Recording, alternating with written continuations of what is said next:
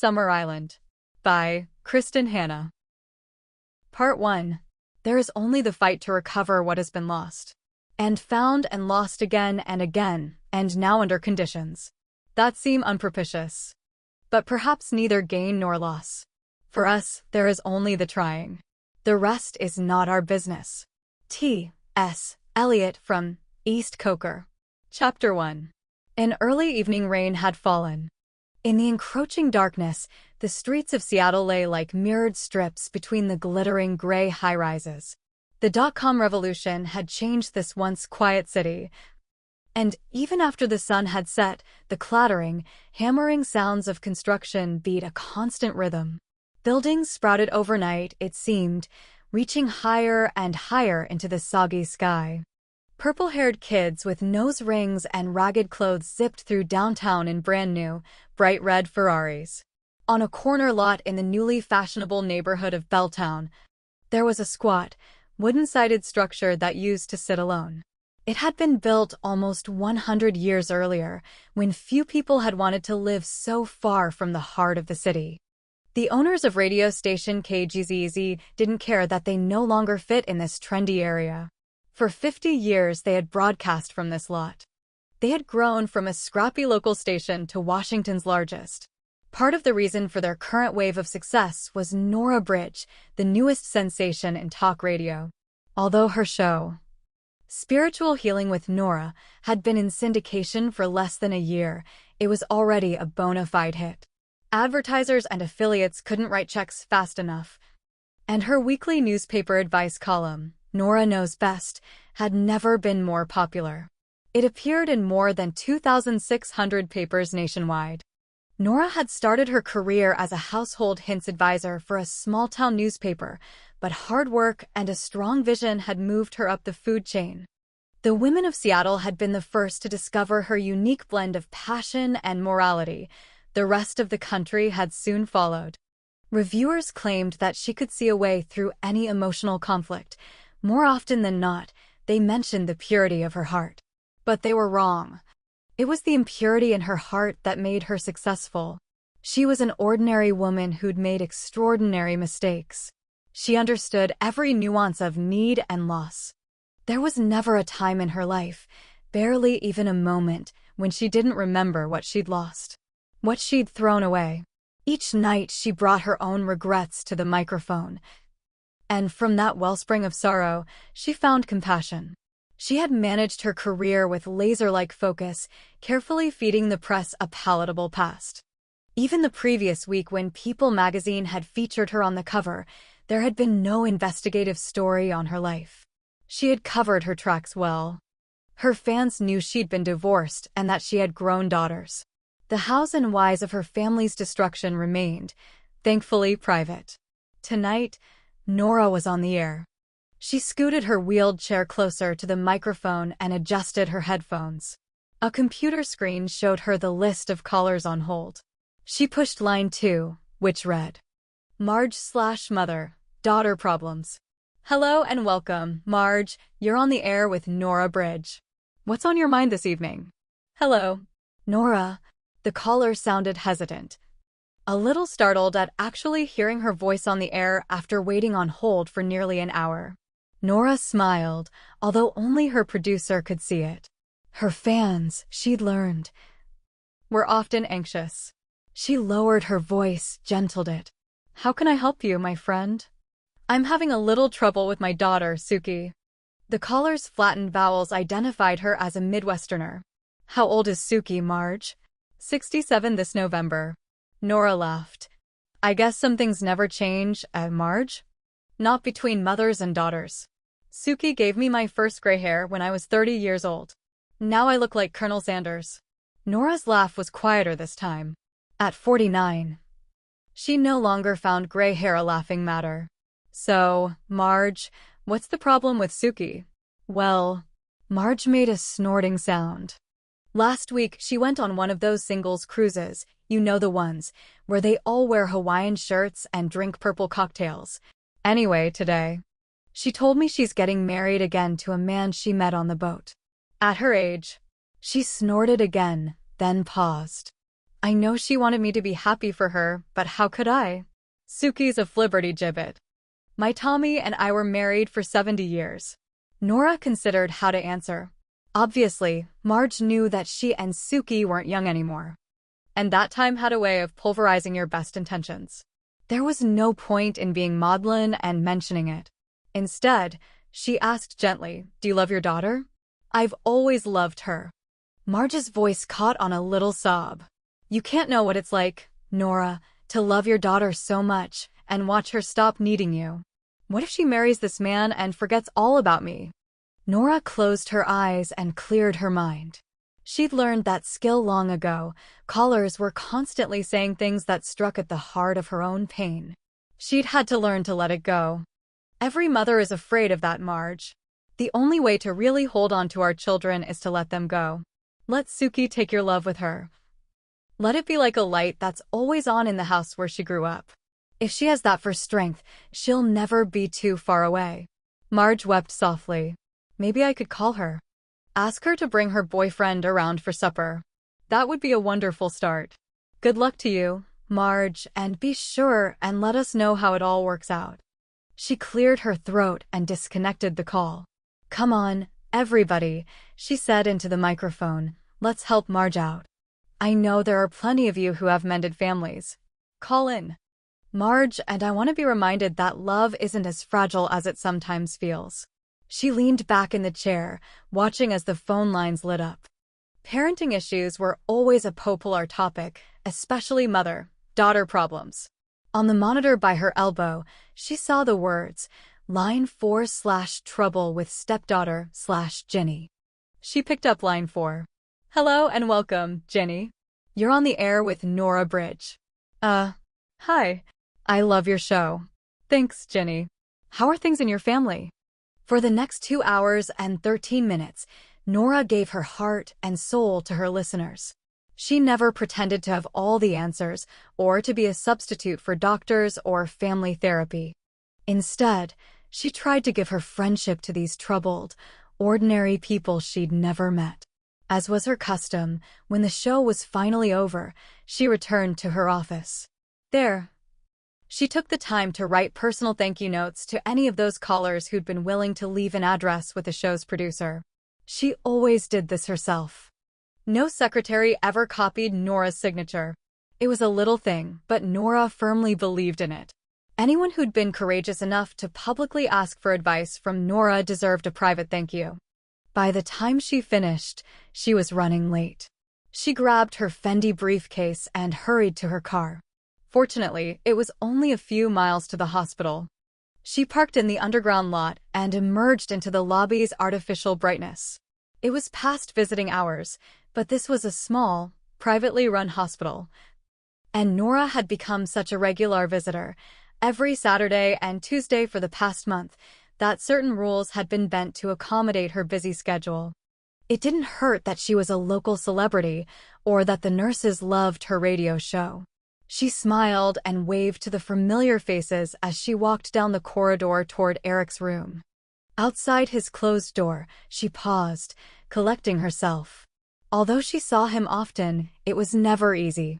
Eric Sloan was as close to a son as she would ever have, and watching him battle cancer was unbearable. But Nora was all he had. His mother and father had written Eric off long ago, unable to accept his life's choices, and his beloved younger brother, Dean, rarely made time to visit. She pushed open the door to his room and saw that he was sleeping. He lay in bed, with his head turned toward the window. A multicolored afghan, knitted by Nora's own hands, was wrapped around his too thin body. With his hair almost gone and his cheeks hollowed and his mouth open, he looked as old and beaten as a man could be. And he hadn't yet celebrated his 31st birthday. For a moment, it was as if she hadn't seen him before. As if, although she'd watched his daily deterioration, she hadn't actually seen it, and now it had sneaked up on her, stolen her friend's face while she was foolishly pretending that everything would be all right. But it wouldn't be. Just now. This second, she understood what he'd been trying to tell her, and the grieving, which she'd managed to box into tiny, consumable squares, threatened to overwhelm her. In that one quiet heartbeat of time, she went from hopeful to not. And if it hurt her this terribly, the lack of hope, how could he bear it? She went to him, gently caressed the bare top of his head. The few thin strands of his hair, delicate as spiderwebs, brushed across her knuckles. He blinked up at her sleepily, trying for a boyish grin and almost succeeding. "I have good news and bad news," he said. She touched his shoulder and felt how fragile he was.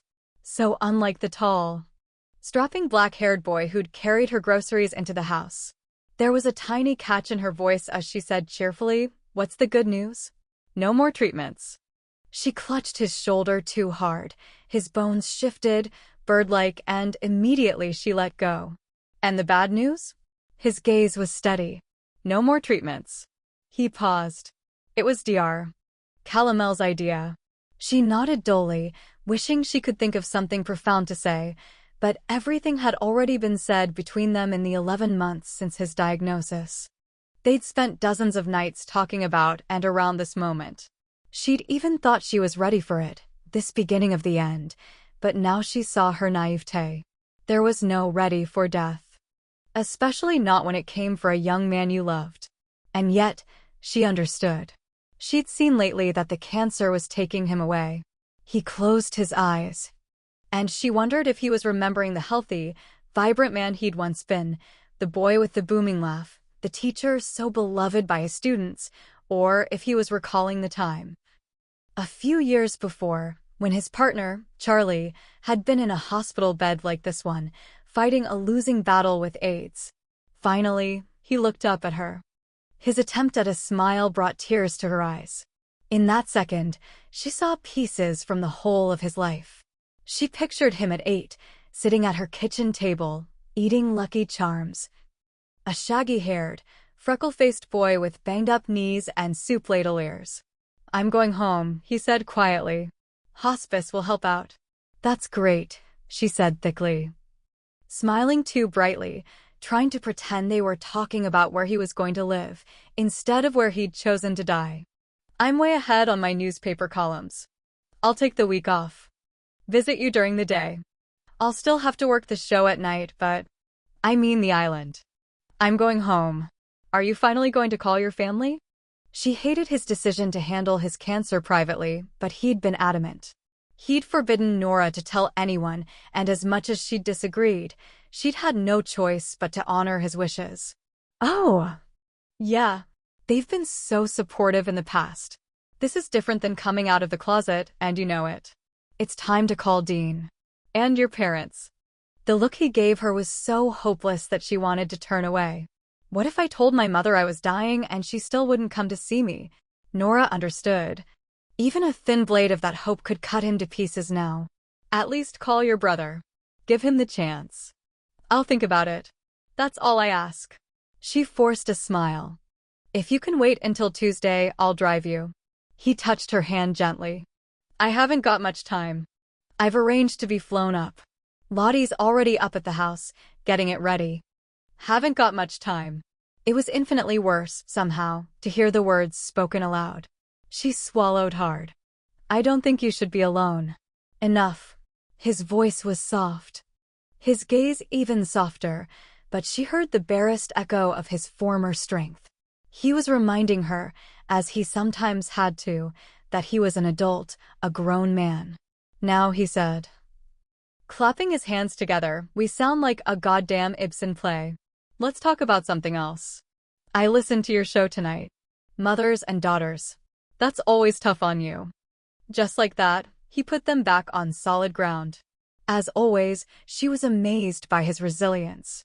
When life seemed too big to swallow, she knew he made it through by cutting it into bites.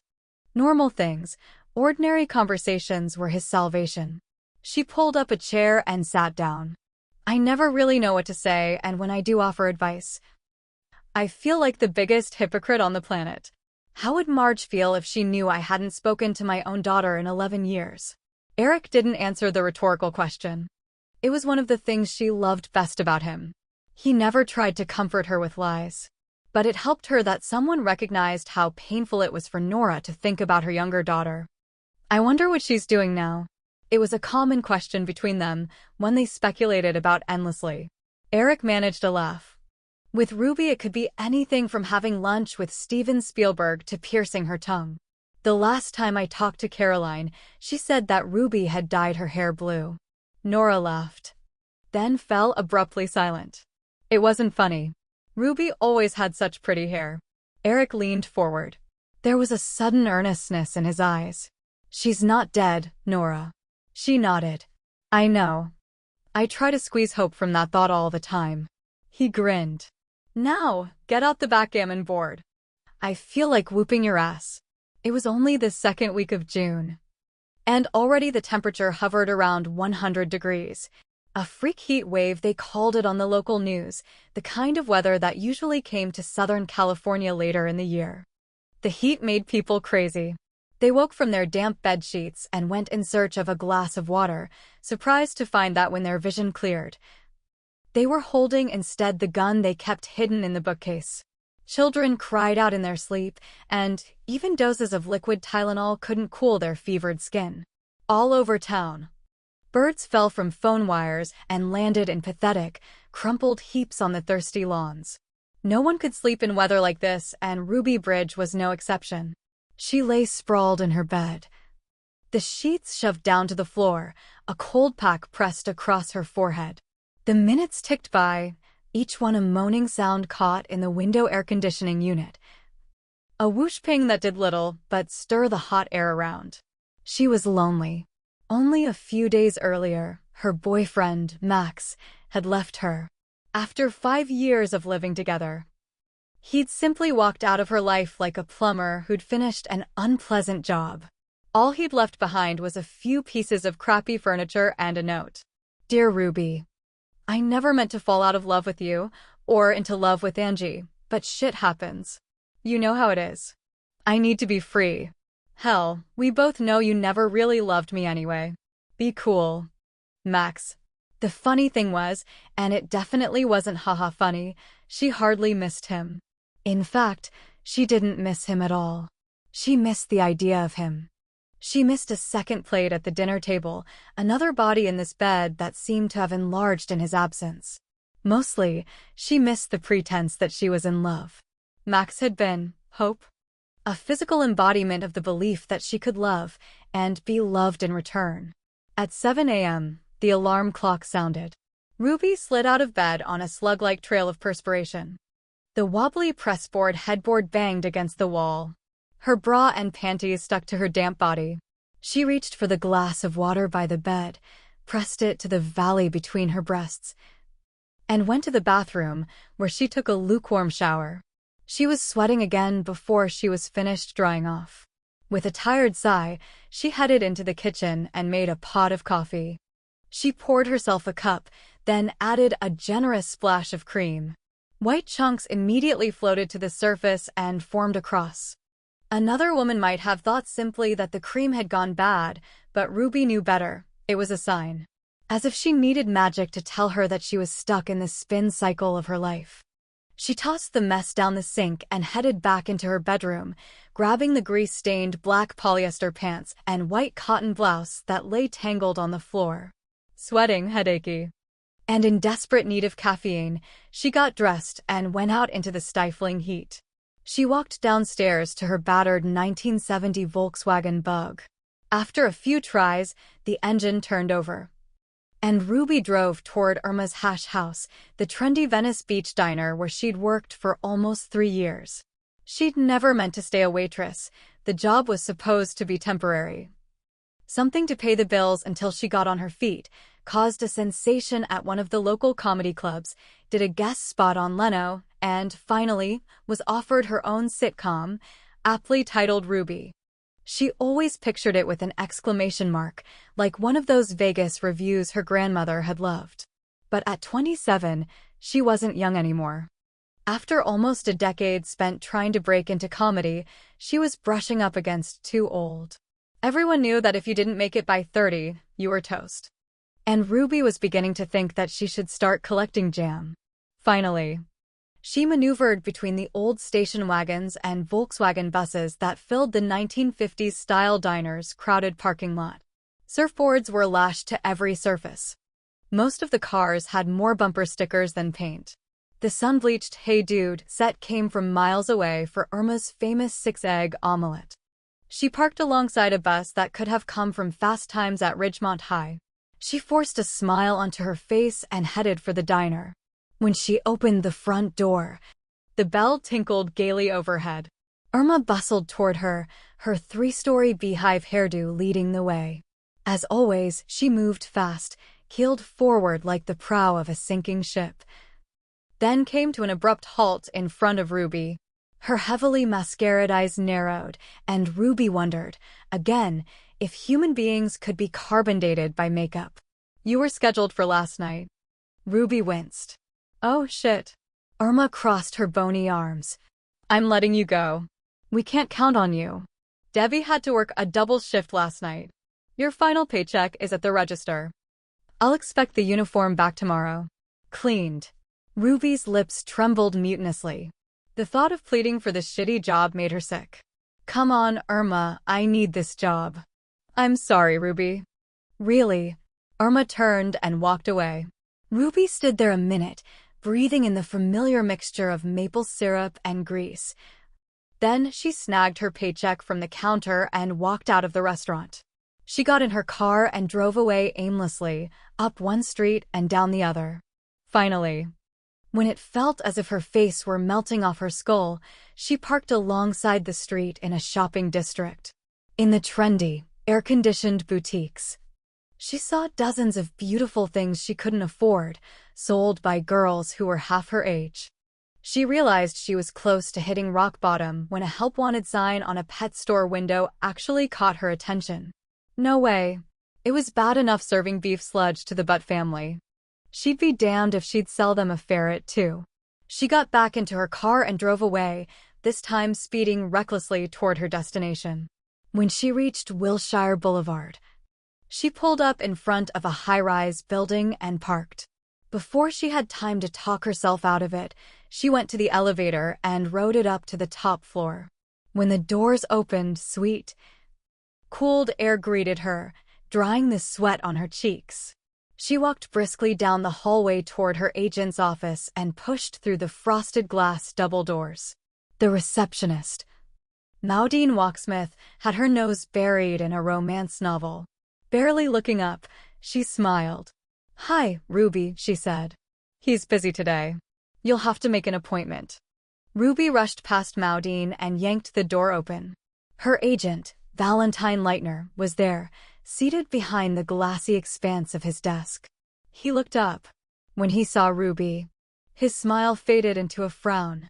"Ruby, I wasn't expecting you, was I?" Maudine rushed in behind Ruby. "I'm sorry, Mr. Leitner." He raised a slim hand. "Don't worry about it." "Maudine." He leaned back in his chair. "So, Ruby, what's going on?" She waited for Maudine to leave, then moved toward the desk. She was humiliatingly aware that she was still wearing her uniform, and that her underarms were outlined in perspiration. Is that cruise ship job still available? She'd laughed at it 3 months before cruise ships were floating morgues for talent. "You write funny stuff, but the truth is, your delivery sucks. And that's no ordinary chip on your shoulder, it's a section of the Hoover Dam. You've burned too many bridges in this business. No one wants to hire you." "Someone." "No one. Remember the job I got you on that sitcom? You slowed down the first week's production and made everyone insane with rewrites. My character was an idiot. She didn't have one funny line." Val looked at her, his ice blue eyes narrowed slowly. "Shall I remind you that the show's still on the air and another, less talented comedian is making $30,000 an episode saying what she's told to say? It's a shitty show." Ruby collapsed into the plush leather chair in front of his desk. It took her a moment to squeeze her ego into a tiny box. "I'm broke. Irma fired me from the diner. Why don't you call your mother?" She closed her eyes for a second, drawing in a deep breath. "Don't go there, Val," she said quietly. I know, she's the bitch from hell. But come on, Ruby, I saw that article in People. She's rich and famous. Maybe she could help you. You're rich and famous, and you can't help me. Besides, she's helped me enough. Any more motherly attention, and I could end up strapped to a table in Ward B singing, "I Gotta Be Me." Ruby got to her feet. It took a supreme effort, considering that she wanted to curl into a ball and sleep. Well, thanks for nothing, Val.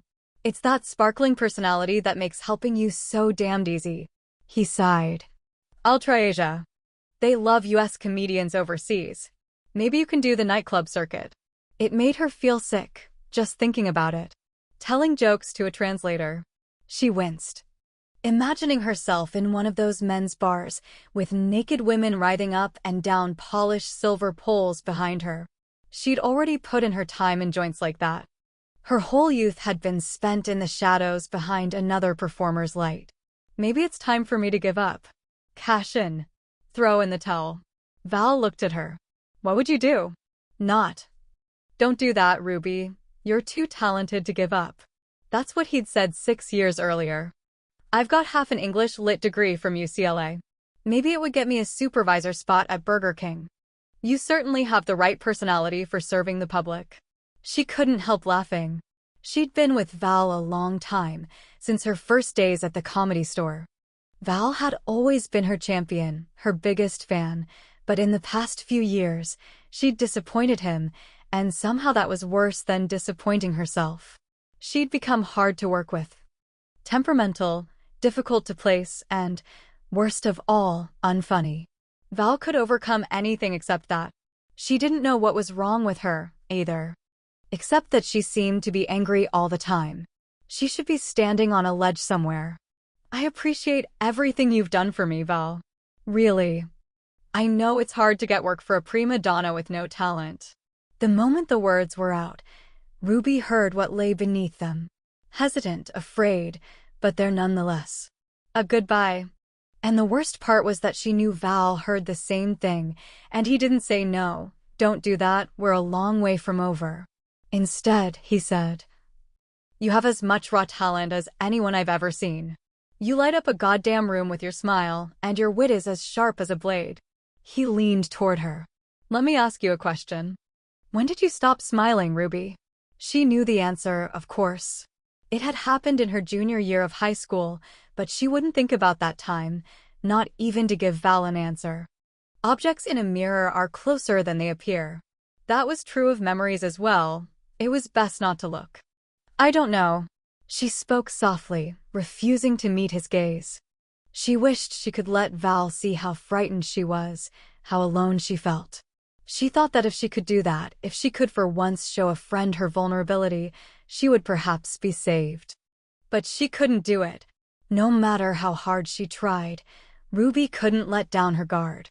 Her emotions were packed tightly inside her, hermetically sealed so that every wound and memory stayed fresh. Well, she said at last, straightening her shoulders, puffing out her unimpressive chest. She had the fleeting sense that she looked absurd, a wounded sparrow trying to impress a peregrine falcon. I guess I'd better go. I'll need to pick up some fishnet hose and a can of mace if I'm going to start hooking. Val smiled wanly. I'll make the calls about Asia. We'll talk in a few days. I'm grateful. She would have added more, maybe even groveled a little, but her throat seemed swollen shut. Val came around the desk and closed the distance between them. She saw the sadness in his eyes and the regret. You lost yourself, he said quietly. I know. Listen to me, Ruby. I know about getting lost. You need to start over. She swallowed hard. This sort of honesty was more at home in other parts of the country, where time was measured in seasons or tides. Here in LA, time elapsed in 30-second spots. True emotion didn't thrive under that kind of pressure. Don't worry about me, Val. I'm a survivor. Now, I'm going to go home and learn to speak Japanese. He squeezed her shoulder. That's my girl. Sayonara. She wiggled her fingers in an "Oh so California darling" wave and did her best to sashay out of the office. It was tough to pull off. Sashaying in a sweat-stained waitress uniform, and the minute she was out of his office, she let go of her fake smile. She walked dully into the elevator and rode it down to the lobby, then headed for her car. The Volkswagen looked like a half-dead June bug, huddled alongside the parking meter. When she got inside, she immediately winced. The seat was scorchingly hot. There was a parking ticket on her windshield. She rolled down her window and reached out, yanking the paper from beneath the rusted windshield wiper. She wadded it into a ball and tossed it out the window. To her mind, ticketing this rat trap and expecting to get paid was like leaving a bill on the pillow at a homeless shelter. Before the ticket even hit the street, she'd started the engine and pulled out onto Wilshire Boulevard, where she was immediately swallowed into the stream of traffic. In Studio City, the streets were quieter. A few neighborhood kids played lethargically in their small front yards. With the risk of fire so high, there was no wasting water for things like slip-and-slides or sprinklers. Ruby maneuvered past a big, drooling St. Bernard who lay sleeping in the middle of the street, and pulled up to the curb in front of her apartment complex. Sopping her forehead, she headed up the stairs. No one came out to say hello. It was too damned hot. Her neighbors were probably huddled in family pods around the window unit air conditioners in their apartments, the modern LA equivalent of cavemen camped around the marvel of fire. By the time she reached her floor, Ruby was wheezing so badly she sounded like Shelley Winters after her swim in the Poseidon Adventure, and she was practically that wet.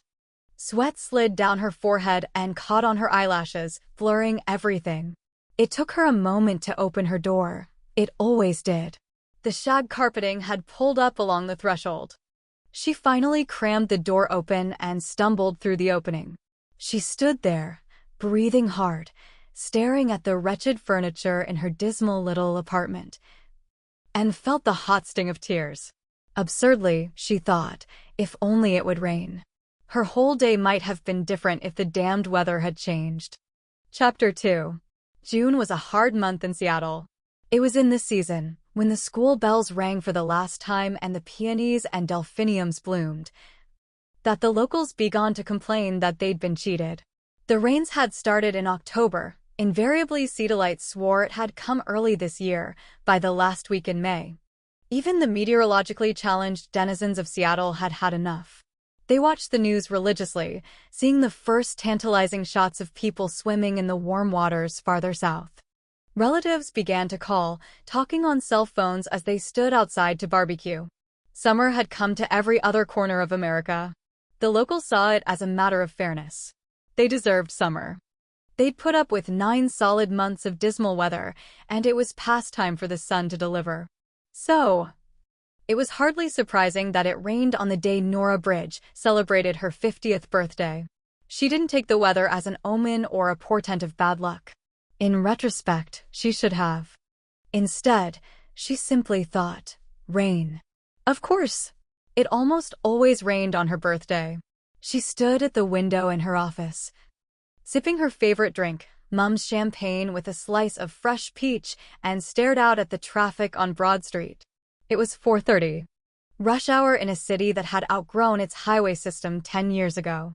On her windowsill, dozens of birthday cards fanned along the gleaming strip of bird's-eye maple. She'd received cards and gifts from everyone who worked on her radio show. Each one was appropriate and lovely, but the most treasured card had come from her elder daughter, Caroline. Of course, the joy of that card was tempered by the fact that, again this year, there had been no card from Ruby. "You'll be fine tomorrow," she spoke softly to her own reflection, captured in the rainy window. She gave herself a little time to wallow in regret, ache for the card that wasn't there, and then she rallied. 15 years of therapy had granted her the skill. She could compartmentalize. In the past few years, she'd finally gotten a grip on her tumultuous emotions. The breakdowns and depressions that had once plagued her life were now a distant, painful memory. She turned away from the window and glanced at the crystal clock on her desk. It was 4:38. They were down in the conference room now, setting out food.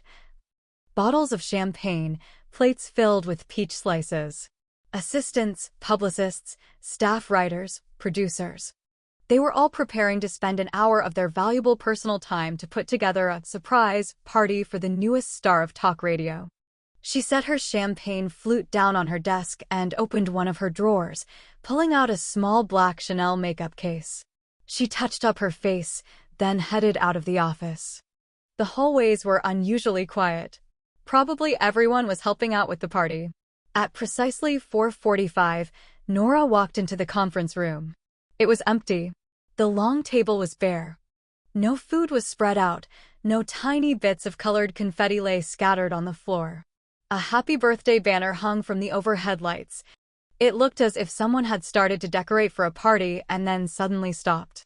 It was a moment before she noticed the two men standing to her left, Bob Wharton, the station's owner and manager, and Jason Close, the lead in-house attorney. Nora smiled warmly. "Hello, Bob." "Jason," she said, moving toward them. "It's good to see you." The men exchanged a quick glance. She felt a prickling of unease. "Bob?" Bob's fleshy face, aged by 2 martini lunches and 20 cigarette days, creased into a frown. "We have some bad news." "Bad news?" Jason eased past Bob and came up to Nora. His steel-gray hair was perfectly combed. A black Armani suit made him look like a 40-year-old mafia don. Earlier today, Bob took a call from a man named Vince Carell. Nora felt as if she'd been smacked in the face. The air rushed out of her lungs. "He claimed he'd had an affair with you while you were married. He wanted us to pay him to keep quiet." "Jesus, Nora," Bob sputtered angrily. "A goddamn affair. While your kids were at home. You should have told us." She told her readers and listeners 1,000 times to be strong. Never let them see you're afraid. Believe in yourself and people will believe in you. But now that she needed that strength, it was gone. "I could say he was lying," she said, wincing when she heard the breathy, desperate tone of her voice. Jason opened his briefcase and pulled out a manila envelope. "Here." Nora's hands were shaking as she took the envelope and opened it. There were black and white photographs inside. She pulled out the top sheet. It wasn't more than halfway out when she saw what it was. "Oh, God," she whispered. She reached out for the chair nearest her and clutched the metal back. Only pure willpower kept her from sinking to her knees. She crammed the pictures back into the envelope. There must be a way to stop this. She looked at Jason. An injunction. "Those are private photographs." "Yes, they are." "His. It's obvious that you knew the camera was there. You're posing. He's probably been waiting all this time for you to become famous. That piece in People must have done it." She drew in a deep breath and looked at them. "How much does he want?" There was a pregnant pause, after which Jason stepped closer. $500,000. I can get that amount. Money never kills this kind of thing, Nora. You know that. Sooner or later it'll come out. She understood immediately. "You told him no," she said woodenly. "And now he's going to the tabloids." Jason nodded. "I'm sorry, Nora. I can explain this to my fans," she said. "Bob?" "They'll understand. You give moral advice, Nora." Bob shook his head. "This is going to be a hell of a scandal." "Jesus, we've been promoting you as a modern version of Mother Teresa. Now it turns out you're Debbie Does Dallas." Nora flinched. "Not fair, Bob." "Believe us," Jason said. "The trailer park set in small-town USA will not understand that their idol just had to be free." Bob nodded. "When these photos hit the air, we'll lose advertisers instantly." Nora clasped her trembling hands and tried to appear calm. She knew it wasn't working. "What do we do?" A pause. A look. Then Jason said, "We want you to take some time off." It was all coming at her too fast. She couldn't think straight. All she knew was that she couldn't give up. This career was all she had. "I can't." Jason moved closer, touched her shoulder gently. "You've spent the better part of the past decade telling people to honor their commitments and put their families first. How long do you think it will take the press to uncover that you haven't spoken to your own daughter since the divorce? Your advice is going to ring a little hollow after that." Bob nodded. "The press is going to rip you limb from limb, Nora. Not because you deserve it, but because they can. The tabloids love a celebrity in trouble, and with sexy pictures. Hell, they'll be jumping up and down over this. And just like that, Nora's life slipped beyond her grasp. It'll blow over, she whispered, knowing in her heart that it wasn't true. Or if it was true, it wouldn't matter, not in the end. Some winds were hurricane force, and they demolished everything in their path. I'll take a few weeks off. See what happens. Spend some time coming up with a statement. For the record, Jason said, this is a scheduled vacation. We won't admit that it has anything to do with the scandal. Thank you. I hope you make it through this, Jason said. We all do. Jason and Bob both spoke at once, then an awkward silence descended. Nora heard them walk past her. The door clicked shut behind them. She stood there, alone now, her gaze blurred by tears she couldn't hold back anymore. After 11 years of working 70-hour weeks, it was over. Poof. Her life was gone, blown apart by a few naked photographs taken a lifetime ago. The world would see her hypocrisy, and so too, oh, God, would her daughters. They would know at last, without question, that their mother had had an affair, and that she'd lied to all of them when she walked out of her marriage. Ruby had a pounding headache. She'd slept on and off all day. Finally, she stumbled into the kitchen and went to the fridge. When she opened it, the fluorescent lighting stabbed her aching eyes. Squinting, she grabbed the quart of orange juice and drank it from the container. Liquid trickled down her chin. She backhanded it away. In the living room, what a joke. If you were living in this empty room, you were either dying or too stupid to keep breathing. She leaned against the rough wall and slid down to a sit, stretching her legs out. She knew she needed to walk down to Chang's Mini Mart and pick up a newspaper, but the thought of turning to the want ads was more than she could bear. The job at Irma's hadn't been much, had been god-awful, in fact, but at least it had been hers. She hadn't had to stand in a hot line, begging for a chance, saying, "I'm really a comedian again." As if she were special, instead of just another loser in the string of men and women who came to Hollywood with a cheap one-way ticket and a dream of someday. The phone rang. Ruby didn't want to answer. It could hardly be good news. At best, it would be Caroline, her uber-yuppie, junior league sister who had 2 perfect kids and a hunk of a husband. It was possible that Dad had finally remembered her, but Ruby doubted it. Since he'd remarried and started a second family. Her father was more interested in midnight baby feedings than in the goings-on of his adult daughter's life. Frankly, she couldn't even remember the last time he'd called. The ringing went on and on. Finally, she crawled across the shag carpet and answered on the 4th ring. Hello? She heard the snarl in her voice, but who gave a shit? She was in a bad mood, and she didn't care who knew it. Whoa, don't bite my head off. Ruby couldn't believe it. Val? It's me, darlin', your favorite agent. She frowned. You sound pretty goddamn happy, considering that my career is circling the hole in the toilet bowl. I am happy. Here's the scoop. And, baby, I hate to say it, but no one wanted you. The only nibble was from that shit-ass, low-rent cruise line. They said they'd take you for the summer if you promised no foul language. And agreed to wear an orange sequin miniskirt so you could help out the magician after your set. Ruby's head throbbed harder. She rubbed her temples. Let me guess. You're calling to tell me there's a man named Big Dick who has a night job for me on Hollywood and Vine. Val laughed. It was a great, booming sound, with none of the strained undertones she was used to hearing. A client got to know the subtle shades of enthusiasm. It was a skill that came with being at rock bottom on the earning potential food chain. You won't believe it. Hell, I don't believe it. And I took the call. I'm going to make you guess who called me today. Heidi Fleisch. There was a palpable pause. In it, Ruby heard Val's exhalation of breath. He was smoking. Joe Cochran. From Uproar? Don't screw with me, Val. I'm a little. Joe Cochran called me. No shit. How could a world spin around so quickly? Yesterday, Ruby had been pond scum. Today, Joe Cochran wanted her.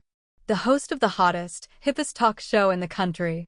It had been patterned after Politically Incorrect, but because Uproar was broadcast on cable, the show explored racier issues and foul language was encouraged.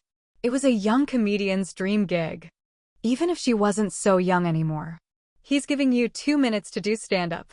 So, kiddo, this is it. You'd better spend the time between then and now practicing. I'll send a car around to pick you up at 11 tomorrow morning. Thanks, Val. I didn't do anything, darlin'. Really, this is all you. Good luck. Before she hung up, Ruby remembered to ask, hey, what's the topic of the show? Oh, yeah. She heard the rustle of papers. It's called Crime and Punishment. Are Mommy and Daddy to blame for everything? Ruby should have known. They want me because I'm her daughter. Do you care why? No, it was true. She didn't care why Joe Cochran had called her. This was her shot. Finally. After years of crappy playdates in smoke-infested barrooms in towns whose names she couldn't remember, she was getting national exposure. She thanked Val again, then hung up the phone. Her heart was racing so hard she felt dizzy. Even the empty room looked better. She wouldn't be here much longer anyway. She would be brilliant on the show, a shining star. She ran to her bedroom and flung open the louvered doors of her closet. Everything she owned was black. She couldn't afford anything new. Then she remembered the black cashmere sweater. It had come from her mother, disguised in a box from Caroline 2 Christmases earlier. Although Ruby routinely sent back her mother's guilty gifts unopened, this one had seduced her. Once she touched that beautiful fabric, she couldn't mail it back. She grabbed the black V-necked sweater off its hanger and tossed it on the bed. Tomorrow she'd jazz it up with necklaces and wear it over a black leather miniskirt with black tights. Very Janine Garofalo. When Ruby had picked out her clothes, she kicked the bedroom door shut. A thin full-length mirror on the back of the door caught her image, framed it in strips of gold plastic. It was hard to take herself seriously. Dressed as she was in her dad's old football jersey and a pair of fuzzy red knee socks. Her short black hair had been molded by last night's sweatfest into a perfect imitation of Johnny Rotten. Pink sleep wrinkles still creased her pale face. Remnants of last night's makeup circled her eyes. I'm Ruby Bridge, she said, grabbing a hairbrush off the dresser to use as a mic. And yes, you're right if you recognize the last name. I'm her daughter, Nora Bridges, spiritual guru to Middle America. She flung her hip out, picturing herself as she would look tomorrow, hair tipped in temporary blue dye, a dozen tacky necklaces, tight black clothes, and heavy black makeup. Look at me. Should that woman be telling you how to raise kids? It's like those commercials on television where celebrities come on and tell you to be a mentor to a kid. And who does Hollywood pick to give out advice? A bunch of anorexics, alcoholics, drug addicts, and serial marriers. People who haven't spent 10 minutes with a kid in years. And they're telling you how to parent. It's like, the phone rang. Damn. Ruby raced into the living room and yanked the cord out of the wall. She couldn't be bothered for the next 24 hours. Nothing mattered except getting ready for the show. Like all big cities, San Francisco looked beautiful at night. Multicolored lights glittered throughout downtown, creating a neon sculpture garden tucked along the Black Bay. Dean Sloan glanced at the wall of windows that framed the panoramic view. Unfortunately, he couldn't leave his seat. He was, as always, trapped by the flypaper of good manners. Scattered through the ornately gilded ballroom of this Russian Hill mansion were a dozen or so tables, each one draped in shimmering gold fabric and topped by a layer of opalescent silk. The china at each place setting was white with platinum trim. 4 or 5 couples sat at each table, making idle conversation. The women were expensively, beautifully gowned, and the men wore tuxedos. The party's hostess, a local socialite, had hand-chosen the guest list from among the wealthiest of San Francisco's families. Tonight's charity was the opera, and it would benefit mightily. Although Dean wondered how many of the guests actually cared about music. What they really cared about was being seen, and, even more important, being seen doing the right thing. His date, a pale, exquisite woman named Sarah Brightman Edgington, slid a hand along his thigh, and Dean knew that he'd been silent too long. With practiced ease, he turned to her, giving her the smile so well documented by the local society media. That was a lovely sentiment, don't you think? She said softly, taking a small sip of champagne. Dean had no idea what she was talking about, but a quick look around the room enlightened him. An elderly, well-preserved woman in a deceptively simple blue dress was standing alongside the ebony Steinway. No doubt she'd been waxing poetic about the opera and thanking her guests in advance for their unselfish contributions. There was nothing the wealthy liked quite so much as pretending to be generous. It was, he knew, the official beginning of the end of the evening. There would be dancing yet, some serious schmoozing and even more serious gossiping, but soon it would be polite to leave. There was a smattering of quiet applause, then the sound of chairs being scooted back. Dean took hold of Sarah's hand. Together they slipped into the whispering crowd. The band was playing something soft and romantic, a song that was almost familiar. On the dance floor, he pulled Sarah close, slid his hand down the bare expanse of her back, felt her shiver at his touch. The crowd eddied and swirled around them. Overhead, thousands of tiny lights twinkled like stars. There was a faint, sweet smell of roses in the air. Or maybe that was the scent of money.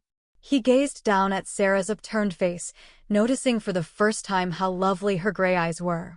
Without thinking about it, he bent slightly and kissed her, tasting the champagne she'd drunk. He could tell by this kiss where the night could go. She would want him. If he cared to, he could take her hand, lead her out of this crush, and take her to his bed. She would offer no objections. After that, he would call her, and they would probably sleep together a few times. Then, somehow, he would forget her. Last year, a local magazine had named him San Francisco's most ineligible bachelor because of his reputation for nanosecond affairs. It was true. He'd certainly slept with dozens of the city's most gorgeous women. But what the reporter hadn't known, hadn't even imagined, was how tired Dean was of it all.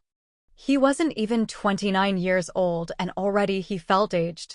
Money, power, disposable women who seemed to hear his family name and become as malleable as wet clay. For more than a year now, Dean had felt that something was wrong with his life. Missing. At first, he'd assumed it was a business problem and he'd rededicated himself to work, logging upwards of 80 hours a week at Harcourt and Sons.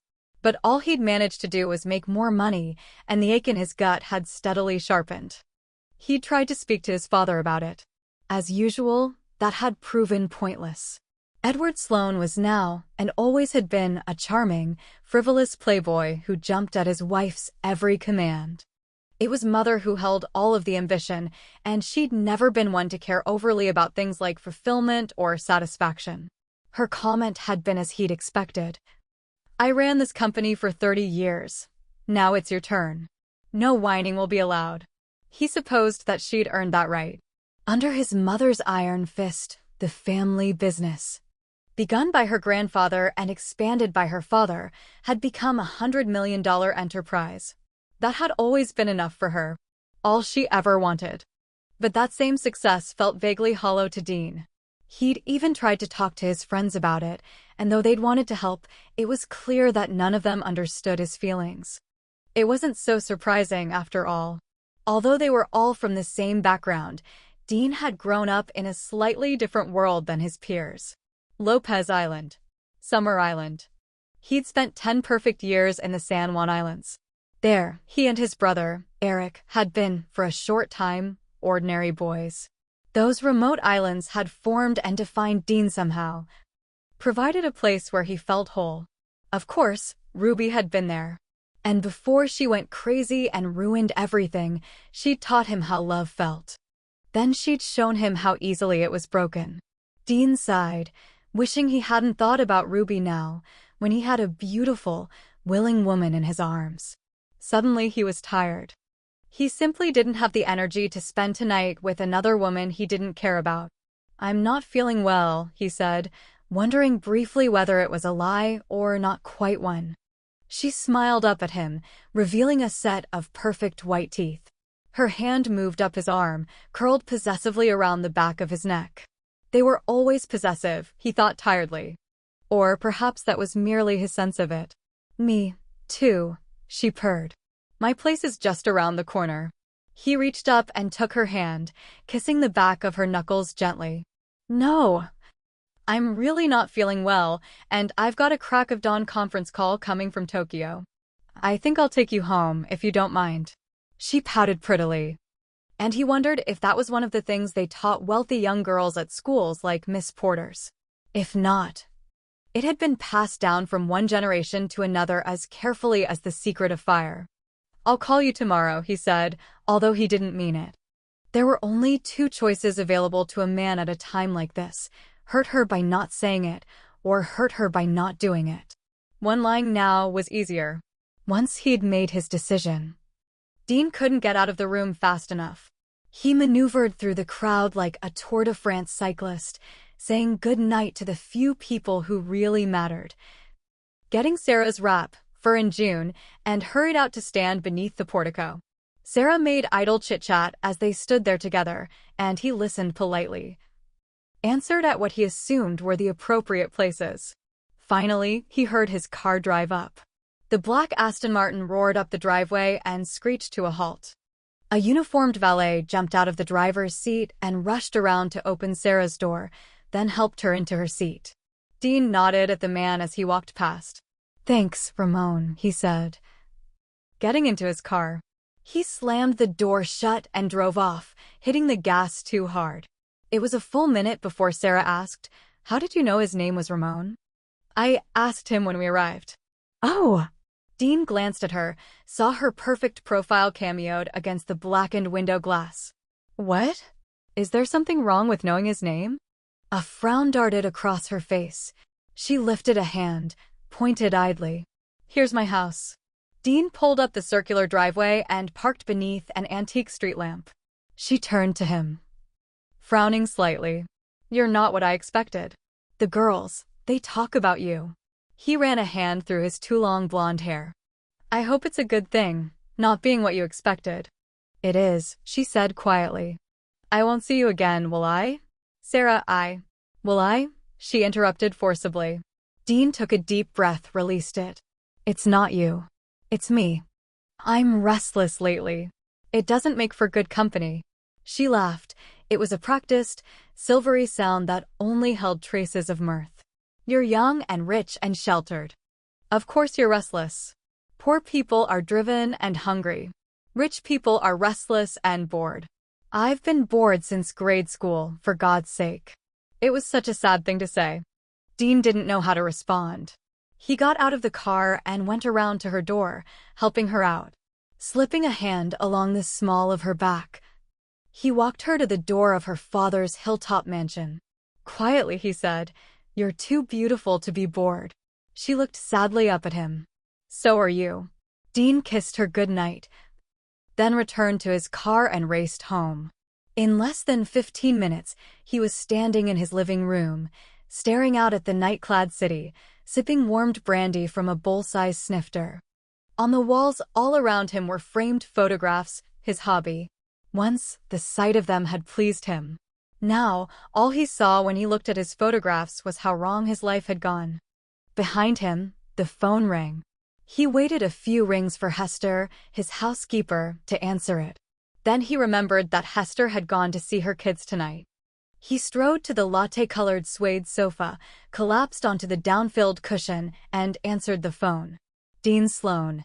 It was, he knew, an impersonal greeting, but he didn't care. "Dino? Is that you?" Eric? How in the hell are you?" Dean was stunned. He hadn't heard from his brother in what, a year? 18 months? "Are you sitting down? That doesn't sound good." "It isn't. I'm dying." Dean felt as if he'd been punched in the gut. A cold chill moved through him. "AIDS," he whispered. Eric laughed. "We do get other diseases, you know. My personal favorite is cancer. We'll get you the best treatment. I can make some calls right now. Mark Foster is still on the board at. I've had the best treatments. I've seen the best specialists, and they," Eric said softly, "have seen me." He took a deep breath. "I don't have much time left." Dean couldn't seem to draw a decent breath. "You're 30 years old," he said helplessly, as if age were relevant. "I should have told you when I was first diagnosed, but I kept thinking I'd tell you when it was over and we'd laugh about it. Is there any chance we'll someday laugh about it? It took Eric a moment to answer. No. What can I do? I'm going back to the island. Lottie's already there, waiting for me. The island, Dean repeated slowly. A strange sense of inevitability drifted into the room. It was as if Dean had always known that someday they'd end up back there where everything had begun. Where everything had gone so wrong. Maybe a part of him had even been waiting for it. Will you come up? Of course. I want us to be brothers again. We've always been brothers, Dean answered uncomfortably. No. Eric said softly, we've been members of the same family. We haven't been brothers in years. Chapter 3. The scandal broke with gale force. Those humiliating photographs were everywhere, and the newspapers and television stations that didn't own the pictures described them in excruciating detail. Nora sat huddled in her own living room, refusing to go anywhere. The thought of being seen terrified her. Her assistant, Dee Langer, had shown up bright and early in the morning. I came the minute I heard, and Nora had felt pathetically grateful. Now Dee was in Nora's home office, fielding phone calls. With everything on Nora's mind, one thing kept rising to the surface. She should have called Caroline the day before to warn her about the coming media storm. But how did you tell your child something like this? Oh, honey, and don't mind about the pictures of your naked mother that are front-page news? In the end, Nora had chosen to handle the impending disaster as she handled all difficult things. She'd taken 2 sleeping pills and turned off her phone. In the morning, she'd had a short respite. Then she'd turned on the television. The story had been picked up by every morning show. Now she had no choice. She had to call. She reached for the phone, accessed the second line, and pushed number 1 on the speed dial list. Her heart was pounding so hard she couldn't hear the ringing on the other end. Hello? It took Nora a moment to respond. God. She wanted to hang up the phone. Caro? It's me, Mom. There was a pause that seemed to strip away a layer of Nora's tender flesh. Well, I hope you're going to tell me you were kidnapped yesterday and the FBI just freed you from your prison in the back of some psycho fan's trunk. I wasn't kidnapped. I found out this morning when I dropped Jenny off at preschool. She laughed sharply. Mona Carlson asked me how it felt to see pictures of my mother like that. How it felt. Nora didn't know how to respond. Defending herself was pointless. Worse, it was offensive. I'm sorry. I couldn't call. Of course you couldn't. Caroline was quiet for a moment. Then she said, I can't believe I let it hurt my feelings either. I should have known better. It's just that in the last few years, I thought, oh hell, forget it. I know. We've been getting closer. No. Apparently I've been getting closer. You, obviously, haven't changed at all. You've been like some step-forward mom, pretending, saying the right things, but never really feeling connected to me at all. I don't know when I got stupid enough to expect honesty from you. And I'm not even going to get into the content of those photographs, what they mean to our family. Please, Nora pleaded, I know I screwed up. Don't shut me out of your life again. You're priceless. You really don't get it, do you? I'm not the one who shuts people out, not in this family. Maybe Ruby was the smart one. She hasn't let you hurt her in years. Now, I've got to go. I love you, Caroline, Nora said in a rush, desperate to say the words before it was too late. You know what's sad about that? Caroline's voice broke. A little sob sounded in her throat. I believe you. She hung up. The dial tone buzzed in Nora's ears. Dee rushed into the living room, her eyes wide. Mr. Adams is on the phone. Oh, God. I told him you weren't here, but he screamed at me. He said to tell you to pick up the FNG phone, or he was going to call his lawyers. Nora sighed. Of course. Tom Adams hadn't become a newspaper mogul by playing nice. He was a good old boy who had fought his way to the top by never giving an inch to anyone. She rubbed her suddenly throbbing temples. Put him through. Thanks, Dee said, turning. She hurried out of the living room and went back into Nora's office. Nora answered the phone. Hello, Tom. Jesus Christ, Nora, what in the Sam Hill were you thinking? I heard about this godawful mess when I was on the crapper this AM. If I hadn't had the television on, I don't know when I'd have found out. My little woman said to me, "Gee, Tommy, your little gal has herself in a pickle, don't she?" Nora winced. Sorry, Tom. I was caught off guard by the whole thing myself. Well, you're on guard now, little lady. Tamara tells me that you haven't gotten any letters yet, but you will. My guess is they'll start coming in tomorrow. You've got 2 months' worth of columns for me on file. That'll give me some time to figure out how I want to handle this. He made a barking sound. I pay you a wagon load of money to answer readers' letters. And now that they finally got something interesting to ask about, you sure as hell aren't going to play possum. Scandals sell newspapers, and I mean to cash in on your heartache. Sorry. Nora, and I do mean that. I've always liked you, but business is business. Your agent sure understood business when he bled me for that $1 million contract. Nora felt sick to her stomach. The radio station is giving me some time off. Don't you confuse me with those tie-wearing pantywaists. I haven't backed down from a fight in my life, and my people aren't going to, either. The headache blossomed into a full-blown migraine. Okay, Tom, she said softly. She'd say anything to end this conversation. Give me a few days. Use what you have for now. And then I'll start to answer the hate mail. He chuckled. I knew you'd see the light, Nora. Bye now. She hung up. The silence that came after all that yelling was strangely heavy. Tom actually expected her to sit down and read angry, disappointed letters from the very people who used to love her. Impossible. Ruby stood in her steam-clouded bathroom, staring through the mist at her watery reflection. The lines beneath her puffy eyes looked like they'd been stitched in place by an industrial sewing machine. It wouldn't do to look this old. Not in Hollywood. She wanted people to think of her as young and hip and defiant, not as a woman who'd wasted her youth in nightclubs and had nothing to show for it except early-onset wrinkles. She used makeup to take off the years. Enough heroin chic, black eyeliner, and people would assume she was young and stupid. Sort of the way gorgeous celebrities wore godawful hairdos to the Academy Awards. Their message had to be looks don't matter to me. As if only a beautiful woman would even consider making that ridiculous statement. Ruby dressed carefully, V-necked cashmere sweater, black leather miniskirt, and black tights. She hadn't had time to run to the store for temporary hair dye, but a lot of gel had made her hair poke out everywhere instead.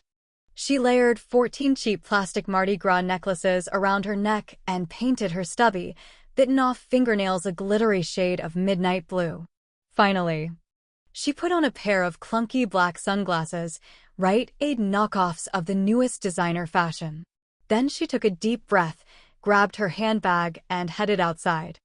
The sleek black limousine was already parked at the curb. Ruby couldn't help wishing that Max were here right now. She'd just love to shove past him and drive away.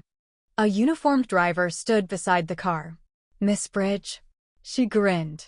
No one ever called her that. That's me. I'm going to. I know, miss. The Paramount lot. I'll be waiting to take you home after the taping.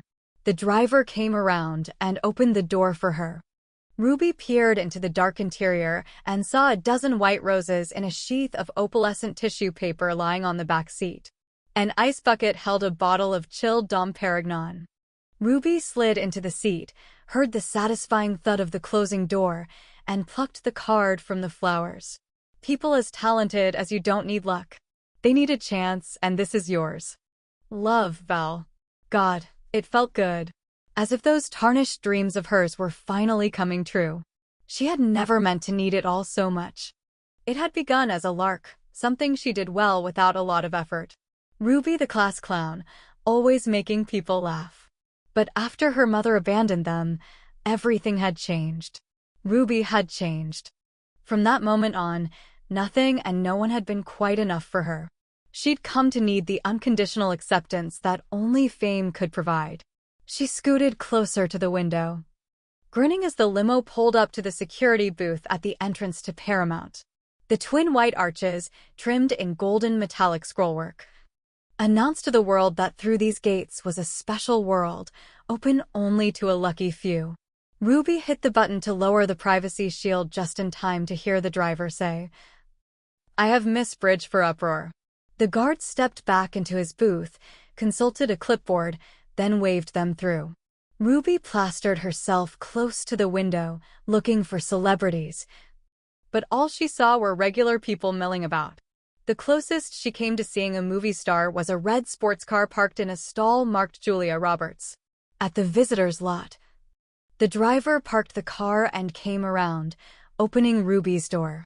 "There's your ride," he said, pointing to a vehicle that looked like a stretched-out golf cart.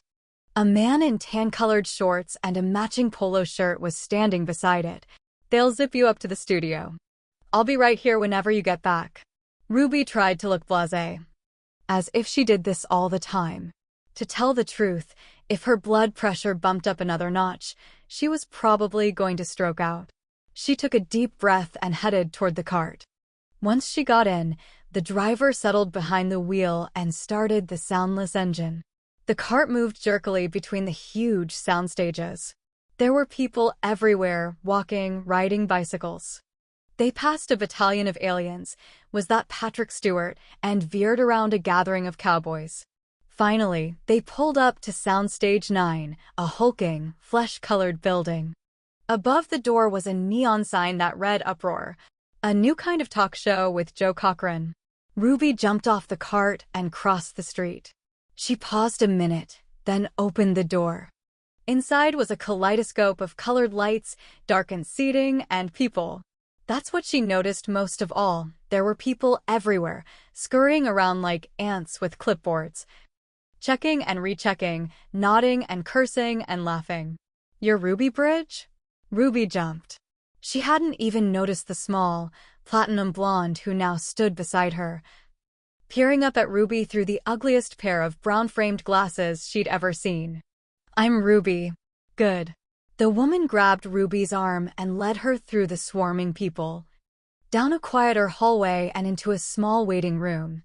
On the table beside a brown sofa were a bowl of fruit and a bottle of Perrier on ice. "Do you need makeup?" Ruby laughed. "Are you thinking of an intervention?"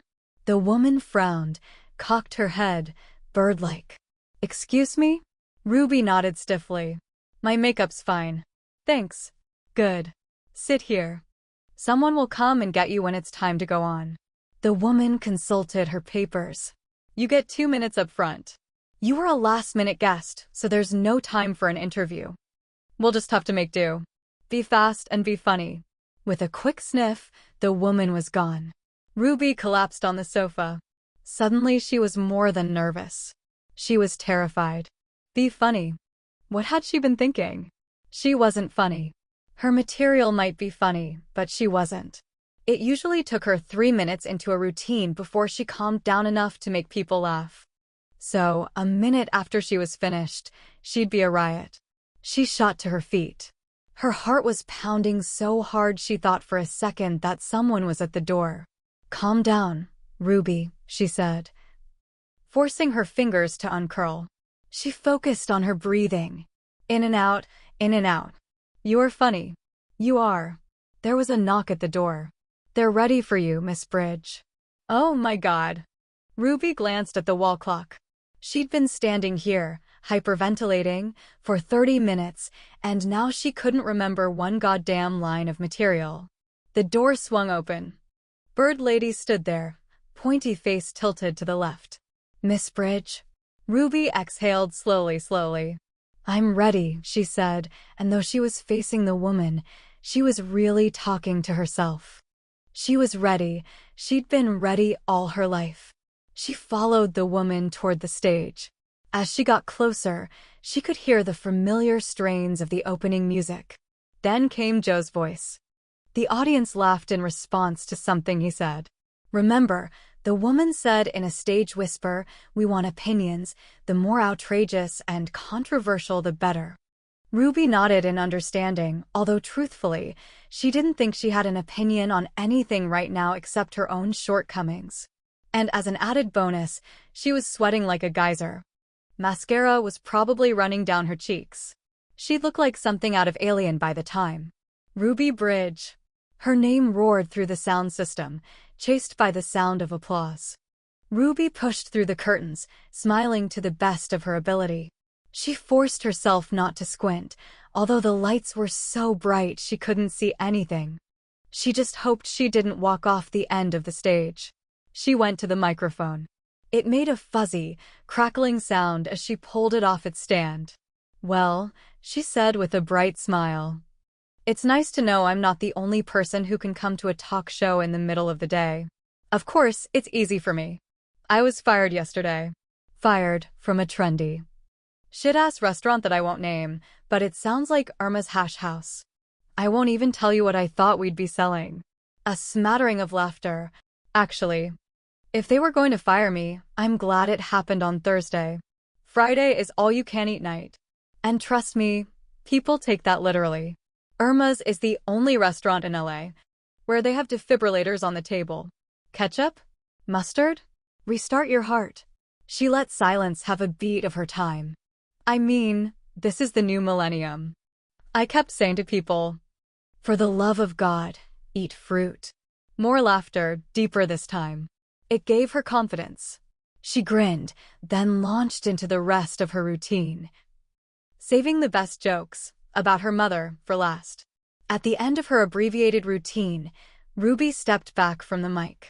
Amid the beautiful sound of applause, Joe Cochran crossed the stage toward her. He was smiling, which was definitely a good sign. He placed a hand warmly on her shoulder and turned to face the crowd. "You've all met the very funny Ruby Bridge. Now, let's meet the rest of our players for tonight. There's family therapist Elsa Pine, author of the best-selling book Poisonous Parents, and the Honorable Sanford Tyrell, congressman from Alabama." Elsa and Sanford walked on stage, looking like a pencil and a softball. They were careful not to make eye contact with each other. Joe clapped his hands together. "Let's get started." The three guests followed Joe to the artfully arranged leather chairs on the stage. Joe sat down in the center seat, then looked up at the audience and smiled. "I don't know about you all, but I'm sick and tired of the way our judicial system handles criminals. Every time I open the paper, I read about some psychopath who killed a little girl and got off because the jury felt sorry for him. I mean, sorry for him. Who's looking out for the victims here? Now, Joe."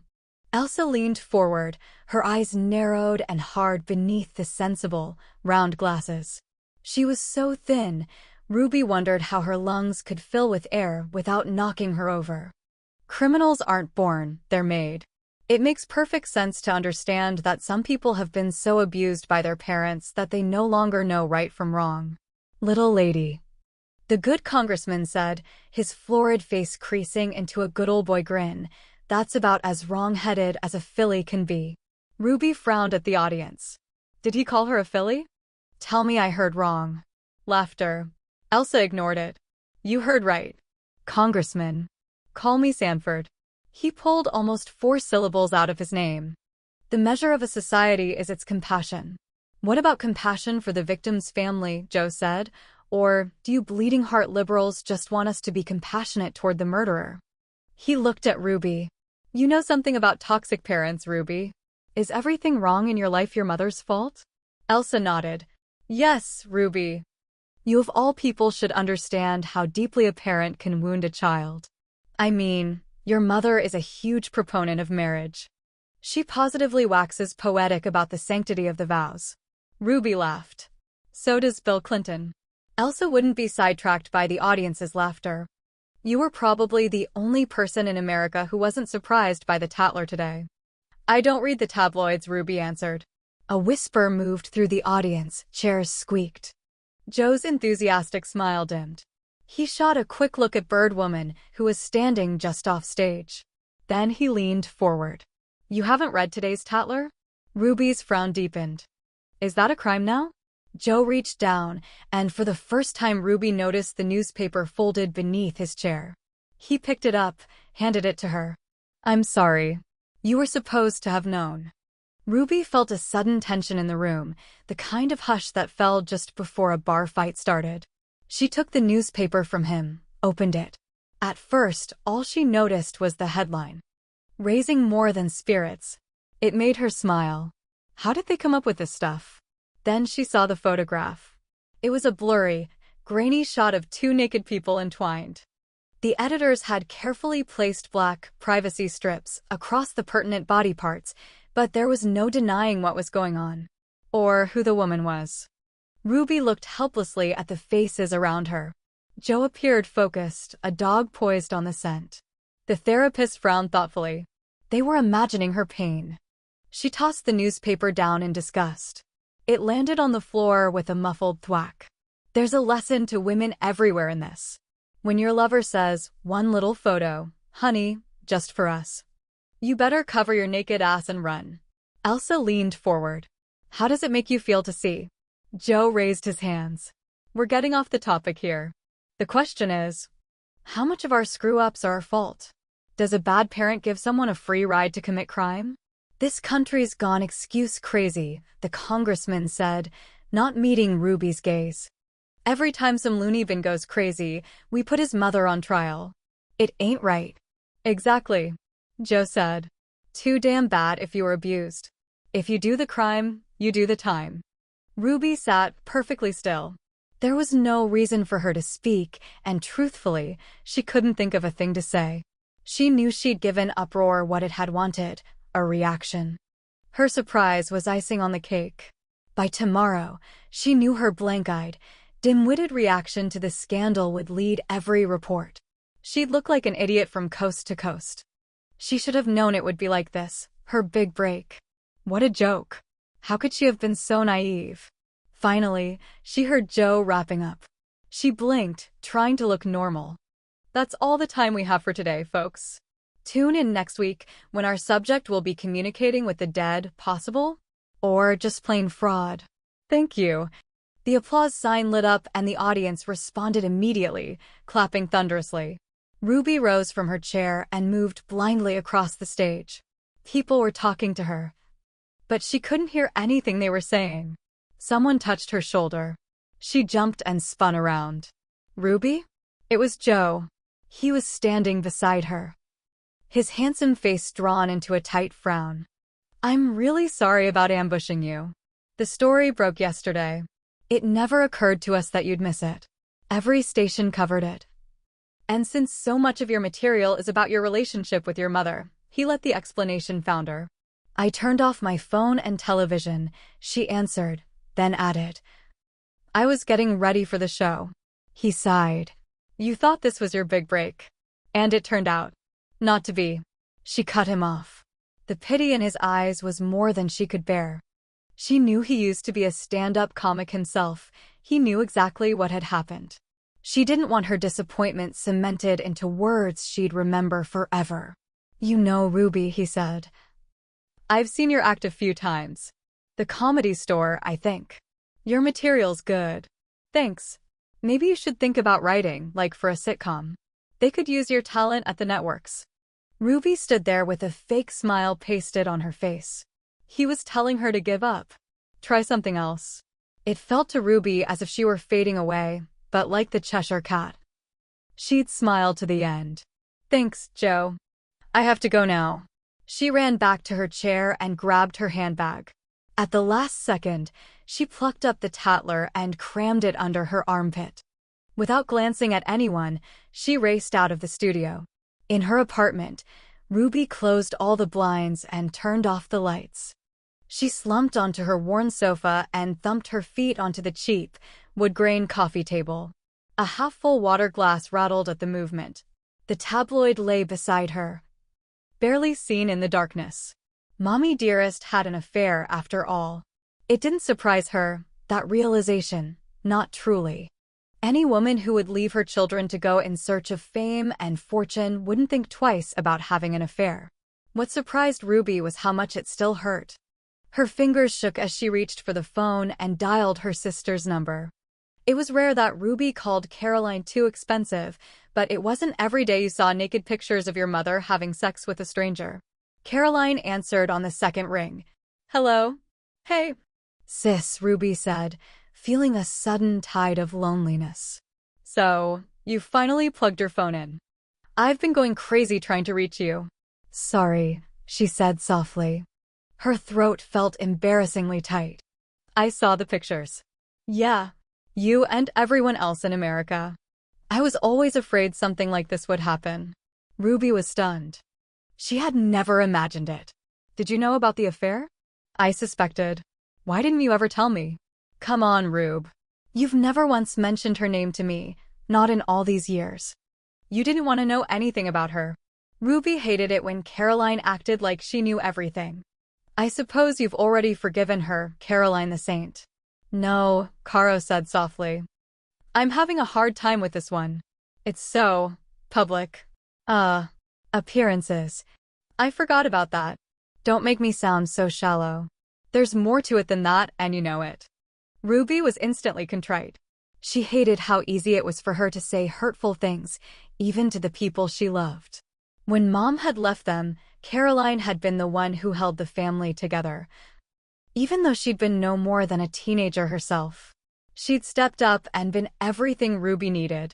Without Caroline, Ruby honestly believed she wouldn't have made it through that awful year. I'm sorry. You know how goodness brings out the worst in me. I'm not so good. Yesterday, I said some really nasty things to her. I couldn't seem to help myself. I was so mad. You talked to her? What did she say? She's sorry. She loves me. Ruby snorted. Yeah, just imagine if she hated us. Caroline laughed. I'm going to call her when I calm down. Maybe we can finally talk about some of the things, you know, the stuff that matters. Nothing she has to say matters, Caro. I've been telling you that for years. You're wrong about that, Rube. Someday you'll see that, but for now, all I know is that this thing is going to get a heck of a lot worse before it gets better. Only for you, Glenda. I'm not the one who keeps trying to forgive her. Before Caroline could respond, the doorbell rang. It played a stanza of I Just Met a Girl Named Maria. Ruby made a mental note to change the damned bell. Max had thought it was funny. Ruby disagreed. I gotta run, Caroline. There's someone here to see me. With my luck, it's probably the landlord. Looking for my rent check. Take care of yourself. You too. And kiss my niece and nephew for me. She hung up, then decided not to answer the door anyway. It probably was the landlord. She went into the kitchen.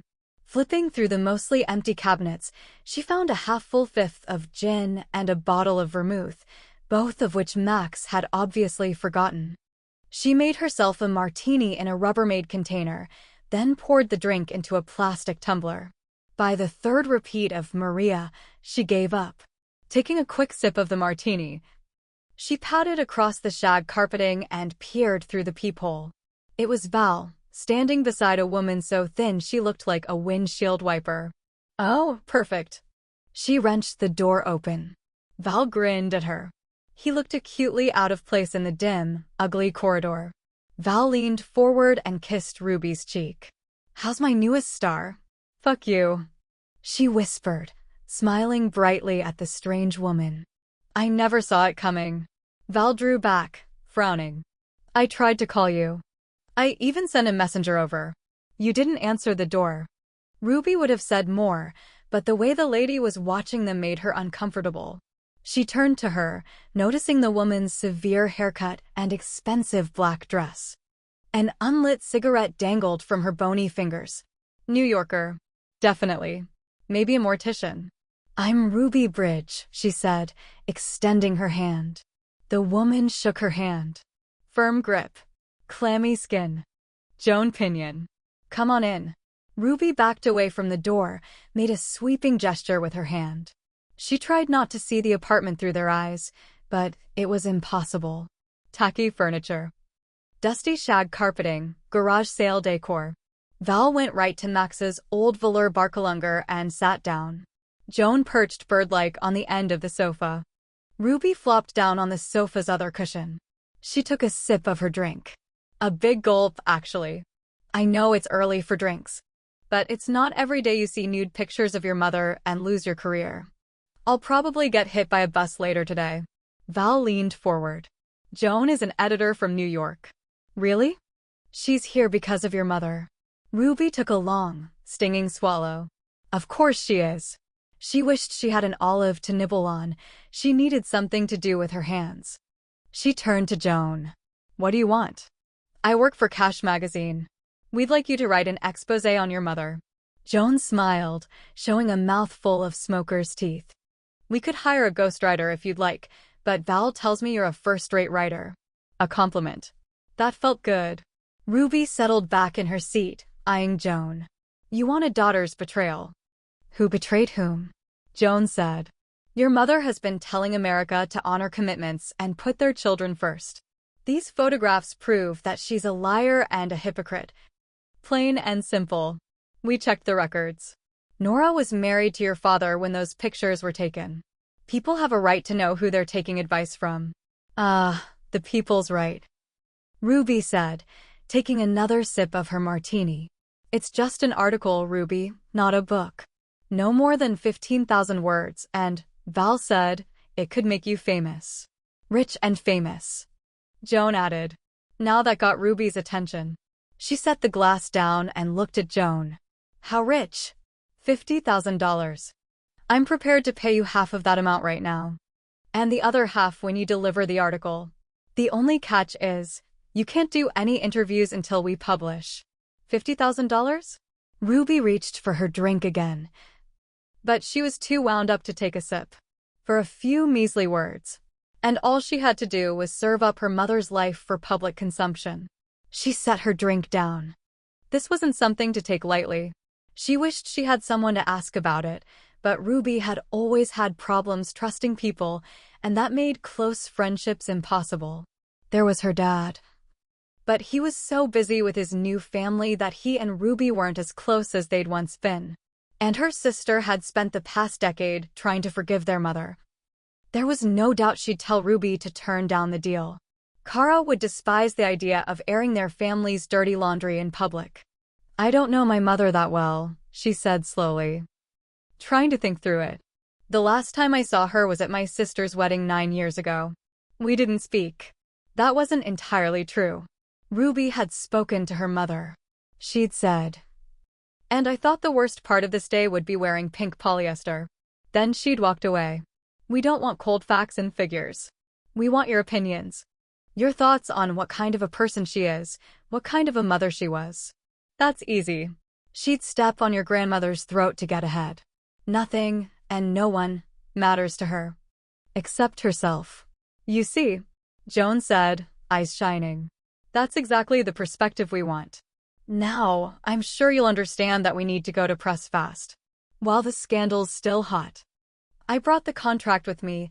Val has already had a literary agent look it over, and a check for $25,000. She reached into her black snakeskin, appropriate. Ruby thought, briefcase, and pulled out a stack of papers and a check. She slapped the papers down on the table, with the check on top. Ruby stared down at all those zeros and swallowed hard. She'd never had that much money at one time. Hell, it was more than her salary for all of last year. Joan smiled, a shark's grin. Let me ask you this, Ruby. Would your mother turn down this offer if you were the subject of the article? The answer to that question came easily. Her mother had once had to make a choice like this. She could have chosen her husband and her daughters, or her career. Without a backward glance, Nora Bridge had chosen herself. This is your chance, Ruby, Val said. Think of the exposure. The networks will be fighting over you. She felt flushed. There was this strange sensation that she was removed from her body, watching this scene unfurl from a distance. Slowly. She heard herself answer, I'm a good writer. That was one thing she'd always believed. Now she knew that Val believed it too. She bit her lower lip, worrying it.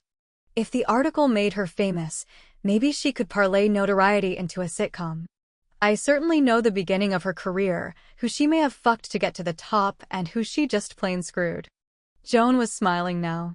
We've tentatively booked you on the Sarah Purcell show for a week from now, to promote the article. The Sarah Purcell show. Ruby closed her eyes. Wanting it so much her head hurt. She'd clawed and scratched through life for so long, been a nobody and nothing. She thought of all the reasons she should say no, the moral, ethical reasons, but none of them found a place to stick. Instead, she thought about those damned photos. And all of her mother's lies. She took a deep breath, then exhaled. Slowly. She reached down for the check and picked it up.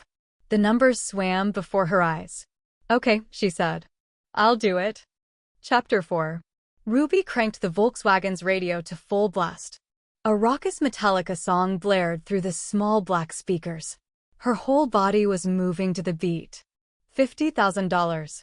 She wanted so badly to share this day with someone. If only she had Max's new number, she'd call him and tell him what he'd missed out on. She would have spent a lot of this money on him. On them. The thought brought a quick thrust of sadness, and the feeling pissed her off. Max didn't deserve 1 cent of this fortune. She drove into Beverly Hills. Usually, she didn't even drive past this area. It was too depressing to see all the luxuries she couldn't afford. But today, she was flying high. She felt invincible. When she saw an open spot on Rodeo Drive, she pulled over and parked. Grabbing her purse, with the yellow deposit slip for $25,000 inside, she got out of the car and slammed the door shut behind her. For once, she didn't bother locking the car. If someone was desperate enough for transportation to steal this one, they were welcome to it. She strolled around for a while, passing pods of women dressed in expensive, beautiful clothing.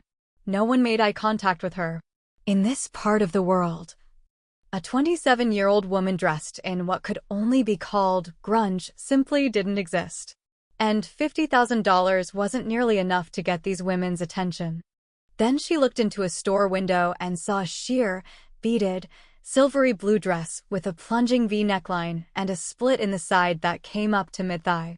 It was the most perfect dress she'd ever seen, the kind of thing she'd never imagined she could own. She held her handbag close and pushed through the glass doors. A bell tinkled over her head. Over in the corner, across an ocean of white marble flooring and chrome-topped rounders of clothing, a woman looked up. "I'll be right with you, dear," she said in one of those cultured sorority girl voices. Ruby felt uncomfortable. She wished she could tape the deposit slip to her forehead. Finally, the saleswoman came over. She was tall and reed-thin, dressed in black from head to foot. Not a hair was out of place. She gave a little sniff when she saw Ruby, but her voice was kind. "May I help you?" Ruby pointed helplessly toward the window. "I saw a blue dress in the window. You have excellent taste. Would you like to try it on?" She nodded. "Wonderful." The woman led Ruby to a dressing room that was bigger than the average bedroom. "Would you like a glass of champagne?" Ruby laughed. Now, this was shopping. "I'd love some." The saleswoman raised her hand. Just that, and within a minute, a man in a black tuxedo was handing Ruby a sparkling glass of champagne. "Thanks," she said, collapsing onto the cushy seat in the dressing room. The champagne's bubbles seemed to float through her blood, making her instantly giddy. For the first time in years, she felt like somebody. Someone knocked at the door. "Come in." The saleslady peeked her head in. "Here you go. I'm Demona. Just holler if you need me." Ruby trailed her fingers down the beaded, sheer-as tissue fabric, then quickly undressed and slipped into the dress. It was like stepping into another personality, a different life. Self-consciously, she peeked out of the dressing room. The coast was clear. She walked over to the wall-size mirrors in the corner. Her breath caught. Even with her hair too short and her makeup too heavy, and her feet wedged into scuffed old Reeboks, she looked beautiful. The plunging neckline accentuated her small breasts, her waist appeared tiny, and the slit slimmed her fleshy thighs. This was the woman she had hoped someday to become. How had she veered so far off the path? "Oh, my," Demona said wistfully, "it's perfect. And you don't need a stitch of alterations. I've never seen anything fit so well right off the rack." "I'll take it," Ruby said in a thick voice. At least she could have this moment, she thought, this memory of a perfect day. The dress would hang in her closet forever, a pristine reminder of the woman Ruby wanted to be. She wrote a check, almost $3,500, including the tax and shoes, and hung the dress carefully in the back seat of the Volkswagen. Then, cranking the music back up, Steppenwolf this time, she sped toward the freeway. She was almost home when she passed the Porsche dealer. Ruby laughed and slammed on the brakes. Nora lay curled on the elegant sofa in her darkened living room. Hours ago, she'd sent Dee home and disconnected the phones. Then she'd watched the news. Big mistake. Huge. Every station had the story. They played and replayed the same footage. Showed the lurid blacked-out photographs again and again, usually followed with sound bites of Nora expounding on the importance of fidelity and the sanctity of the marriage vows. What hurt the most were the man-in-the-street interviews. Her fans had turned on her. Some women even cried at the betrayal they felt. "I trusted her," was the most common refrain. She was finished. Never again would someone write her a letter and ask for advice. Never again would people stand in line in the pouring rain outside the station for a chance to meet her in person. She knew, too, what was happening in the lobby downstairs. She'd called her doorman several times today, and the report was always the same. The press was outside, cameras at the ready. One sighting of Nora Bridge, and they would spring on her like wild dogs. Her doorman claimed that the garage was safe, they weren't allowed in there, but she was afraid to chance it. She sat up. Huge glass windows reflected the town's bright lights, turned them into a smear of color. The Space Needle hung suspended in the misty sky, an alien ship hovering above the city. She walked toward the window. Her reflection, caught in the glass, looked bleary and small. Small. That's how she felt. It was a familiar feeling, one that had defined her life long ago. It was this sense of being, nothing, that had set her on the path to ruin in the first place, and she didn't miss the irony that she was here again. If her father were alive, he'd be laughing. "Not so big a star now, are you, Missy?" She walked into the kitchen and stood in front of the makeshift bar she kept for company. Nora hadn't taken a drink in more years than she could count. But now she needed something to help her out of this hole. She felt as if she were drowning. She poured herself a tumbler full of gin. It tasted awful at first, like isopropyl alcohol, but after a few gulps, her tongue went dead and the booze slid down easily, pooling fire-like in her cold stomach. On her way back into the living room, she paused at the grand piano. Her attention arrested by the collection of gilt-framed photographs on the gleaming ebony surface. She almost never looked at them, not closely. It was like closing her hand around a shard of broken glass. Still, one caught her eye. It was a picture of her and her ex-husband, Rand, and their 2 daughters. They'd been standing in front of the family beach house, their arms entwined, their smiles honest and bright. She tipped the glass back and finished the drink, then went back for another. By the time she finished that one, she could barely walk straight. There seemed to be a sheet of wax paper between her and the world. That was fine. She didn't want to think too clearly right now. When her mind was clear, she knew that she'd been on the run for all of her life, and at last, she'd hit a brick wall. The world knew the truth about her now, and so did her children. She swayed drunkenly, staring at the photographs. On one side of the piano were family pictures, Christmas mornings, little girls in pink tutus at dance recitals. Family vacations taken in that old tent trailer they'd hauled around behind the station wagon. On the other side were photographs of a woman who was always alone, even in the biggest of crowds. She looked beautiful. Makeup artists and hairdressers and personal trainers saw to that. She was flawlessly dressed in expensive clothes, often surrounded by fans and employees. Adored by strangers. She stumbled away from the piano and plugged the phone into the wall.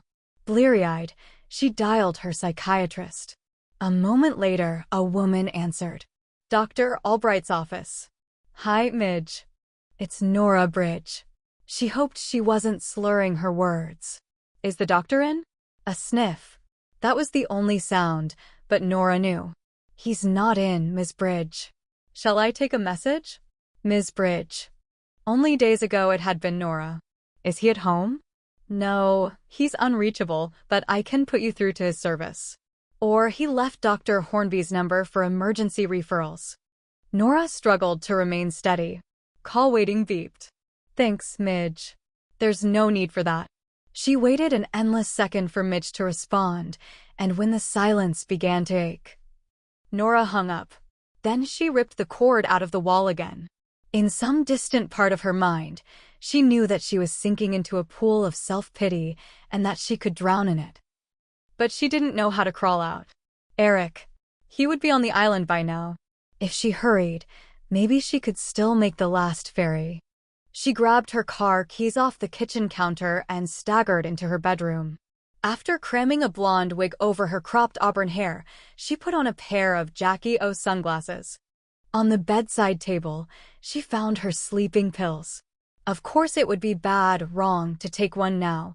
Even in her drunken state, she knew she couldn't mix booze and pills. But she wanted to. God. She wanted to. She tossed the brown plastic bottle in her purse. The only thing she took from her condominium was an old photograph of their family, one taken at Disneyland when the girls were small. She shoved it in her handbag and left without bothering to check the lock.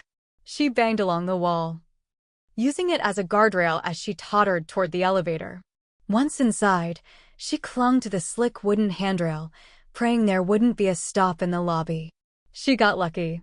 The mirrored elevator went all the way down to the parking garage, where it stopped with a clang. The doors opened. She peered out. The garage was empty. She careened unsteadily toward her car, collapsing against the jet black side of her Mercedes. It took her several tries to get the key in the lock, but she finally managed. She slid awkwardly into the soft leather seat. The engine started easily, a roar of sound in the darkness. The radio came on instantly. Bette Midler singing about the wind beneath her wings. Nora caught sight of herself in the rearview mirror. Her face was pale, her cheeks tear-streaked. She chewed at her lower lip until it was misshapen. "What are you doing?" she asked the woman in the sunglasses. She heard the slurring, drunken sound of her voice, and it made her cry. Hot tears blurred her vision. "Please, God," she whispered, "let Eric still be there." She slammed the car into reverse and backed out of the spot. Then she headed forward and hit the gas. Tires squealed as she rounded the corner and hurtled up the ramp. She didn't even glance left for traffic as she sped out onto 2nd Avenue. Dean stood on the slatted wooden dock. The seaplane taxied across the choppy blue waves and lifted skyward, its engine chattering as it banked left and headed back to Seattle. He'd forgotten how beautiful this place was, how peaceful. The tide was out now, and this stretch of beach, as familiar to him once as his own hand, smelled of sand that had baked in the hot sun, of kelp that was slowly curling into leathery strips. He knew that if he jumped down onto that sand, it would swallow his expensive loafers and reclaim him, turn him into a child again. It was the smell that pulled him back in time. That and the slapping sound of the waves against barnacled pilings. A dozen memories came at him, gift-wrapped in the scent of his parents' beach at low tide. Here, he and Eric had built their forts and buried treasures made of foil-wrapped poker chips. They'd gone from rock to rock, squatting down, scraping their knees on driftwood in search of the tiny black crabs that lived beneath the slick gray stones. They had been the best of friends in those days, inseparable brothers who seemed so often to think with a single mind. Of the two of them, Eric had been the strong one, the golden boy who did everything well and fought for his heart's desires. At 7, Eric had demanded to be taken to Granddad's island house on Lopez, the one they'd seen pictures of. And it was Eric who'd first convinced Mother to let them stay. Dean could still remember the arguments. They were hushed, of course, as all Sloane disagreements were required to be, full of sibilant sounds and pregnant pauses. He remembered sitting at the top of the stairs, his scrawny body pressed so tightly against the railing that he'd worn the marks later on his flesh, listening to his older brother plead for the chance to go to the island school. Absurd, Mother had declared at first, but Eric had worked on her relentlessly, wearing her down. As a child, Eric had been every bit as formidable as their mother, and in the end, he'd won. At the time, it had seemed a monumental victory. With age came wisdom, however. The truth was, Mother was so busy running Harcourt and Sons that she didn't care where her children were. Oh, occasionally she tried to do the right thing. As she called it, make them transfer to Choate, but in the end, she simply let them be. Dean closed his eyes, then opened them quickly, startled by the sound of laughter. But it was only an echo in his mind, an auditory memory. He hated what had brought him home at last, hated that it had taken a disease to bring him back to his brother. Even more, he hated the way he felt about Eric now. They'd grown so far apart. And all of it was Dean's fault. He saw that, knew it, hated it, and couldn't seem to change it. It had happened on a seemingly ordinary Sunday. Dean had moved off of the island by then, gone to prep school. He'd been a senior, nursing a heart so broken that sometimes he'd forgotten to breathe. Eric had been at Princeton. They were still brothers then, separated only by miles, and they'd spoken on the phone every Sunday. One phone call had changed everything. "I've fallen in love, little bro. Get ready for a shock. His name is Charlie and he's..." Dean had never been able to remember more than that. Somehow, in that weird, disorienting moment, his mind had shut down. He'd felt suddenly betrayed, as if the brother he'd known and loved was a stranger. Dean had said all the right things to Eric. Even in his shocked confusion, he'd known what was expected of him, and he'd complied. But they'd both heard the lie beneath the words. Dean didn't know how to be honest, what words he could mold into an acceptable truth. He'd felt, ridiculously, as if he'd lost his brother that day. If they'd gotten together back then, talked it through, they might have been okay. But they'd been young men, both of them, poised at the start of their lives, each one faced in a different direction. It had been easy to drift apart. By the time Dean graduated from Stanford and went to work for the family business, too much time had passed to start again. Eric had moved to Seattle and begun teaching high school English. He'd lived with Charlie for a long time. Only a few years before, Dean had received a note from Eric about Charlie's lost battle with AIDS. Dean had sent flowers and a nice little card. He'd meant to pick up the phone, but every time he reached for it, he wondered what in the world he could say. He turned away from the water and walked down the dock, then climbed the split-log stairs set into the sandy cliff. He was out of breath when he finally emerged on top of the bluff.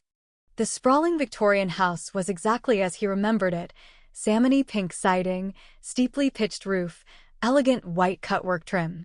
Clematis vines curled around the porch rails and hung in frothy loops from along the eaves. The lawn was still as flat and green as a patch of Christmas felt. Roses bloomed riotously, perfectly trimmed and fertilized from year to year.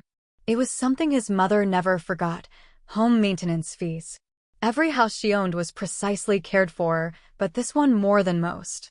She knew, or imagined, which to her was the same as certainty, that Eric occasionally visited the summer house with that man.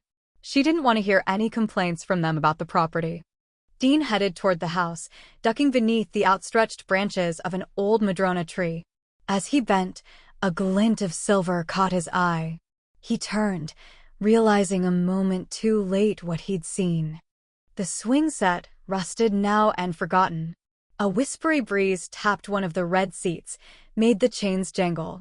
The sight of it dragged out an unwelcome memory. Ruby. She'd been right there, leaning against the slanted metal support pole, with her arms crossed. It was the moment, the exact second, he'd realized his best friend was a girl. He'd moved toward her. "What?"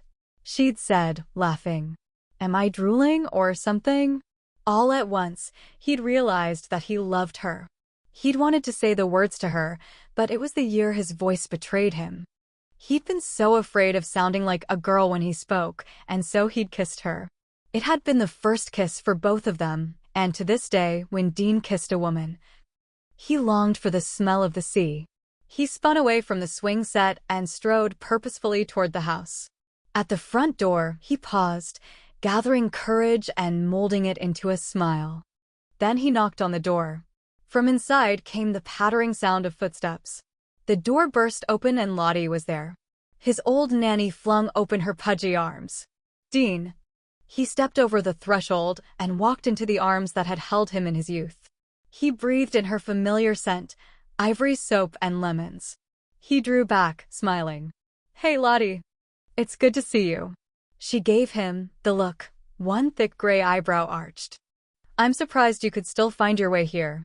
Though he hadn't seen her in more than a decade. She had barely aged. Oh, her hair was grayer, but she still wore it drawn back into a cookie-sized bun at the base of her skull. Her ruddy skin was still amazingly wrinkle-free, and her bright green eyes were those of a woman who'd enjoyed her life. He realized suddenly how much he'd missed her. Lottie had come into their family as a cook for the summer and gradually had become their full-time nanny.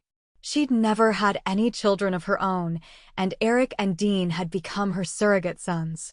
She'd raised them for the 10 years they'd lived on Lopez. I wish I were here for an ordinary visit, he said. She blinked up at him. It seems like only yesterday I was wiping chocolate off his little boy face. I can't believe it! Just can't believe it. She stepped back into the well-lit entryway, wringing her hands. Dean followed her into the living room, where a fire crackled in the huge hearth. The furniture he remembered from childhood still cluttered the big space. Cream-colored sofas on carved wooden legs faced each other. A large, oval-shaped rosewood coffee table stood between them, a beautiful lilac bowl on its gleaming surface. The room was gorgeously decorated in a timeless style. Not a thing was trendy or cheaply made. Every item reflected his mother's impeccable taste and boundless bank account. The only thing missing from the room was life.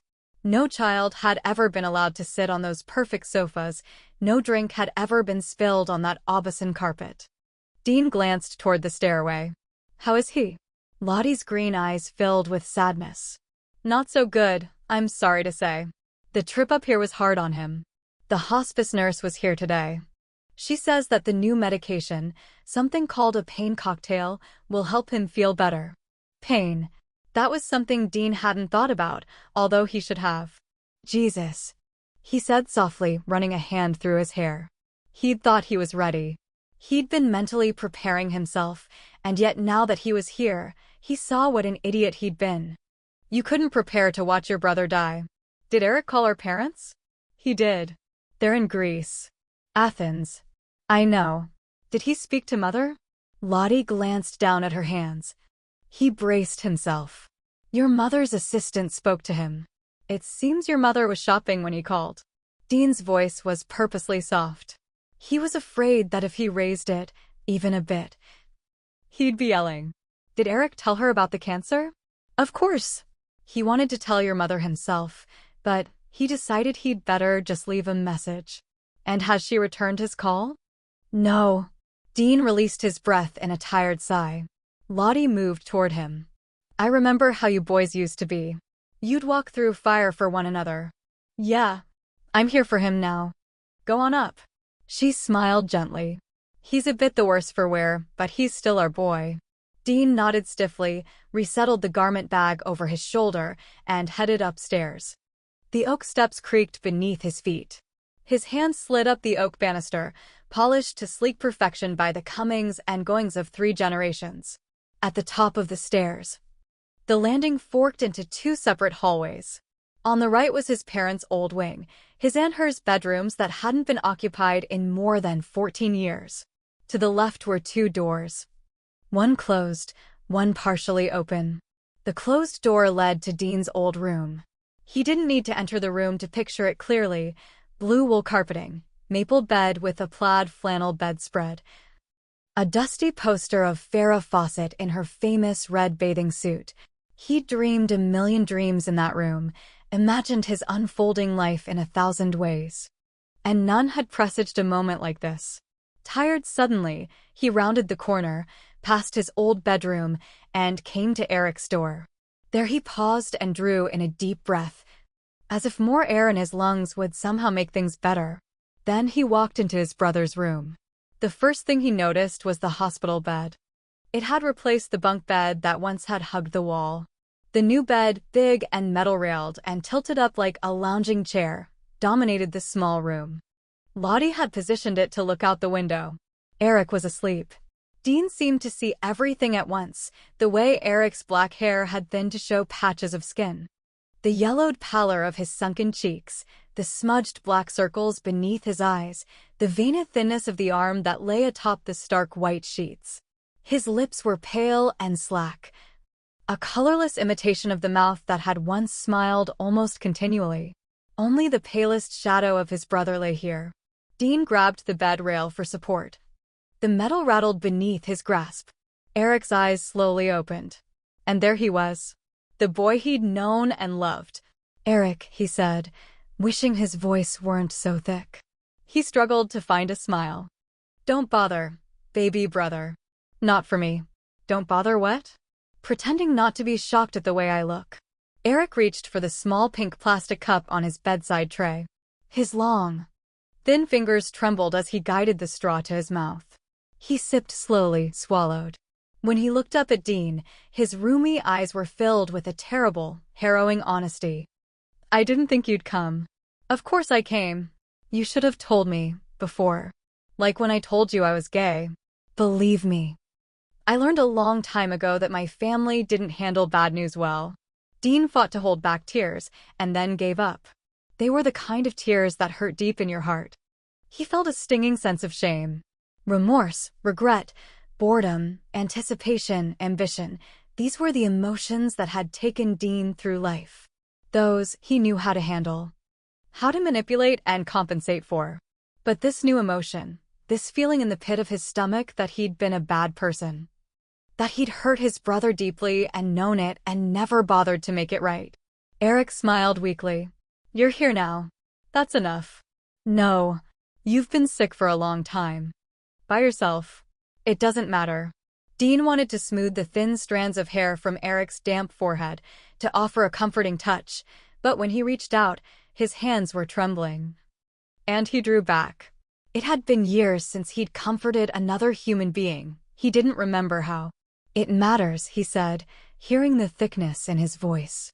He would give anything right now to erase the past, to be able to go back to that Sunday afternoon, listen to that same confession of love from his brother, and simply be happy. But how did you do that? How did two people move backward through time and untie a knot that had tangled through every moment of their lives? "Just talk to me," Eric said sleepily, smiling again. "Just talk, little brother. Like we used to." Chapter 5. The phone rang in the middle of the night. Ruby groaned and glanced bleary-eyed at the bedside clock. 1:15. "Shit," she mumbled. It had to be one of those idiot reporters. She reached across Max's empty half of the bed and yanked the phone off the hook. Rolling onto her back, she brought it to her ear. "Bite me. I gave that up in kindergarten." Ruby laughed sleepily. "Caro? Oh, sorry. I thought you were one of those bottom feeders from the Tatler. They aren't calling me." "Of course, I haven't made a career out of dissing Mom. It isn't much of a career." Ruby scooted backward and leaned against the rough stucco wall. Through the phone lines, she could hear a baby crying. It was a high-pitched wailing sound, one only dogs should be able to hear. "Jesus, Caro, you must be chewing Excedrin. Does the baby Jesus always wail like that?" "Mom's been in a car accident." Ruby gasped. "What happened?" "I don't know. All I know is that she's at Bayview." Apparently she'd been drinking. She never drinks. I mean, she never used to. Ruby threw back the covers and stood up. She wasn't sure why she did it, except that she had a sudden need to be moving. She held the cordless phone to her ear, walking toward the darkened kitchen. There, she stared out the slit in the tattered curtains at the black street below. The pink neon vacancy sign flickered and buzzed. She ran a hand through her sweaty hair. "How bad is it?" "I don't know. I'm going to drop the kids off with Jerry's mom first thing in the morning and go to the hospital. But I don't want to do this alone. Will you come?" "I don't know, Car. She could be dying." "Think of someone besides yourself for a change," Caroline said sharply. Ruby sighed heavily. "Okay, I'll come. I'll call Alaska Airlines and put a ticket on my card. There's a flight at 5:45. You can pick it up at the counter." You don't have to do that. I have money now." "You? Oh, well, that's great. I'll be there by noon." Ruby hung up the phone. Crossing her arms tightly, she paced her apartment, back and forth, unable to stop. She had been angry at her so-called mother forever. She couldn't really remember not hating her, and the past few days had only added fuel to the fire. But now, an accident. Horrible images slammed through her mind. Paralysis, brain damage, death. She closed her eyes. It took her a moment to realize that she was praying. "Take care of her," she whispered, then added a single, unfamiliar word, "please?" When Nora woke up the next morning, she had a moment of pure, heart-pumping fear. She was in a strange bed, in an austere room she didn't recognize. Then she remembered. She'd been in a car accident. She recalled the ambulance ride, the flashing red lights, the metallic taste of her own blood. The surprise on the young paramedic's face when he'd realized who he was treating. And the doctors. The orthopedist who'd spoken to her just before and after the X-rays. A severe break above the ankle, another, small fracture below the knee, a sprained wrist. He'd said she was lucky. When he'd said that, she'd cried. Now her leg was in a cast. She couldn't see it beneath the blankets, but she could feel it. The flesh tingled and itched and her bone ached. She sighed, feeling sorry for herself and deeply ashamed. Drinking and driving. As if the Tatler's photographs weren't enough to ruin her career, she'd added a crime to the list. It wouldn't be long before the media picked up her scent. Someone would figure out that there was a buck to be made in telling the world that Nora Bridge was in Bayview. The accident report was probably worth thousands. There was a knock at the door. Short and sharp, and then Caroline swept into the room. Her back was ramrod straight, her pale hands clasped at her waist. She wore a pair of camel-colored cashmere pants and a matching sweater set. Her silvery blonde hair was cut in a perfect bob, one side tucked discreetly behind her ear. Huge diamond studs glittered in her earlobes. "Hello, Mother." "Hi, honey. It's nice of you to come." Nora recognized instantly how distant she sounded, and it shamed her. She and Caroline had worked hard in the past few years, trying to come back together in an honest way. Nora had treated her elder daughter with infinite care, always letting Caro make the first move. Now, all that progress had been blown to hell. She could see how far apart they'd fallen again. There was a coldness in Caroline's eyes that Nora hadn't seen in years. Caroline glanced at her quickly, smiled, or winced. She looked vulnerable suddenly. Nora couldn't stand the awkward silence that fell between them. She said the first thing that popped into her mind. "The doctors say I'll need to be in a wheelchair for a few days, just until my wrist gets strong enough to make crutches possible. Who is going to take care of you?" "Oh, I hadn't thought about that. I guess I'll hire someone. Shouldn't be difficult." She kept talking, anything was better than that silence. "The big question is, where will I go? I can't go back to my condo. The press has the place staked out. But I need to stay close to my doctors." Caroline took a step toward the bed. "You could use the summer house. Jerry and I never find time to make it up there, and Ruby won't set foot on the island. The old house is just sitting there. The house on Summer Island. A stone's throw from Eric. It would be perfect." Nora looked up at her daughter. "You'd do that for me?" Caroline gave her a look of infinite sadness. "I wish you knew me." Nora sagged back into the pillows. She'd said the wrong thing again. "I'm sorry. God, I've heard that from you so often, I feel like it's tattooed on my forehead. Quit saying you're sorry and start acting like it. Start acting like my mother." She reached into her purse and fished out a set of keys. Pulling a single key from the ring, she set it down on the bedside table. Nora could see that her daughter was close to breaking. "Caro, call me when you've settled in." Caroline stepped back, putting distance between them. Nora didn't know what to say. Caroline was right. Nora hadn't had the courage to act like a mother in years. "I have to go now." Nora nodded stiffly, trying to smile. "Of course. Thanks for coming." Rain thumped on the skybridge and studded the street, creating a pewter curtain between the terminal and the multi-layered parking garage across the street. The early morning air smelled of evergreen trees and fertile black earth. Like a dash of spice in a complex recipe, There was the barest tang of the sea, a scent only a local would recognize. As she stood beneath this bloated gray sky, smelling the moist, pine-scented air, she realized that memories were more than misty recollections. They stayed rooted in the soil in which they'd grown. There were places up north, in the San Juan Island archipelago, where bits and pieces of Ruby's life had been left scattered about like seashells on the shore. Somewhere up there sat the shadow of a thin, bold-eyed girl on a pebbly beach, tearing the petals off a daisy, chanting, he loves me not." She knew that if she looked hard enough, she would be able to find the invisible trail she'd left behind. The pieces of her that led from the present back to the past. She wasn't surprised at how fresh the memories were. Nothing could ever dry up and turn to dust in the moist Seattle air. Everything thrived. Ruby hailed a cab and climbed into the back seat, tossing her carry-on bag in beside her. She glanced at the cabbie's registration, a habit she'd formed during visits to New York, and saw that his name was Avi Avavivi. There was a joke in that. But she was too tired to go digging around for it. "Bayview," she said, thumping back into the smelly brown velour seat. Avi hit the gas and rocketed into the next lane. Ruby closed her eyes, trying not to think of anything at all. It seemed like only a few minutes later, Avi was tapping her on the shoulder. "Mrs. Ma'am? You are well, yes?" Ruby jerked awake, rubbing her eyes. "I'm fine, thanks." Fishing 30 rumpled dollars out of her pocket, she handed Avi the fare and tip.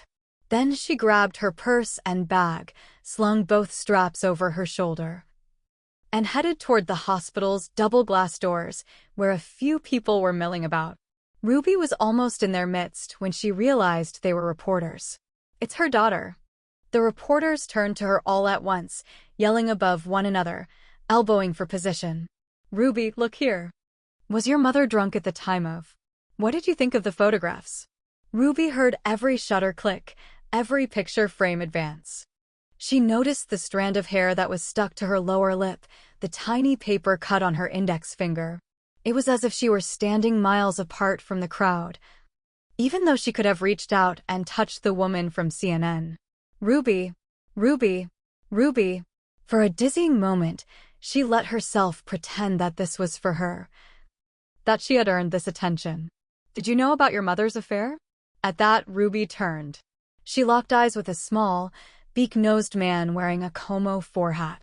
"No." She flashed a bright, fake smile. "I'd make a joke about it, but it's not very funny." She pushed through the crowd, holding her head up, looking straight ahead. Their questions followed her. Rocks thrown at her back, some hitting hard. She strode through the pneumatic doors. They whooshed shut behind her. Inside, it was quiet. The air smelled of disinfectant. Boldly patterned chairs dotted the vast white lobby. There were cheery, generic paintings on the walls, placed awkwardly between gilt-framed portraits of sour-looking men and women who'd obviously donated millions to the hospital. "Ruby." Caroline rushed forward. Her hug almost knocked Ruby off her feet. As she held her sister, Ruby could feel how thin Caro had become, could feel the tremble in her sister's body. At last, Caro drew back. Her mascara had run, ruining the impossible perfection of her face. "I'm sorry," she said, snapping her purse open, fishing for a lace handkerchief, which she found and dabbed at her eyes. Ruby could sense that Caroline was embarrassed by her uncharacteristic display of emotion. If old patterns ran true, Caro would pull back now, distance herself while she whittled her feelings down to an acceptable size. Caroline closed her eyes for a moment. When she reopened them, she looked at Ruby with a kind of quiet desperation. Ruby recognized that look. Her sister was wondering why everything in life couldn't be easier, why they all couldn't simply love each other. Silence fell between them, soft and cold as an early morning rain. In that quiet, Ruby heard the echo of a broken family. They were individual pieces, now separate, wanting a wholeness that had been shattered. "So, how is Nora?" Ruby asked at last. Caroline gave her a sharp look. "She still hates it when we call her Nora." "Really?" I'd forgotten that. I'll bet you did. Anyway, she drove her car into a tree. Her leg is broken, her wrist is sprained. She'll be in a wheelchair for a few days.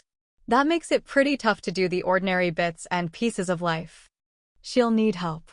I pity the poor nurse who takes that job. Caroline looked at her.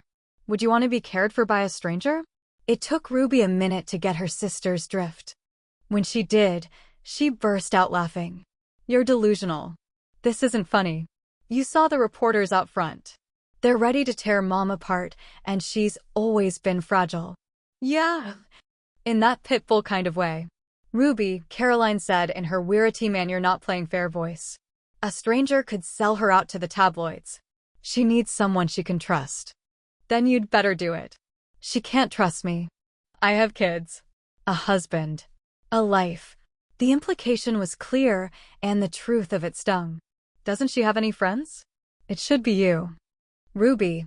Caroline looked disgusted. Jesus. You're going to be 30 in a few years. Mom's 50. When are you going to get to know her? Who says I'm ever going to? Caro moved closer. Tell me you didn't think about it last night. Ruby couldn't swallow. Her sister was so close. She smelled of expensive perfume, gardenias, maybe. About what? Losing her. The words hit dangerously near their mark. Ruby stared down at the speckled linoleum floor. There was no doubt in her mind what she should do, go out those front doors and fly home. But it wasn't quite so easy this time, especially with the cash article out there to write. A little time with Nora Bridge would certainly make the piece better. A lot better. She took a deep breath, then turned to face her sister. 1 week, she said evenly. I'll stay with her for 1 week. Caroline pulled Ruby into a fierce hug. I knew you'd do the right thing. Ruby felt like a fraud. She couldn't meet her sister's gaze. Weekly, she said. A week with Nora. You'd better start a defense fund. Caroline laughed. Go tell her. She's in 612 West. I'll wait for you here. Coward. Ruby flashed her a nervous smile, then headed for the elevators. On the 6th floor, she began a room-to-room search until she found 612. The door was ajar. She took another deep breath and stepped inside. Her mother was asleep. Ruby exhaled in relief. The tension in her shoulders eased a little. She unclenched her fists. She stared down at her mother's pale, beautiful face and felt an unexpected tug of longing. She had to forcibly remind herself that this lovely, red-haired woman who looked like Susan Sarandon wasn't really her mother. Ruby's mother, the woman who'd played Scrabble and made chocolate chip pancakes every Sunday morning, had died 11 years ago. This was the woman who'd killed her. Nora opened her eyes. Ruby felt an almost overwhelming urge to run away. Nora gasped and scooted up to a sit, self-consciously smoothing the tangled hair from her face. You came, she said softly, a note of wonder in her voice. Ruby forced her hands to stay bolted to her sides. It was an old stand-up rule. No fidgeting. The audience could smell a set of nerves. How are you? Stupid question, but Ruby was off balance, afraid of pitching headfirst. I'm fine. Nora smiled, but it was an odd, uncertain smile. Ruby crossed her arms, another anti-fidget technique. So, I guess you've lost your good driver discount. That's my Ruby. Quick with a joke.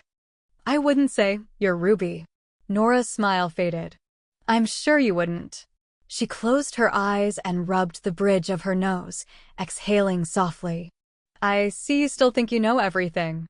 And you still don't take any prisoners. Ruby could feel the shale of old habits sliding beneath her feet. A few more well-chosen words, and there would be a full-scale war going on between them. I don't know everything, Ruby said evenly. I don't think I ever knew my mother. Nora laughed. A fluttery, tired sound. That makes 2 of us. They stared at each other. Ruby felt a mounting urge to escape. She knew it was a survival instinct.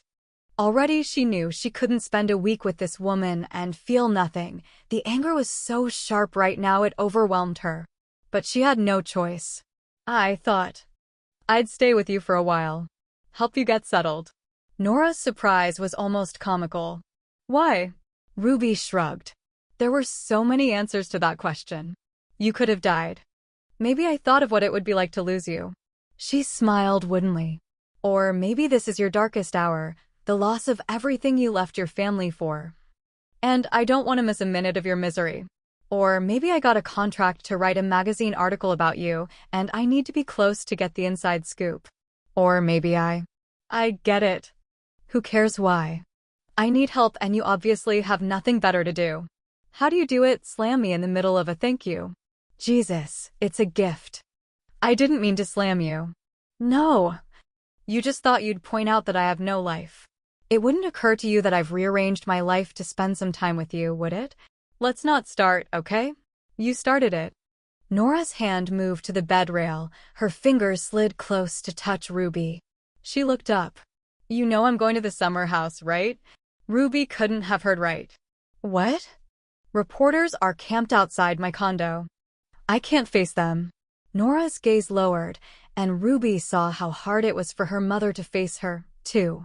The past was between them again. A sticky web that caught old hurts and held them. Your sister offered me use of the summer house. If you want to change your mind, I'll understand. Ruby went to the window and stared out at the gray, rainy streets of Capitol Hill. It had seemed doable a few moments ago. Go to this woman's house, Nora's house. Not really her mother at all. Sit with her for a few days, make a few meals, look through a few old photo albums, ask a few questions. Get enough information to the where Nora Bridge came from section of the article. But at the summer house, it was where so many of the memories were buried, both good and bad. She would rather see Nora in some glass-walled high-rise that success had purchased. Not in the clapboard farmhouse where Ruby would remember gardening and painting and the sound of laughter that had long since faded. $50,000. That's what she had to think about. She could handle a week at the summer house. I guess it doesn't matter where we are. You mean it? There was a disturbing wistfulness in her mother's voice. Finally, Ruby turned. She meant to close the distance between them, but her feet wouldn't move. Sure, why not? Nora was looking at her thoughtfully. She said, You'll need to rent me a wheelchair, just until my wrist is strong enough for crutches. And I'll need a few things from my apartment. I can do that.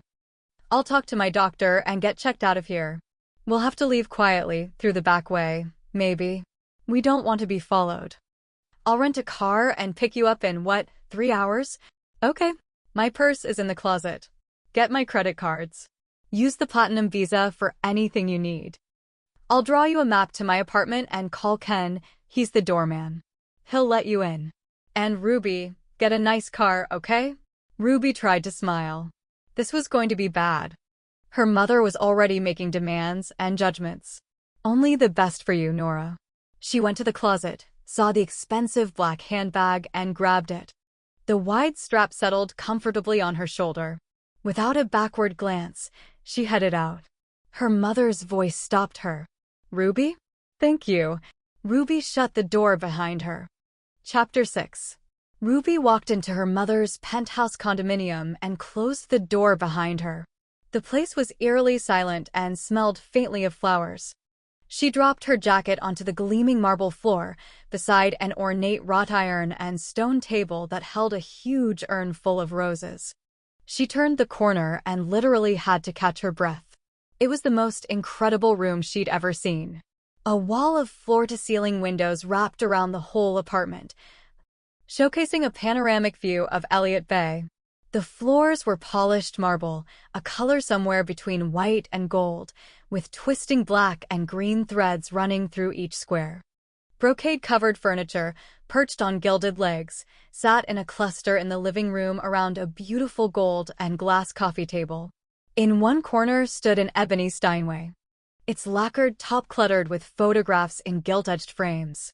A dimly lit hallway led past several more rooms, formal dining room, gourmet kitchen, home office, and ended at the master bedroom. Here, the windows were dressed in steel gray silk curtains that matched the woven cashmere bedspread. There were 2 huge walk-in closets. She opened the first one, and a light came on automatically. revealing 2 rows of clothes, organized by color. Ruby's fingers drifted through the clothing. Silks, cashmeres, expensive woolens. She saw the labels: St. John, Armani, Donna Karan, Escada. She released her breath in an envious sigh. The thought "this is what she left us for" winged through her mind, hurting more than she would have expected. She pulled the list out of her pocket. Hairdryer, curling iron, shorts, sundresses, socks. They were ordinary items, but nothing in this closet cost less than $300. She backed out, closing the door behind her. At the rosewood, gilt-trimmed bomb chest, she opened the top drawer. Little piles of perfectly folded lingerie lay there. She picked out a few pieces, then gathered up some shorts and cap-sleeve tops from the second drawer. She set the pile on the bed and moved to the second closet. Again, the light came on automatically. But the clothing in this closet looked as if it belonged to another woman. Worn gray sweatpants, baggy, stained sweatshirts, jeans so old they were out of date. A few brightly colored sundresses. Her mother had expensive designer clothes and lie-around-the-house clothes, but nothing in between. No clothes for going out to lunch with a friend or stopping by to catch a matinee. No clothes for a real life. Weird. She reached for a sundress. As she pulled it toward her, the lacy hem caught on something. Ruby gently pushed the other clothes out of the way and saw what had snagged the dress. It was the upraised flap of a cardboard box. On the beige side, written in red ink, was the word Ruby. Her heart skipped a beat. She had a quick, almost desperate urge to back out of the closet and slam it shut. Whatever was in that box, whatever her mother had saved and marked with Ruby's name, couldn't matter. But she couldn't seem to make herself move.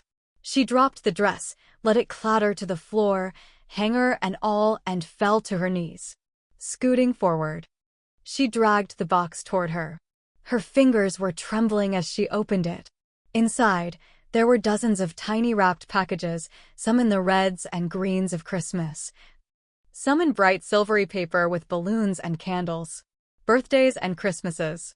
She counted the packages. 21. 2 each year for the 11 Nora had been gone from them. Less the black cashmere sweater that Caroline had sneaked past Ruby's guard. These were the gifts that Nora had bought every year and sent to Ruby, the same ones Ruby had ruthlessly returned, unopened. Oh man. She let out her breath in a sigh and reached for one of the boxes. It was small, like many of the others, the size of a credit card and about a half-inch deep. The one she'd chosen was wrapped in birthday paper. The paper felt slick in her hands, and as she lifted it toward her, she heard a tiny clinking from inside. And the sound filled her with a terrible longing. It made her angry, this welling up of useless emotion, but she couldn't make it go away. Carefully, she peeled the paper away and was left with a small white box imprinted with a jewelry store logo. She lifted the lid. Inside, on a bed of opalescent tissue, lay a silver charm. It was a birthday cake, complete with candles. Ruby knew she shouldn't pick up the charm, but she couldn't help herself. She reached down and picked it up, feeling the steady weight of it in her palm, then turned it over. On the back, it was inscribed, "Happy 21st, Love, Emon." The silver charm blurred. She refused to open any more. She didn't need to. She knew that somewhere in these boxes were a bracelet and more carefully chosen charms, many representing the years they'd been apart. She could imagine her mother, dressed perfectly, makeup flawless, going from store to store for the ideal gift. She would be chatting pleasantly with the salespeople, saying things like, "My daughter is 21 today. I need something extra special," pretending that everything was normal, that she hadn't abandoned her children when they needed her most. At that, Ruby felt a rush of cold anger. And control returned. A few trinkets didn't mean anything. What mattered was not what Nora had tried to give Ruby, but rather what she'd taken away. There had been no 17th birthday party for Ruby. On that day, there had only been more silence. No family had gathered around a big kitchen table strewn with gifts. Those times, those precious moments had died when their family died. A few nicely wrapped gifts found stuffed in a cardboard box in a closet couldn't change that. Ruby wouldn't let it. As Ruby neared her mother's hospital room, she slowed. A man was standing by the door. He was tall and effete, a man who dressed for women, gray slacks, pink shirt, and vibrant navy blue suspenders. His hair was snowy white and thinning. She noticed that he kept running his hand through it, as if to assure himself that it was still there. At her approach, he looked up. Narrowed, penetrating black eyes fixed on her. "Are you Ruby Bridge?" She came to a stop. She'd misjudged the distance and taken one step too close to him. He exuded a sweet, musky scent. Expensive cologne, used too liberally. She could see that he was disturbed by her invasion of his personal space. He took a step backward and cleared his throat, a gentle reminder that he'd asked if she was Ruby Bridge. "Who wants to know?" Smiling, as if that was precisely what he would have expected Ruby Bridge to say, he extended his hand. "I'm Dr. Leonard Albright, your mother's doctor. Where's your white coat?" "I'm her psychiatrist." That surprised Ruby. She couldn't imagine her mother spilling her guts to anyone. "Really? I've just spoken to her, and she told me all about your arrangement." He said the final word as if it tasted bitter. "I'm aware of your past history, so I thought I'd caution you to keep in mind that your mother is fragile." "Uh-huh. Are you married?" "Dr. Albright?" A pained expression slipped into the grooves of his face. "No. Why do you ask?"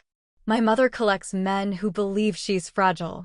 She's a real Tennessee Williams kind of gal." Dr. Albright did not look pleased by that observation. "Why have you offered to care for her?" "Look, Doc, when it's all over, you can ask Nora all the questions you want. She'll pay you a huge fee to listen to her moan about the bitch daughter who betrayed her. But I'm not going to talk to you." Betrayed is an interesting word choice. Ruby flinched. "If that's all." He reached into his pocket and withdrew a slim silver case with the initials LOA etched in gold. Inside lay a neat stack of expensive business cards. He handed her one. "I don't know if it is a good idea for you to take care of Nora, especially not in her current state of mind." Ruby took the card, tucked it into the elastic waistband of her leggings. "Yeah? Why not?" He studied her, and she could see by the deepening frown that he wasn't pleased. "You haven't seen or spoken to your mother in years, and you're obviously very angry at her. Considering what happened to her, it could be a bad mix. Maybe even dangerous." "Dangerous how?" "You don't know her. And as I said, she's fragile now. I lived with her for 16 years, Doc. You've talked to her once a week for, what, a year or two?" 15 years. Ruby's chin snapped up.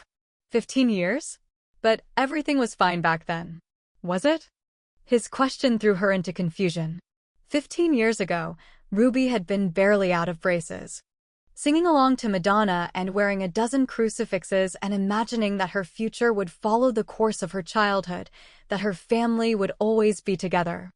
"Your mother keeps a lot to herself," Dr. Albright went on, "and as I said, she's fragile. I believe she always has been." "You obviously disagree." He took a step toward her. This time it was Ruby who felt encroached upon. She steeled herself to stand her ground. "Your mother was doing almost 70 miles per hour when she hit that tree. And on the same day she lost her career. Pretty coincidental." Ruby couldn't believe she hadn't made that connection. A chill moved through her. "Are you telling me she tried to kill herself?" "I'm saying it's coincidental. Dangerously so." Ruby released a heavy breath. Suddenly, it didn't seem like a good idea to be responsible for her mother, not even for a few days.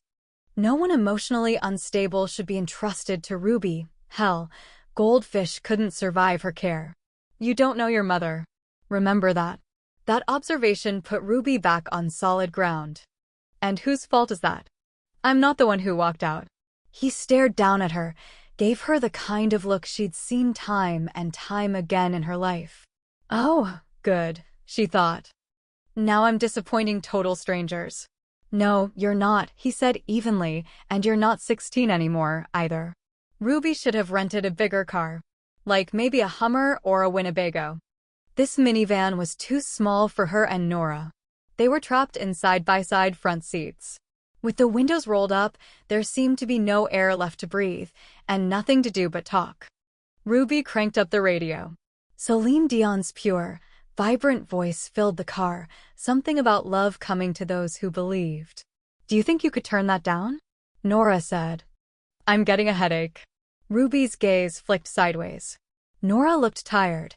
Her skin, normally pale, now appeared to have the translucence of bone china. Tiny blue veins webbed the sunken flesh at her temples. She turned to Ruby and attempted a smile, but in truth, her mouth barely trembled before she closed her eyes and leaned against the window. Fragile. Ruby couldn't wrap her arms around that thought. It was too alien from her own experience. Her mother had always been made of steel. Even as a young girl, Ruby had known her mother's strength. The other kids in her class were afraid of their fathers when report cards came out. Not the bridge girls. They lived in fear of disappointing their mother. Not that she ever punished them particularly or yelled or screamed. No, it was worse than that. "I'm disappointed in you, Ruby Elizabeth. Life isn't kind to women who take the easy road." Ruby had never known what the easy road was exactly or where it led, but she knew it was a bad thing. Almost as bad as fooling yourself, another thing Nora wouldn't abide. "The truth doesn't go away just because you shut your eyes" had been another of her mother's favorite sayings. Of course, those had been the before days. Afterward, no one in the family cared much about disappointing Nora Bridge. In fact, Ruby had gone out of her way to do just that. "Ruby? The music?" Ruby snapped the radio off. The metronomic whoosh-thump of the windshield wipers filled the sudden silence. Only a few miles from downtown Seattle, the gray city gave way to a sprawling collection of squat, flat-topped strip malls. A few miles more and they were in farming land. Rolling, tree-shrouded hills and lush green pastures fanned out on either side of the freeway. The white ice cream dome of Mount Baker sat on a layer of fog above the flat farmland. Ruby actually sped up as they drove through the sleepy town of Mount Vernon. She was afraid her mother would say something intimate, like "Remember how we used to bicycle through the tulip fields at festival time?" But when she glanced sideways, she saw that Nora was asleep. Ruby breathed a sigh of relief and eased off the accelerator. It felt good to drive the rest of the way without wondering if she was being watched. At Anacortes, the tiny seaside town perched at the water's edge, she bought a one-way ferry ticket and pulled into line. It was still early in the tourist season. 2 weeks from now the wait for this ferry could well be 5 hours. Less than a half hour later, a ferry docked, sounded its mournful horn, and unloaded its cargo of cars and bikes and walk-on passengers. Then, an orange-vested attendant directed Ruby's car to the bow, where she parked and set the emergency brake. First car in lane 2. A primo spot. The gaping, oval mouth of the ferry was a giant, glassless window that framed the view. The sound was rainy day flat, studded by the ceaseless rain into a sheet of hammered tin. Watery gray skies melted into the sea, the line between them a smudge of charcoal, thin as eyeliner. Puppy-faced gray seals crawled over one another to find a comfortable perch on the swaying red harbor buoy. Ruby got out of the car and went upstairs.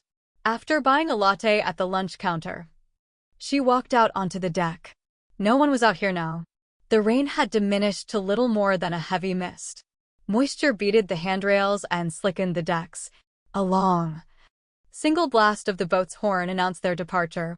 Ruby slid her fingers along the wet handrail, holding on, shivering at a sudden burst of cold. A few brave seagulls hung in the air in front of her, wings outstretched, motionless, riding a current of air. They cawed loudly, begging for scraps.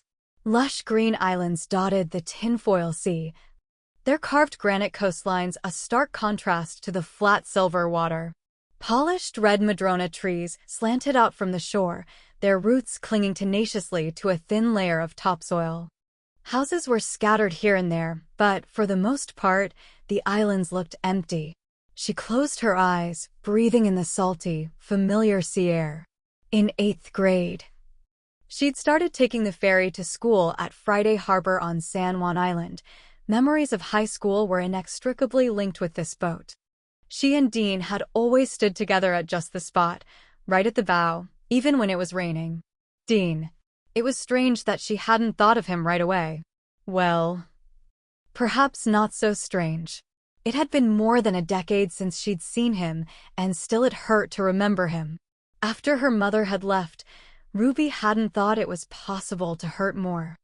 Dean had taught her that the human heart always made room for pain. She still thought of him now and then. Sometimes, when she woke in the middle of a hot, lonely night and found that her cheeks were slicked and wet, she knew she'd been dreaming of him. She knew from Caroline, who knew from Nora, that he'd followed in his mother's footsteps after all. That he was running the empire now. Ruby had always known that he would. At last, the ferry turned towards Summer Island. The horn sounded, and the captain came on the loudspeaker, urging passengers to return to their vehicles. Ruby raced downstairs and jumped into the minivan. The captain cut the engine and the boat drifted toward the rickety black dock. A weather-beaten sign, it had been old when Ruby was a child, hung at a cockeyed angle from the nearest piling. It read, "Summer Island welcomes you." A woman walked out of the closet-sized terminal building and stood watching the ferry float toward her. She was wearing a floor-length brown dress with neither collar nor cuffs. An ornate silver crucifix hung from a thick chain around her neck. Waving at the few walk-on passengers clustered at the bow's railing, she dragged a tattered, wrist-thick length of rope across the dock and tied the boat down. "Oh, Lord," Nora said, blinking awake. "Is that Sister Helen?" Ruby couldn't believe it herself. The nuns had always run the ferry traffic on Summer Island, but it was still a shock to see that nothing had changed. "Amazing, isn't it?" Nora sighed. It was a tired sound. As if maybe she wondered if changelessness were a good thing. Or maybe, like Ruby, she had just realized how it would feel to be here again, at the sight of so much heartache. Ruby drove off the ferry, past the post office and general store. What struck her first was the total lack of meaningful change. She felt as if she'd just taken a boat ride back in time. Here, on Summer Island, it was still 1985. If she turned on the radio, it would probably be Cyndi Lauper or Rick Springfield. This was why she'd stayed away. The road turned, climbed up a short hill, then flowed down into a rolling green valley. To her left, the land was a Monet painting, all golden grass and green trees and washed-out silvery skies. To her right lay Bottleneck Bay, and beyond that was the forested green hump of Shaw Island. Weathered gray fishing boats sat keeled on the pebbly beach, forgotten by their owners more than a generation ago. A few sleek sailboats, mostly owned by the few Californians brave enough to purchase a summer home on this too-quiet island where drinking water was never guaranteed and power came and went with the why. Indeed, bobbed idly in the gently swelling sea. There were only a few farmhouses visible from the road. The island boasted 5,000 acres, but only 100 year-round residents. Even in the summer, when mainlanders swarmed to their island vacation homes, Summer Island had fewer than 300 residents. It was as different from California as a place could be. Here, hip-hop was the way a rabbit moved, and a drive-by meant stopping to say hello to your neighbor on your way to town. Nora looked out the rain-dappled window. Her head made a thumping sound as she rested it against the glass. The lines around her mouth were deeply etched, heavy enough to weigh her lips into a frown. "When I first came here, no. That doesn't matter now." Ruby approached the beach road. Instead of turn ing, she eased her foot off the gas and coasted to a stop.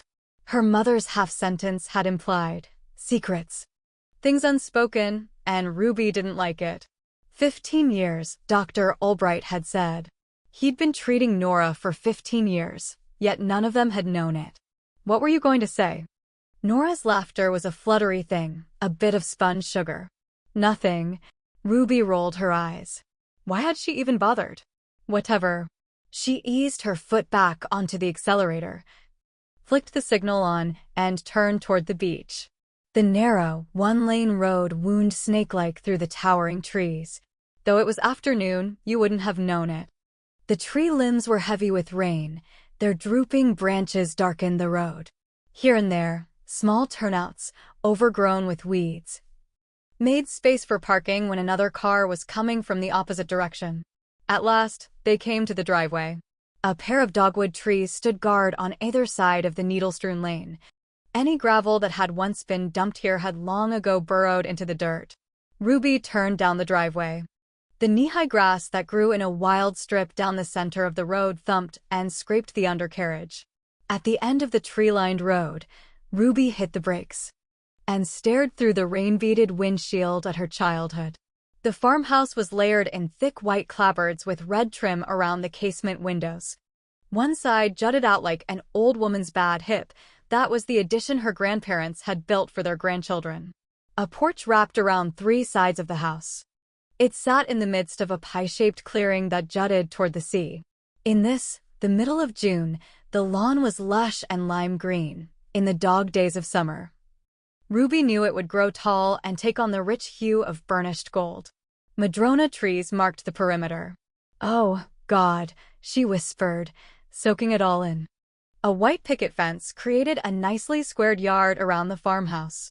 Inside it, the garden was in full, riotous bloom. Obviously, Caroline had paid a gardener to keep the place up. It looked as if the Bridge family had been gone a season instead of more than a decade. With a tired sigh, Ruby got out of the car. The tide made a low, snoring sound. Birds chattered overhead, surprised and dismayed by their unexpected guests. But no city sounds lived this far north, no horns or squealing tires or jets flying overhead. There was now, as there had always been, a quiet otherworldliness to Summer Island, and as much as she hated to admit it, Ruby felt the island's familiar welcome. Time here was measured in eons, not lifetimes. In how long it took the sea to smooth the rough edges off a bit of broken glass, in how long it took the tide to shape and reshape the shoreline. She went around to the back of the van and pulled out the wheelchair, then wheeled it around to the passenger side and helped Nora into the seat. Taking hold of the rubber-coated grips, she cautiously pushed her mother down the path. At the gate, Ruby stopped and walked ahead, unlatching it. The metal piece clanked, the gate swung creakily open. When Ruby turned back around, she noticed how pale her mother was. Nora touched the fence's sagging slat. A heart-shaped patch of paint fell away at the contact, lay in the grass like a bit of confetti. Nora looked up, her eyes shiny and moist. "Remember the summer you and Caro painted every slat a different color? You guys looked like a pair of rainbow popsicles when you were finished." "I don't remember that," Ruby said, but for a split second, when she looked down, her tennis shoes were Keds, speckled with a dozen different colors of paint. It pissed her off. How easy it was to remember things in this place, to feel them. Nothing seemed to have changed here except Ruby, and the new Ruby sure as hell didn't belong in this fairy tale house. She walked back up the slope and took her place behind the wheelchair. She cautiously moved down the rutted path, guiding the chair in front of her. They had just reached the edge of the porch when her mother suddenly spoke. "Let me sit here for a minute, will you?" "Go on in." Nora fished the key out of her pocket and handed it to Ruby. "You can come back and tell me how it looks." "You'd rather sit in the rain than go into the house?" "That pretty much sums up my feelings right now." Ruby stepped around her and walked onto the porch. The wide planked floor wobbled beneath her feet like piano keys, releasing a melody of creaks and groans. At the front door, she slipped the key into the lock. Click. "Wait," her mother cried out. Ruby turned. Nora was smiling, but it was grim, that smile. More like gritted teeth. "I think we should go in together." "Jesus, let's not make an opera out of it. We're going into an old house. That's all." Ruby shoved the door open, caught a fleeting glimpse of shadows stacked on top of each other, then she went back for Nora. She maneuvered the wheelchair up onto the porch, bumped it over the wooden threshold, and wheeled her mother inside. The furniture huddled ghost-like in the middle of the room, draped in old sheets. Ruby could remember spreading those sheets every autumn, snapping them in the air above furniture. It had been a family ritual, closing up this house for winter. The house may not have been lived in a while, but it had been well cared for. There couldn't have been more than a few weeks' worth of dust on those white sheets. Caroline has taken good care of the place. I'm surprised she left everything exactly as it was. There was a note of wonder in Nora's voice and maybe a touch of regret. As if, like Ruby, she'd hoped that Caroline had painted over the past. You know Caro, Ruby said. She likes to keep everything pretty on the surface. That's not fair. Caro. Ruby spun around. Tell me you aren't going to explain my sister to me. Nora's mouth snapped shut. Then she sneezed. And again. Her eyes were watering as she said, I'm allergic to dust. I know there's not much, but I'm really sensitive. You'll need to dust right away. Ruby looked at her. Your leg's broken, not your hand. I can't handle it. Allergies. It was the best reason for not cleaning Ruby had ever heard. Fine. I'll dust. And vacuum, remember. There's dust in the carpets. Oh, really? That comes as a complete surprise to me. Nora had the grace to blush. I'm sorry. I forgot for a minute that you're not. Never mind. Ruby gazed down at her. I'm not a kid anymore, and dusting was one of the many things Caroline and I had to learn to do after you left us. She saw the pain move into Nora's green eyes. It made her look old suddenly and fragile. That word again. It was not something Ruby particularly wanted to see. She grabbed the wheelchair and pushed her mother into the center of the room, where the ancient oriental carpet sucked up the metallic thump of the chair's wheels and plunged them into silence again. I guess I'll have to sleep in your old room. There's no way we can get me upstairs. Ruby dutifully wheeled Nora into the downstairs bedroom, where two twin beds lay beneath a layer of sheeting. Between them was a gingham-curtained window. A painted wooden toy box held most of Ruby's childhood. The wallpaper was still the pale pink cabbage roses that she and Caroline had picked out when they were children. Ruby refused to feel anything. She yanked the sheets away. A fine layer of dust billowed into the air. She heard her mother coughing behind her, so Ruby leaned forward and wrenched the window open, letting in the sound of the waves slapping on the shore. I think I'll lie down for a minute, Nora said when the dust had settled. I'm still fighting a headache. Ruby nodded. Can you get out of the chair by yourself? I guess I'd better learn. I guess so. Ruby turned for the door. She was almost free when her mother's voice hooked her back again. Thanks. I really appreciate this. Ruby knew she should say something nice, but she couldn't think of anything. She was too damn tired, and the memories in this room were like gnats, buzzing around her head. She nodded and kept walking, slamming the door shut behind her. Chapter 7. Dean tossed his garment bag on the floor of his old bedroom and sat down on the end of the bed. Everything was exactly as he'd left it. Dusty baseball and soccer trophies cluttered the bureau's top. Posters covered the cream-colored walls, their edges yellowed and curled. If he opened the toy chest, he'd find all the mementos of his past: G.I. Joe with the Kung Fu grip, Rock M, Sock M robots, maybe even his old Erector set. An autographed Go Seahawks pennant hung above the desk, a reminder of the year Jim Zorn had visited the grade school. Dean hadn't taken anything with him when he left here, not even a photograph of Ruby, especially not a picture of her. He got to his feet and crossed the room. At the bureau, he bent down and pulled at the bottom drawer. It screeched and wobbled, then slid open.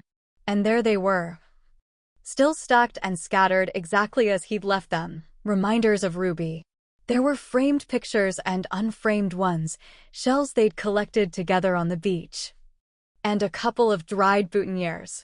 He reached randomly inside, drawing out a small strip of black and white pictures, a series that had been taken in one of those booths at the Island County Fair. In them, she was sitting on Dean's lap, with her arms curled tightly around him and her head angled against his. She was smiling, then frowning, then sticking her tongue out at the unseen camera. In the last frame, they were kissing. It was bad enough to remember Ruby in the abstract. To follow this photographic trail of their childhood would be like swallowing glass bits. They'd started together as kids, he and Ruby, kindergarten best friends.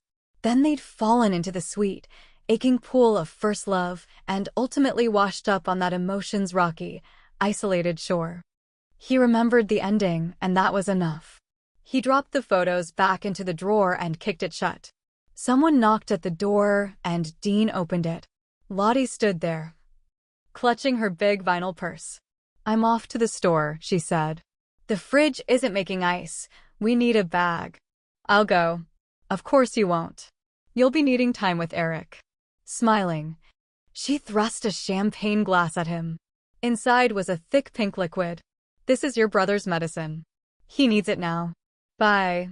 She left him standing there, a grown man in a boy's room, holding pain medication in a fluted champagne glass. He walked slowly to Eric's bedroom. The door was closed. Dean stared at it for a long time, remembering the days when these doors had never been closed. They'd always come bursting into each other's room whenever they wanted. He turned the knob and went inside. The room felt stuffy and too warm. The curtains were drawn. Eric was asleep. Dean moved quietly toward the bedside table and set down the glass, then he started to leave. "I hope that's my Viagra," Eric said sleepily. In a second, the bed whirred to life, eased him to a near-sitting position. "Actually, it's a double shot of Cuervo Gold. I added the Pepto-Bismol to save you time." Eric laughed. "You'll never let me forget Marianne's going-away party. A night that will live in infamy." Dean opened the windows and flung back the curtains. The windows boxed a gray and rainy day and let a little watery light into the room. "Thanks. Bless Lottie. But she thinks I need peace and quiet. I haven't the nerve to tell her that I'm getting a little scared of the dark. Too damn coffin-like for me." He grinned. "I'll be there soon enough." Dean turned to him. "Don't talk about that. Death? Why not? I am dying and I'm not afraid of it.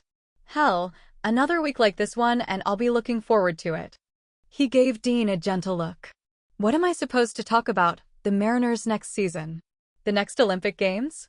Or maybe we could discuss the long-term effects of global warming." Eric eased back into the pillows with a heavy sigh. "We used to be so close," he said quietly. "I know," Dean answered, moving toward the bed. He saw Eric move. Try to turn slightly to look up at him. He saw, too, when the sudden pain sucked the color from his brother's cheeks. "Here," Dean said quickly. Eric's hands were shaking as he reached for the glass and brought it back to his colorless lips. Wincing, he swallowed the whole amount, then wiped his mouth with the back of his bony wrist. Eric tried to smile. "I'd kill for a margarita from Ray's Boathouse right about now, and a platter of Penn Cove mussels. Tequila and shellfish with your tolerance for booze? Sorry, pal, but I'll have to pass on that little fantasy." "I'm not 17 anymore," Eric said. "I don't slam alcohol until I puke." There it was, the sharpened reminder of how they'd drifted apart. They'd known each other as boys, the men were strangers to each other. "Will that medication help?" Dean asked. "Sure. In 10 minutes I'll be able to leap tall buildings in a single bound." Eric frowned. "What is a single bound, exactly? And why have I never wondered about that before? Whatever it is, it's better than flying. Even first class has gone to hell. My flight up here was godawful." Eric smiled. "Even first class is bad? You're talking to a high school English teacher who was disinherited, remember?" "Sorry.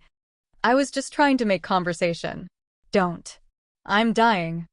I don't need time filler." "Jesus, Dean, you and I have spent our whole adulthood talking around anything that mattered.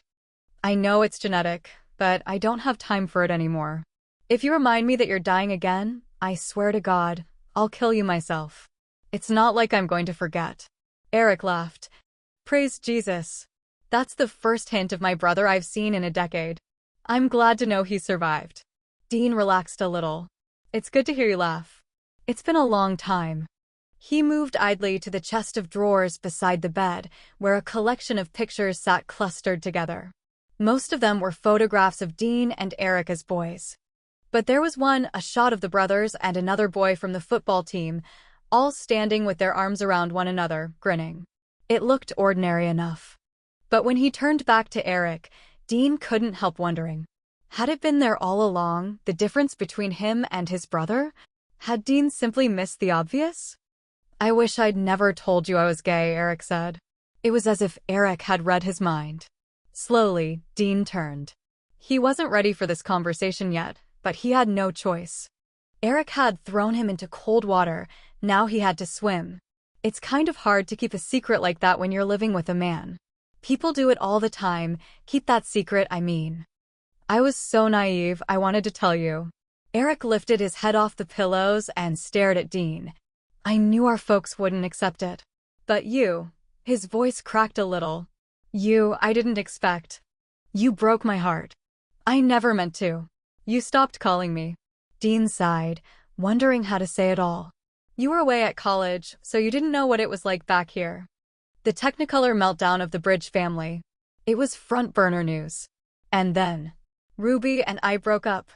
I always wondered what happened between you two. I thought it was fucking awful.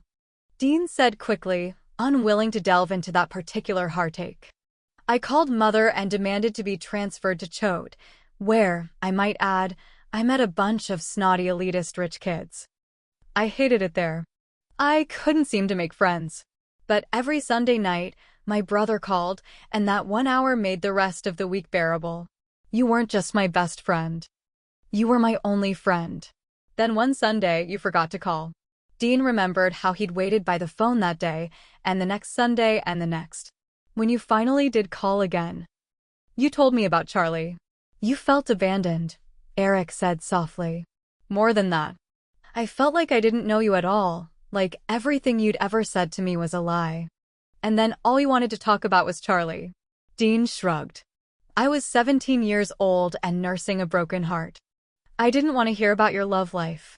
And yeah, the fact that it was with another man was hard for me to handle. Eric leaned deeper into the pillows.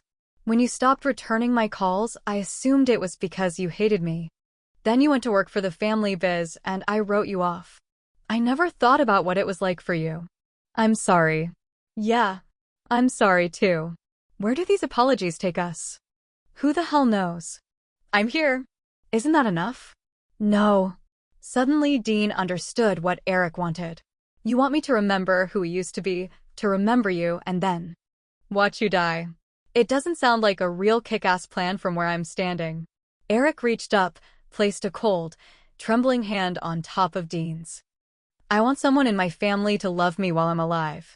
Is that so much to ask? He closed his eyes as if the conversation had exhausted him. Hell. I'm going too fast. I need time, damn it. Just stay here until I fall asleep. Can you do that for me? Dean's throat felt tight. Sure. He stayed at his brother's bedside until long after Eric's breathing had become regular and his mouth had slipped open. And still he didn't know what to say. He would have given his fortune, hell, he'd have given everything he had or owned or could borrow, in exchange for the one thing he'd always taken for granted. The one thing Eric needed. Time.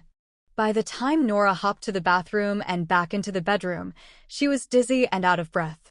She shifted onto the bed and leaned back against the wobbly wooden headboard.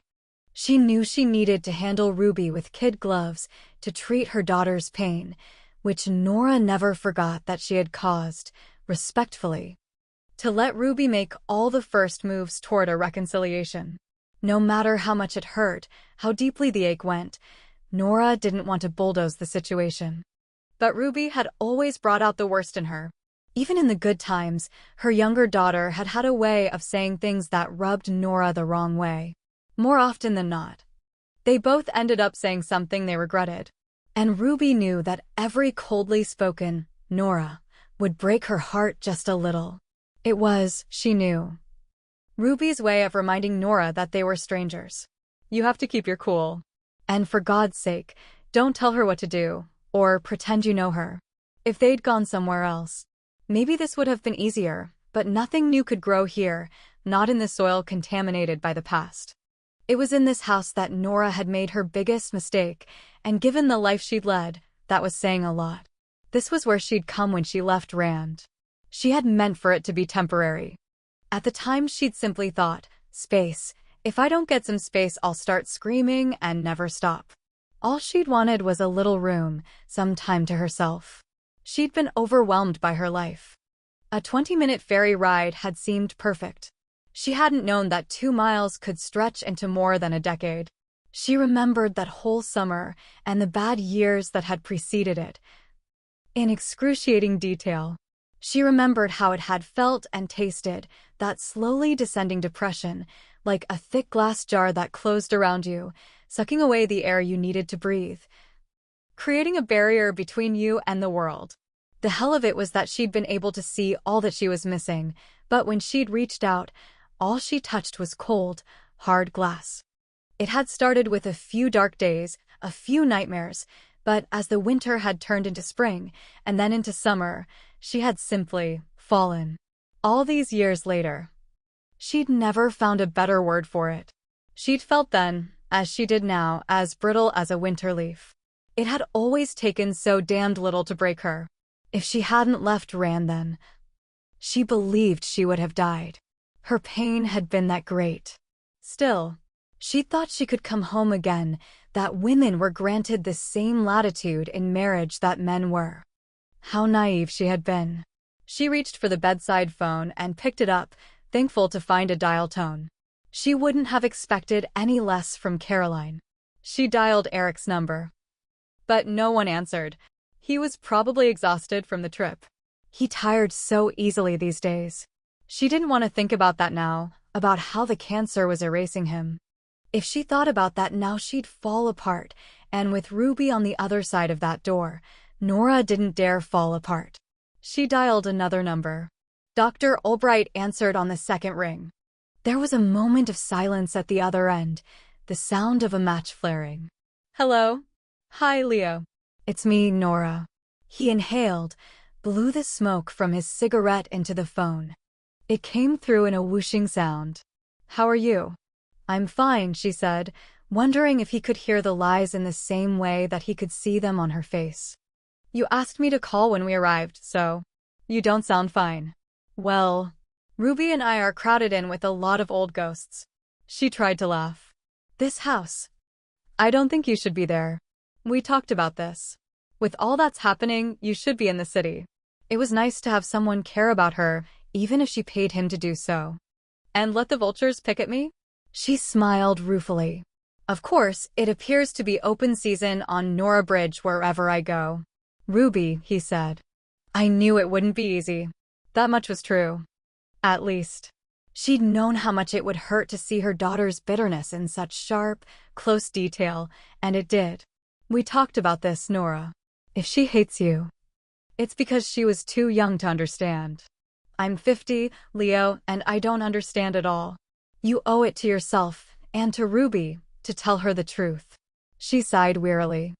The thought of opening herself like a rotting flower to her beloved daughter was more than she could bear. I just want to see her smile at me. That's all. Just once, and I could carry that image forever. I don't expect her to like me, let alone love me. Nora, he said, and she heard the familiar disappointment in his tone. You ask too much of me, Leo. And you ask too little, Nora. You're so afraid of your past that. Tell me something useful, Leo. You're a parent. Give me some advice. Talk to her. About what? How do we get past what happened 11 years ago? One step at a time, that's how. Try this. Tell her one personal thing about you every day. Just one.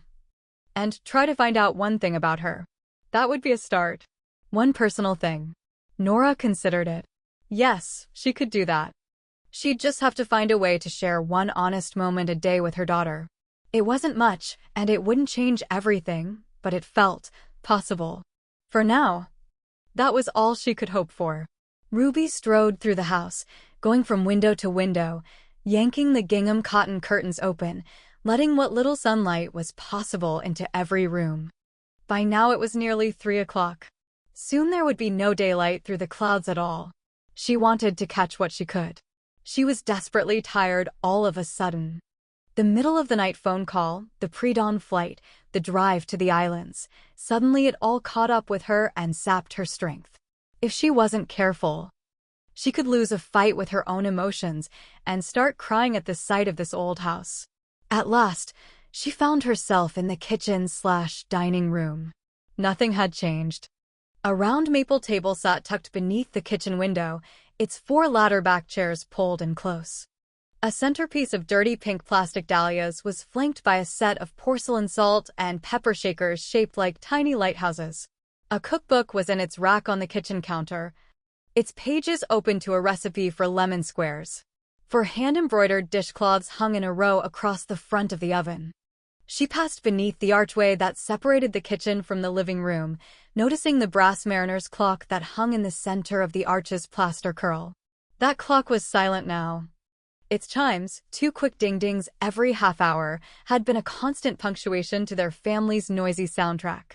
But it had probably been years since anyone had remembered to change the batteries. In the living room, an overstuffed sofa and 2 leather chairs faced a big, river rock fireplace. On the back wall were bookcases filled with 2 generations' worth of Reader's Digest editions, and an RCA stereo. A red plastic milk box held all of the family's favorite albums. From here, Ruby could see the upper half of the top album, Venus by Bananarama. That one was hers.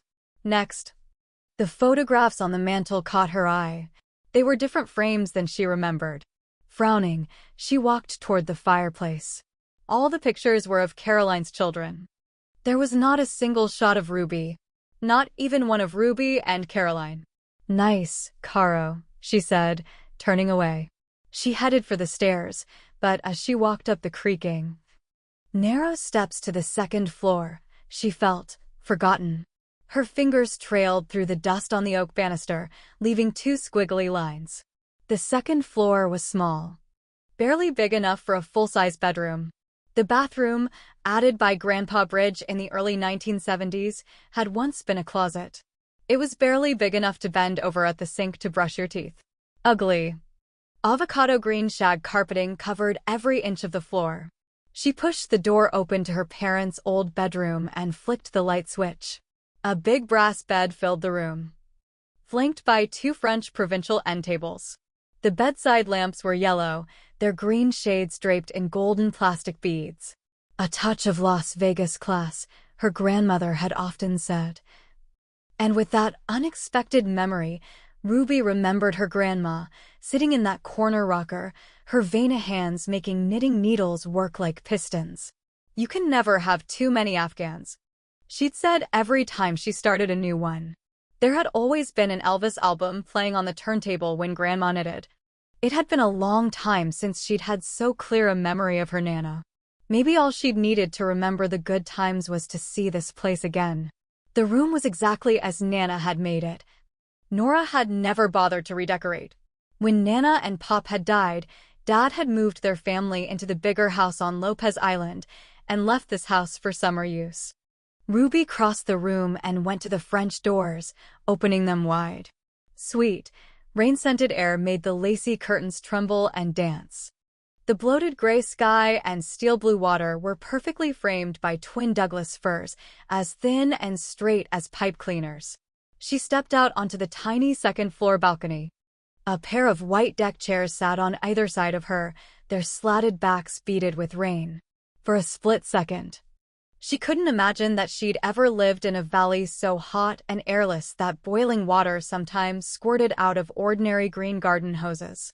She backed off the balcony and turned into the room. Out of the corner of her eye, she noticed the new photographs on the bedside table. "God damn it," she muttered, looking through them. Caroline had done it again. They were all pictures of Caroline's new life. It was as if her sister were trying to exorcise Ruby from the family. Frowning, she marched back downstairs and went outside. She grabbed their 2 suitcases from the car and carried them inside, dropping her mother's in front of the closed bedroom door. Upstairs, she opened the closet's louvered doors, then yanked down on the beaded light chain. A bare light bulb in the ceiling came on in the empty closet. She tossed her suitcase inside. It hit a cardboard box, rattling it. She knelt onto the dusty shag carpet and pulled the box toward her. In bold, black marker pen, someone had written before across the top flap. Ruby opened the box and found herself. Photographs. Dozens of them. These were the pictures that used to sit on every flat surface in this house: tables, mantels, windowsills. Pictures of two little girls in matching pink dresses, of Dean and Eric in Little League uniforms, of Dad waving from the stern of the Captain Hook. And one of Nora. She slowly withdrew that one. This was the mother she'd forgotten, the woman she'd grieved for. A tall, thin woman with auburn hair cut in the layered Farrah Fawcett style, wearing crisp white walking shorts and a celery green t-shirt. The photograph was old and creased, but even the map-like fissures couldn't dim her mother's smile. In the background was the peaked white tip of the Matterhorn, their trip to Disneyland. In a bittersweet rush, Ruby remembered all of that day, the screams of older kids on scarier rides, the sudden, plunging darkness of Mr. Toad's Wild Ride, the rollicking music of Country Bear Jamboree, the sugary residue of churros, eaten while you walked, the magic of the electrical light parade. Ruby had watched it from the best seat in the house, on her daddy's shoulders. And she understood what Caroline had done. Caro, who couldn't stand conflict or confrontation. Caro, who just wanted everything to be normal. It had hurt her sister to look back on these years. Better to simply go on. Start over. Pretend that there had never been happy summers spent on these shores, in these rooms. Ruby released her breath in a heavy sigh and boxed the photographs back up. Her sister was right. It was too damned hard to see the past in Kodachrome. God, she'd already lost her equilibrium in this house, and it had only been a day. Suddenly she was wound tightly, full of nervous energy. She had to get back on track. Remember why she was here. The magazine article. That would keep her focused. She unzipped the side pocket of her suitcase and withdrew a yellow legal pad and a blue pen. Then she crawled up onto the dusty bed, drew her knees in, and stared down at all those blue lines. We want your thoughts, your memories, what kind of mother you thought she was. Okay, Ruby, she said aloud. Just start. You can always change the beginning later. It was the first rule of comedy writing. It should work here, too. She took a deep breath, released it slowly, and wrote the first thing that came to mind. In the interest of full disclosure, I must tell you, she decided to talk directly to the cash readers, that I was paid to write this article. Paid handsomely, as they say in the kind of restaurants where a person like me can't afford to order a dinner salad. Enough so that I could trade in my beat-up Volkswagen Bug for a slightly less beat-up Porsche. I should also tell you that I dislike my mother. No, that's not true. I dislike the snotty sales clerk who works the night shift at my local video store. I hate my mother. That seems like a pretty harsh statement, I know. We're taught in childhood not to use the word hate because it represents a blight on our own soul, perhaps even a karmic misalignment. But silencing a word doesn't eliminate its meaning. It's not like I hate her for no reason, or even for a stupid, petty reason. She's earned my contempt. To explain, I have to open the door to my mother's and my life and welcome you and his friends. The story of us starts 11 years ago, in a place few of you have ever seen, the San Juan Islands up in Washington State. I grew up in a small farmhouse on a patch of land that had been homesteaded by my great-grandfather. The island, the town, my house, they all belong on Hallmark cards. I went to school with the same kids for 13 years. The only crime I can recall happened in 1979, when Jimmy Smithson broke into the local pharmacy, ripped open all the condom packages, and wrote "Peggy Jean likes sex" in dial soap on the front window. And then there was my family. My dad is a commercial fisherman who repairs boat engines in the winter months to make ends meet. He was born and raised on Lopez Island. He is as fixed in that place as one of the ancient trees that line the main road.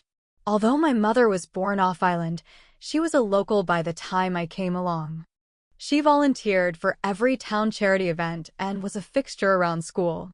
In other words, we were a perfect family in a quiet little town where nothing ever happened. In all my growing up years, I never heard my parents argue. Then, in the summer before my 17th birthday, everything changed. My mother left us, walked out the door, got into her car, and drove away. She didn't call or write all that summer. She just vanished. I can't remember now how long I waited for her to return, but I know that somewhere along the way, in the pool of 1,000 tears, she became my mother, and then, finally, Nora. My mom was gone. I accepted the fact that whatever she wanted out of life, it wasn't me. I could describe what it was like, the waiting, but I won't. Not even for the money. The worst of it was my father. For my last 2 years of high school, I watched him disintegrate. He drank. He sat in his darkened bedroom, he wept. And so, when Cash came to me, asking for my story, I said yes. Hell yes. I figured it was time that America knew who they were listening to. Who was giving them moral advice? Like the rest of you, I heard her message stream over the airwaves. Commit to your family and make it work. Be honest. Hold fast to the vows you made before God. This from a woman who walked out on her marriage and abandoned her children, and Ruby. She tossed down the pen and paper and went to the doorway, poking her head out. Yeah? Can you breathe okay, with all this dust? Ruby rolled her eyes. As always, her mother was as subtle as an exclamation mark. I see you found enough air in your lungs to scream at me, she muttered, hurrying downstairs. As she passed her mother's bedroom, she heard a sneeze. Ruby smiled. She couldn't help it. In the kitchen. She knelt in front of the cabinet beneath the sink and opened the doors. Everything she needed to clean the house, and in quantities large enough to clean any house, stood in 4 straight rows. When she realized that the supplies were organized in alphabetical order, she burst out laughing. Poor Caro, she whispered, realizing how badly her sister wanted everything to be tidy. You were definitely born into the wrong family. Then, as tired as she was, she started to clean. Chapter 8. Nora tried not to watch her daughter clean the house. It was simply too irritating. Ruby dusted without moving anything, and she clearly thought a dry rag would do the job. Oh, she'd brought out the industrial-size can of Pledge. But she'd left it sitting on the tile counter in the kitchen. When she started mopping the floor with soapless water, Nora couldn't help herself. Aren't you going to sweep first? She asked from her wheelchair, tucked into the open doorway of her bedroom. Ruby slowly turned around. Her face was flushed from what exertion Nora couldn't imagine. Excuse me? Nora wished she'd kept silent, but now there was nowhere to go except forward. You need to sweep the floor before you mop, and soap in the water is a big help. Ruby let go of the mop. The wooden handle clattered to the floor. You're criticizing my cleaning technique? I wouldn't call it a technique. It's just common sense too. So, I have no common sense either. Nora sighed. Come on, Ruby. You know better than that. I taught you. Ruby was in front of Nora before she could finish the sentence. You do not want to bring up the things you taught me. Because if I do as I've been taught, I'll walk out that door, climb into the minivan, and drive away. I won't even bother to wave goodbye. Nora's irritation vanished. Regret swooped in to take its place. She sagged like a rag doll in her chair. I'm sorry. Ruby took a step back. According to Caro, those are your favorite words. Maybe you should think about what it really means to apologize before you bother. She stomped back to the kitchen sink, grabbed some liquid soap, and squirted a stream into the white plastic bucket. Then she began mopping again. Her strokes were positively vicious. Nora sat there, watching. The thwop squish-clack of the mop moving across the floor, streaking clumps of dirt. Nora noticed, but obviously didn't mention, was the only sound in the room. Finally, Nora wound up the nerve for a different approach. Maybe I could help? Ruby didn't look at her. I stripped the bed upstairs. The sheets are piled on the washing machine. You could take care of your bed and start a load of laundry. Nora nodded. It took her almost an hour of maneuvering in her chair to strip the sheets off her bed, roll into the cubicle-sized laundry room, and start the first load. By the time she finished, she was wheezing like a dying crow. She rolled back into the kitchen and found that the room was sparkling clean. Ruby had even replaced the horrid plastic flowers on the table with a fragrant bouquet of roses. Oh, Nora said, taking her first decent breath since coming into the house. It looks beautiful. Just like. Thanks.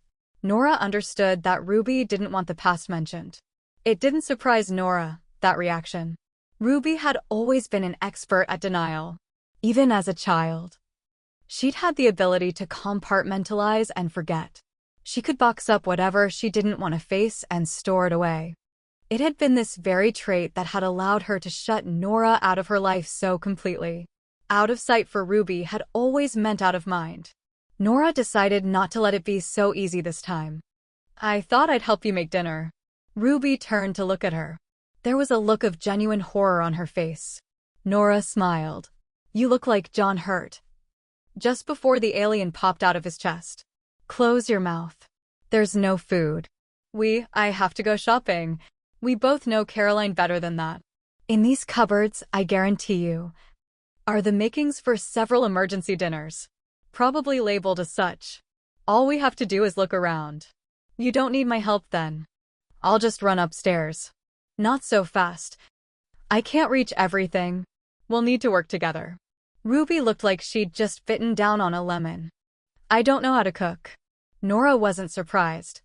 "You were never too interested in it." "I got interested in it when I was 17. Not that you would know this." Direct hit. "I could teach you now. Lucky me." Nora refused to be hurt by that comment. She wheeled into the kitchen. With her back to Ruby, she scavenged through the cupboards, finding several cans of tomatoes, a bag of angel hair pasta, an unopened bottle of olive oil, jars of marinated artichoke hearts and capers, and a container of dried Parmesan cheese. She pulled out everything she needed and set the supplies beside the stove. Then she waited patiently. Her patience didn't last as long as she would have liked. "Ruby," she said at last. Ruby walked over to the stove. "Okay, what do you want me to do?" "See that big frying pan hanging on the rack?" "No, the bigger one." "Yes." "Take that and put it on the front burner." It hit with a clang. Nora winced. "Now put about a tablespoon of olive oil in it and turn on the gas." Ruby opened the oil and poured in at least a half cup. Nora could practically feel her hips expanding. But she bit back a comment as she reached for the can opener. She was proud of herself for saying simply, "The measuring spoons are in the top drawer, to your left." Then she opened the canned tomatoes. "Here, add these." And turn the flame to low. When Ruby had done that, Nora went on. "Cut up the marinated artichoke hearts and add them. Maybe a half cup of that canned chicken broth would be good too."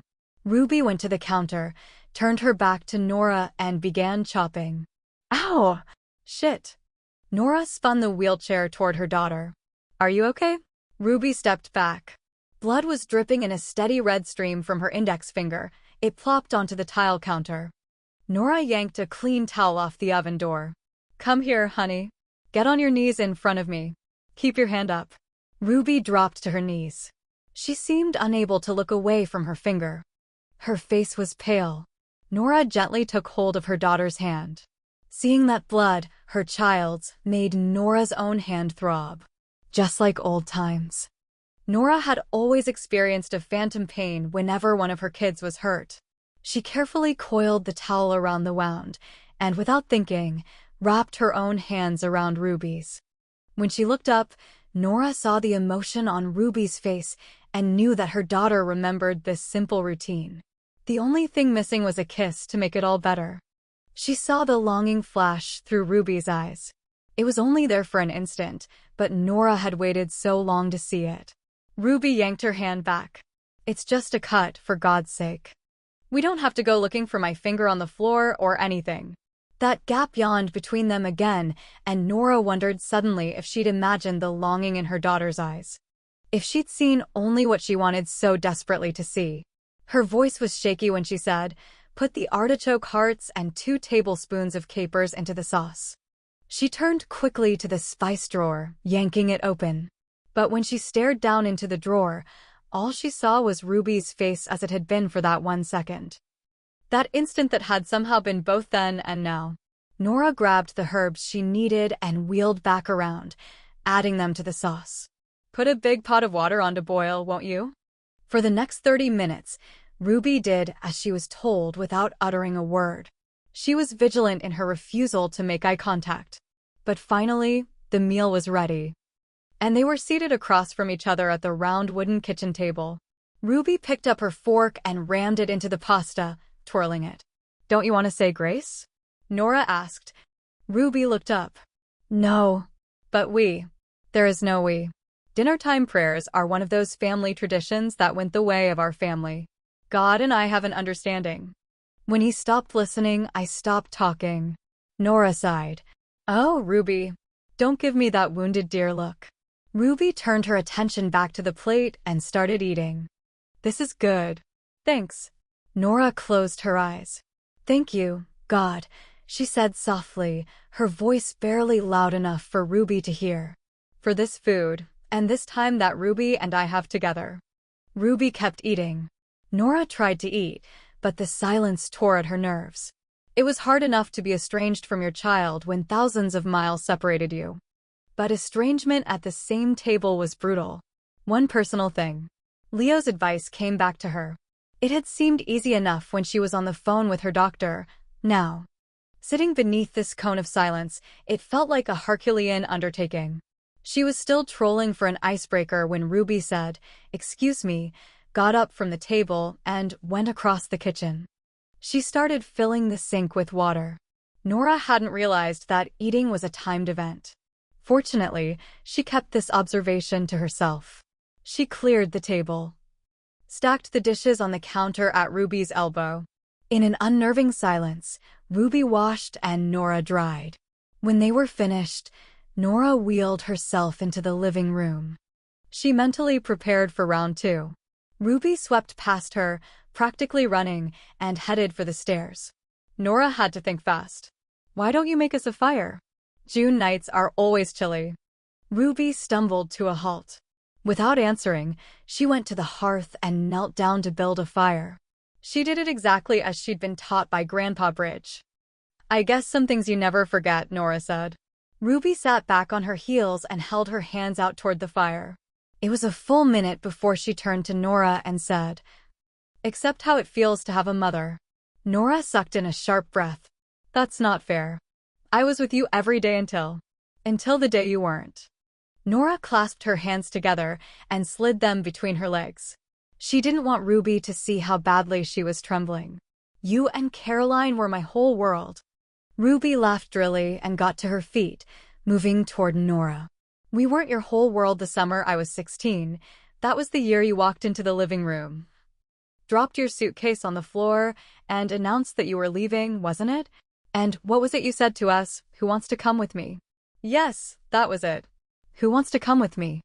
As if Caroline and I would set down our forks, clear the table, and move away from our dad and our home just because you decided you didn't want to be here. "I didn't decide.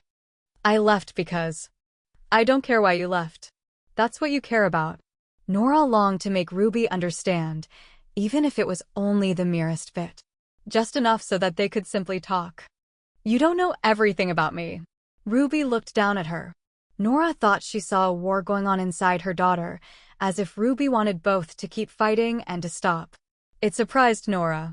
She understood why her daughter would want to keep distance between them. What she couldn't imagine was why Ruby was still standing here. It was, in truth, a little disconcerting. She got the unsettling feeling that Ruby, honest to a fault Ruby, was hiding something. "Tell me something about you, then," Ruby said at last. This was Nora's chance. She knew she needed to tread carefully. "Okay, let's go sit on the porch, like we used to, remember? We'll each share one piece of information about ourselves." Ruby laughed. "I asked you to tell me about you. I didn't offer to reciprocate." Nora stood her ground. "I need to know about you, too. Besides, if we're both talking, we can pretend it's a conversation."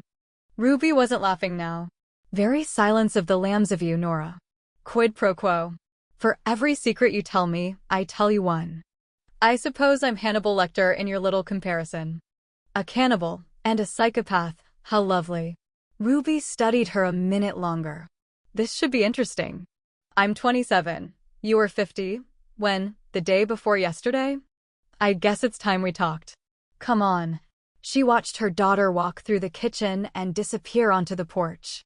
The screen door banged shut behind her. Nora finally allowed herself to smile. Ruby had remembered her birthday. Finally, she wheeled out onto the porch, thankful to see that the rain had stopped. Cool night air breezed across her cheeks, carrying with it the smells of a life gone by, the sea, the sand, the roses climbing along the railings. They had bloomed early this year, as they always did after a mild winter. In another 2 weeks there would be saucer-sized blossoms crawling up the trellises and along the picket fence. Shadows crept along the ground like slowly seeping India ink, moved up the sides of the house, and slipped through the slats on the picket fence. Sunset tinted the sky purple and pink. The porch light cast Ruby's back in an orangey glow. She looked young and vulnerable, with her black hair so poorly cut and her clothes all tattered and torn. The urge to reach out, to brush the hair off Ruby's face and say softly, "Don't say it." Nora frowned. "Say what?"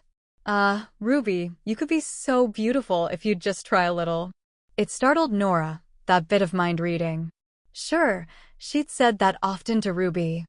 Had thought in fact to say it a second ago, but it meant nothing. To Nora, the comment had simply been grains of sand in the desert of a mother's advice. Obviously, Ruby had felt otherwise, and she'd carried the words with her into womanhood. Nora saw how heavy they had become, and she was ashamed. "I'm sorry, Ruby.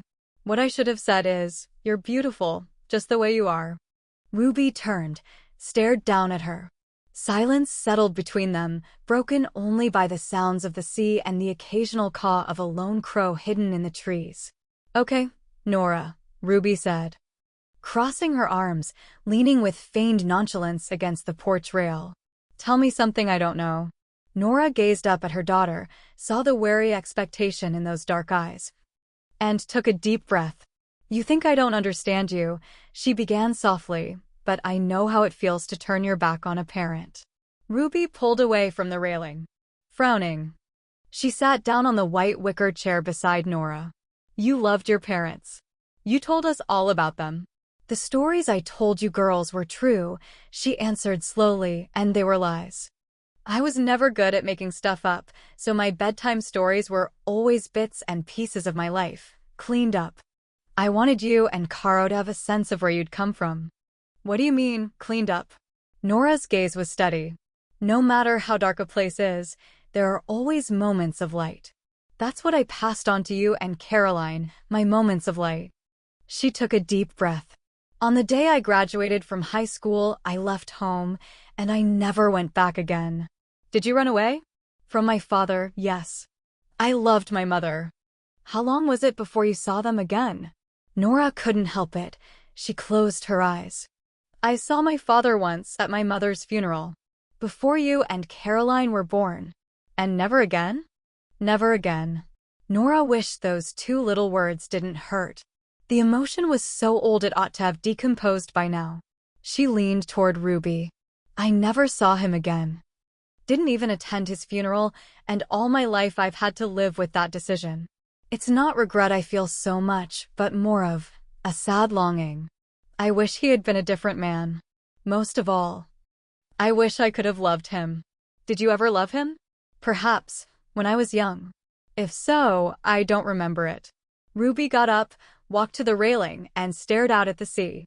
Without turning around, she said, "I read the People magazine article about you. It said, and I quote, 'The cornerstones of Nora Bridges' message are forgiveness and commitment.'" Ruby turned around at last. "Did you try to forgive him?" Nora wanted to lie. It was easy to see that Ruby was asking as much about their relationship as she was about Nora and her father's. But there was little enough chance for Nora and Ruby. With deception, there would be none at all. Years later, after I'd had my own children and lost their love, I began to regret how I'd treated him. As a young woman, I couldn't understand how hard life can be. I think that's how he felt. It's no excuse, but it gives me a way to see him that turns the hatred into pity. Of course, that understanding came too late. He was already gone. So, I should forgive you now while I still have the time. Is that your none too subtle message?" Nora looked up sharply. "Not everything is about you, Ruby. I told you something painful about me tonight, painful and private. I expect you to handle my life with respect if you can't manage care. Ruby looked abashed. I'm sorry. Apology accepted. Now, tell me something about you. Ruby stared at Nora through unreadable eyes. Nora steeled herself. This was going to be bad. That summer, you remember it, that time you left. I thought you'd come back. That's no secret. I waited and waited. By the next June, Caroline had left, and it was just Dad and me at home. One night I just snapped. She swallowed hard and looked away for a moment, then collected herself and began again. I drove down to Seattle and went to that dance club, the Monastery. All by myself. I picked up some kid, I can't even remember his name. He had blue hair and pierced ears and dead eyes. I went back to his apartment and let him fuck me. She paused for effect. It was my first time. It hurt as much as Ruby had intended. Nora thought, there it is. My legacy. She didn't dare to say she was sorry. Ruby would only toss those ridiculously inadequate words right back at her. I did it to hurt you. I thought you'd come home eventually and then I'd tell you. I used to imagine the look on your face when I described it. You wanted to see me cry. At the very least. Nora sighed. I would have, if that makes you feel better. It's too late for any of us to be feeling better. She sighed. Dean didn't take it very well, either. Dean. For a moment Nora hurt so much she couldn't breathe evenly. That's how the grief hit her lately. Like a rogue wave rising from a flat sea, it came out of nowhere and hit with hurricane force. Sometimes she went whole hours without thinking about Eric. And then she would suddenly remember. Now, it had been Dean's name that reminded her, but it could have been anything: the sound of a school bell ringing, a man's laughter coming from another room. Anything. She knew she should say something. The pain in Ruby's eyes when she said Dean's name was unmistakable, but Nora's throat was blocked too tightly to speak. That's enough quid pro quo for one night, Ruby said sharply. I'm going to go upstairs and take a bath. Nora watched her daughter leave.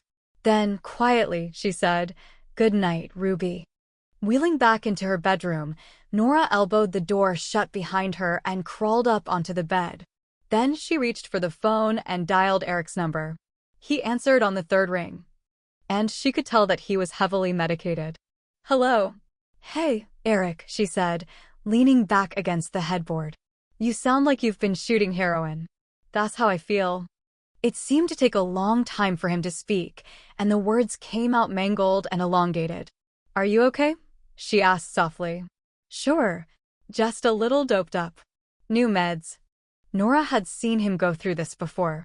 It was always hell to get the pain prescription just right.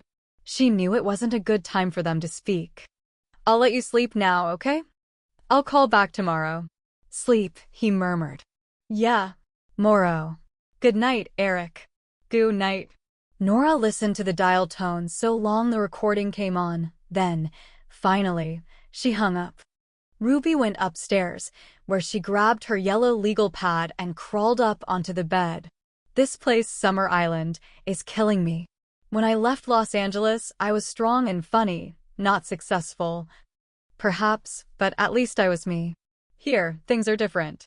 I smell the roses my grandmother planted and dry my hands on towels she embroidered.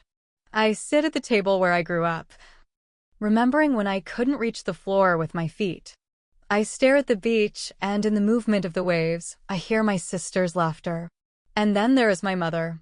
We have battles to fight, there is no doubt about it, but I'm afraid to ask the questions, and she, I can tell, is afraid to answer them. So we dance out of time to different pieces of music. Quid pro quo. My secret for one of yours. This is the game we have begun to play. With it, I know I won't be able to stand on the edge of intimacy. Sooner or later, I will have to dive into those cold, deep waters, and there is no end to the ripples my entrance will make. I will learn things about my mother that I don't want to know. Hell, I already have. I know, for instance, that she ran away from home right after high school and never spoke to her father again. Even yesterday, I wouldn't have been surprised by that. I would have said, of course. Running away is what Nora Bridge does best. But I watched her eyes as she spoke of her father. I saw the pain. It hurt her to run away. Part of me wishes I hadn't seen that because, as I stood there, listening to my mother's heartache, I wondered for the first time if it hurt her to leave her children. Chapter 9.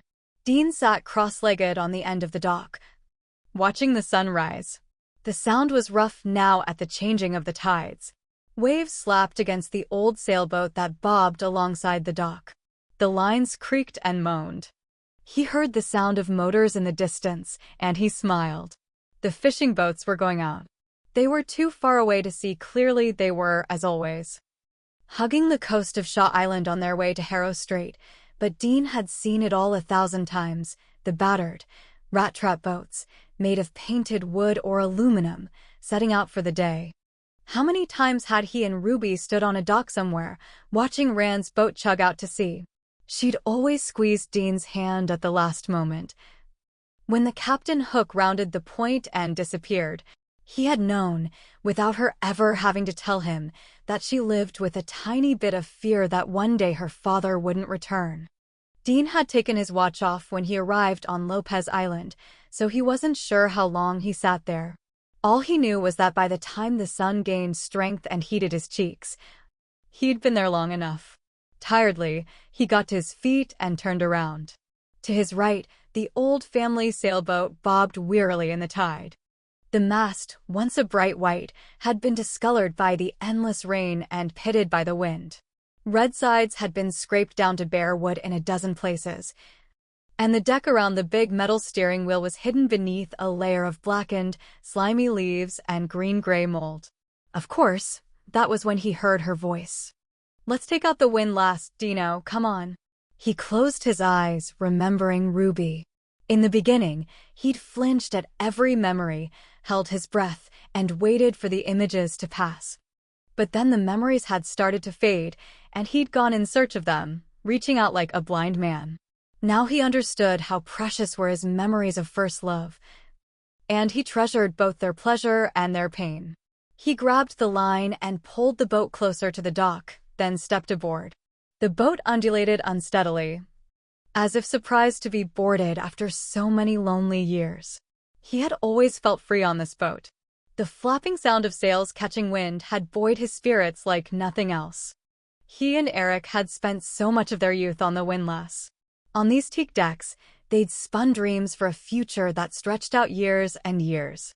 Though neither of them had ever said it aloud, they'd both imagined growing old on this boat, bringing wives and children and grandchildren aboard.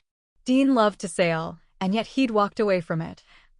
Let sailing be part of the life he'd left behind. Obviously, Eric had done the same. The windlass could have been docked in Seattle, a stone's throw from Eric's house, and yet here she sat, untended and untouched. And suddenly Dean knew what he needed to do. He would restore the windlass. Scrape the old paint away, strip the wood and re-oil it, scrub its every inch. He'd take this forgotten, once-loved boat and return it to its past glory. If he could get Eric out here for an afternoon, just that. A single afternoon, maybe the wind and the sea could take them back in time. Ruby woke to the smell of frying bacon and brewing coffee. Snagging yesterday's leggings off the floor, she pulled them on underneath her long nightshirt and hurried through her morning bathroom routine, then padded downstairs. Nora was in the kitchen, maneuvering the wheelchair like General Patton along the front. There were 2 cast-iron skillets on the stove, one with steam ing out. A yellow crockery mixing bowl sat by the empty skillet. A metal-handled spoon rested against its side. She smiled up at Ruby. "Good morning. Did you sleep well?" "Fine." She stumbled past the wheelchair and poured herself a cup of coffee, adding sugar and cream. After a sip, she felt more human. Leaning back against the cupboards, she saw that her mother had made bacon and pancakes. "I haven't eaten a breakfast like this since you left us." It was obviously an effort for her mother to keep smiling. "Do you want me to put an M&M face on your pancakes like I used to?" "No, thanks. I try to avoid carbohydrates layered with chocolate." Ruby set the table, then dished up 2 plates and sat down. Nora sat down across from her. "Did you sleep well last night?" she asked, pouring syrup in a tiny puddle by her pancakes. Ruby had forgotten that her mother dipped each bite of pancake into syrup. The cork reminded her of all the bits and pieces of their common life, the things that inextricably bound a mother and daughter, whether Ruby wanted those ties or not. You already asked me that. Nora's fork clanged on the plate edge. Tomorrow I'll remember to wear a Kevlar vest under my nightgown. What am I supposed to do? Be like Caroline, pretend everything is fine between us? My relationship with Caroline is not for you to judge, Nora said sharply, looking up at her. You've always thought you knew everything. I used to think it was a good trait for a girl to have. But there's a dark side to all that certainty, Ruby. You hurt people. Ruby saw her mother swell up with anger and then as quickly fade into a tired thinness. But I suppose it's not entirely your fault.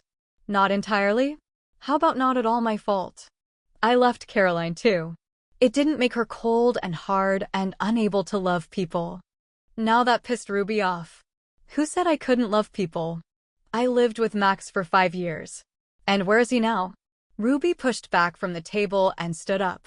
Suddenly she wanted distance between them. Nora looked up. There was a gentle understanding in her gaze that didn't sit well with Ruby. Sit down. We won't talk about anything that matters. I'll comment on the weather if you like. Ruby felt like a fool standing there, breathing too hard, showing exactly how deeply she'd been wounded by her mother's remark. Ruby Elizabeth. Sit down and eat your breakfast. Her mother spoke in one of those voices that immediately turned a grown woman into a child. Ruby did as she was told. Nora took a bite of bacon. Her chewing was a loud crunch, crunch, crunch. We need to go grocery shopping. Fine. How about this morning?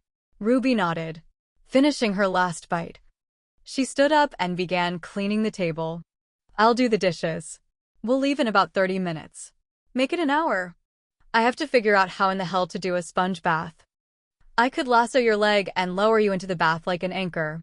Nora laughed. No, thanks. I don't want to drown naked with my legs stuck up in the air. The tabloids would have a field day with that. The remark took a moment to sink in. When it did, Ruby turned back to the table. I wouldn't let you drown. I know. But would you rescue me? Without waiting for an answer, Nora spun around and rolled into her bedroom, shutting the door behind her. Ruby stood there, staring at the closed door. Would you rescue me? The Benevolent Order of the Sisters of St. Francis had first come to Summer Island during World War I. A generous donor, who had no doubt lived a life that imperiled his immortal soul, had granted them more than 100 waterfront acres. The sisters, who were equally high-minded in spiritual and business matters, had opened a general store next to the dock that would become the ferry terminal.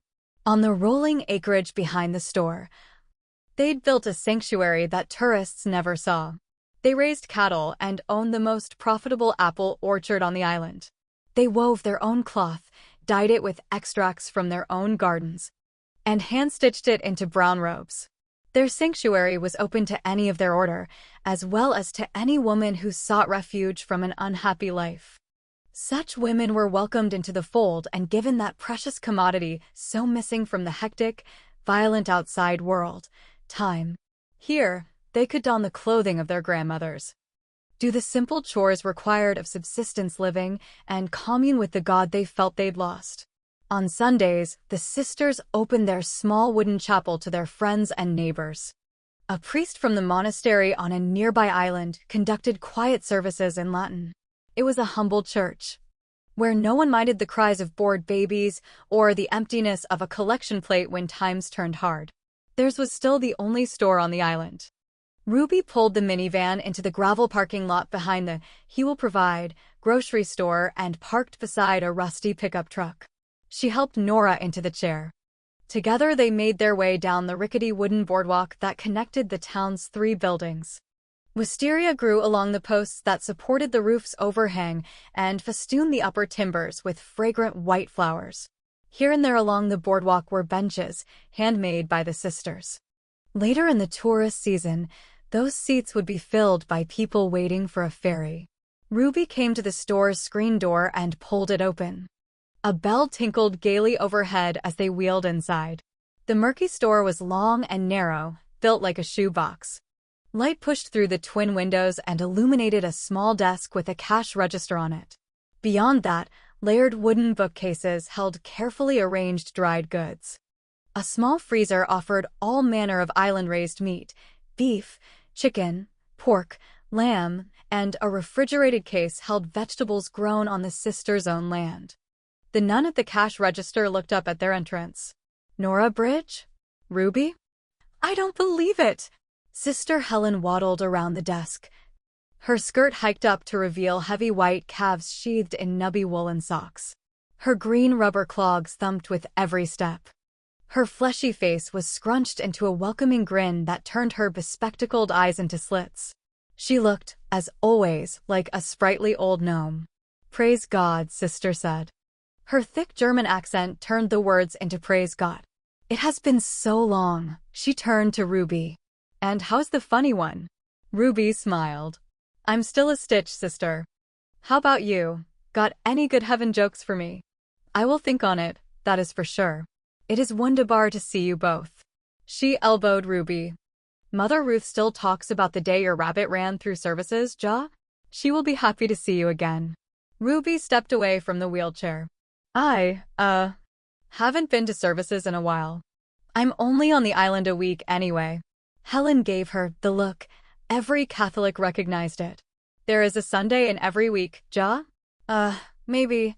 Nora smiled up at the nun. "Some things never change." Helen nodded. Her habit slipped down on her forehead, and she gave it a quick shove back. "Most things never change. That is what I have learned in 73 years of life." She leaned back on her heels and crossed her beefy arms. "It is good to see you two together again, that much is for sure. You have stayed away from this island for too long." She turned to Ruby. "You have babies, Ja, like your sister?" "No babies, and before you ask, no husband. I'm either footloose and fancy-free or lonely and unlovable. Take your pick." Helen laughed. "Always you were this way, Ruby. Making a joke out of everything. However, just for the record, my guess would be fancy-free and lonely." She clapped her hands together. "Anyway, the store is set up as it always was. Get what you need. Shall I begin a new account for you?" "No," Ruby answered. "Yes," Nora said at the same time, shooting her a dark look. "I may be here a while." Ruby grabbed one of the small red baskets stacked by the desk and handed it to Nora. "Let's get started." They moved past the tourist supply section, postcards, pens with fairies on them, little brown and white candlesticks made from Mount St. Helens ash, Christmas ornaments. Ruby went on ahead. Nora rolled slowly behind her. They came to the cereal first. Ruby grabbed a box of Captain Crunch and tossed it into the basket in her mother's lap. "There's nothing good for you in that cereal." Ruby turned, saw her mother's frown. "Should I get the kind with crunch berries? It adds fruit." "Very funny. Will you grab one of those granolas for me? The sisters make it, if I remember correctly." Ruby reached for the beribboned bag of cereal and plopped it into the basket. If she remembered correctly, it tasted like carpet fibers. "We'll need several cans of tomatoes," Nora said. "No, not those, the ones in the green cans." Ruby put back the unacceptable canned tomatoes and chose the right brand. "Spaghetti and penne, please." "God, no, not that cheap brand. Get the good stuff, from Italy. Like it was actually made in Italy." Ruby gritted her teeth and kept moving, but with every word her mother spoke, she felt her anger rise. When Ruby reached for the Twinkies, her mother practically shrieked. "You cannot eat that." That was it. Very slowly, Ruby turned around. "I'm sorry, do you hear me asking for dietary advice?" "No, but that's the point. It's my but that's going to swell to the size of Nebraska, not yours. So please, shut up." Nora snapped her teeth together. "Fine." Ruby could hear Sister Helen chuckling. Miraculously, she and her mother made it all the way to the end of the aisle without another argument. Apparently, Nora was saving her strength for the battle over vegetables. "That ear of corn is gross. Get one of the white ones, not that onion, for God's sake. Get a Walla Walla sweet. Come on, Ruby. That broccoli is half dead. What on earth do you eat in California?" Ruby dropped the broccoli into the basket and walked away. It was safer that way. She poked her head around the end of the aisle and called out to Sister Helen, "Where are the aspirin?" Sister Helen chuckled. "Along the back wall, honey, by the Pepto-Bismol. Which you might want to consider too." Ruby snagged an industrial-sized container of Excedrin and tossed it into the basket. It hit a tomato with a juicy thwack. "Lovely," Nora said, wiping her cheek. Then she glanced toward the left corner, where the nuns offered a few t-shirts and shorts for sale. "I could get you some clothes if you'd like." "That's it. We're done." Ruby grabbed the handles on the wheelchair and spun it around, then strode up to the cash register. She stopped so suddenly her mother was thrown forward like a rag doll. Sister Helen was doing her level best not to smile. "It's just like old times, seeing you two together." Nora gave her a tight smile. "Yes, sister. We've always enjoyed these mother-daughter outings." Ruby nodded. "Just remember what she was like to shop with when the police come to question you." Sister Helen laughed at that and started ringing up the groceries. She chattered nonstop about this and that, who was running for mayor come autumn, whose horse had recently foundered, whose well had gone dry, as her fingers flew across the keys. Ruby left the store and stared at the cars in line for the next ferry. She was just about to turn around when the row of newspaper machines caught her eye. She glanced back into the store, then hurried down to the box that held USA Today. And there, in the upper right-hand corner, was a picture of her mother beneath the headline, "Where is Nora Bridge hiding?" Ruby dug into her fanny pack, found 2 quarters, and slipped them into the machine. "Ruby, honey," came her mother's voice from inside the store. Ruby yanked the paper out, rolled it up, and shoved it into her waistband, pulling her shirt down in front of it. "Just a second," she hollered, running past the store.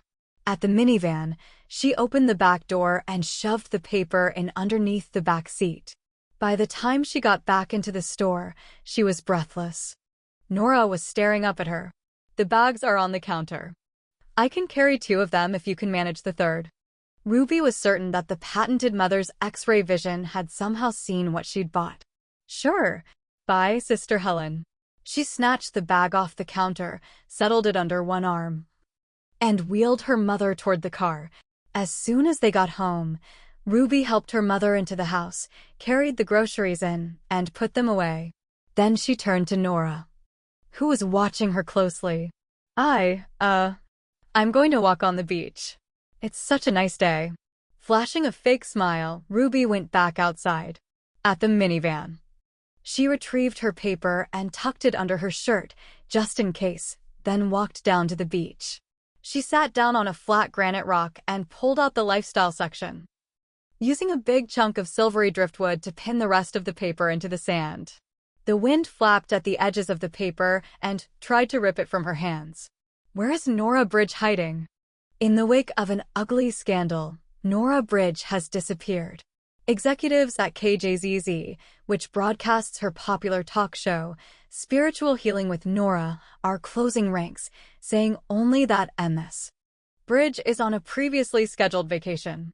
Tom Adams, the controversial and outspoken owner of Adams News Organization, reports that nothing has changed with Ms. Bridge's daily advice column. Nora knows best. Yesterday, Adams talked to Katie Couric. He encouraged viewers to write to Nora, promising that she wants to hear from her faithful readers and she will answer their questions, even the tough ones. Sources close to Ms. Bridge, however, seem unconvinced that she will return. As one employee, who asked to have her name withheld, put it, "I guess she was a big talker." All that advice about the sanctity of marriage, well, it's a real disappointment to find out what a liar she is. There was obviously a full-scale media frenzy going on out there today. Larry King live. Reporters were probably scouring the country, talking to anyone and everyone who ever knew Nora Bridge. They'd tear her apart if they could. And Ruby's article would make it worse. Ruby sat on the bed in her parents' old bedroom, with her knees drawn up and her yellow pad in her lap. The USA Today lay beside her. That grainy, unflattering photograph of her mother stared up at her. "My mother is being destroyed in the press. It's only fitting, I suppose." She ruined her family in pursuit of a career. And now that career is detonating. It's what I wanted to happen. I'm sure it's part of what made me accept the money for an article. A need for some kind of, if not vengeance, then fairness. And yet, something about it doesn't sit well with me. Ruby, come help me make dinner. For a weird, disorienting second, Ruby was 14 again, hiding in her bedroom, reading The Lord of the Rings when she was supposed to be doing homework. Shaking her head to clear it, she rolled over on her stomach and yanked open the top drawer in her mother's nightstand. Pens and junk clattered forward. As she started to put her pad away, she saw a brown prescription bottle. She picked it up and read the label. Valium. Nora Bridge. 1985. The doctor listed was Albright. Ruby frowned. Her mother was on Valium in 1985? Chapter 10. Valium. That discovery opened a door, hinted at a woman Ruby had never known. Never even imagined. In 1985, everything had been fine. Great. Or so Ruby had thought. She wished she hadn't found the bottle.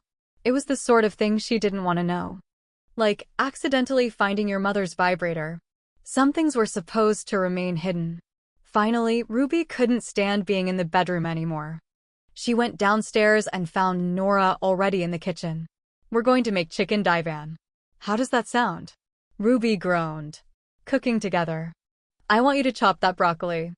The cutting board is right there. Ruby did as she was told. Smaller, please.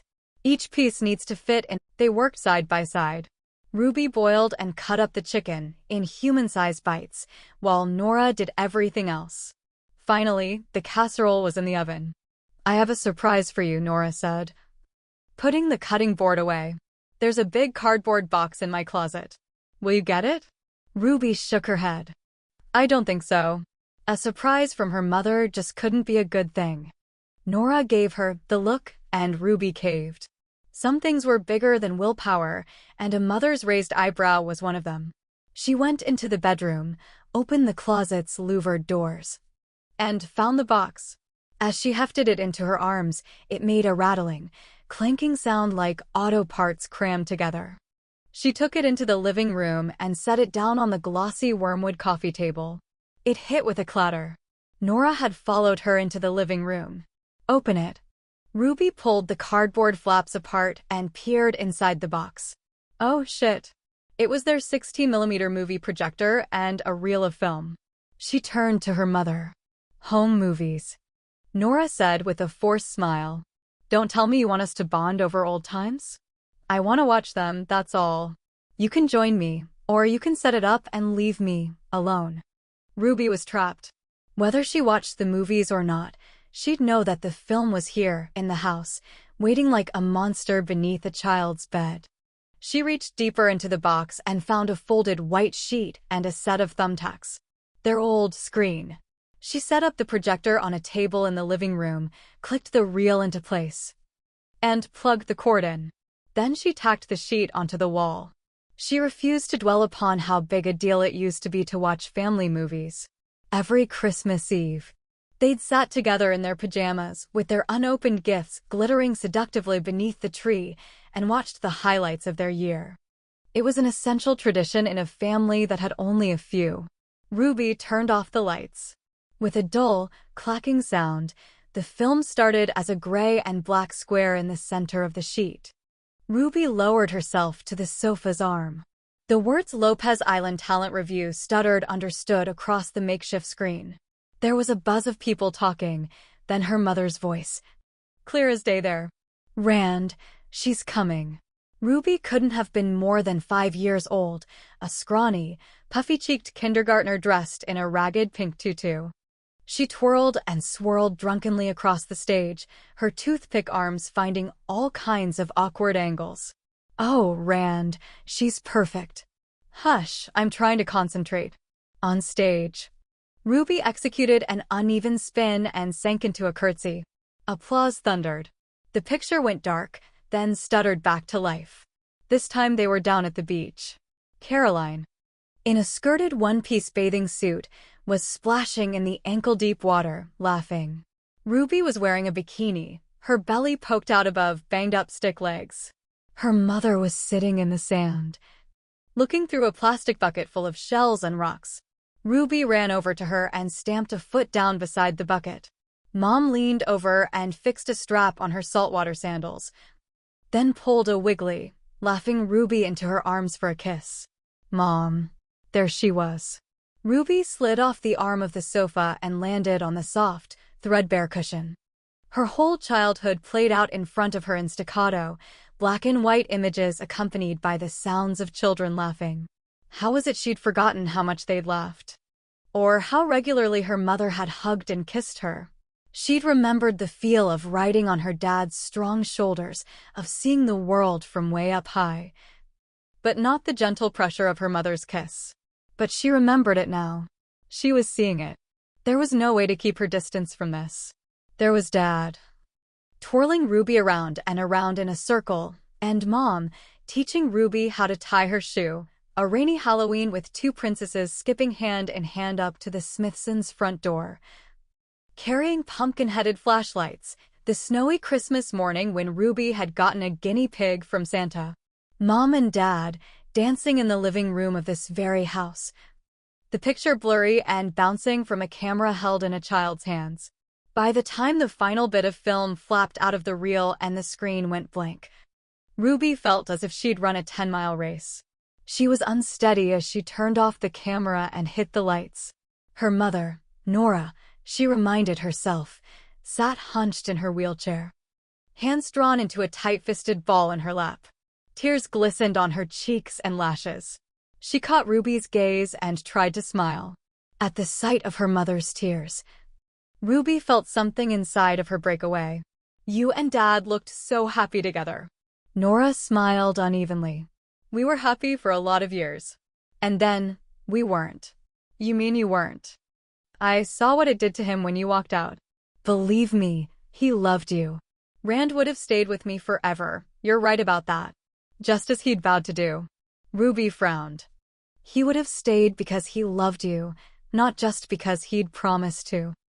Ruby, there's so much you don't know. Your dad and I have a history that's ours alone. No child can judge her parents' marriage. You mean you won't tell me why you left him? Beyond saying that we were unhappy? No, I won't. Ruby wanted to be angry, but in truth, she was too battered. The movies had hurt so much she couldn't think straight. For the first time in years, she'd seen Mom. I had forgotten you, Ruby said softly, closing her eyes. I've never dreamt of you or had a single childhood memory with you in it. When Ruby opened her eyes, she saw that her mother was crying, and it made Ruby uncomfortable, as if she'd done something wrong. It was crazy to feel that way, but there it was. Strangely, she didn't want to make her mother cry. But tonight I remembered the locket you gave me on my 11th birthday. The silver oval that opened up. I kept a picture of you on one side and Dad and Caro on the other side. Nora wiped her eyes and nodded. Do you still have it? Ruby got up, went to the fireplace. She stared at the pictures of Caroline's family. When she reached up and touched her own bare throat, she felt the phantom locket. She'd been 16 the last day she'd worn it. It had been a hot, humid day in the second week of August. Ruby and Caroline had refused to go school shopping. It had been the rock-bottom basement of their faith, the thing they'd said to each other for weeks. Mom would be home in time for school. But she wasn't, and August had bled into September, and their lives couldn't be kept on hold anymore. In that season, when all their friends and neighbors had been gathered together for picnics and barbecues and parties at Trout Lake, the Bridge family had stayed huddled in their too-quiet house. Ruby and Caro had learned to move soundlessly that summer. They did their best to disappear. Girls who were invisible didn't have to answer people's questions or make painful explanations. It had been easy to do. Dad had seen to that. He'd started drinking and smoking when Nora left in June. By August, he never came out of his room. The Captain Hook sat idle all summer. And by the fall, Dad had had to sell off another chunk of land to pay their bills. Finally, on the first day of school, Ruby had taken the locket off and thrown it to the ground. Ruby? I asked about the locket. She turned and looked at her mother. I threw it away. I see. No, you don't. I didn't throw it away because I hated you. She drew in a deep breath. For a split second, she almost lost her nerve. She had to force the confession out. I threw it because it hurt too much to remember you. Oh, Ruby. In the kitchen. The oven's timer went off. Ruby lurched to her feet. Thank God. Let's eat. Nora wrestled through a long and sleepless night. Finally, around dawn, she gave up and went out onto the porch to watch the sunrise. As soon as the sun was up, she called Eric, but there was no answer, and somehow, that made her feel even lonelier. She wheeled herself back out to the porch. It was low tide now. The shy water had drawn back, revealing a wide swatch of glistening, pebbled shoreline. She remembered so many times on that beach, gathering oysters, clams, and geoducks with Rand's father for a Sunday barbecue. I had forgotten you. Nora had known that Ruby blamed her, hated her, but to have forgotten her? Nora didn't know how to combat that. Do you want me to be like Caroline? Ruby had asked. Pretend that everything is fine between us? Nora leaned back in her chair, sighing tiredly. Ruby was right. Ruby, with her fire, her anger, her chipped shoulder, at least she was honest. All or nothing. Black or white. She couldn't live in the shades of gray that comforted her sister. I miss you, Ruby, she whispered, daring to say the words to this silent world. Words she couldn't imagine being able to say to her younger daughter. Sadness welled up inside her. Instead of pushing it away or pretending it didn't exist, she allowed herself to wallow in it. I miss you, baby girl. She thought of all the years that had passed her by, Ruby leaving for college, quitting college, moving to Los Angeles. Had she taken Rand's ratty old Volkswagen, or had she found a way to buy a new car, renting her first apartment? So much time gone. Enough, she said at last. Straightening her spine, she opened her eyes. What she needed was a plan. She needed to attack the problem with Ruby aggressively. There was no other way to deal with her. There would be no second chance. She knew that. Nora had 1 week, 6 days, now, to crack through the hard shell of the past. But how? Okay, she counseled herself. Pretend this is a reader letter. Dear Nora. Years ago, I walked out on my marriage and left my children. My younger daughter has never forgiven me. Now she tells me that she's forgotten all memories of me. How do I make amends? She took a deep breath, thinking it through. If Nora had received a letter like this, she would have taken the woman to task for her unpardonable behavior, would have told her it was no surprise that her daughter hated her.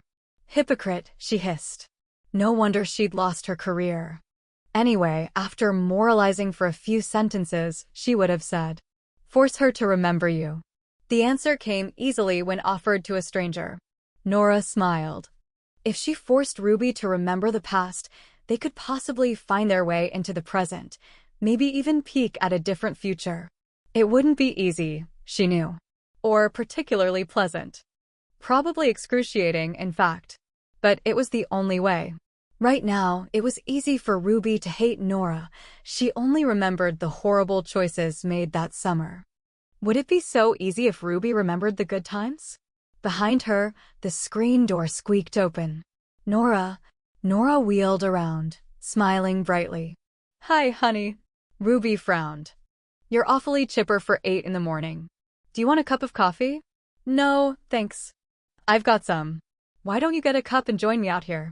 It's beautiful. Ruby ran a hand through her spiky, sleep-molded hair and nodded. Wordlessly, she went back inside, then came out a few minutes later and sat down in the rocker. Nora stared down at the beach. The silence between them was strangely companionable, not unlike 1,000 other mornings, long ago, when they'd sat together out here. She took a sip of her coffee and glanced out at the point. Remember the 4th of July barbecues we used to have out here? Your dad was always gone fishing and the 3 of us girls would load up on firecrackers. Ruby smiled. Sparklers were my favorite. I couldn't wait for it to get dark. We wrote things in the light, remember? Nora said, watching Ruby. I always wrote, I love my girls. Ruby curled her hands around her coffee cup, as if she needed a sudden infusion of warmth. Caroline always scrawled the name of whatever boy she was in love with at the time. Remember when it was Alexander Jorgensen? It took 2 sparklers to spell his whole name. She was in a panic. Nora smiled. She pictured Eric and Dean standing around the grill, laughing. They'd had impeccable timing, those boys. They never missed a meal. There was a sudden lump in her throat, and so her voice was soft when she said, "You only wrote Dean's name. Year after year." Ruby sighed. "Yeah. He and Eric always showed up right when you put the salmon on the barbecue, remember?" She looked up. "Caroline tells me you've stayed in touch with Eric. How is he?" Nora had known this moment was coming. She thought she was prepared for it, but she wasn't. She released her breath in a slow sigh. There was no way to honor Eric's wish for privacy. Not with Nora unable to drive. Sooner or later, she would have to elicit Ruby's help, and when she did, Ruby would learn about Eric. "But how did you tell your daughter that one of her best childhood friends was dying?" "Mom?" Nora casually wiped her eyes and met Ruby's expectant gaze. "Eric has cancer." Ruby paled. "Oh, my God." Nora watched the memories move through Ruby's eyes. She knew her daughter was thinking back to lazy summer days spent down at the lake with Dean and Eric. It was a long time before Ruby found her voice. "How bad is it?" "Bad. Is he going to die?" It hurt to answer. "Yes, honey, he is." Ruby slumped forward, burying her head in her hands. "I should have stayed in contact with him." God. She fell silent, shaking her head, and Nora knew her daughter was crying. "It seems like yesterday we were all together. I can't imagine him. Sick." "I know. I keep thinking about those 4th of July barbecues. I used to watch you and Dean on the beach. You'd hold hands and duel with your sparklers. I could hear your laughter all the way up here, and when you got older and started whispering, then I worried." Ruby looked up. Tears spiked her eyelashes, made her look about 10 years old. "I never knew that. Motherhood is full of secret worries." Nora realized a second too late that she'd made herself vulnerable. She should never have used the word secret. But, thankfully, Ruby had bigger things on her mind. "Can we visit Eric?" "Of course. He's staying at the old house on Lopez. I know he'd love to see you." Nora leaned back in her chair and stared out at the sound. "Sometimes, when I close my eyes, I can picture all of us. You, me, Caroline, Eric, and Dean. What I remember most are days out on the windlass. Dino and Eric loved that boat." "I know what you're doing," Ruby said after a long pause. Her voice was thick and low. "You want me to remember?" "Yes. Remembering stuff like that hurts." "I know, honey. But..." Inside the house, the phone rang. Ruby got slowly to her feet and went inside. The screen door banged shut behind her. "Hello?" Nora could hear Ruby's half of the conversation. "Who is this?" "Oh, I'm her daughter, Ruby." "Yes, she is. Just a minute, I'll get her." "Nora," Ruby yelled. "It's your personal assistant, Dee. Tell her I'm not here." Ruby opened the screen door and poked her head out. "I already told her you were here. Come on. She's waiting." Nora wheeled into the kitchen and took the phone. "Hello, Dee." "Oh, Nora, thank God. A box of letters just landed on your desk." There was nothing I could do about it. "Tom Adams called. He threatened to get me fired if I didn't forward them to you. Today." Dee made a sniffling sound. "I need this job, Nora. I know you'd never fire me, but what if, I lose my job?" Nora sighed. "I understand completely. Go ahead and mail the stuff to me at the address I gave you. Tom wants me to send Lake Union Air up for today's delivery." Of course. With Tom, everything had to happen instantly. "Did you read the letters, Dee?" A few."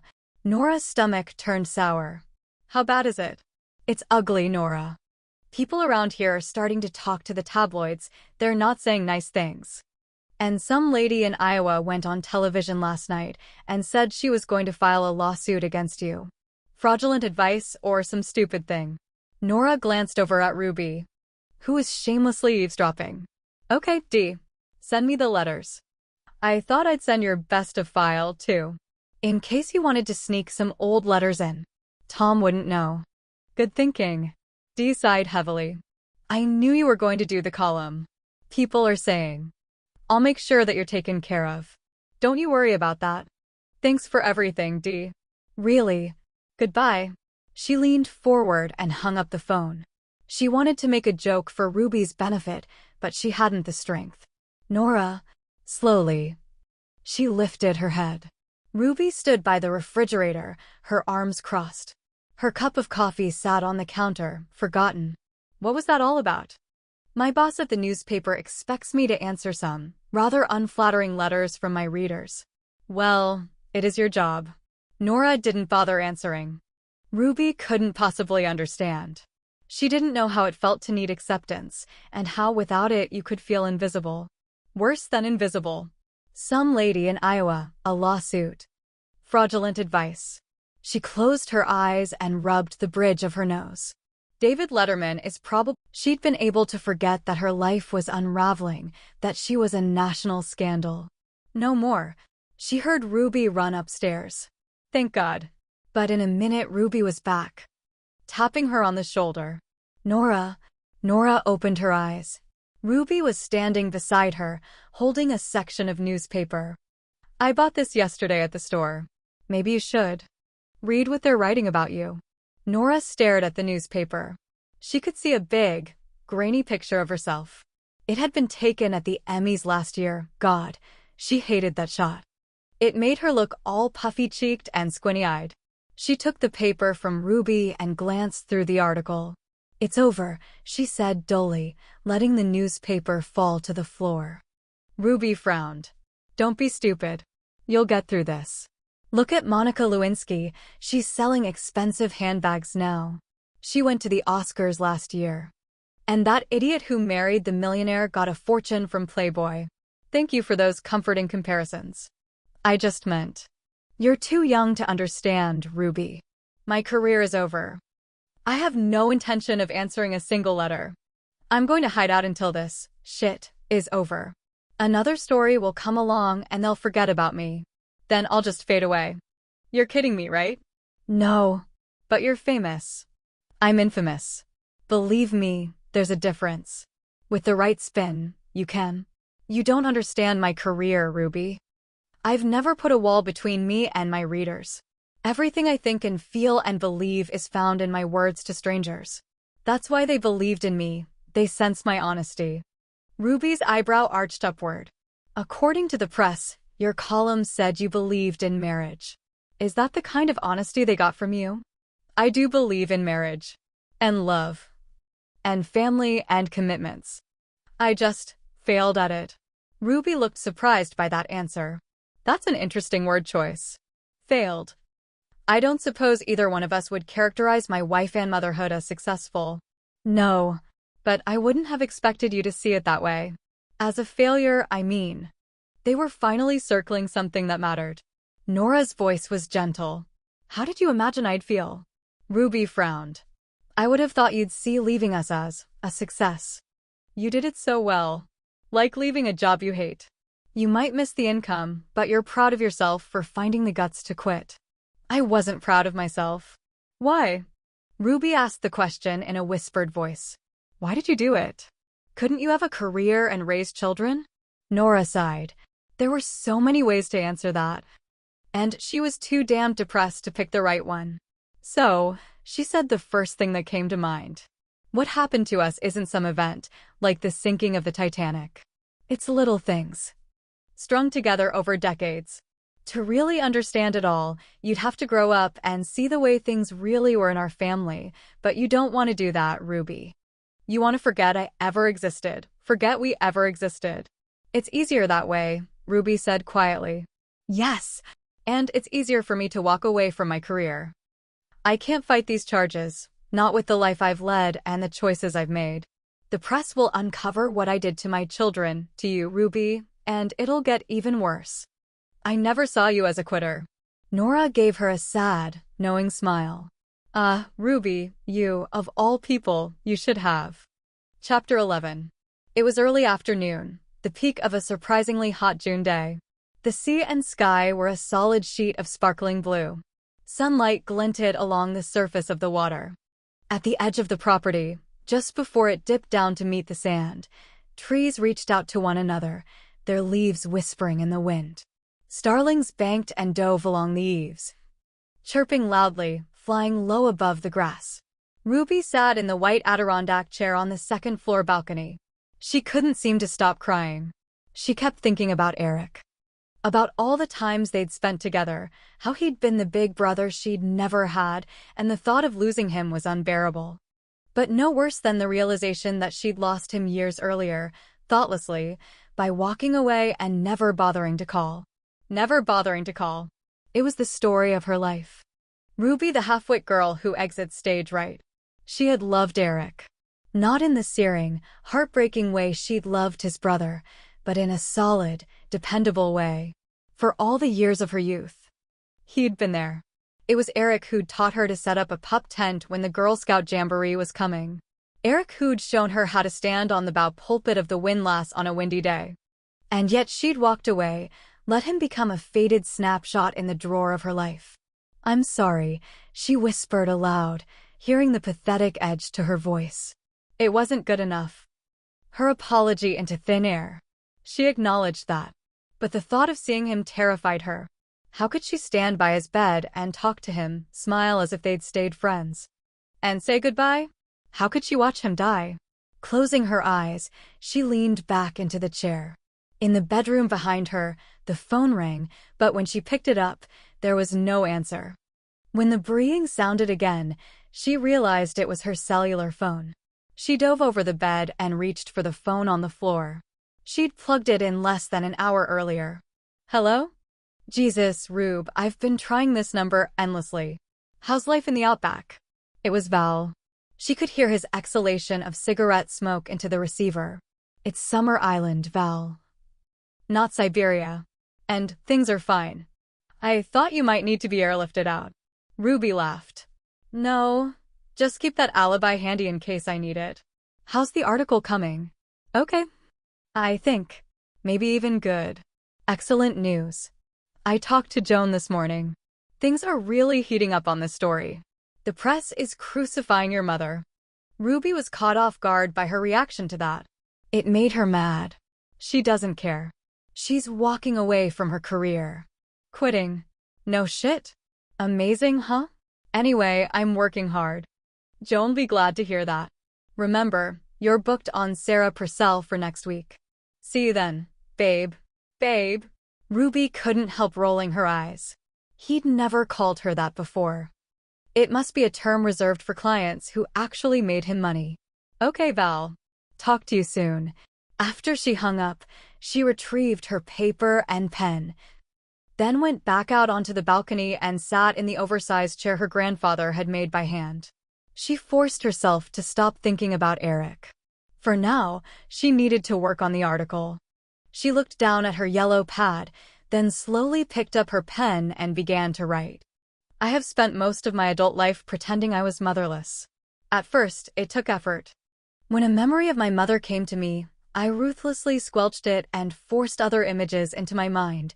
A slamming door, the sound of tires sputtering through gravel, my father sitting on the edge of his bed, weeping into his hands.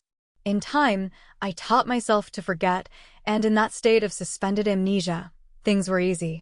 Time moved on. But last night, my mother and I watched some old home movies. There, in a darkened living room, the doors I'd tried to keep closed slowly opened. Now I am left with a disturbing and disorienting question. In forgetting my mother, how much have I forgotten about myself? It seems I don't know either one of us.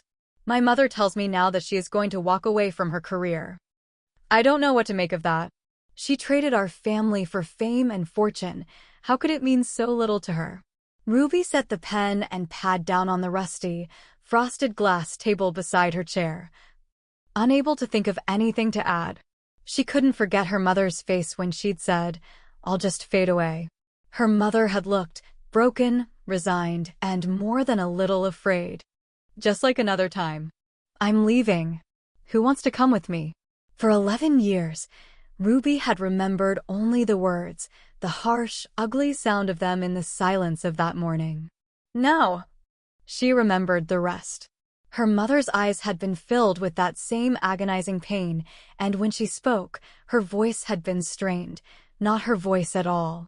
Then, Ruby had heard nothing beyond the goodbye. She'd understood that her mother was leaving. But what if Nora had been running away? "I never saw you as a quitter," Ruby had said today. And her mother's answer, "You, of all people, you should have." But what could her mother have been running away from? And what had kept her away? The package arrived from Seattle in the late afternoon, while her mother was taking a nap. Ruby knew what it was. She debated with herself for a few moments after all.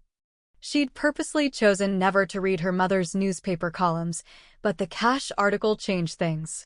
Now, Ruby needed to know what Nora Knows Best had been about. Quietly, she opened the box and pulled out a manila envelope marked Best of. In the living room, she plopped onto the sofa, tucked her feet up underneath her, and withdrew the pile of clippings. The one on top was dated December 1989 from the Anacortes B. Dear Nora, do you have any tips for getting red wine out of white silk? At my sister's wedding, I got a little drunk and spilled a glassful on her gown. Now she's not talking to me, and I feel just awful about it. Wedding dress blues. Nora's answer was short and sweet.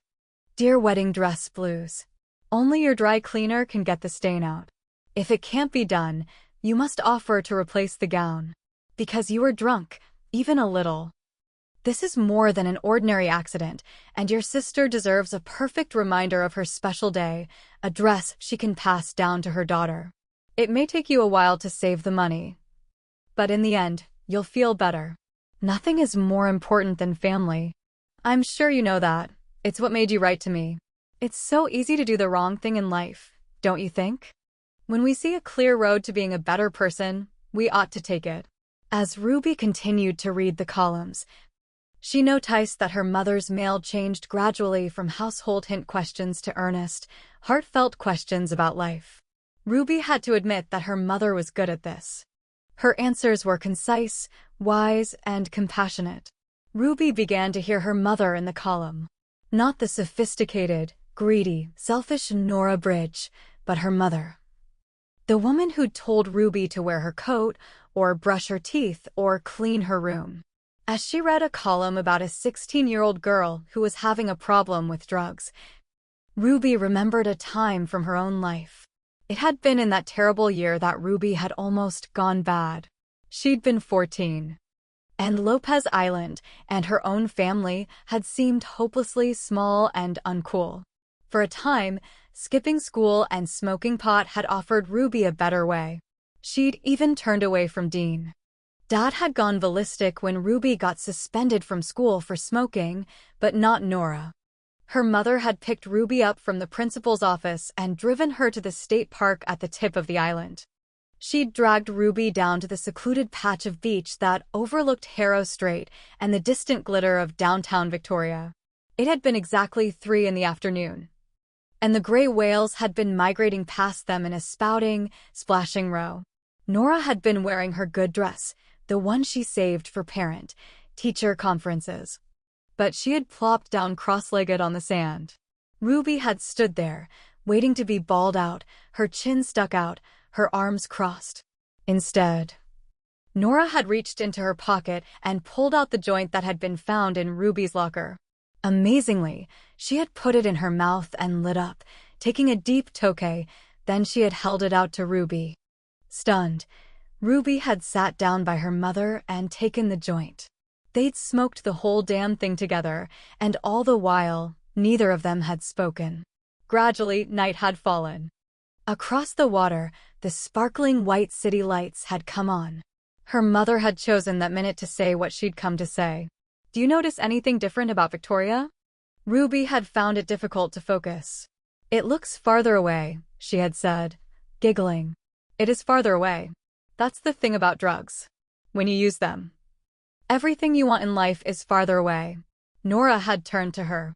How cool is it to do something that anyone with a match can do? Cool is becoming an astronaut, or a comedian, or a scientist who cures cancer. Lopez Island is exactly what you think it is, a tiny blip on a map. But the world is out there, Ruby, even if you haven't seen it. Don't throw your chances away. We don't get as many of them as we need. Right now you can go anywhere, be anyone, do anything. You can become so damned famous that they'll have a parade for you when you come home for your high school reunion. Or you can keep screwing up and failing your classes, and you can snip away the ends of your choices until finally you end up with that crowd who hangs out at Zeke's diner, smoking cigarettes and talking about high school football games that ended 20 years ago. She had stood up and brushed off her dress, then looked down at Ruby. It's your choice. Your life. I'm your mother, not your warden. Ruby remembered that she'd been shaking as she'd stood up. That's how deeply her mother's words had reached. Very softly, she'd said, "I love you, Mom." That was Ruby's last specific memory of saying those words to her mother. She turned her attention back to the columns. She noticed that this last set was paper-clipped together. The very first sentence pulled her in.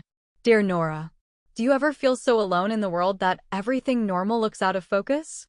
It's as if you're the only black and white human being in a Technicolor city. I have married the wrong woman. I knew it when the day came to walk down the aisle. I knew when I lifted the veil and looked down into her eyes.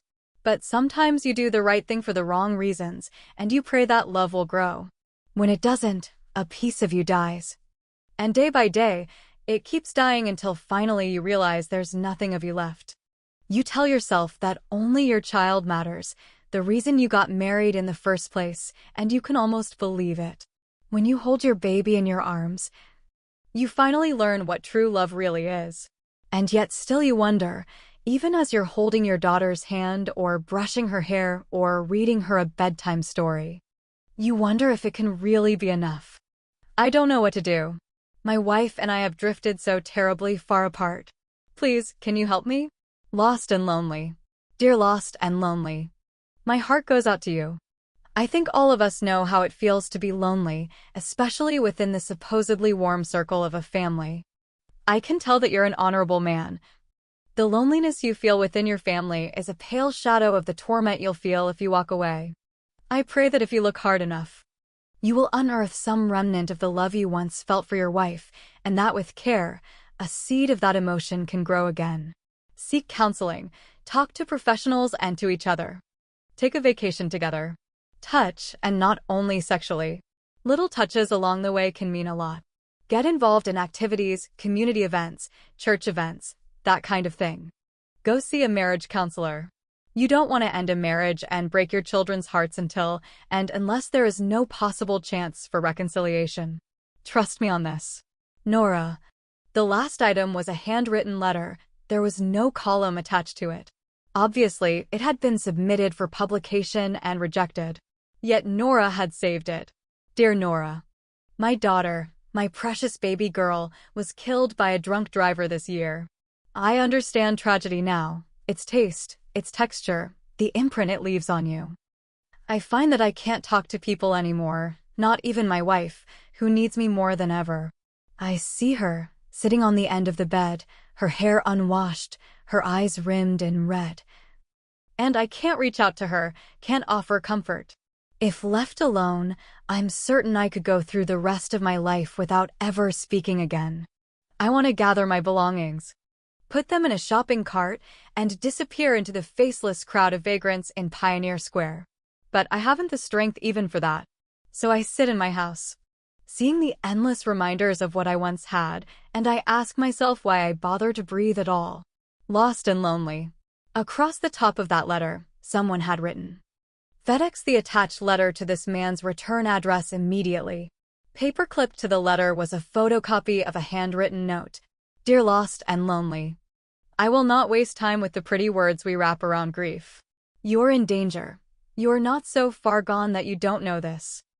I am going to do what I have never done before, what I imagine I'll never do again. You will come and talk to me. I will not take no for an answer. Your letter mentioned Pioneer Square. I see that your return address is in Laurelhurst. My secretary at the newspaper will be expecting your call tomorrow, and she will set up an appointment. Please, please, do not disappoint me. I know how life can wound even the strongest heart, and sometimes all it takes to save us is the touch of a single stranger's hand. Reach out for me. I'll be there." It was signed Nora. Ruby's hands were trembling. No wonder these readers loved her mother. She carefully put the columns and letters back in the manila folder and left the whole package on the kitchen table for her mother to find. Then she went upstairs. She hadn't even realized that she was going to call Caroline until she'd picked up the phone. But it made sense. Ruby felt unsteady, and Caroline had always been her solid ground. Caro answered on the third ring. "Hello?" Ruby couldn't help noticing how tired her sister sounded. "Hey, sis. You sound like you need a nap." Caroline laughed. "I always need a nap. Of course, what I do that makes me so darn tired is a complete mystery. What do you do all day?" Only a single woman would ask that question of a mother. "So, what's going on up there? How are you and Mom doing?" "She's not who I thought she was," Ruby admitted softly. "How could she be? You haven't spoken to her since Moonlighting was on television." I know. But it's more than that. Like, did you know she was seeing a shrink when she was married to Dad, or that she took Valium in 1985? Wow, Caroline said. I wonder if her doctor told her to leave Dad? Why would he do that? Caroline laughed softly. That's what they do, Ruby. They tell unhappy women to find happiness. If I had $1 for every time my therapist told me to leave Jerry, I'd live on Hunts Point. You see a shrink, too? Come on, Ruby. It's like getting a manicure. Good grooming for the mind. But I thought you and Mr. Quarterback had a perfect life. We have our problems, just like anyone else, but I'd rather talk about, darn it, Jenny. That's not okay. I gotta run, Ruby. Your niece just poured a cup of grape juice on her brother's head. Before Ruby could answer, Caroline hung up. Everything was ready. Dean knocked on Eric's door, heard the muffled "come in," and went inside. Eric was sitting up in bed, reading a dog-eared paperback copy of Richard Bach's book Illusions. When he saw Dean, he smiled. Hey, bro. It's almost dinner time. Where have you been? He reached for the cup on his bedside tray. His thin fingers trembled, he groaned tiredly and gave up. Dean hurried to the bed and grabbed the cup, carefully placing it in Eric's quavering hand. He guided the straw to his brother's mouth. Eric sipped slowly, swallowed. Dean helped him replace the cup on the tray, then Eric turned his head. Let it settle into the pile of pillows. Thanks, I was dying of thirst. He grinned. No mention of death was intentional. Dean wanted to smile. Honestly, he did. But all he could think about was his big brother, up here all alone, thirsty and too weak to reach for his glass of water. He crossed his arms and stared out the window. He didn't dare make eye contact with Eric. He needed just a minute to collect himself. I've been working on something, he said. A surprise? Dean looked down at his brother then, and saw a glimpse of the old Eric, the young Eric, and his throat tightened even more. It was all he could do to nod. Slowly, he lowered the metal bed rail. When it clanged into place, he said, Are you up for a little trip? Are you kidding? I'm so sick of this bed I could cry. Hell, I do cry, all the time. Dean leaned forward, scooped his brother into his arms and lifted him up from the bed. God, he weighed nothing at all. It was like holding a fragile child, only it was his brother.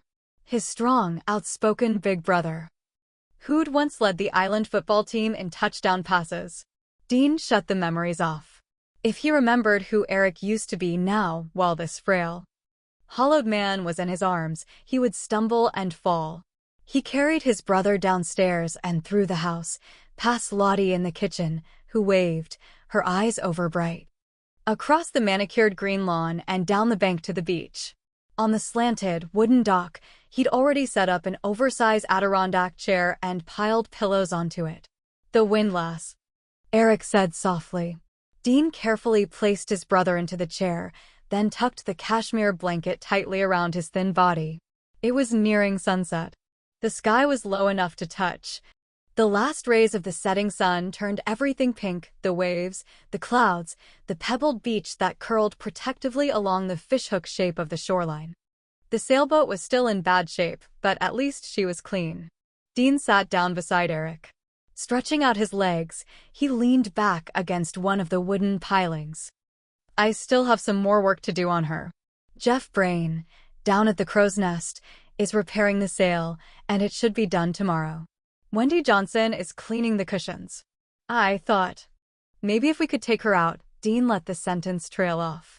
He didn't know quite how to sculpt his amorphous hope into something as ordinary as words. We could remember how it used to be, Eric said. How it used to be. Of course Eric had understood.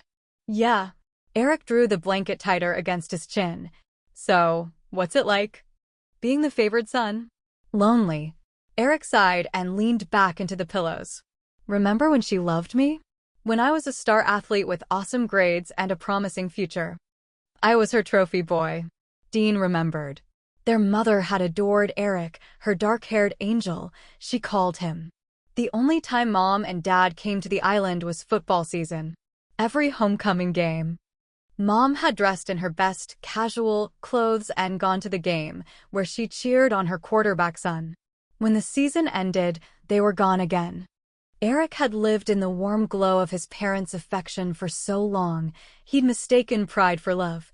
But when he told them about Charles, he'd learned the depth of his naivete. Mother hadn't spoken to him since.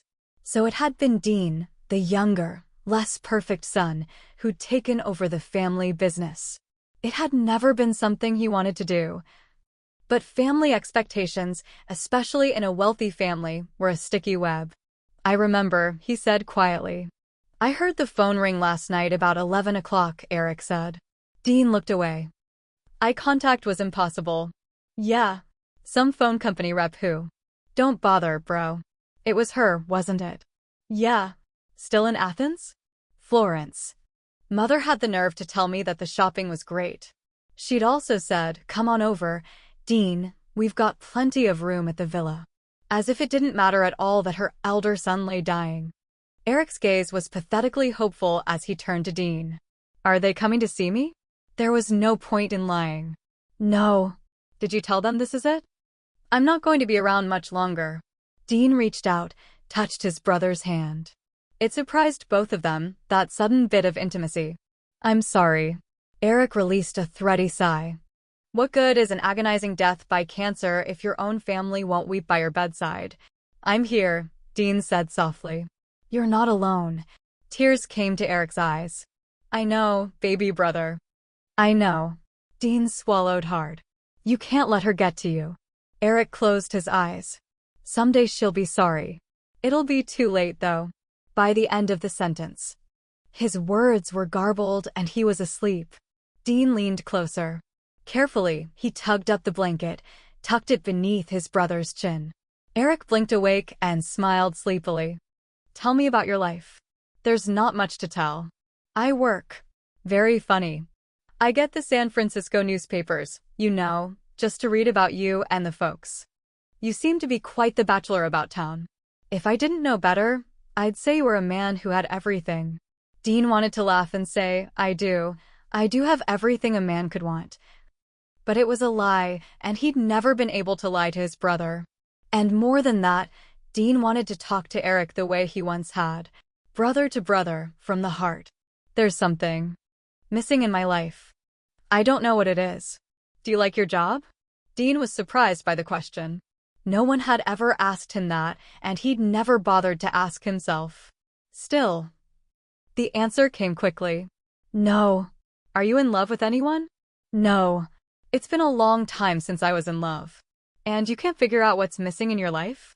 Come on, Dino. The question isn't what's missing. The question is, what the hell is your life? Eric yawned and closed his eyes again. Already he was tiring. God, I wanted you to be happy all these years.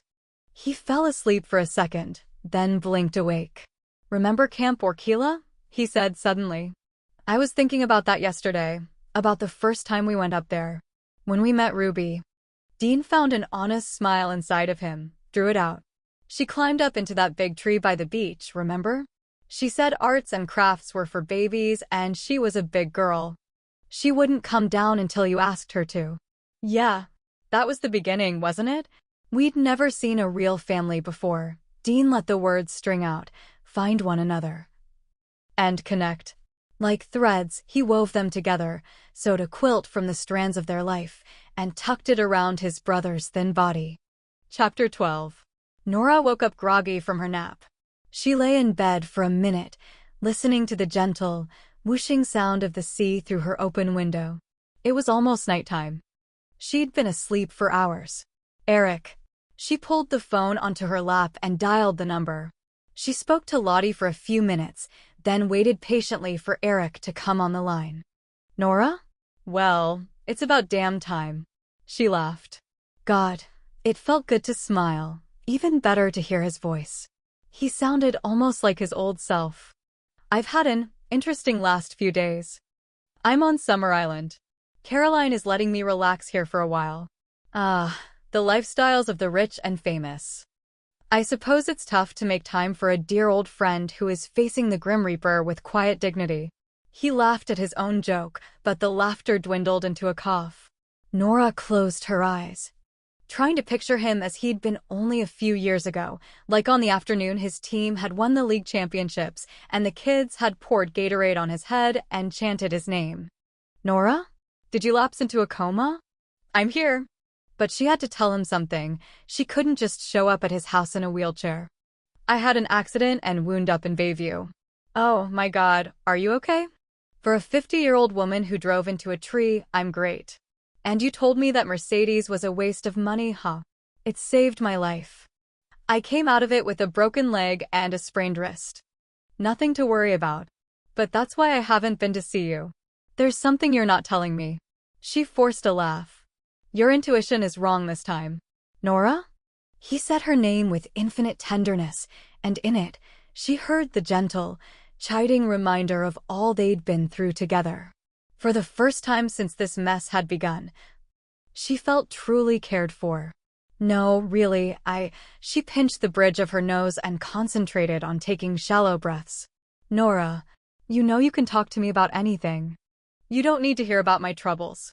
Who was it who sat by me in the hospital every night while Charlie was dying? Who was it who held my hand at the gravesite?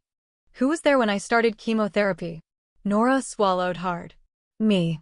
So, talk. All the emotions she'd bottled up in the past few days came spilling out. She didn't cry. She was almost preternaturally calm, in fact. But as she spoke, it felt as if the very fabric of her soul was ripping. The Tatler just published naked pictures of me in bed with a man. Jesus. His voice was a whisper. That's not even the worst of it. Amazingly, she laughed. I was actually posing with this guy. And fortunately for me, the photos were dated, proving that I was married to Rand at the time they were taken. The press is crucifying me. Apparently people are crawling out of the woodwork to call me a hypocrite. That's why you're at the summer house? You're hiding out. My career is over. I couldn't get a job counseling toddlers about potty training. Come on, this is America. Celebrities screw up all the time. It just makes us love them more. Jack Nicholson beats up a car with a baseball bat, and we give him another Oscar. Hugh Grant shows us not only moral flexibility but outright stupidity, and after a quick apology on Leno, he's in a movie with Julia Roberts. So, you flashed your ass. Big deal. It's not like the photographs showed you giving a blowjob to a drug dealer. Hold your head up, cry when you admit your mistake, and beg for a second chance. Your fans will love you more for being one of them. Human. That's why I love you, Eric. The glass is always half full. Honest to God, if you were my son, I'd be so proud. She heard a sound, a clearing of his throat, and she knew. She could have slapped herself for her insensitivity. You called your mother. She's in Europe. The shopping is great. He sighed. Made a sound that was nearly a groan. She hasn't called me. But it's only been a couple of days. A couple of days since she found out her son had cancer, and she hadn't found time to call. The woman should be shot. How about if I come to see you tomorrow? Between the wheelchair and the hospital bed, we'll look like a scene from Cuckoo's Nest. That'd be great. And you won't believe who's here. Nora laughed. Believe me, you won't believe who is here either. Dean. Ruby. They spoke at the same time. Nora was the first to recover. Dean is on the island? He came up to see me. I knew he'd come if you called. How is it between you two? Awkward.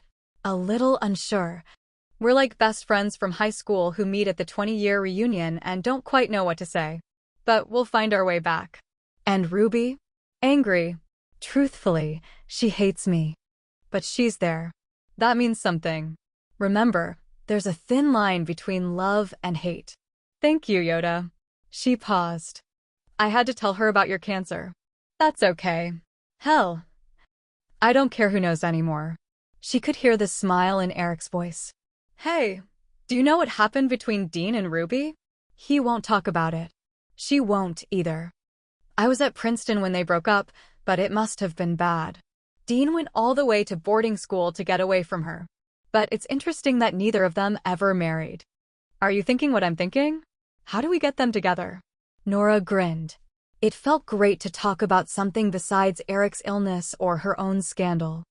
And this made her feel like a mother for the first time in years. Carefully, my boy. Very carefully. By the time Nora hung up, her ankle was throbbing. The pain was only marginally worse than the itching that came with it. She wheeled into the bathroom, washed her face and brushed her teeth, then left the room. Ruby, she called out. There was no answer. She was halfway into the kitchen when she saw the package on the table. Slowly, she wheeled closer. It had been opened. No wonder Ruby was hiding. With a sigh, she pulled the slim box onto her lap and went into the living room, where she settled herself onto the sofa, plopping her foot on a pillow on the coffee table. All thoughts of Ruby and Dean and true love vanished. Her fingers were shaking as she opened the manila envelope marked new letters and pulled out the stack of mail. On the top was a small, wrinkled, stationery-size envelope postmarked Great Falls, Montana. She carefully opened it, unfolded the letter, and began to read. Nora, I can't bring myself to write dear anymore. I've written to you a dozen times over the last few years. Twice you have published my letters, and once you wrote me a private letter, saying that you hoped things were getting better. You can't imagine what that meant to me.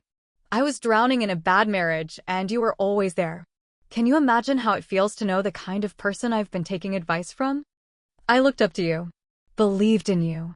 My husband only broke my heart. You have broken my spirit. If only you had been honest, I might have continued to admire you. Now, I see that you're just another hack celebrity selling a product you don't use. Don't bother answering this letter, or even printing it in Nora Knows Best. I don't care about your opinion. And I certainly won't be reading your columns anymore. I don't suppose I'm alone in that decision. If I want to read fiction, I'll go to the library. You have no right to offer anyone advice on anything anymore. May God forgive you, Nora Bridge. Your fans will not. Nora folded the letter and slid it back into the envelope. She needed something to get her mind off of this. She reached for the television remote, not surprised at all to see that Caroline had upgraded the television here at the summer house. With small kids in this media age, it was probably essential. She pressed the on button and heard her own name being spoken. It was the Sarah Purcell Show, one of those talkfests where women came together to chat. The coffee clutch of the new millennium. Nora wanted to change the channel or look away, but she was like a fish caught on the hook of her own name. On screen, a heavy-set woman was standing in the audience. Sarah was beside her, holding a microphone to the woman's mouth. I trusted Nora Bridge, the lady said. Now I feel like an idiot. Another woman in a nearby row stood up.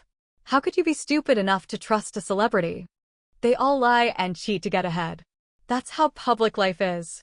The heavy-set woman flushed. She looked ready to cry. I didn't think she was like those other ones. Sarah took the microphone back. That brings up a good point, Dr. Harrison, she said, speaking to the gentleman sitting on the stage. People are angry at Nora Bridge because she lied to them. But is it really a lie? Do you have to tell people everything about your life just because you're in the public eye? The doctor smiled coolly for the camera. Certainly a public figure has a right to his or her secrets, unless and until those secrets become germane. In this case, Nora had no right to hold herself out as an expert on love and family and commitments. But of course, it's ludicrous for people to trust her anyway. An uneducated woman whose only claim to fame is a daily newspaper column. Trust should be reserved for professionals who are trained to help people. Sarah stopped. Now, wait a minute, doctor. I don't think education. Nora Bridge pretended to have answers, but no one bothered to wonder where those answers came from. Hopefully. Americans have learned that it takes more than an open microphone to solve people's problems.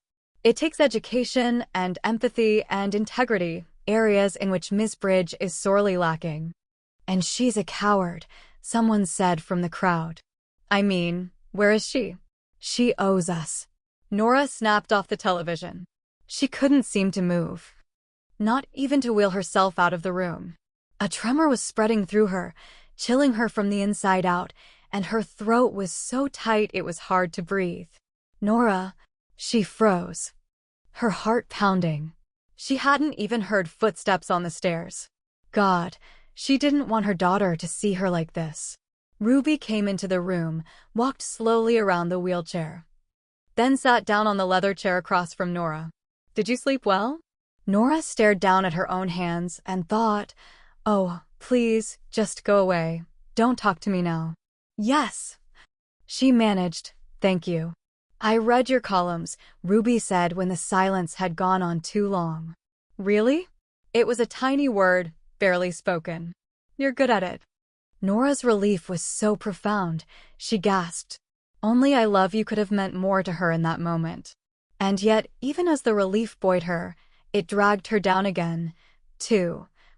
Reminded her of all that she'd lost this week. Thank you, she said softly. Finally, she looked up and found Ruby watching her through narrowed eyes. I take it you read a few of your new letters, Ruby said, leaning forward, resting her elbows on her knees. She seemed to see it all, the shaking hands, the television remote that had been thrown onto the floor. Nora wanted to say something casual and flip to show how meaningless a few ugly letters were, but she couldn't. They hate me now. They're strangers. They don't even know you. They can't love you or hate you, not really. Ruby flashed a smile. Leave the big, ugly emotions to your family, who also hated her. That only made it worse. What family? Nora moaned quietly. Really, Ruby? What family have I left myself? Ruby looked at her for a long minute, then said, after I read your columns. You know what I remembered? Nora wiped her eyes. What? When I was 12 years old, 7th grade, and my class elected me to run the first Tolo. Remember? It was a big deal on Lopez. A dance where the girls asked the boys. Mr. Lundberg, down at the hardware store, said it meant that the world was going to hell in a leaky rowboat. Nora sniffled again. Yeah, I remember that. I wanted the local newspaper to cover the event. You were the only one who didn't laugh at me. Ruby smiled. I watched you charm that fat old editor from the Island Times. I remember being surprised by how easily you got him to agree to what you wanted, what I wanted. Nora remembered that day for the first time in years. The minute I walked into that cheesy, airless office, I loved it. The smell of the paper, the clacking of typewriters. I envied the reporters with their ink-stained fingertips, and for the first time in my life, I felt as if I belonged somewhere. I'd always known I had words banging around in my chest, but I'd never known what to do with them. She looked up. Ruby's gaze was solemn. I realized, later, that I'd shown you the way out of our lives. Nora took a deep breath. I didn't leave my family for a career, Ruby. That had nothing to do with my decision. Less than nothing. Yeah, right. Ruby, she said, you want answers, but you don't even know what the questions are. You have to look at the beginning of a thing, not the end. For me, leaving your dad started before I met him. I don't understand.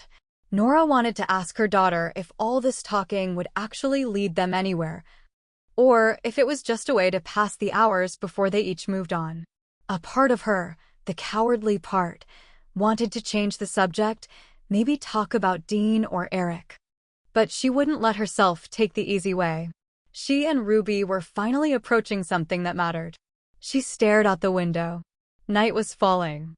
drizzling dark syrup down the evergreen trees. My dad was an alcoholic. When he was sober, he was almost human, but when he was drunk, which was most of the time, he was pitbull mean. It was a secret I learned to keep from everyone. It's what children of alcoholics do. They keep secrets. Hell, it took me 15 years of therapy to even say the word alcoholic. Ruby's mouth fell open a little. Huh? You never told us that. On a farm like ours, the neighbors couldn't hear a woman scream. Or a young girl's. And you learn fast that it doesn't help to cry out, to reach out. Instead, you try to get smaller and smaller, hoping that if you can become tiny enough and still enough, he'll pass you by. He abused you? Such a thin word, abuse. He didn't do the worst thing a father can do to his daughter, but he molded me. I grew up trying to be invisible, flinching all the time. I don't think I stood up straight until I left your father. She leaned forward, making direct eye contact with her daughter. For years, I thought that if I didn't talk about my dad, he'd float out of my life, out of my nightmares. I thought I could forget him. Ruby drew in a sharp breath.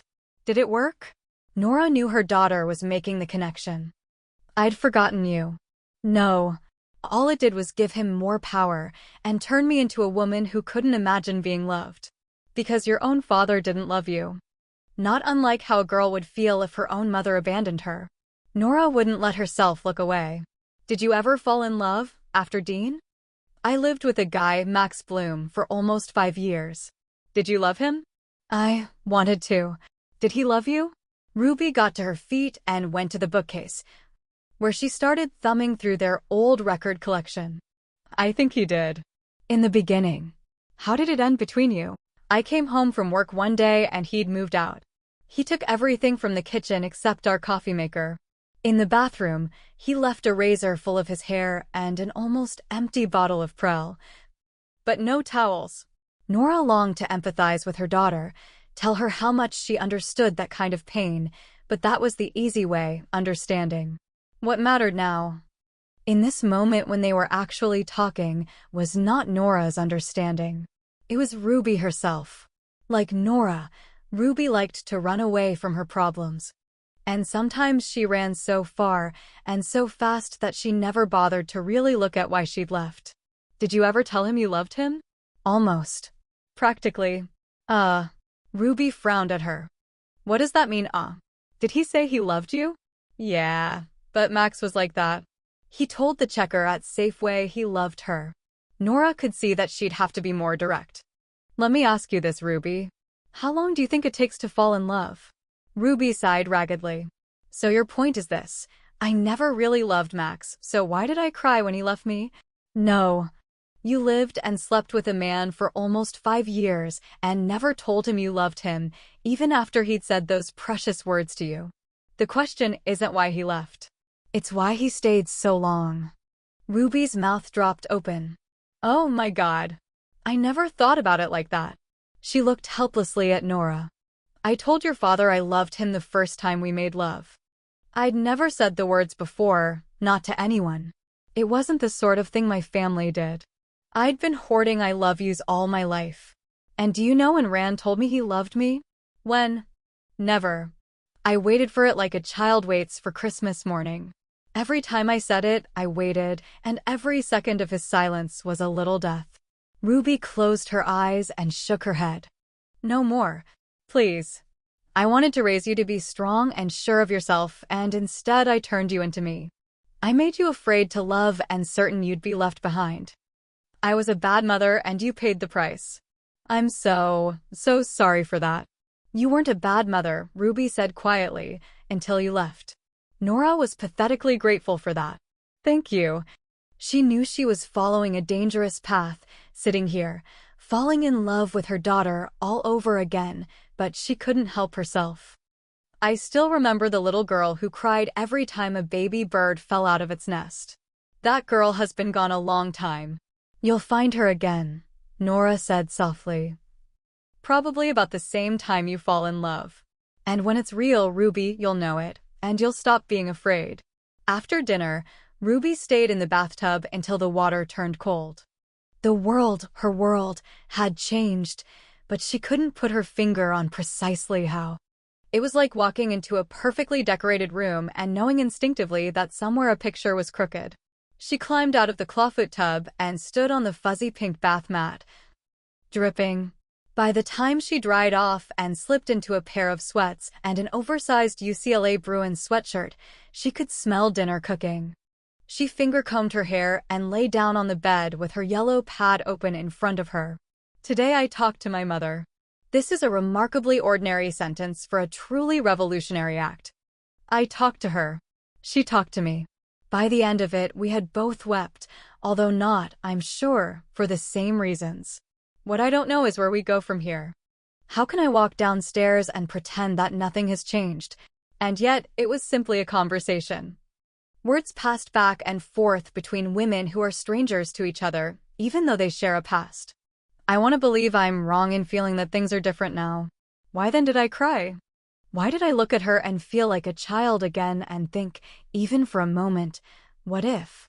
Chapter 13. Dean carried the breakfast tray up to his brother's bedroom. It wasn't much, a glass of juice, a soft-boiled egg, and a piece of wheat toast.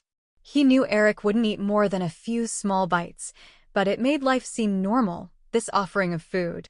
When Dean stepped into the room, he found his brother already awake, sitting up in bed. "Heya, Dino," Eric said. Dean set the tray down, helped his brother sit up higher in the bed, then carefully placed the tray across Eric's lap. "I'll bet this smells great," Eric said as Dean went to the window and flipped the curtains open. Dean opened the casement window just enough to let in the sound of the sea. When he turned back around, he noticed how wan and wasted his brother looked this morning. The shadows beneath his eyes were as dark as bruises. He seemed to have grown sicker since yesterday. "Bad night?"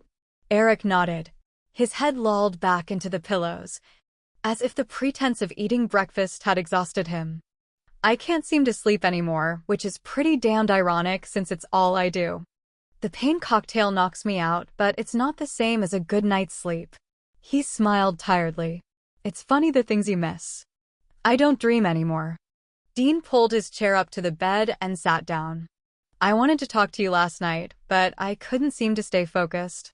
Dean reached out and held his brother's cold, thin hand. Eric turned to him, smiling. "I always thought we'd come back to this house as old men. I pictured us sitting on the porch. We'd have white hair by then, or maybe only I would have hair. And you'd be bald as Grandpa. We'd play Chinese checkers and watch your kids run up and down the dock, looking for shrimp." Dean let himself be carried away by the dream. "They'd have nets. Just like we used to." Eric's eyes fluttered shut. "I wonder whatever happened to those nets we bought every year? You and Ruby used to play down on that dock for hours." Dean swallowed hard. He thought about changing the subject, but suddenly he wanted to remember her, to reminisce with someone who'd known her. "Sometimes when I close my eyes at night, I hear her laughing, yelling at me to hurry up. She was always running off ahead. I thought I'd be the best man at your wedding. It's crazy, isn't it? You and Ruby were 16 years old. But I thought it was true love." "I thought so, too." Eric looked at him. "And now?" Dean wanted to smile. Pretend it was just a silly question between grown men about something that had happened long ago and didn't matter. But what was the point? He knew now how precious this time with Eric was. It was obvious that it was running out, leaking away like the color in his brother's cheeks. "Now I know it was. She's on Summer Island." Dean frowned. It took a moment for the full impact of those words to hit him. "Ruby's at the summer house?" Eric grinned. "Yep." Dean leaned back. "What, with her husband and kids?" "She's never been married, baby brother." "I wonder why that is." Dean stood up and strode toward the window. He stared through the glass, trying to see Summer Island through the trees. His heart was beating so fast he felt faint. "Ruby is here. Go see her," Eric said softly. Dean changed into a pair of Levi's and a t-shirt. At the front door, he slipped on his boat shoes and grabbed his 10-speed from its resting place beneath the eaves. There was no doubt that in this week of June, with the sun shining brightly on the islands, the ferry lines would be endless. Bikes always got on first. He pedaled down the short, winding hill to the dock and got lucky. A boat was loading. He got right on. He didn't go up top. Instead, he stood with his bike at the bow of the boat, barely noticing the cars streaming into lines behind him. On Summer Island, he didn't even wave to Sister Helen as he bicycled past. By the time he swooped onto the bridge's heavily shaded driveway, he was sweating and out of breath. At the top of the yard, he jumped off the bike and let it clatter to the ground. Then he stopped. For the first time, he wondered what in the hell he was doing, running toward his first love as if 11 years hadn't passed, as if he'd seen her yesterday. But they'd been apart for all of their adulthood. He had no way of knowing whether she'd thought of him at all. Their last day together came at him in a rush of images and phrases. The sky had been robin's egg blue. Strangely, he remembered looking up, seeing the white trail from a passing jet. He'd been about to point it out to Ruby. To start their familiar, if I were on that plane, where would I be going? Daydream.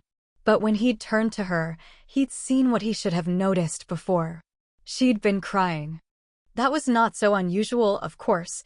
Those were the days when Ruby had cried all the time. The difference was, this time, she wouldn't let him get near her. He couldn't remember precisely what he'd said, how he'd tried uselessly to comfort her. What he did recall was how she finally stilled, and the sight of Ruby, his Ruby, looking pale and cold, had scared him. I had sex with a boy last night. She'd said it without preamble, as if she'd wanted to wound him with her confession. He had pulled the whole sordid story out of her, one painful syllable at a time, and when she was finished, he knew all the facts, but they hadn't added up to a whole truth he could understand. If he'd been older, more sexually experienced, he would have known the question to ask, the only one that mattered. Why? But he'd been 17 and a virgin himself. All he'd cared about was the promise he and Ruby had made, to wait for each other until marriage. Anger and hurt had overwhelmed him. She'd lied to him. And she hadn't loved him as much as he'd loved her. He'd felt foolish and used. He'd waited desperately for her to throw herself at his feet, to beg for forgiveness, but she'd just stood there. Close enough to touch and yet so far away he couldn't see her clearly. Or maybe it was his tears that were blurring the world, turning her into a girl he'd never seen before. Go ahead, she'd said, staring dully up at him. Go. It's over. He'd had to leave fast, before she could see that he was crying. He'd turned away from her and run back to his bike. He'd pedaled hard, trying to outdistance the pain, but it had raged inside of him, thumping with every beat of his heart. Everywhere he'd looked, he'd seen her, in the shade of Miss McGinty's oak tree, where he'd read Shakespeare's sonnets to Ruby the previous week, in the tree-lined darkness of the state park's driveway, where they'd once set up their lemonade stand. And finally, on his parents' land, where he'd kissed her for the first time. At home, he'd picked up the phone and called his mother. Within hours, he'd been on a seaplane, heading for Seattle. By the next day, he'd been on his way to boarding school back east. Whatever should have been said or done between them had been lost. Dean released his breath in a steady, even stream. There was no turning back now. He walked down the path and stepped up onto the porch. After another quick breath, he knocked. And she answered. The minute he saw her, he understood what had been missing from his life. It was hokey, he knew, and sentimental and sappy, but that didn't make it any less true. What he'd been longing for, without even realizing it, had been that elusive, magical mixture of friendship and passion that he'd only ever found with her. Ruby, he whispered. It actually hurt to say her name. She was so beautiful that for a second he couldn't breathe. Dean, she said, her eyes widening. He didn't know what to say.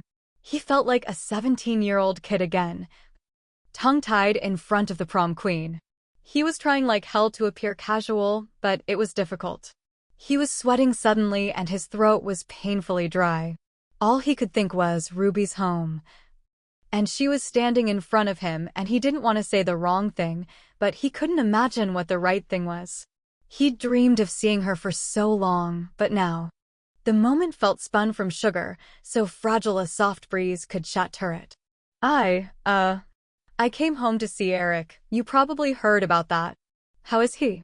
Her voice was barely audible. Not good. She closed her eyes for a second, then looked up at him again. I'm here with my mother. She had a car accident and I'm taking care of her. You? It had slipped out, an intimate observation from a man who'd once known the girl. He was instantly afraid he'd offended her. A smile hitched one side of her mouth. I know. I should call Ripley's Believe It or Not. So, you've forgiven her then? Sadness darkened her eyes. Forgiveness doesn't matter, does it, Dean? When a thing is done, it's done. You can't unring a bell. She smiled, but it wasn't the smile he remembered, the one that crinkled her whole face and sparkled in her eyes. She seemed to be waiting for him to say something. But he couldn't think fast enough, and as usual, she didn't wait long.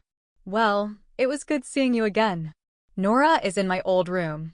Say hello before you leave. She'd hate to miss you. And with that, she walked past him and headed down to the beach. Ruby thought she was going to be sick.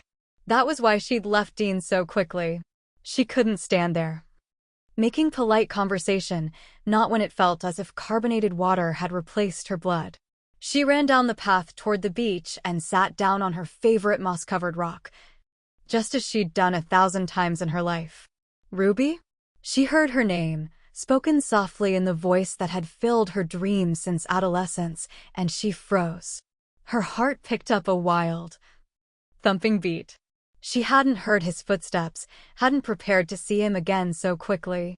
Can I sit with you? She tried not to remember all the hours they'd spent here, huddled out on this rock, staring first out to sea, then gradually at each other. She sidled to the right. It had always been her side. Dean sat down beside her. She felt his thigh along hers, and she ached to scoot closer, to lay her hand on his the way she'd done so many times before. But she'd lost that right. In her angry, confused youth, she'd thrown it away. She had always known that she still carried a torch for Dean, but obviously she hadn't understood what that meant. It was more than fond memories or adolescent longings. A torch was hot. It would sear your flesh if you weren't careful. This brings back memories, he said softly. She didn't mean to turn to him, but she couldn't help herself. She wanted to say something witty. But when she gazed into his blue eyes, she was 16 again. Except he had become a man.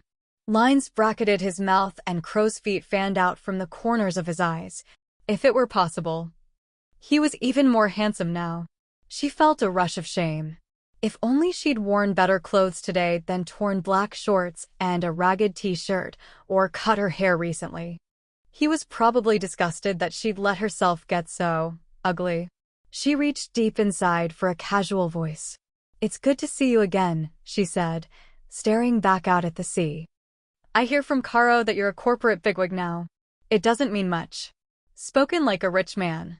She tried to smile. So, how's life treated you? God. She wished he'd take the reins of this awkward conversation and ride away. I saw your act once. At the comedy store. She turned to him and immediately regretted it. She was close enough to see the green flecks in his blue eyes. She remembered suddenly how his eyes used to seem to change color, to take on the hue of the sea or the sky. Really? I thought you were funny as hell. Her smile softened into the real thing. Really? I was going to talk to you after the show, but there were so many people around you. A man. Max, she felt the sting of that missed opportunity and wondered how often that happened in life. Chances lost and won on a turn of fate so small they couldn't be seen by the naked eye. We broke up a while ago. And what about you? Are you married? The moment she asked the question, she flinched, feeling completely exposed. If she could have sucked it back into her mouth, she would have. No, never. She felt a sudden euphoria, then it fell away, left her even more confused. He could ruin her with a word. This boy she'd loved who'd become a man she didn't know. She'd loved him so much, and yet she'd broken his heart. She still barely knew why. That summer, I found out from Lottie that you'd moved away, she said, her voice unsteady. I couldn't face you, he answered, looking at her. You didn't just hurt me, Ruby. You ruined me. I know. She almost reached for him then, placed her hand on his thigh as if she had every right to touch him. And the stinging realization that she couldn't touch him, that she didn't even know him, brought her up short. She lurched to her feet, terrified that if he looked at her again, she would burst into tears. I have to get back to Nora. Slowly, he got to his feet and reached for her. She stumbled back so fast she almost fell over the bank. His hand dropped back to his side, and she had a sudden, overwhelming fear that he wouldn't try to touch her again. She could see the disappointment in his eyes. Time is precious, he said. If I didn't know that before this week, I know it now. So I'm just going to say it. I missed you. She couldn't imagine what to say next, how to answer. She had missed him, too, missed him so much, and it hurt to know that she would go on missing him until she was an old woman. A more bendable, trusting person could have changed the future in this very moment, but Ruby couldn't imagine that kind of strength. He waited, and the silence stretched out between them. Then, slowly, he turned and walked away. Chapter 14. Nora sat on the porch. She could see Dean and Ruby sitting out on that old rock of theirs. Ruby was the first to stand. Slowly, Dean followed. They stood frozen, close enough to kiss. Then Dean turned and headed back up toward the house, leaving Ruby behind. He strode up the path, saw Nora on the porch, and came toward her. At the railing he stopped, hung his arms over the wisteria-covered edge, and smiled tiredly. Hey, Miss Bridge. She smiled. Call me Nora. It's good to see you again, Dean. I'm glad you finally made it back to the island. It's good to see you, too. He looked at her, and in his eyes, she saw pain. Thank you, Nora, he said softly. You're everything to him. She nodded, knowing she didn't need to say anything. Everything that mattered had passed between them in silence. Dean turned back, stared down at the beach. Nora knew that they both wanted to talk about Ruby, but neither of them knew what to say. Finally, he pulled away from the porch. Will you guys come over on Saturday? I've got the windlass working. I'm going to take Eric sailing. That would be great. Dean shot a last, lingering look at Ruby, then walked away. Nora waited, knowing that Ruby wouldn't stay down there for long. Sure enough, a few minutes later, she headed up the path. When she saw Nora on the porch, she paused. Nora noticed that her daughter's eyes were red. A thin tracing of tears streaked her cheeks. Nora's heart went out to her. Come, she said, sit with me. Ruby looked torn. She probably couldn't decide which was worse, being alone right now or being with Nora. Finally, she walked up onto the porch, hitched her butt up onto the railing. Nora longed to touch her daughter, to simply lay a hand on Ruby's head the way she used to. But such intimacy was impossible between them now. The only way she could touch her daughter was with words, with memories. You know what I was remembering just now? The winter I was pregnant with you. A freak weather pattern moved through the islands. Ruby looked up. Yeah? The snow came earlier that year than anyone could remember. Just after Thanksgiving. At first people tried to drive, but by evening, there were more cars in the ditches than on the roads, and we all gave up. By nightfall, the clouds were gone. And we'd never seen such a starry sky. She smiled at the memory. Your dad and I were on the porch when we heard the laughter. We put on every piece of winter clothing we owned and followed the sound, walking through snow that came up to our knees.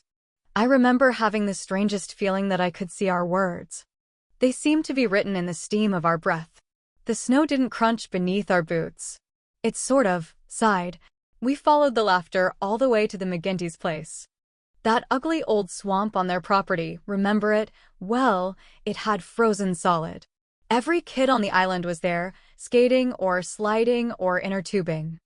I never knew how it was that everyone knew to be there at just that moment. At midnight, stars started falling. Hundreds of them. The next day on the news. They had all kinds of scientific explanations for it, but we believed it was magic. Nora closed her eyes, and for a moment, She could almost smell the newly fallen snow, almost feel that stinging cold on her cheeks. After that, for almost a month, things on the island went a little crazy. Roses bloomed on prickly bushes that had been brown and dead for weeks. Rain fell from cloudless skies. But what I remember most of all were the sunsets. From then until the new year came and chased the magic away, the night sky was always red. We called it the Ruby season. Ruby said softly, "Is that where my name came from? Your dad and I used to sit out here, wrapped in blankets, and watch that ruby sky. We never talked about naming you after it, but when you came, we knew. You'd be our Ruby. Our own bit of magic." Ruby smiled. "Thanks." Nora looked at her and paused. "Dean invited us to go sailing on Saturday. What will I say to Eric?" "Oh, Ruby," she said gently, "you start with hello." Ruby barely slept that night. At first, she tried to tell herself it was the heat. Even with the windows open, summer had always been sweltering on the second floor. "I missed you." If there was one thing Ruby knew, it was that she hurt people, and she didn't want to hurt Dean again. He deserved a woman who could return his love as fully and freely as he gave it. That was the one thing she'd known, even as a teenager. Finally, at about 3:30, she went out onto the balcony and sat in the chair her grandfather had made. In the dark before the rising sun, she tried to pull peace from the familiar sounds and smells. The whoosh of the waves, the hoot of a barn owl, not too far away. The scent of her grandmother's roses, climbing up trellises on the side of the house. Right. That'll get your mind off everything. She reached for the pad beside her. Then she stopped. Frowning. She drew her hand back. For the first time, she considered the impact of her article. She'd agreed to write it because she'd wanted to hurt her mother, to strike back for all the pain she'd suffered as a young girl. But she wasn't a child anymore. Before, she hadn't wanted to know why Nora left them. Or maybe she'd been so damn certain that she'd seen everything that mattered. But marriages broke up for reasons. Women like her mother didn't just up and leave their husbands on a sunny summer's day. Ruby had glimpsed moments in the past days, images that didn't fit with the picture she'd drawn of her mother. And there was the best of file she'd read. The first Nora Knows Best column appeared months after her mother had left. And in a cheesy local newspaper that couldn't have paid her more than gas money. It didn't fit, and that bothered Ruby. She closed her eyes and remembered a cold, crisp October day that smelled of ripening apples and dying black leaves. Dad had been in the living room, sitting in that leather chair of his, drinking and smoking cigarettes he'd rolled himself. The whole house had smelled of smoke. Caroline had been gone on a field trip to the Museum of Flight in Seattle, and they'd missed the ferry back. Ruby had been in the bedroom, reading Misery by Stephen King. Groovy Kind of Love was on the turntable. There was a knock at the door. Ruby sat up in bed, waiting to hear her dad's footsteps. And when he went past her open door, she recognized the stumbling drunkenness of his gait. "Please," she thought, "don't let it be one of my friends." She heard him say, "Nora," in a voice that was too loud, belligerent. Ruby froze. Then she heard the scratching whine of the record player's needle being scraped across vinyl. Everything went quiet. Chair springs creaked. Ruby slipped out of bed and crept to the door of her room, pushing it farther open. Dad was in his chair. Mom was kneeling in front of him. "Rand," Mom said quietly, "we need to talk." He stared down at her. His hair was too long and dirty. "It's too late for talking." Mom reached for him. He lurched to his feet, swaying unsteadily above her. Ruby couldn't stand it another minute, seeing her father's pain in such sharp relief. "Get out," she yelled, surprised at the strength in her voice. Mom got to her feet, turned around. "Oh, Ruby," she said, holding her arms out. As Mom came toward her, Ruby saw the changes in her mother, the gray pallor in her cheeks, the weight she'd lost, the way her hands, always so strong and sure, were blue-veined and trembling as she reached out. Ruby sprang backward. "Gee, go away. We don't want you anymore." Mom stopped. Her hands fell uselessly to her sides. "Don't say that, honey. She gazed at Ruby. There are things you don't understand. You're so young. Ruby ignored her mother's tears. It was easy. She'd cried so many of them herself they'd lost their currency. I understand how it feels to be left behind, as if you were nothing. Her traitorous voice broke, and the sudden rawness of her pain made it difficult to breathe. Ruby fisted her hands and drew in a deep, shuddering breath. Go away, Mother. No one here loves you anymore. Mom glanced back at Dad, who'd slumped into his chair again. He was holding his head in his hands. Ruby wanted to put her arms around him and tell him she loved him, just as she'd done so often in the past few months, but she didn't have the heart for it now. It was all she could do to keep from wailing.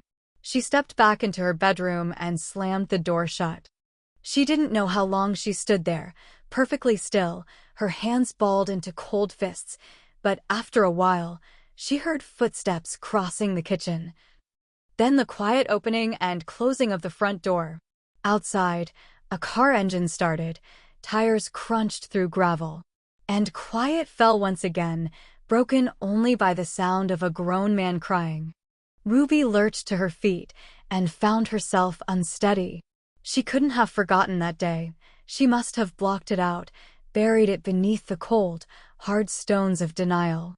The world, once so firm, felt as if it had given way beneath her. Things you don't understand. Even then, her mother had had a story to tell, but no one had wanted to hear it. Now Ruby was ready. She wanted to learn what had happened more than a decade earlier, under her own roof, within her own family. And if her mother wouldn't answer those questions, there was always an alternative. She would ask her father. Part 2. We shall not cease from exploration. And the end of all our exploring will be to arrive where we started, and know the place for the first time. T.S. Eliot. From Little Gidding. Chapter 15. It had been easy to get out of the house. Ruby had simply left a note, gone to Dad's on the kitchen table. Now she was in the minivan, driving up the tree-lined road that led away from the Lopez Island ferry dock.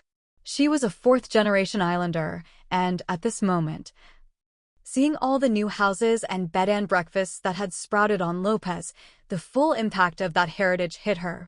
She had roots here, a past that grew deep into the rich black island soil. Lopez had grown up, and she didn't like the changes. She couldn't help wondering if there were still places where grass grew up to a young girl's knees and apple trees blossomed by the side of the road, where wild brown rabbits came out beneath a full moon and munched their way through summer gardens. Her great-great-grandfather had come to this remote part of the world from a dreary, industrialized section of England. He'd brought his beautiful, black-eyed Irish wife and $17, and together they'd homesteaded 200 acres on Lopez. His brother had come along a few years later and staked his own claim on Summer Island. Both had become successful apple and sheep farmers. Now, more than 100 years later, there were only 10 acres on Lopez that belonged to her father. The house on Summer Island had been willed to Ruby and Caroline. Their grandparents had feared that their son would lose this land, 1 acre at a time. And they'd been right. Randall Bridge now lived on what had once been the farm's highest point, a rounded thumbprint of land that stuck out high above the bay. He was an island man, through and through. He'd grown up on this tiny, floating world, and he'd raised his children here. He had a closet full of plaid flannel shirts for winter and locally made tourist t-shirts for summer. He lived on a financial shoestring from one fishing season to the next. Money had always been tight, and next summer was always going to change things. He made it through the lean months doing local boat repairs. Most years, it was the repairs, not the fishing, that kept food on the table and paid the steadily rising property taxes. Ruby came to the crest of the hill and had to slam on the brakes to avoid hitting a trio of deer. A doe and her 2 spotted fawns stood in the middle of the road, their ears pricked forward. Suddenly they leapt over the ditch and disappeared into the tall, golden grass. She eased forward again, going more slowly now. She'd forgotten how it was to share the road with animals. In Los Angeles, there had been a different kind of wildlife on the freeways. She turned off the main road. A gravel road wound through acres of apple trees, their limbs propped up by slanted, graying slats of wood. At last, she was home. The yellow clapboard house, built in the late 20s, sat wedged between two huge willow trees. The original house, a squat, broken-down log cabin with a moss-furred roof, could still be seen amid the tumbling blackberry brambles at the edge of the property. She parked alongside her dad's battered Ford truck, got out of the car and stood there, looking around. It was exactly as she remembered. She walked down the gravel path, past the now empty rabbit hutches she'd built with her dad, toward the back porch. The yard was still a riot of runaway weeds and untended flowers. Shasta daisies grew in huge, hip-high mounds, drawing every bee on the place. A tattered screen door hung slanted, a set of screws missing. She paused on the porch, steeling herself for the sight of her dad's new family, walking as they did across the floorboards of his old one. She knew she'd be entering another woman's house, a woman she barely knew, who was less than 10 years older than Ruby herself. Seeing a baby brother for the first time. A baby who had no idea that his father had started over in his life, had left his other children stranded in the gray hinterlands of a broken family. Taking a deep breath, she knocked on the door and waited. When there was no answer, she eased the screen door open and stepped into the kitchen. The changes were everywhere. Frilly pink gingham curtains, lacy white tablecloths, walls papered in a creamy white pattern with cabbage roses twining on prickly vines. If she'd needed evidence that Dad had gone on with his life, and she hadn't, it was right here. Their old life had been painted over. "Dad," she said, not surprised to find that her voice was weak. She stepped past the table, the chairs had been painted a vibrant green, and poked her head into the living room. He was there, kneeling in front of the small black wood stove, loading logs into the fire. When he looked up and saw her, his eyes widened in surprise, then a great smile swept across his lined face. "I don't believe it. You're here." He clanged the stove's door shut and got to his feet. Moving toward her, he started to hold his arms out, then he paused, uncertain. At the last minute, he pulled her into an awkward hug. "Caroline told me you were home. I wondered if you'd come to see me." He smelled of wood smoke and varnish and salt air. "Of course I'd come," she said shakily, drawing back. Although both of them knew it was a half-truth, a wished-for belief. She hadn't even called him, and the realization of her own selfishness tasted black and bitter. He touched her cheek. His rough, callous skin reminded her of hours spent sanding boat decks at the marina, a girl and her dad, huddled together in the dying red sunlight, saying nothing that mattered. "I missed you," he said. "I missed you too." It was true. She had missed him, every day and all the time. Now, standing here, seeing in his eyes how much he loved her, she wished she'd been more forgiving when he remarried, more accepting of his new life. It was the sort of thought that winged through Ruby's mind all the time, regrets, hoped for improvements. In the end, she never changed. She said whatever popped into her head and hurt whoever hurt her first. She couldn't seem to help it. She collected grudges and heartaches the way she'd once collected Barbies, never sharing, never abandoning. Her dad, in the end, had hurt Ruby deeply. It was the sort of thing she had no idea how to overcome. It was always between them, a sliver embedded just below the skin. She glanced uneasily up the stairs, wondering where Marilyn was. "I don't want to intrude. Mari took Ethan off island for a doctor's appointment." He grinned. "And don't even pretend you aren't happy about that." She smiled sheepishly. "Well, I wanted to see the kid. My brother," she added, when she saw the way he was looking at her. She winced, wishing she'd said it right the first time. "Don't worry about it." But he turned away quickly and headed back into the living room. She knew she'd hurt his feelings.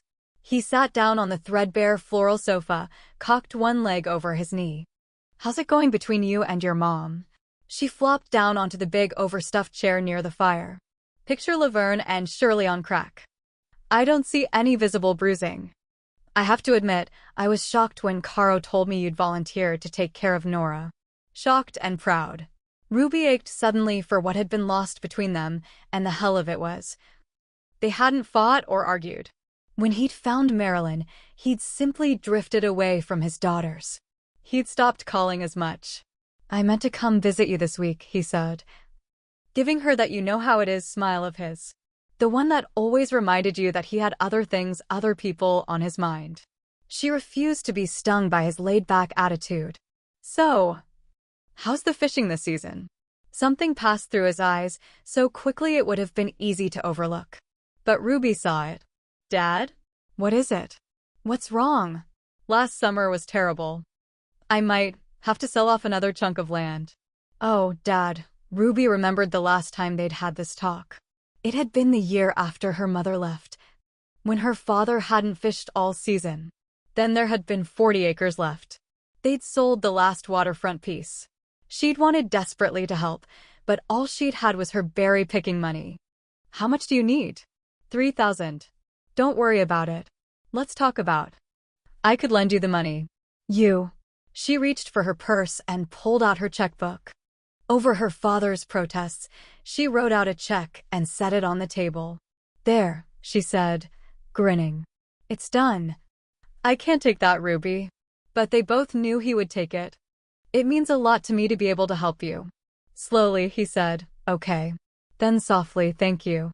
An unfamiliar silence settled between them, broken only by the popping of the fire.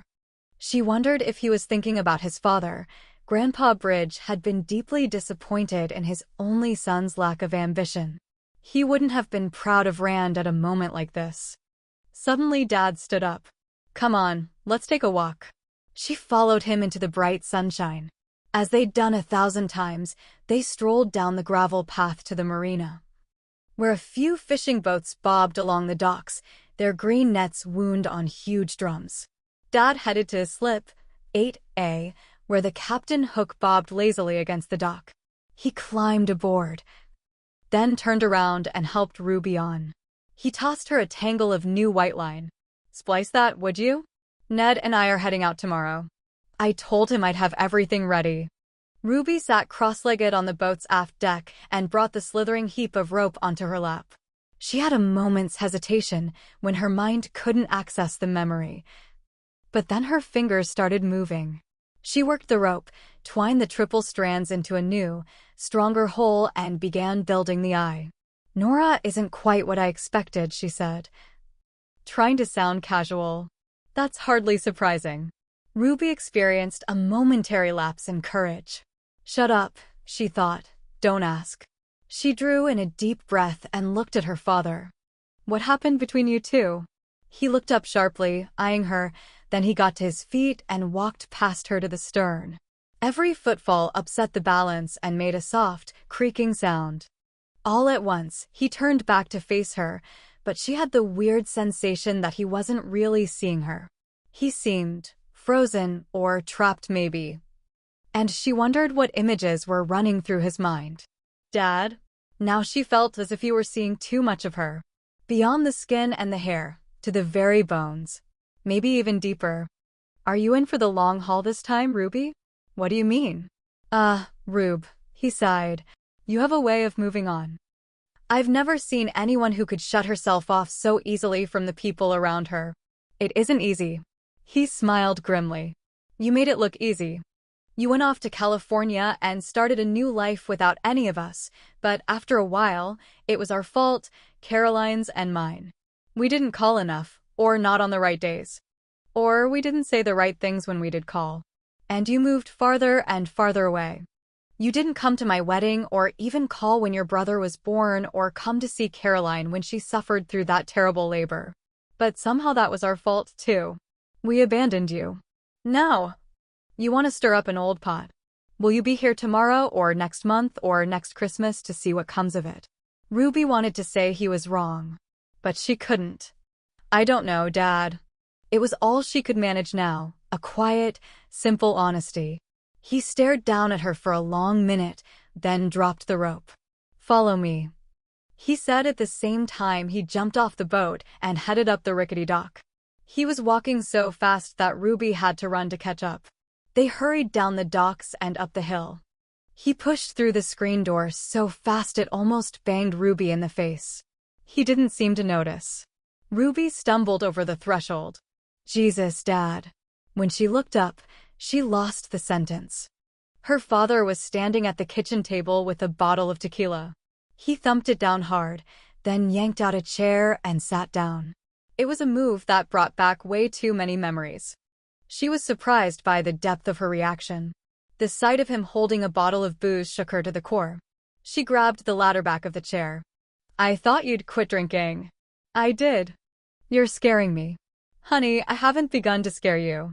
"Sit down, snap on your seatbelt, and lock your seat in the upright position." Ruby pulled the chair out and perched nervously on its edge. Her foot started tapping so hard it sounded like gunfire. Her dad looked different.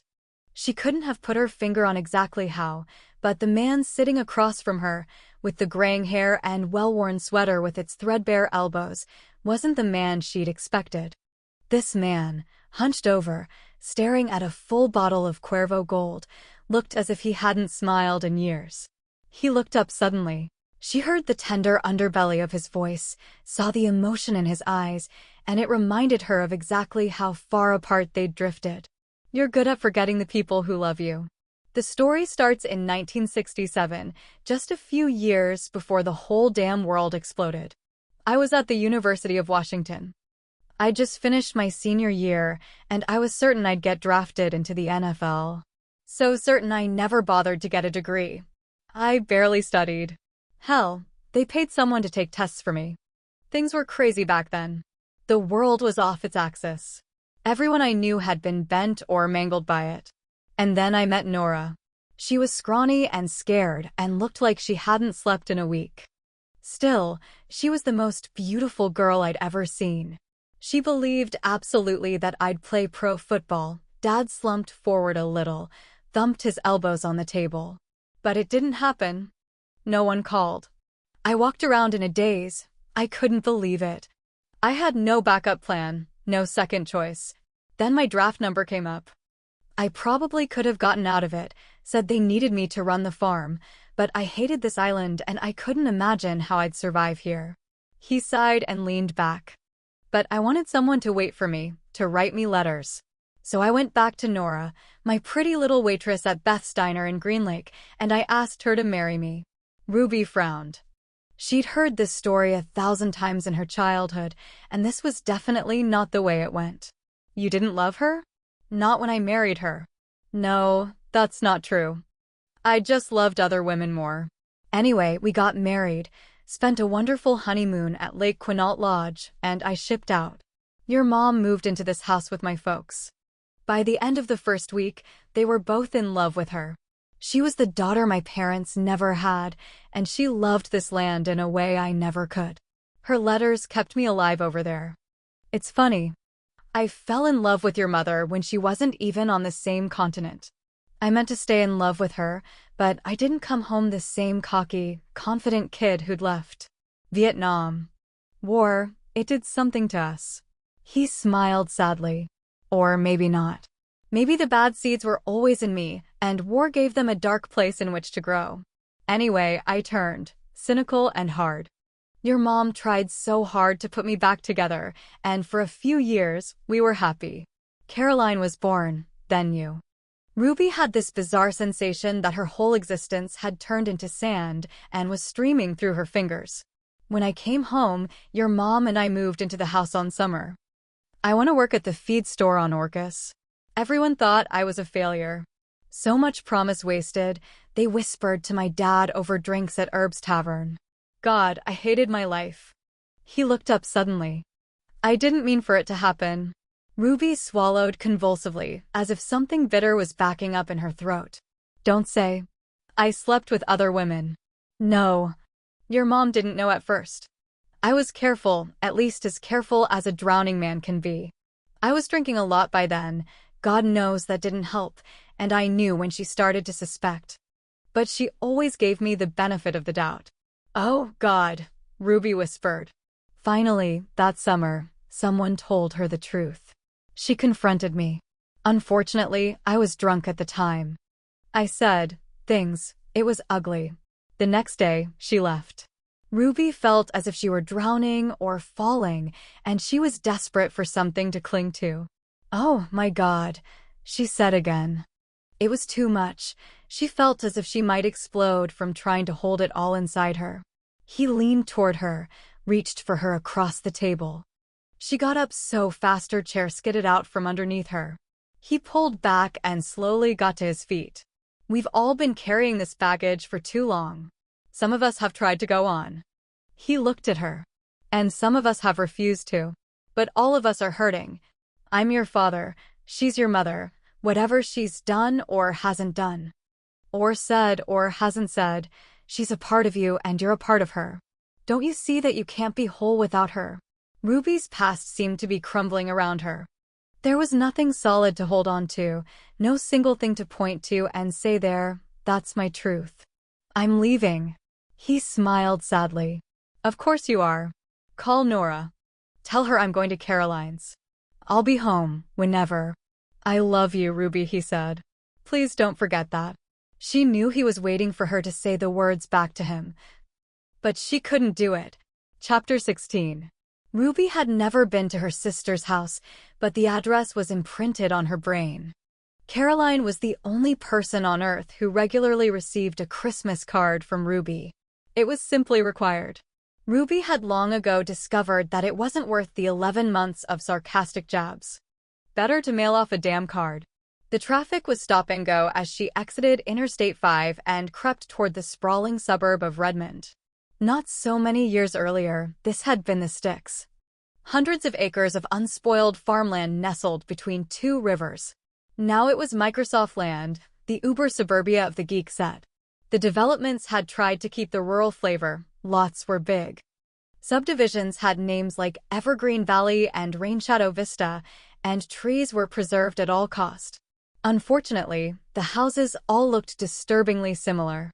Stepford in a coat of Ralph Lauren paint. Ruby checked the handy rental car map and turned down Emerald Lane. One big, brick-faced house followed another, each built to the edge of its lot. New landscaping gave the neighborhood an unsettled look. At last she found it. 12712, Emerald Lane. She drove up the stamped blue concrete driveway and parked next to a silver Mercedes station wagon. Then grabbed her purse from the passenger seat and headed up the path to a pair of oak doors trimmed in beaded brass. She knocked. From inside came a rustle of movement.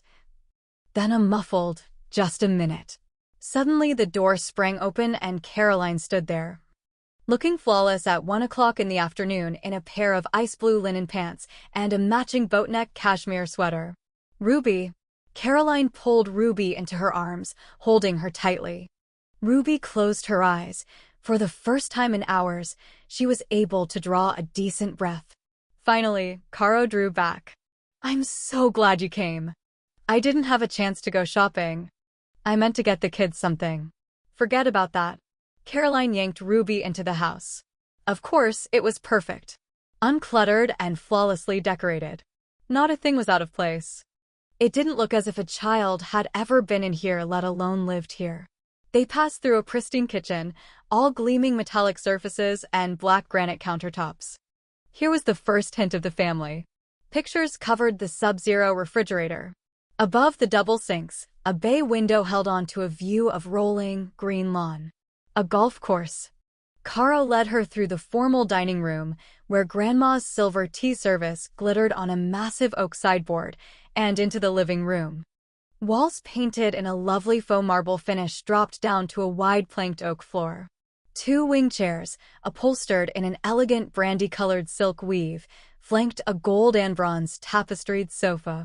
A pair of crystal lamps sat on gilded rosewood end tables, pouring golden light onto the plush antique Chinese rug. "Where are the kids?" Caroline brought a finger to her lips and said harshly. "Shush. We don't want to wake them up. Could I tiptoe upstairs and just trust me on this? You can see them when they wake up." Ruby got a glimpse of someone behind Caro's perfect, smiling face, but it was there and gone so fast, it left no imprint behind. She felt a little prickle of unease. Nothing was ever wrong with Caroline. She was the most balanced, well-adjusted person Ruby had ever known. Even during that horrible summer, Caro had moved along on an even keel, accepting what Ruby never would, smiling, forgetting, going on. And yet now, impossibly, Caroline looked unhappy. "Something's going on with you," Ruby said. "What is it?" Caro sat like a parakeet on the edge of the chair. Her perfectly manicured hands were clasped so tightly together the skin had gone pale. A Julia Roberts smile flashed across her serene face. "It's nothing, really. Just a bad week. The kids have been acting up." "It's nothing." Ruby couldn't put her finger on it exactly, but something was wrong here. Suddenly she knew. "You're having an affair." This time there was no mistaking the genuineness of Caro's smile. It showed how false the others had been. "Since Fred was born, I'd rather hit myself in the head with a jackhammer than have sex." "Maybe that's your problem." "I try to have sex at least twice a week, sometimes even with someone else." Caro laughed. "Oh, Ruby. God, I missed you." She sounded normal now. "I missed you too." "So," Caro said, leaning back now, "what brought you racing to my door? What makes you think I raced?" Caro gave her the look. "Nice outfit. I haven't seen so much black since Jenny went to the Halloween party as a licorice whip." "Good point." They both knew that Ruby usually dressed defensively for Caro. It was easier that way. "So what is it?" "You left Mom strapped to the wheelchair and ran screaming out of the house." Caro grinned at her own black humor. "Or maybe you left her at a rest area a few miles back and now she's thumbing it." Ruby couldn't even smile. "I went to Dad's house this morning." "Yeah. So?" She had no idea how to put a pretty spin on such ugliness, so she just said it. When Nora left, Dad was having an affair. Caroline sat back. "Oh, that. You knew?" Everyone on the island knew. "Not me." Caroline's smile was soft and tender. "You didn't want to know." Ruby had trouble finding her voice. "She's not who I thought she was, Caro. We're trapped in that house together, and whether I like it or not, I'm getting to know her." "We talk. You're getting to know her?" Something passed through Caroline's eyes at that. If Ruby hadn't known better, she would have called it envy. Suddenly Caro walked out of the room. A few minutes later, she returned with 2 glasses of wine and a pack of cigarettes. Ruby laughed. "Smoking? You're kidding, right? A cig in your hand would be like." "No jokes, Ruby. Please." Ruby saw how fragile her sister looked. "Point the way to cancer." "That doesn't count. It wasn't funny." Caro opened the French doors and led Ruby to a seat at an umbrella table. The golf course stretched alongside the flowered yard, dipped to a valley, and rose on the other side to a row of houses remarkably similar to this one. Caroline pulled a cigarette from the pack and lit up. Ruby followed suit. She hadn't smoked in years, and she had to admit, the novelty of it was fun. Her sister took a drag, exhaled, and stared out across the green. A stream of smoke clouded her face. "I've been talking to Mom for years. Meeting her now and then for lunch, calling her on Sunday mornings, being the daughter she expects, and we're polite strangers. And you," she shot Ruby a narrowed gaze. "You, who treats her like Typhoid Mary, she talks to." An awkward silence fell between them, and Ruby couldn't think of how to step over it. "We're stuck together."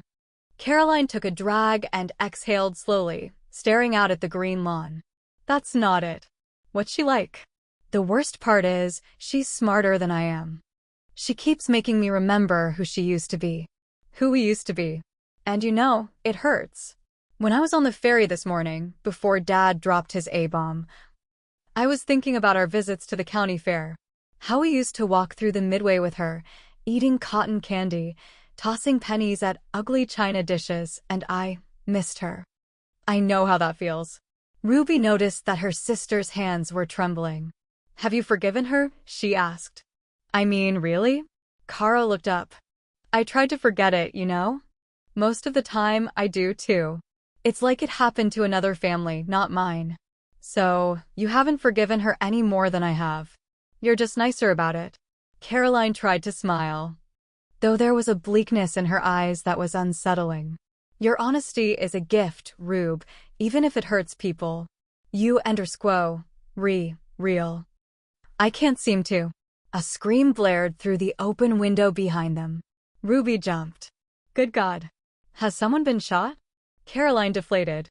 Her shoulders caved downward, and the color seemed to seep out of her cheeks. The princess is up. Ruby moved closer to her sister. Are you okay, Caro? The smile was too fleeting to be real. I'll be fine, she said. And Ruby saw that her sister was pretending again. She got up from her seat and walked woodenly back into the house. Ruby followed her. This time there were two screams. A jack-in-the-box came crashing and jangling down the stairs and skidded across the kitchen floor. Go, Caro said with a tired smile. Save yourself. A naked Barbie doll cartwheeled down the stairs and thumped into the table leg. The screams were getting louder. Ruby fought the urge to cover her ears. Let's go upstairs. I want to at least see my niece and nephew. Not when Jenny's in this kind of a mood. Trust me. Another toy came crashing down the stairs, followed by a shrieking cry. Why now? Caroline turned to her. Please? Another time? Well, next week I'm going to come down here and babysit. You and Jerry can go out dancing or something. Dancing. Caroline smiled wistfully. That would be nice. Ruby remembered suddenly that she wouldn't be here next week. She'd be back in California on the Sarah Purcell show, telling the world about her mother. Suddenly she felt sick. You'd better get going. The ferry lines are hell this time of day. Ruby checked her watch. Shit. You're right. Caroline looped an arm around Ruby, drew her close, and guided her toward the door. There she paused. I'm sorry you had to find out about Dad, but maybe it'll help. We're human, Ruby. All of us. Just human. Ruby hugged her sister, holding her so tightly that neither of them could breathe. I love you, Caro. I love you too, Rubik's Cube. Now, get going. Ruby drew back. She had the strange thought that if she said anything except goodbye, Caro would simply shatter. So goodbye was all she said. Nora sat at the kitchen table, staring down at the package of letters. Earlier, she'd spoken to Eric, but afterward, the silence had tackled her again. Idly, she rubbed her throbbing wrist. She'd spent an hour in the morning practicing with her crutches, and she was improving. She could go short distances. By the end of the week, she hoped to be out of the damned chair completely. But the practice hadn't fulfilled all of its purpose. She couldn't clear her mind completely. The letters were always there. She'd tried giving herself a little pep talk. They were just words. She told herself, scribblings on paper, and they were from strangers. Certainly she could find the strength to pick up a pen and fashion some kind of response. A goodbye and a thanks for the good times, at the very least. Not true. Every letter she'd attempted began the same. Dear readers. Sometimes she came up with a sad, pathetic beginning. I'm more sorry than you can know. Or how can I begin to say what's in my heart? Or by now you all know who I really am. But there was never a second sentence. And if all that wasn't bad enough, she was worried about Ruby. Her gaze landed on the note she'd found sitting on the kitchen table. Dear Nora, gone to see Dad. It looked innocuous enough. But appearances were often deceiving. Ruby wasn't coming back.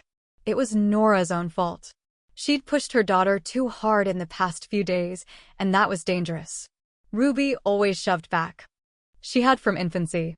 Unlike Caroline, who smiled coolly and held your hand and stepped aside when reality got too close. Nora had recognized her mistake the second she saw the goodbye note. Her daughter had had enough. She slumped forward, dropping her head onto her crossed arms. A good cry would probably help, but she couldn't find even that easy road to relief. She was wrung dry. Then she heard a car drive up, footsteps on the porch. The door opened, and Rand stepped into the kitchen. Nora understood instantly. Ruby had sent her father to deliver the bad news. Hey, Randall, she said, pulling her casted leg off the second chair. Have a seat. He glanced around. I've got a better idea. Before he'd even finished the sentence, he'd crossed the room and scooped her into his arms. She made a garbled, whooping sound of surprise and put her arms around his neck, hanging on. What the? Just hang on. She clung to him as he carried her over the threshold and out onto the porch. There, he pulled an old mohair blanket off of the rocker and wedged it under his arm. He walked down the steps, across the shaggy lawn, out to the edge of the bank. Beneath a huge madrona tree, he laid the blanket over the rocky ground, then gingerly set her down. Her bare toes stuck out from the end of her cast, and he leaned over and tucked the fringed end of the blanket around her foot. He sat down beside her, propped up on his elbows, and stretched out his long legs. "Still can't stand to be inside on a sunny day," she said.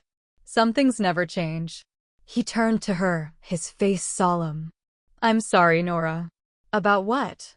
His gaze shifted to a point just beyond her left shoulder.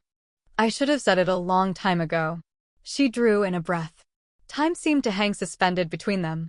She felt the hot summer sunlight on her face, smelled the familiar fragrance of the sea at low tide. He looked at her finally, and in his eyes, she saw the sad reflection of their life together. "I'm sorry," he said again, knowing that this time she understood. "Oh," was all she could say. He leaned closer, touched her face with a gentleness that sapped her strength. "It was my fault. All mine. We both know that. I was young and stupid and cocky. I didn't know how special we were." Nora was surprised by how easy it was suddenly for her to smile. She'd spent 20 years loving this man, 11 more vaguely missing him, and yet now, with him beside her on an old blanket that held their youth in its rough weave, she finally felt at peace. Maybe that was all she'd needed all these years. Just those few, simple words. She laid her hand against his, and a peacefulness settled around her, as if everything in their lives had led to this moment. He was her youth, she realized sadly, a youth that was neither well spent nor quite misspent. Just spent. In his eyes and his alone was the woman she'd once been. "We were both at fault, Rand. We tried. We just didn't make it." He leaned closer. She thought for a breathless moment that he was going to kiss her.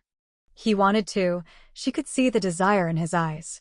But at the last second, he drew back, gave her a smile so soft and tender it was better than a kiss. "When I look back, and believe me, I try not to, you know what I remember." "What?" "That day you came back." Jesus, he closed his eyes.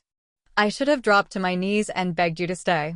In my heart, I knew it was what I wanted, but I'd heard about you and that guy, and all I could think of was me.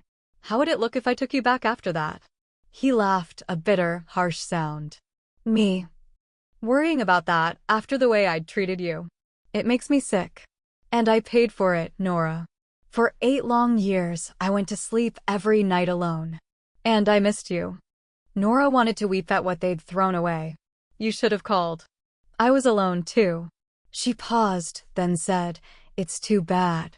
"Yeah." She reached out, brushed the hair from his eyes in a gesture as natural to her as breathing. "But you've gone on now. Married. I'm happy for that." She realized how true it was. Those few small words, "I'm sorry," had released her, turned Rand into what he truly was, her first love. Her great love, perhaps, but there would be another one for her someday. She smiled and arched one eyebrow. "And are you being a good boy, Randall?" He laughed, easy with her now.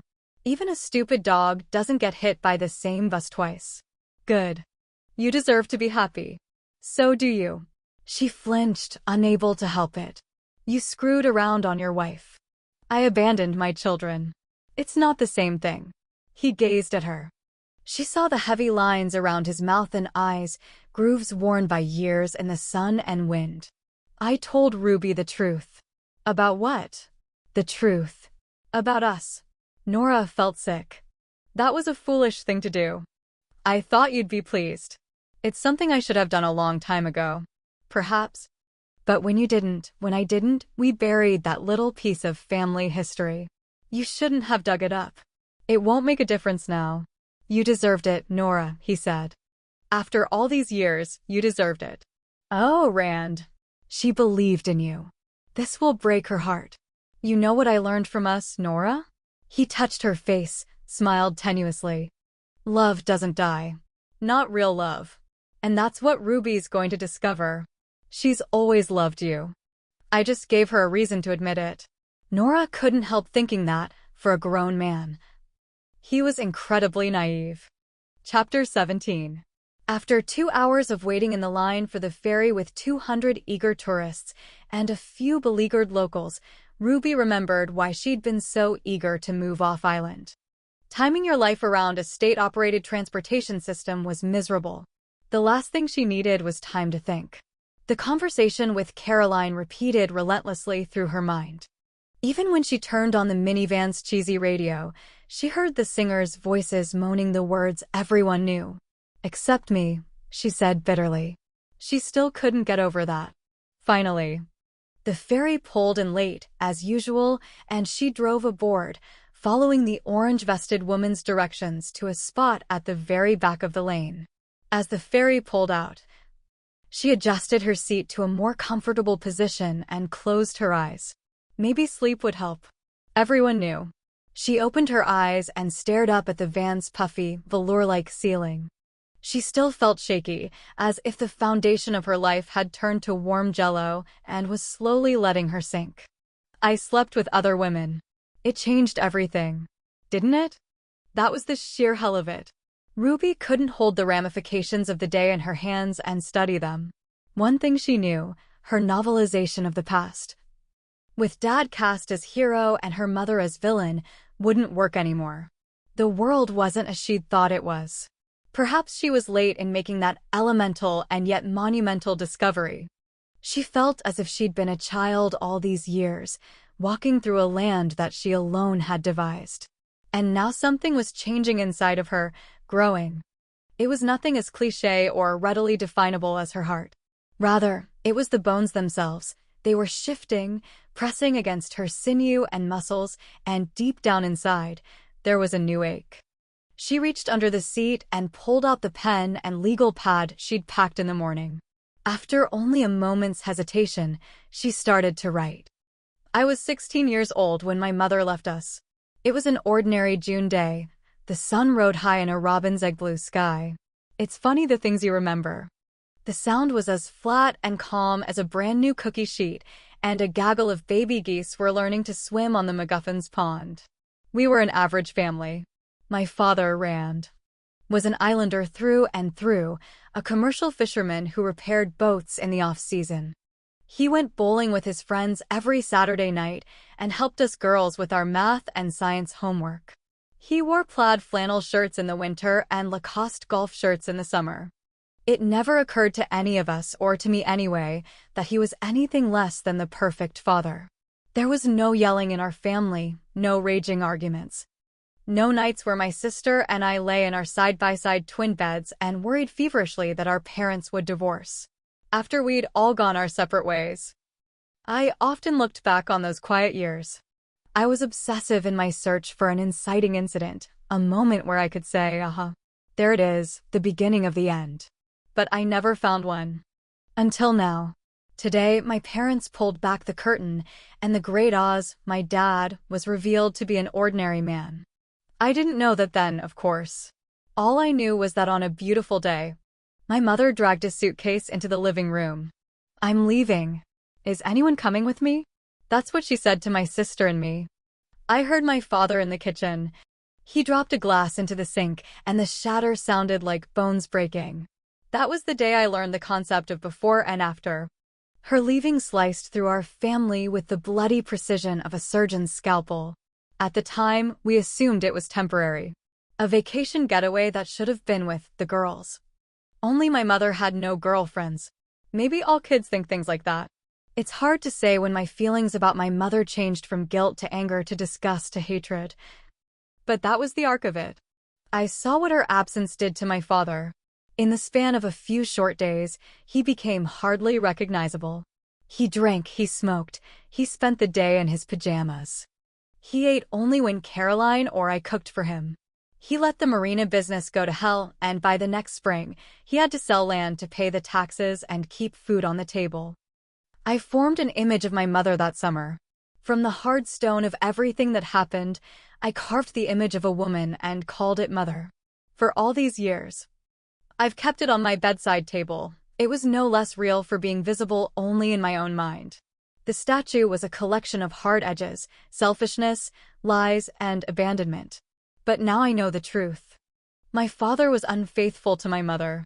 Unfaithful. A cold, detached word that gives no hint of the heat involved in passion. He wore a wedding ring and fucked women other than the one he'd sworn to love, honor, and protect. That says it better for me. The vulgarity of the sentence matches the obscenity of the act. I know it changes everything, but I can't seem to follow where it leads. My childhood, I thought naively, was mine alone, those memories painted in vibrant oil strokes on the canvas of my years. Now, it seems that Barbra Streisand was right. Memories are watercolor, and a heavy rain can wash them away. My father is not the man I thought he was. Even as I look down on the sentence I have just written, I see the childishness of it, but I can't think of another way to say it. I don't know how to look at him now. This father who is proven to be a stranger. My mother didn't leave him, and us, for fame and fortune, but simply because she was human and the man she loved had broken her heart. I know how it feels when someone you love stops loving you back. It's a kind of mini-death that breaks something inside of you. This knowing, this understanding. It should make me want to forgive my mother, shouldn't it? I think I'm afraid to love her, even the tiniest bit. The hurt she caused me is so deep that my bones have grown around it. I wonder perhaps who I am without it. Before she could finish her sentence, the ferry honked its horn. They were docking on Lopez. Ruby looked up. She knew that as soon as it had unloaded a few cars, it would turn to Orcas Island. Summer was the last stop before the boat turned back to the mainland. Ruby made a snap decision. She didn't want to see her mother yet. They would have to talk about this new information, and Ruby wasn't ready. She started the car and pulled out of line, speeding down the empty lane. Ferry workers shouted at her, waving their hands. No doubt they thought she was a tourist, getting off on the wrong island. She didn't care. She sped forward, bumped over the ramp, and drove off. The Sloane house was only a few blocks from the ferry terminal. It was a big, gingerbread cute Victorian mansion placed on a breathtaking promontory overlooking the bay. She pulled the minivan into the driveway and parked. It was twilight now. A purple haze fell across the garden, still impeccably tended. A newly painted white picket fence kept everything neatly contained. Just the way Mrs. Sloane liked it, although she probably hadn't set foot on this island in years. Ruby walked up the crushed seashell pathway that led to the front door. There she paused, gathered her courage, and knocked. Lottie opened the door. She looked just as Ruby remembered her, puffy cheeks, eyes that disappeared when she smiled. "Ruby Elizabeth," she said, clapping her plump hands together. "Lordy, it's good to see you." Ruby grinned. "Hello, Lottie. It's been a long time. Not so long that you can't give me a hug, you upstart." She reached out and grabbed Ruby, pulling her against her ample breast. Ruby noticed that Lottie still smelled of the lemon hard candies she kept tucked in her apron pockets. Ruby drew back, trying to maintain her smile when she said, "I came to see Eric. He's upstairs. Dean had to fly to Seattle, something about business." Ruby was relieved. Now that she was here, she wasn't ready to talk to Dean, either. She glanced past Lottie. Into the living room. "Can I go up?" "Why, I'd beat you with a stick if you didn't." "I'll make you some tea if." "No, thanks. I'm fine." Run along with you then." As Ruby passed her, Lottie reached out, touched her shoulder. "Don't be afraid, Ruby. He's still our boy." Ruby took a deep breath and released it, then slowly mounted the stairs. At the upper landing, she turned toward Eric's old room. The door was closed. She gave it the tiniest push to open it. "Eric? Ruby? Is that you?" She heard how weak his voice was. How different from the melodious baritone of old, and she swallowed hard. "It's me, buddy." She pushed past the door and walked into his room. Only sheer willpower kept her from gasping. He looked thin and tired. His beautiful black hair was practically gone. There was only the barest film of it left. Bruised dark shadows circled his eyes. His cheekbones stood out in pathetic relief above the pale, sunken flesh. He gave her a smile that broke her heart. I must be dead if Ruby Bridge is back on the island. I'm home, she said, looking away quickly so he couldn't see her shock. She strode over to the window and opened the curtains, anything to get her composure back. It's okay, Ruby, he said softly. I know how I look. She turned back around. I missed you, Eric, she said, meaning it, hating herself once again for how easily she'd been able to leave this place, these people. It feels like old times with you here, he said, pushing a button and maneuvering his bed to a more upright position. She smiled. Yeah. All we need is. He reached into the bedside drawer and held out a fat joint. He gave her that same tilted, crooked-toothed grin she remembered so well. Cancer makes pot easy to come by. He brought the joint to his lips and lit it. Ruby laughed. So, you've been getting all our old friends high, huh? He took a Tokay and handed it to her. When he finally exhaled, he said, There are no old friends around here. Not for me, anyway. Ruby took a hit. The smoke scalded her throat and made her cough. She handed the joint back to him. I haven't smoked pot in years. That's good news. So, how's the comedy biz? She took a smaller drag this time, breathed in, held the smoke in her lungs, then released it. After that, they passed it back and forth. I'm not funny enough to make it big. You're a riot. You always cracked me up. Thanks, but that's like being the prettiest girl in Paducah. It doesn't make you Miss America. The funniest girl on Lopez Island isn't going to knock M dead on Leno. Sad truth. Are you giving up on it? I guess so. I think I'll try my hand at writing. She giggled. Get it? Try my hand at writing. Eric laughed with her. It's not like you can try your foot, he said between bursts of laughter. They both knew it wasn't funny, but just now. With the sweet smell of pot clouded between them, it seemed hilarious. What kind of book will you write? Well, it won't be on the joys of sex. And it won't be on fashion. Ruby shot him a look. Very funny. I have my mother to rag about my appearance, if you don't mind. Hey, that's what I'll write about. Dear old mom. Eric laughed more quietly this time. Snuffing the joint out, he leaned back on his elbows. Somebody should do a book on her. She's a saint. I must be so high I've lost my hearing. I thought you said she was a saint. He turned to her. She is. His face seemed to loom in front of her, 2 sizes too big. His pale blue eyes were watery, rimmed in nearly invisible strands of red. His full, almost feminine lips were colorless. And suddenly she couldn't pretend, couldn't make small talk. How are you, Eric? Really? It's what the docs call end stage. He smiled weakly. Funny. They come up with a euphemism for every step of the illness, but then, when you really need a little lip gloss to cover everything, they call it end stage. As if you need another reminder that you're dying. Ruby brushed the fine, limp strands of hair from his face. I should have stayed in better touch with you. What happened between Dean and me?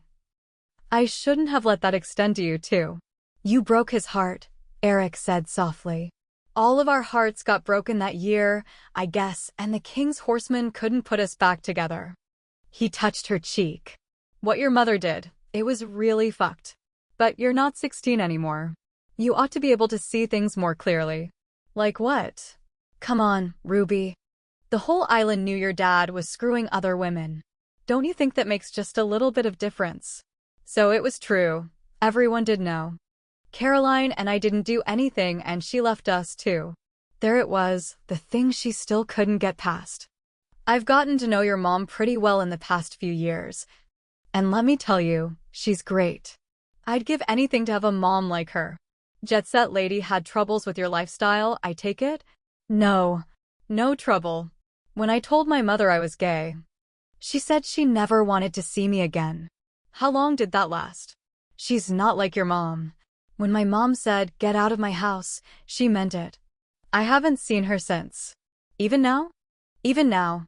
God. I'm sorry, she said, knowing how utterly inadequate the words were. You know who got me through those tough times. When I first realized I was gay and my parents disowned me. Dean, your mother. She had just moved her Nora Knows Best column to the Seattle Times. I wrote to her, anonymously at first. She wrote back, praising my bravery, telling me to keep my chin up, that my mom was sure to come around. It gave me hope. But after a few more years, I knew she was wrong. My mom had drawn her line in the sand. She wouldn't have a faggot son. Period. He grabbed his wallet from the top of the bedside table. Opening it, he withdrew an often folded piece of paper and carefully unfolded it. Here, read this. Ruby took the piece of paper from him. It was yellowed from age and veined with tiny fold lines. A brown stain blotched the upper right corner.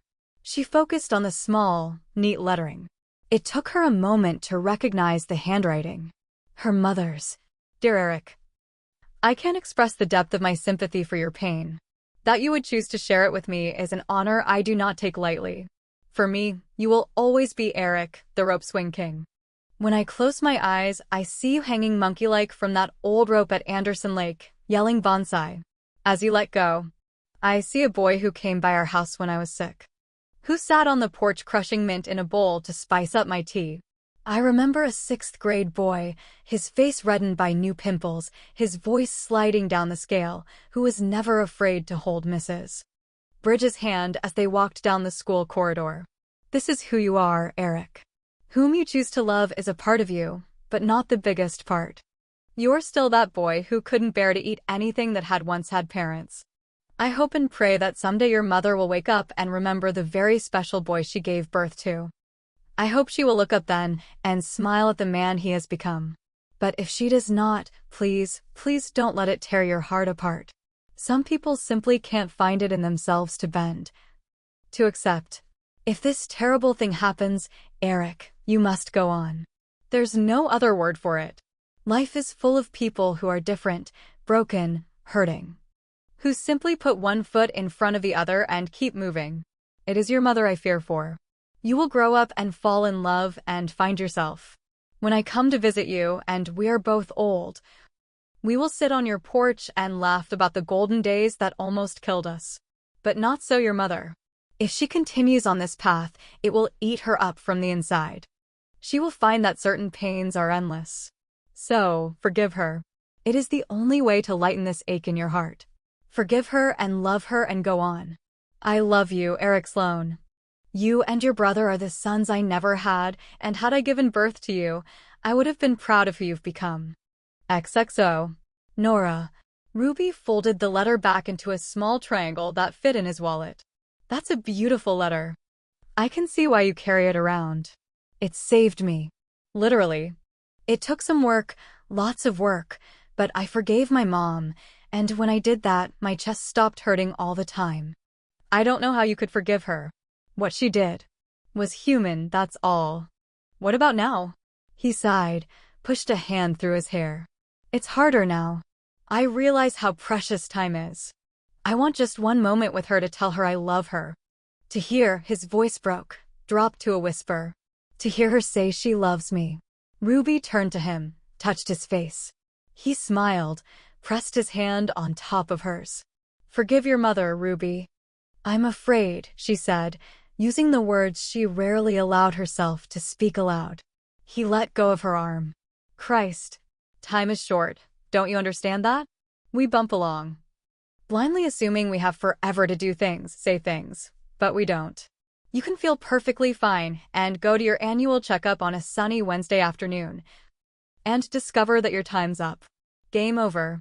She looked down at him. How do you forgive someone? He smiled tenderly. You just let go. Unclench. If I let go, I'm afraid I'll fall. There's nothing wrong with falling. He kissed the tips of his own fingers, then pressed the kiss to her cheek. I love you, Ruby. Don't forget that. Never. She whispered. Never. When Ruby finally got home, it was past midnight. She crept past her mother's closed bedroom door and went upstairs. Crawling into bed, she reached for her pad of paper and began to write. One of my best friends from childhood is dying. I stood at his bedside today and talked to him as if life were normal, and yet all the while, I couldn't breathe. Until a few hours ago, I had not seen him in more than a decade, and in all that time, I had barely thought of him, barely remembered him. This boy, now a man, who had walked hand in hand with me through childhood, I had forgotten. I kept the St. Christopher's medal he gave me for my 13th birthday, but the boy I lost. Maybe he never noticed or cared. We did, after all, go on with our separate lives as childhood friends tend to do, but now I see the sadness in that ordinary course of things. I walked away too easily. I didn't think enough about what and who I left behind. Now, I can't think about anything else. I left a boy with black hair and a booming, heartfelt laugh. And I returned to a man so thin I was afraid to touch him for fear that I would see my own bones through his papery flesh. And this dying man welcomed me home as if I'd never left. Did he know? I wonder how much it hurt me to look in his watery eyes and see the reflection of my own emptiness, my own lack. I want to gather the broken pieces of my heart together, pull them into my lap, and study them. Maybe then I could find the hole, the missing piece, that allows me to forget those I love. I am tired of my solitary life, weary to the bone. I have been running for years. So fast and hard, I am breathless. And here, at the end of it, I see that I've gone nowhere at all. I want my mother. Isn't that amazing?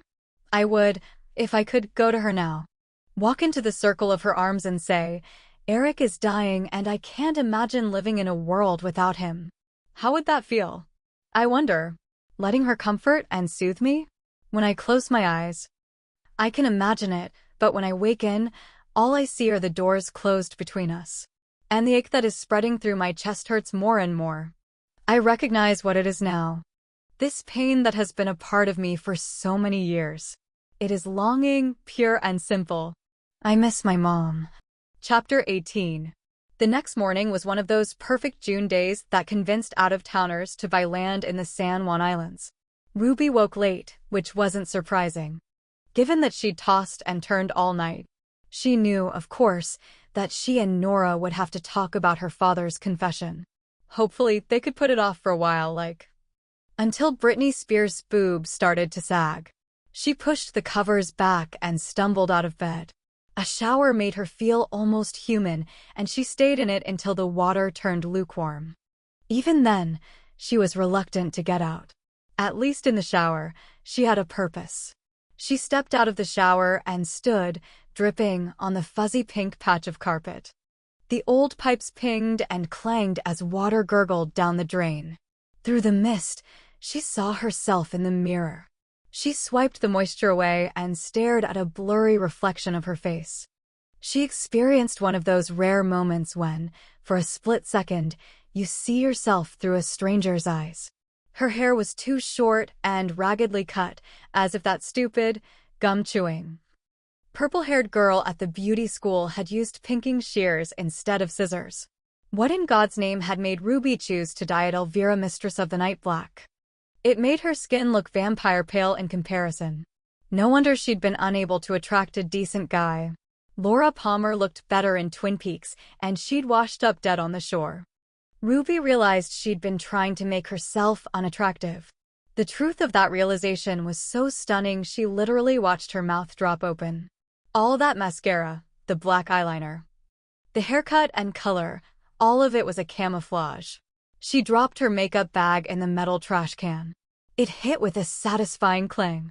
No more heroin-chic makeup or refugee clothing. Hell, she'd even quit dyeing her hair and find out what color it really was. Her last memory was of a nice, ordinary chestnut brown. The decision made her feel better. She went into her bedroom, dressed in jeans and a jade green V-neck t-shirt, and then hurried downstairs. Nora was standing by the counter, leaning on her crutches. The plop-drip-plop of the coffee maker filled the kitchen with steady sound. She looked up as Ruby entered the room. An almost comical look of surprise crossed her face. "You look beautiful." Immediately, She flushed. I'm sorry. I shouldn't have sounded surprised. It's okay. I guess I didn't look so great with all that makeup on. I'm not touching that one with a 10-foot pole. Ruby laughed, and it felt good. I need a haircut. Badly. Is there still a beauty salon in Friday Harbor? I used to cut your hair. Ruby hadn't remembered until that moment. But suddenly it came rushing back. Sunday evenings in the kitchen, a dish rag pinned around her neck with a clothespin, the soothing clip of the scissors.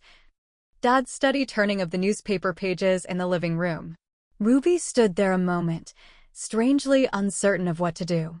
She had a nagging sense that if she said the right thing now, in this heartbeat of time which felt steeped in sudden possibility, she could change things. She felt vulnerable suddenly. A child wearing her emotions like a kindergarten name tag. Could you cut it again? Of course. Get the towel and a clothespin. The scissors should be here. Nora reached for her crutches and limped toward the utility drawer, where the scissors had always been kept. Ruby was momentarily nonplussed, though she wasn't sure why. It seemed as if Nora were as eager as Ruby to avoid a breakfast conversation. Get the stool from the laundry room and take it outside. It's such a pretty morning. Ruby gathered up the necessary supplies and carried everything outside. She set the stool on a nice flat patch of grass overlooking the bay and sat down on it. She heard Nora coming toward her. Thump step, thump step. Down the porch steps and across the grass, her mother moved awkwardly. A woman clearly afraid of stepping into a hole and twisting her good ankle. Are you sure about this? Ruby asked, watching her. I'm suddenly hearing you say oops. Behind me. And I wind up with one of those horrible asymmetrical cuts from when I was in grade school. Nora moved around behind Ruby. Remember your sophomore year? You didn't use hairspray, you used boat lacquer. I was scared to death I'd accidentally pat your head and shatter my wrist. Laughing, she wrapped the towel around Ruby's neck and pinned it in place, then began running her fingers through Ruby's still damp hair. Ruby released her breath in a sigh. It wasn't until she heard the sound, air hissing through her teeth, that she realized what she was feeling. Longing again. I'm just going to give it some shape, okay? Ruby blinked. Came stumbling out of the past. Yeah, she said. Her voice was barely audible. She cleared her throat and said again, louder, okay. Sit up straight. Quit fidgeting. The steady snip, snip, snip of the scissors seemed to hypnotize Ruby, that and the comforting familiarity of her mother's touch. Nora touched Ruby's chin, tenderly forcing her to look straight ahead. Snip, snip, snip. Eric called me last night. He said you'd visited him. Ruby closed her eyes. I'm not ready to talk about Eric, she said quietly. Okay, why don't you tell me about your life in Hollywood? Ruby's first thought was, the article. There's not much to say.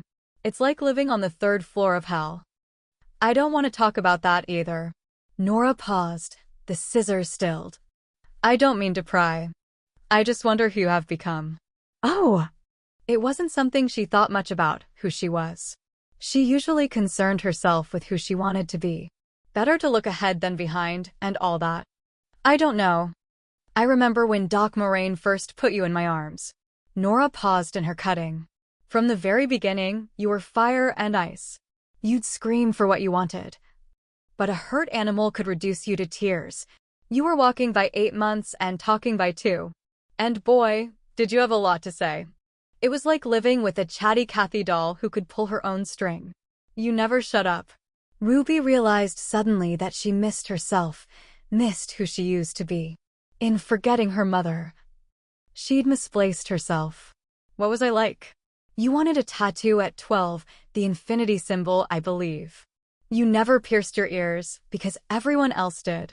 You wanted to go to an ashram the summer you turned 13. You were afraid of the dark for a long, long time, and whenever there was a windstorm, I rolled closer to your dad in bed. Because I knew you'd come bolting into our room and crawl into bed with us. Nora turned to her, gently pushing the wet hair out of Ruby's eyes. Is every part of that girl gone? Ruby felt shaky suddenly, uncertain. I never got my ears pierced. Thank you. For what? It would break my heart to think that you had changed so much. She reached out, touched Ruby's cheek in a fleeting, tender caress. You could always light up a room like no one I've ever known. Remember that day we went to the island newspaper to get them to cover the 8th grade dance? She smiled. I sat there, watching you make your argument, and thought she could run the country. This girl of mine. I was so damned proud of you. Ruby swallowed hard. Nora went back to cutting Ruby's hair. A few minutes later, she said, there we are. All done. She stepped aside and handed Ruby a mirror. Ruby looked at her reflection, captured as it was in the silvered oval. She looked young again. A woman with most of her life ahead of her. Instead of a bitter, struggling comic who'd left her youth sitting on barstools. It looks great, she said, turning to her mother. Their eyes met, locked. Understanding passed between them, quick as an electric shock. I went to see Dad yesterday. I know. He came to see me. Ruby should have guessed. We have to talk about it. Nora sighed. It was a sound like the slow leaking of air from a punctured tire. Yes. She bent down and retrieved her crutches. I don't know about you, but I'll need a cup of coffee for this, and a chair. I'll definitely need to sit down. Without waiting, she hobbled toward the porch. Ruby put the stool away, then grabbed 2 cups of coffee and went out onto the porch. Nora was seated on the love seat. Ruby chose the rocker. Nora took a cup of coffee from her. Thanks. Dad told me he'd been unfaithful to you. Ruby said it in a rush. What else? Does anything else matter? Nora frowned. Of course other things matter. Ruby didn't know what to say to that. He sort of blamed it on Vietnam. Well, maybe not. I wasn't sure what he blamed it on. He said the war changed him, but I got the feeling he thought he would have fooled around anyway. Nora leaned back in her chair. I loved your dad from the moment I first saw him, but we were young, and we got married for childish reasons. I wanted a family and a place where I could feel safe. He wanted, she smiled. I'm still not sure what he wanted. A woman to come home to, maybe. A woman who thought he was perfect. For a while we were an ideal couple. We both thought he was God. It was easy to see him that way. He acted so loving and nice. Don't judge him too harshly, Ruby. His infidelity was only part of what broke us up. It was just as much my fault. Did you screw other men too? No, but I loved him too much, and that can be as bad as not loving someone enough. I needed so much reassurance and love, I sucked him dry. No man can fill up all the dark places in a woman's soul. I knew he'd be unfaithful sooner or later. I think I made him crazy with my questions and my suspicions. Ruby didn't understand. You knew he'd be unfaithful? How? You said you lived with a man. Max was his name, right? Ruby nodded. Yeah. But what? Was he faithful? No. Well, for a while, maybe. Did you expect him to be? Of course. Ruby said it quickly. Too quickly. Then she sighed and sat back. No. I didn't expect him to want only me. Of course not. If a girl's mother doesn't love her enough to stick around, why should a man? Nora gazed at her. The smile she gave Ruby was sad. That's the gift my father gave me, the one I passed on to you. Jesus, Ruby said softly. Her mother was right. Ruby had spent a lifetime being so afraid of heartbreak that she hadn't let herself be loved. That's why she'd stayed with Max all those years. She knew she'd never fall in love with him, and her heart would be safe. All that loneliness, because she couldn't believe in being loved. Ruby walked toward the railing and stared out at the sound.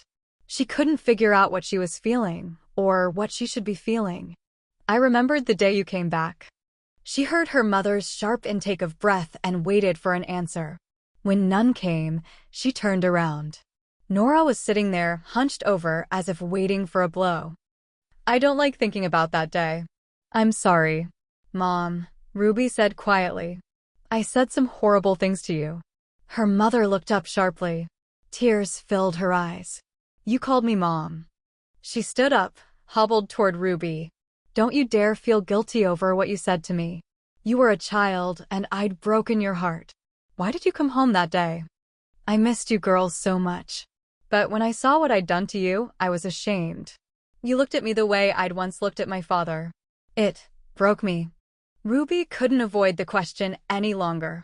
Okay, so I know why you left Dad, but why did you stay away? Nora gazed at her steadily. The leaving, the staying away, to you. These were the beginning of the story. To me, it was deep into the middle. Nora took a deep breath and dove in. The waters of the past were as cold as she'd expected, even in the heat of this gorgeous summer morning. Everyone thought Rand and I were the perfect couple. She curled her hands around the porcelain of her coffee cup and let it warm her. I was young then, and I cared about appearances more than substance. Living with an alcoholic will do that to you. You grow up hiding, flinching, protecting the very man you should expose. You make sure that none of the ugliness that goes on inside your house ever spills into the streets. That was a lesson my mother taught me before I was old enough to brush my teeth. Pretend and smile, and cry behind closed doors. I suspected your dad of having affairs long before I got hard proof. She glanced at Ruby. No pun intended. Ruby almost spit up her coffee. How can you make a joke about it? What is it they say about comedy? It only hurts when you laugh. She smiled and went on. It hurt me to suspect him, but that wasn't the worst of it. The worst was his drinking. He started drinking after dinner on the nights he came home. You girls probably didn't even notice. A few beers, a scotch, and soda here and there. By 10 o'clock he was wobbly, and by 11 he was stumbling drunk. And he got mean. All his insecurities, you remember how hard Grandpa was on him, and his disappointments came tumbling out. And everything was my fault. Every time he yelled at me, I heard my dad's voice, and though Rand never hit me, I started expecting it, flinching away from him, and that only made him madder. How could I think he'd hit me? He'd scream, stomping out of the house. She looked up at Ruby. So, you see, I was at least half of the problem. I couldn't separate my past from my present, and the harder I tried, the more the two braided together. I was terrified I'd become like my mother, a woman who never spoke more than 2 words at a time and died too young. But I was handling everything okay until Emmeline Ferguson told me about Shirley Comstock. My soccer coach? Nora nodded. You remember how much your dad suddenly started liking soccer? Ruby gasped. He didn't. Not with my coach. It's a small island, Nora said ruefully. There weren't a lot of women to choose from. I told myself it didn't matter. I was his wife. And there was honor in that. But he started drinking more and coming home less, and I fell apart. It started with insomnia. I simply stopped sleeping. Then the panic attacks hit. I got a prescription for Valium, but it didn't help enough. I would lie awake at night with my heart pounding and sweat pouring off me. Every time I picked you up from soccer, I went home and threw up. Finally, I started to black out. I'd wake up lying on the kitchen floor, and I couldn't remember huge chunks of my day. Jesus, Ruby said softly. Did you tell Dad? Nora gave a shaky smile. Of course not. I thought I was losing my mind. All I had to hold on to was the pretense of a marriage. You and Kara were the center of a world that kept shrinking around me. Nora looked up, wondering if it was possible to make a single 27-year-old woman understand how stifling marriage and motherhood could sometimes be. I couldn't handle it all, your dad's drinking, his screwing around, my insomnia, my sense of being overwhelmed and trapped. It was a combustible mix. And then, Nora closed her eyes. The day she'd worked so hard to keep at bay welled up inside her. It had been a gorgeous early summer day, not unlike today. She'd gone to the soccer field early to drop off cookies. And she'd seen them. Rand and Shirley, kissing, right out in the open as if they had every right. I took too many sleeping pills. I don't remember if I meant to or if it was an accident. But when I woke up in the hospital, I knew that if I didn't do something quickly, I was going to die. I don't know if you can understand that kind of depression.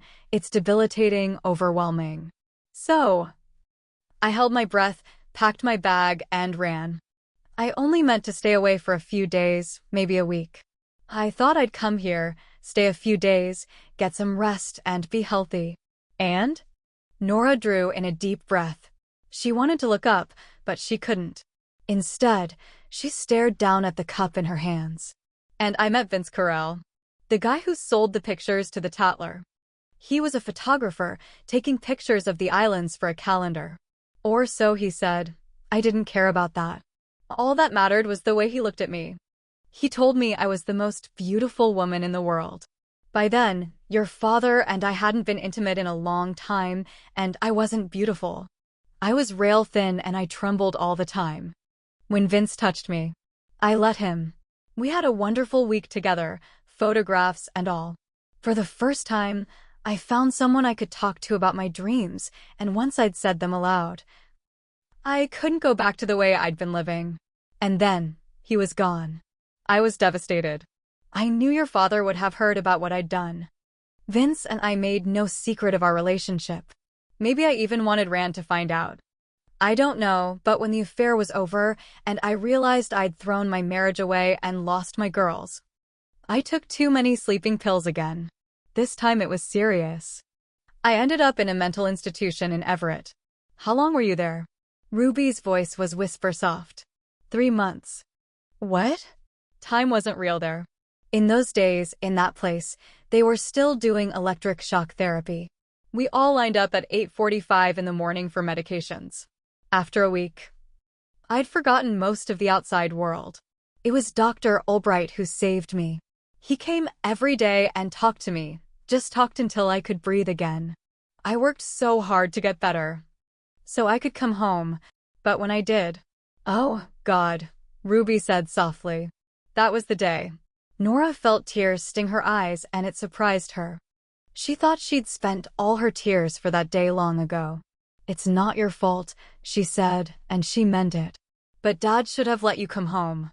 After what he'd done to you. I didn't ask Rand to take me back, Nora answered. I was too screwed up to take care of my children and I knew it. I didn't want my marriage back. I wanted me. It's a horrible thing to say, a horrible thing to have done, but it's the only truth I can give you. She longed to reach out, to take her daughter into her arms, but she was afraid. They were moving toward each other now, stepping over the hurts that had accumulated like boulders on the road between them. The world is full of regrets and times where you think if only. We have to move past that. Your dad was angry and arrogant. I was frightened and fragile. You were heartbroken. And on that one day, we came together, and we hurt each other. Mistakes, she said. Just ordinary human mistakes. But I want you to know this, Ruby, and it's the only part that matters. I never stopped loving you or thinking about you. I never stopped missing you. Ruby stared at her a long time. Then, softly, she said, I believe you. And Nora knew the healing had finally begun. Chapter 19. Ruby retreated to her bedroom. I'd wake up, lying on the kitchen floor, with huge chunks of my day gone. I don't know if you can understand that kind of depression. Mom must have been so afraid, so alone. Ruby knew how it felt. It was the worst, she knew, in the middle of a long, dark night, when the man you lived with was in bed beside you. If he smelled of another woman's perfume, that handspan between you could feel like the North Atlantic. She opened the nightstand drawer and pulled out her legal pad. She'd learned that it calmed her to write down her thoughts. And God knew she needed to relax. She sat down on the bed and drew her knees up, angling the pad against her thighs, and began to write. I'd always believed that the truth of a person was easily spotted, a line drawn in dark ink on white paper. Now, I wonder. Maybe the truth of who we are lies hidden in all those shades of gray that everyone talks about. My mother was in a mental institution. This is her newest revelation. One of them, anyway, in truth. There have been too many to count. Tonight, Mom painted a portrait of our family, and through her eyes I saw people I'd never imagined. A drunken, unfaithful husband and a depressed, overwhelmingly unhappy wife. How is it that I saw none of this? Are children so sublimely oblivious to their own world? She was right to hide this truth from me. Even now. I wish I didn't know it. Sometimes, knowing where we come from hurts more than we can stand. The phone rang. Ruby was startled by the sound. Tossing the pad aside, She leaned over and answered. Hello? Ruby? It was Caroline's voice, soft and thready. Ruby immediately felt the hairs on the back of her neck stand up. What's wrong? Wrong? Nothing. Can't a girl just call her little sister? Ruby leaned back against the headboard. Kara sounded better now. Still, that feeling of wrongness lingered. Of course. You just sounded. What? I don't know. Tired. Kara laughed. I have 2 small children and a cat that pukes up 10,000 hairballs a day. I'm always tired. Is it really like that, Karo? Does motherhood suck something out of you? Caroline was quiet for a minute. I used to dream of going to Paris. Now I just want privacy when I use the toilet. Jesus, Karo. How come we never talk about things like that? There's nothing to say. Ruby tried to sculpt an amorphous realization into words. That's not true. When we talk on the phone, it's always about me. My career. My worthless excuse for a boyfriend. My thoughts on comedy.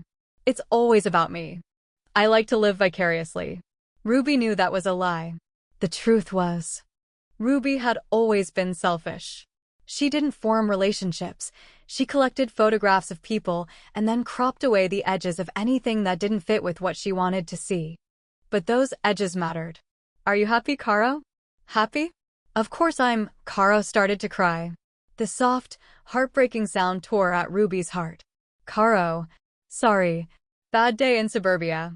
Just one. I can't talk about this now.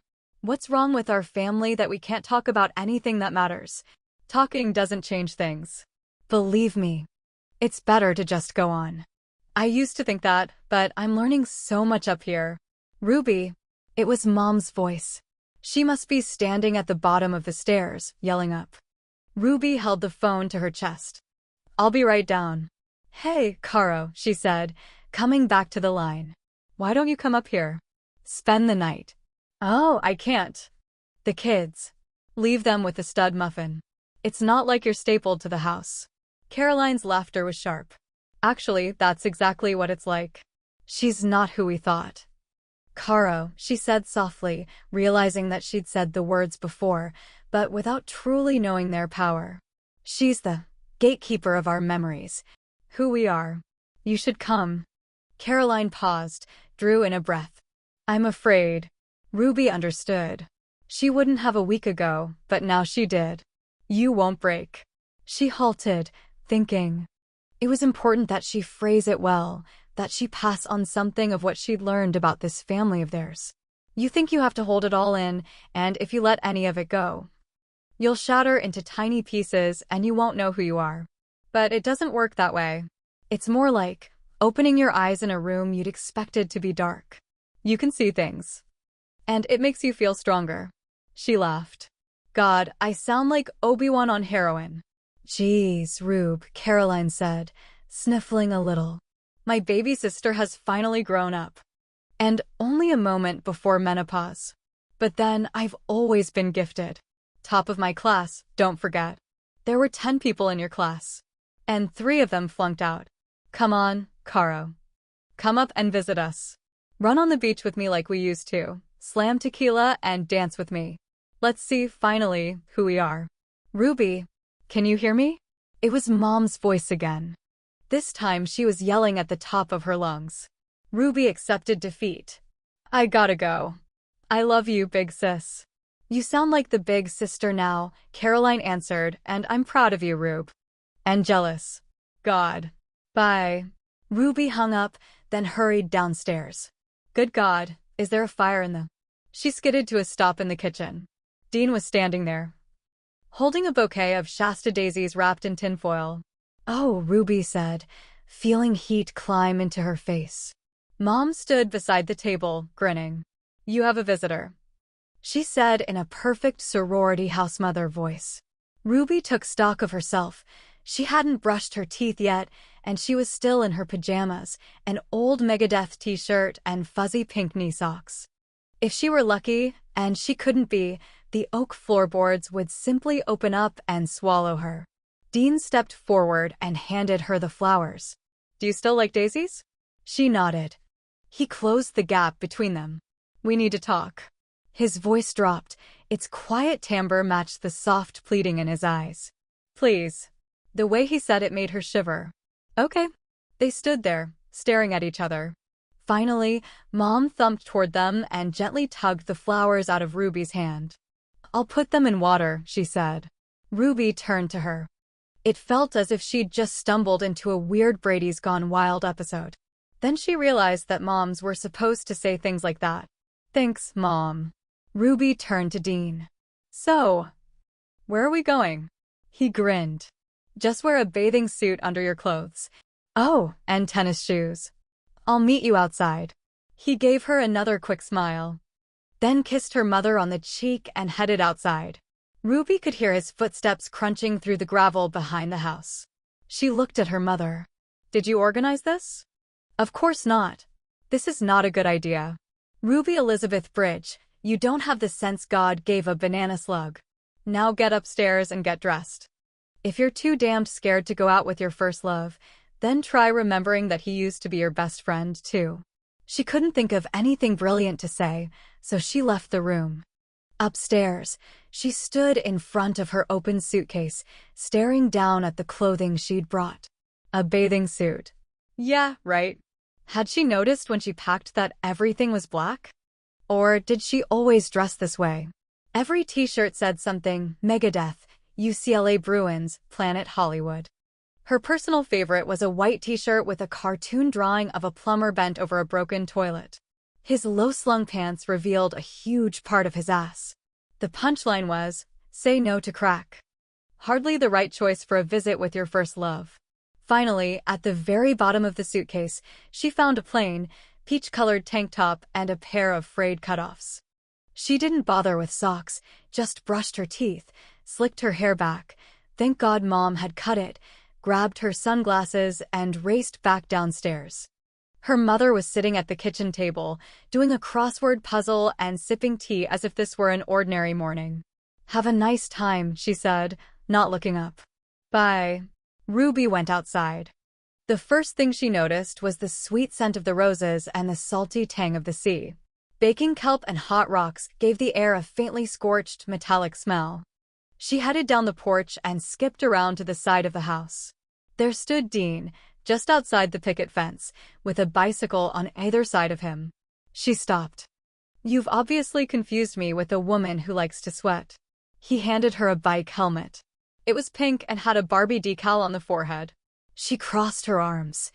That is definitely not gonna happen. He smiled. Too old to ride a bike, Rube? Or too out of shape? Damn him. He knew she couldn't refuse a challenge. She grabbed the handlebars and yanked the bike around. I haven't ridden a bike since. She stumbled over the memories. In a long time. His smile faded. He was remembering it too. The day she'd asked him out for a bike ride and broken his heart. She stared at him for a minute more, trying to read his mind. It was closed to her. Okay, she said at last. Lead on. He jumped on his bike and pedaled on ahead of her. She wanted to watch him, maybe ride alongside, but frankly, she was terrified that she was going to do a faceplant on the gravel driveway and end up as a medical episode on the Discovery Channel. He turned at the end of the driveway and headed uphill. Ruby tried to keep up. By the top of the street, her pores had turned into geysers. Her vision was blurred by sweat. She could have been pedaling underwater for all she could see. And it was hot. Really, really hot. She would have complained, was, in fact, dying to complain, but there wasn't enough breath in her lungs to form the word stop, let alone, you asshole. Just when she felt her heart start to stutter, they turned a corner. Leaving her hill. They were flying now, racing side by side down the long, two-lane road. Golden pastures studded with apple trees rushed past them. Dean leaned back, held his arms out. And Ruby sailed into the past. They were 14 again. That summer they learned to ride without using their hands, when every scraped knee was a badge of courage, when they'd whooshed down this very hill, arms outlung, together. The radio strapped to the handlebars, blaring out starships, nothing's gonna stop us now. The hill slowed down into a long, even S-curve, then wound into the entrance of Trout Lake State Park. Ruby should have known he'd bring her here. No fair, Dino, she said softly, wondering if he even heard her. He heard. What's that they say about love and war? Which one is this? That's up to you. Come on, race you to the park. Without waiting for an answer, he pedaled away from her, down the long, winding, tree-lined street. It was dark on this road. Even on this hot summer morning, shadows fell across the thin layer of pavement in serrated strips. The air was cold. She sped up to Dean, then pulled ahead. She heard him laughing quietly behind her, and she knew they were both thinking of the girl she'd been, the one who couldn't stand to lose at anything, even a popcorn dare like race you to the park. The road curled around a huge Douglas fir tree and spilled out into the sunshine. Ruby jumped off her bike and set it against the wooden bike rack. There was no need to lock it. She heard Dean's bike land against the rack with a clatter, but she was already walking toward the lake. She had forgotten how beautiful it was here. The heart-shaped sapphire blue lake was surrounded by lush green trees and rimmed in granite. A ribbon of water cascaded over the Giant's Lip, a flat, jutting rock at the top of the cliffs, and splashed onto the placid surface of the lake. There were children everywhere, locals and tourists, playing on the grass, shrieking. Swimming along the shore, Dean came up beside her. Are you up for a climb? She laughed. I'm an adult now. Waterfall Trail is for mountain goats and kids who are desperate to smoke pot or get laid. I can make it, he said, letting the challenge in his words hang there. She sighed. Lead on. Side by side, not talking, they walked around to the western side of the lake, wound through the horde of picnickers, frisbee-catching dogs, and screaming children. When they reached the heavy fringe of trees, they left the people behind. Gradually, the sound of human voices faded away. The gurgling, splashing sound of falling water grew louder and louder. Once again, Ruby was sweating. The trail was rocky and narrow. It corkscrewed straight up through the trees, salal, and blackberries, which scratched her exposed arms and legs. Thank you very much. Finally, they reached the top. The Giant's Lip. It was a slab of gray granite as big as a swimming pool and as flat as a quarter. A thick green moss furred the stone. Dainty yellow wildflowers grew impossibly from the moss. A stream of water no wider than the length of a man's arm flowed across the rock in a groove worn long ago, then spilled over the edge and fell 20 feet to the lake below. Ruby stepped into the clearing and saw the picnic basket. It was sitting on a familiar red and black plaid blanket. Dean touched her shoulder. Come on. He led her to the blanket, which he'd carefully spread out on a spot where the moss was several inches thick. They sat down. He reached into the basket, pulled out a thermos, and poured 2 glasses of lemonade. Ruby drank hers greedily. When she was finished, she set the glass aside and leaned back on her elbows. The hot sun beat down on her cheeks. We used to come up here all the time. This is where you first told me you were going to be a comedian. Really? She smiled. I don't remember that. You said you wanted to be famous. I still do. And you wanted to be a prize-winning photographer. She didn't look at him. It was better to stay separate and talk about the past, as if they were just 2 old high school friends who'd bumped into each other. That's a long way from junior executive. Yeah, but I still wish for it. If I could, I'd throw everything away and start over. Money sure as hell doesn't make you happy. It bothered her to think of him as unhappy. Spoken like a man whose family business is on the Fortune 500. He laughed softly. Yeah, I guess. A quiet settled in between them, and she was vaguely afraid of what he would say. So she said, I saw Eric yesterday. He told me. It really meant a lot to him. Ruby wishboned her arms behind her head. A single, gauzy cloud drifted above the trees. I wish I'd stayed in better touch with him. You. Dean laughed bitterly. I'm his brother and I hadn't seen him in years. That surprised Ruby. She rolled onto her side and faced Dean. But he didn't look at her. You guys were always so close. Things change, don't they? What happened? He stared up at the sky. I seem to have a problem with really knowing the people I love. I get blindsided. You're talking about his being gay? Finally, He looked at her. That's part of what I'm talking about. She understood and knew that it was time.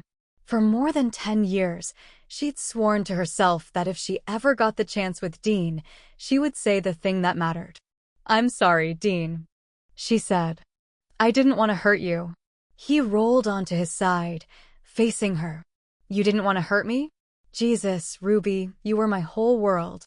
"I knew that. I just couldn't be someone's world then. I tried to take care of you after your mom left, but it was hard. You were constantly picking a fight with me. But I kept telling myself it would be okay, that you'd get past it and come back to me. And I kept loving you." Ruby didn't know how to explain it to him. How could she? She'd only barely begun to understand it herself. "You believed in something I didn't. Every time I closed my eyes at night, I dreamed about you leaving me. In my nightmares, I heard your voice, but I could never find you. I couldn't stand waiting for you to stop loving me. To leave me. What made you so damned sure I would leave you? Come on, Dean. We were kids, but we weren't stupid. I knew you'd go off to some college I couldn't afford and forget about me." Their faces were close together, and if she'd let herself, she could have lost her way in the blue sea of his eyes.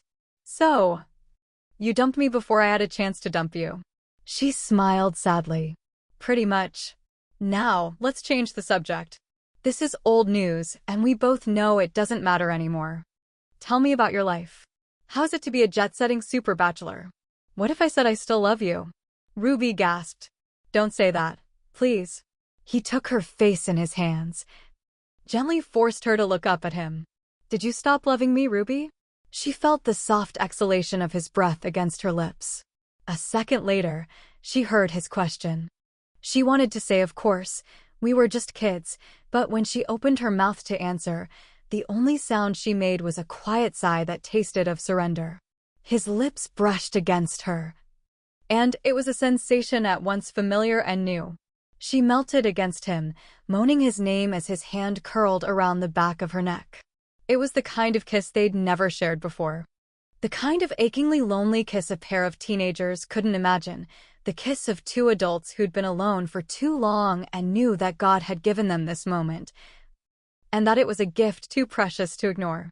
And for a few brief, heart-stopping seconds, their past faded like a photograph left in the hot sun. When he drew back, she opened her eyes and saw the missing years drawn in lines on his face. Sun, time, heartache, they had all left imprints on his skin. "I've waited a long time for a second chance with you, Ruby." If he said he loved her, she would believe him, and she would love him back. She closed her eyes, battling a wave of helplessness. She wished desperately to have grown up, to have been profoundly changed by all that she'd seen and learned in the past days. But it wasn't that easy. Her fear of abandonment was so deep it had calcified in her bones. She couldn't get past it. She'd discovered a long time ago why the poets called it falling in love. It was a plunging, eye-watering descent, and she'd lost her ability to believe that anyone would catch her. She pushed him away. "I can't do this. It's too much, too fast. You've always wanted too much from me." "Damn it, Ruby," he said, and she heard the disappointment in his voice. "Have you grown up at all?" "I won't hurt you again," she said. He touched her face. Rube. Just looking at you hurts me." She had never felt so alone. When he'd kissed her, she'd glimpsed a world she'd never imagined. A world where passion was part of love, but not the biggest part. Where a kiss from the right man, at the right time, could make a grown woman weep. "I can't give you what you want. It's not in me." He brushed the hair away from her eyes, let his fingertips linger at her temple. "You ran me off when I was a boy. I'm not 17 anymore, and we both know this thing between us isn't over. I don't think it ever was." Chapter 20. Dean followed Ruby back down the trail. Though they didn't talk, the forest was alive with sounds. Birds squawked and chirped in the trees overhead, squirrels chattered. Water splashed. At the park, he tossed the picnic basket, still filled with the lunch unpacked and uneaten, in the trash can. Curling the heavy blanket around his shoulders, he climbed tiredly onto his bike. When they reached the summer house, he pulled off to the side of the road and got off his bike. Ruby stopped a few feet ahead, then set her kickstand and turned to him, frowning. "I guess this is where I say goodbye." He heard the crack in her voice and it gave him hope. Ruby could push him away from now until forever. And he would still know the truth. He could see it in her eyes, hear it in her tremulous voice. He'd felt it in her kiss. "For now, it was just a kiss," she said. "Don't turn it into Gone with the Wind." He took a step toward her. "You must have confused me with one of your Hollywood idiot boys." She wanted to move backward. He could tell. What do you mean?" Now he was close enough to touch her, to kiss her, but he stood perfectly still. "I know you, Ruby. You can pretend all you want, but that kiss meant something. Tonight we'll both lie in bed and think about it." Ruby flushed. "You knew a teenager a decade ago. That doesn't mean you know me." He smiled. It was so precisely the sort of thing she would have said at 16. "You might have built a wall around your heart, but you haven't exchanged it. Somewhere, deep inside, you're still the girl I fell in love with." At last he touched her cheek, a fleeting caress. He wanted to do more, to pull her into his arms, hold her close and whisper, "I love you." But he knew he couldn't push her that far.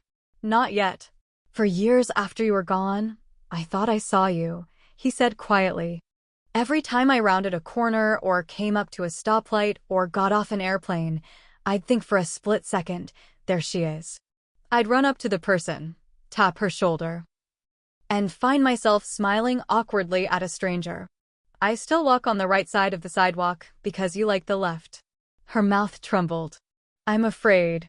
The girl I knew wasn't afraid of anything. That girl's been gone for years.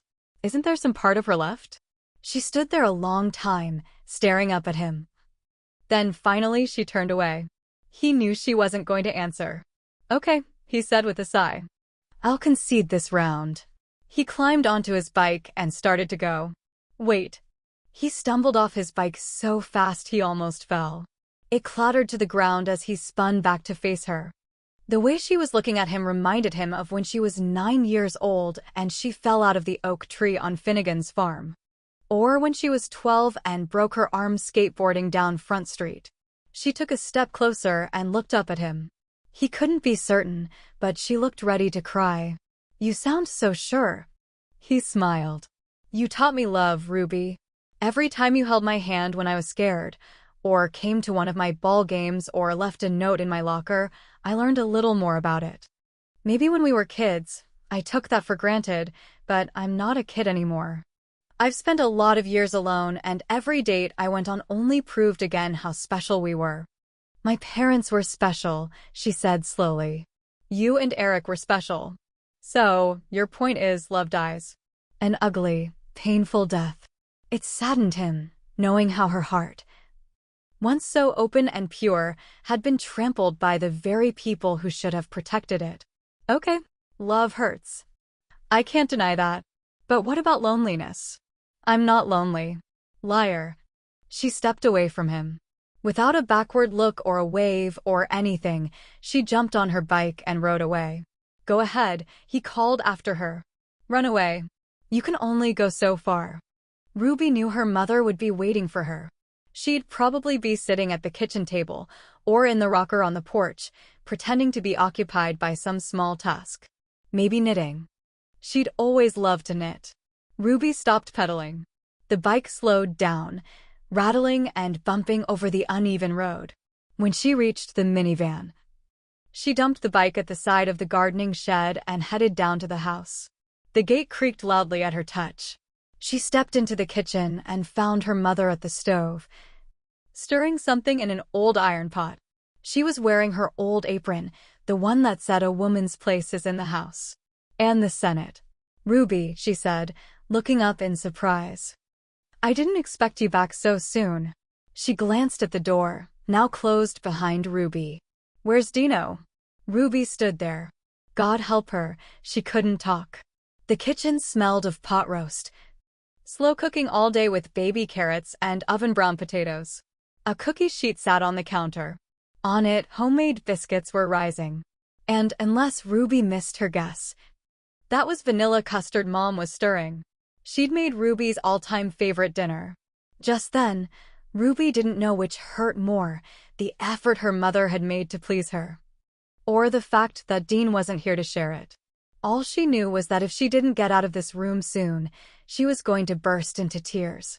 "Dean went home," she said. A frown darted across her mother's face. She turned off the burner, carefully placed the wooden spoon across the top of the pot, and grabbed her crutches, then limped toward Ruby. Step thump, step thump.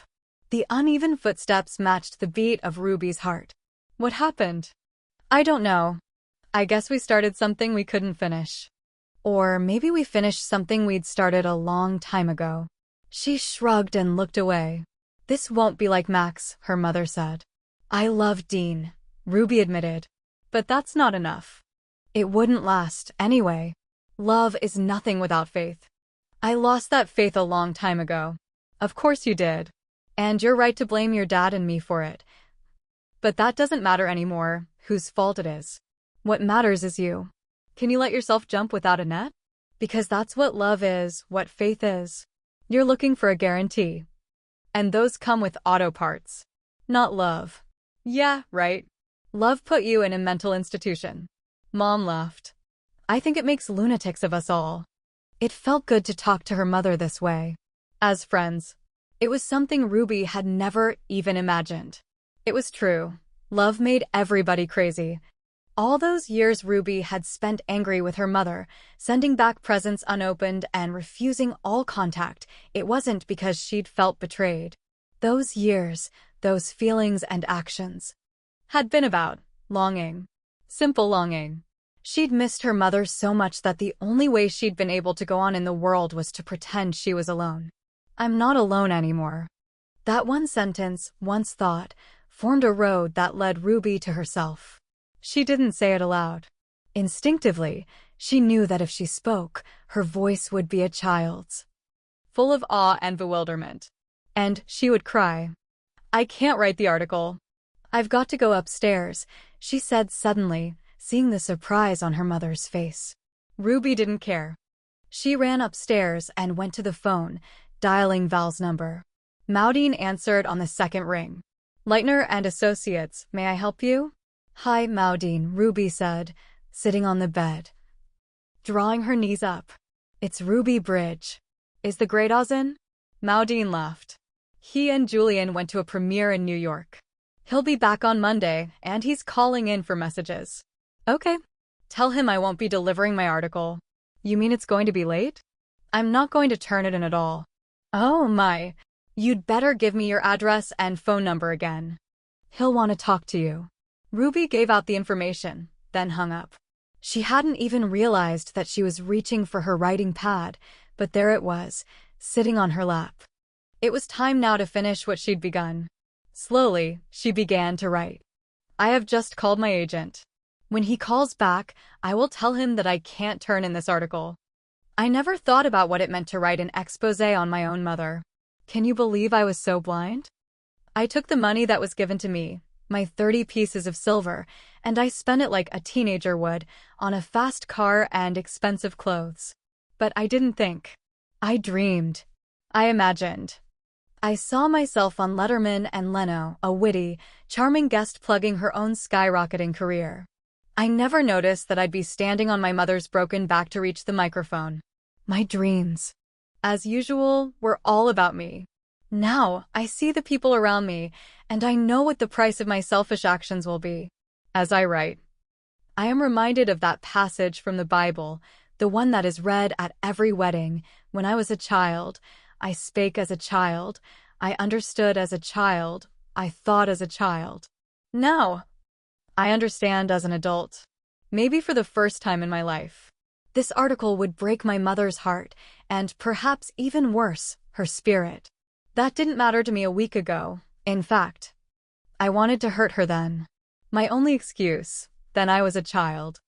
I can't do it anymore, not to her and not to me. For the first time, I have drawn back the dark curtain of anger and seen the bright day beyond. I can be my mother's daughter again.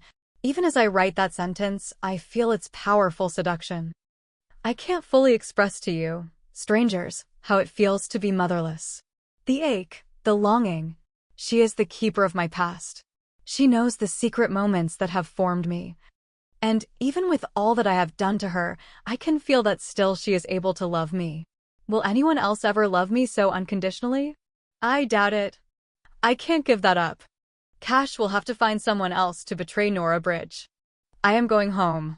Ruby felt better now. Her decision was down in print, formed and solid in bright blue letters. She would not turn in the article. In Friday Harbor, the marina was a hive of activity, boats coming in and going out, kids racing along the cement docks, nets in hand. Boaters bringing groceries down to their moored boats in creaky wooden carts. This town was the center of the American section of this archipelago. For more than 100 years, islanders had come to this port for groceries, boat repairs, and companionship. The town was an enchanting mix of old, decrepit buildings and newer ones, built with a reverence for the past in mind. It was a place where pedestrians and bikers were as liable to be in the middle of Main Street as an automobile, and the honk of a car horn was almost never heard. Like all of the islands, San Juan had learned long ago to depend on the tourist trade. The downtown area was an eclectic mix of art galleries, souvenir shops, gift emporiums, and restaurants with prices that forced the locals to drive off island for their daily needs and encouraged the Californian tourists to buy two of everything. Dean walked aimlessly up and down the streets. Today had depressed the hell out of him, and he knew it shouldn't have. Nothing had ever been easy with Ruby. Love would be the most difficult of all. He came to a camera shop and went inside. On a whim, he bought a kick-ass camera and enough film to record the tearing down of the Berlin Wall. Finally, he heard the ferry's horn and knew it was time to get down to the dock. He jumped on his bike and raced downhill. He was late, so he followed the last car onto the boat. On Lopez. He stopped by the grocery store and bought a few things, then pedaled home as fast as he could. By the time he reached the house, the sun was just beginning to set. In the kitchen, Lottie was busy chopping up vegetables for stir-fry. He gave her a quick wave hello and hurried up to Eric's room. "Hey, bro," Eric said, smiling tiredly, sitting up. "How was your bike ride?" Dean went to him. "Guess what I bought?" He opened the small blue insulated bag and withdrew a melting popsicle. Eric's eyes widened. "A rainbow rocket. I didn't think they still made them." Dean unwrapped the soggy white wrapper and handed his brother the dripping, multicolored popsicle. He had to help Eric hold it.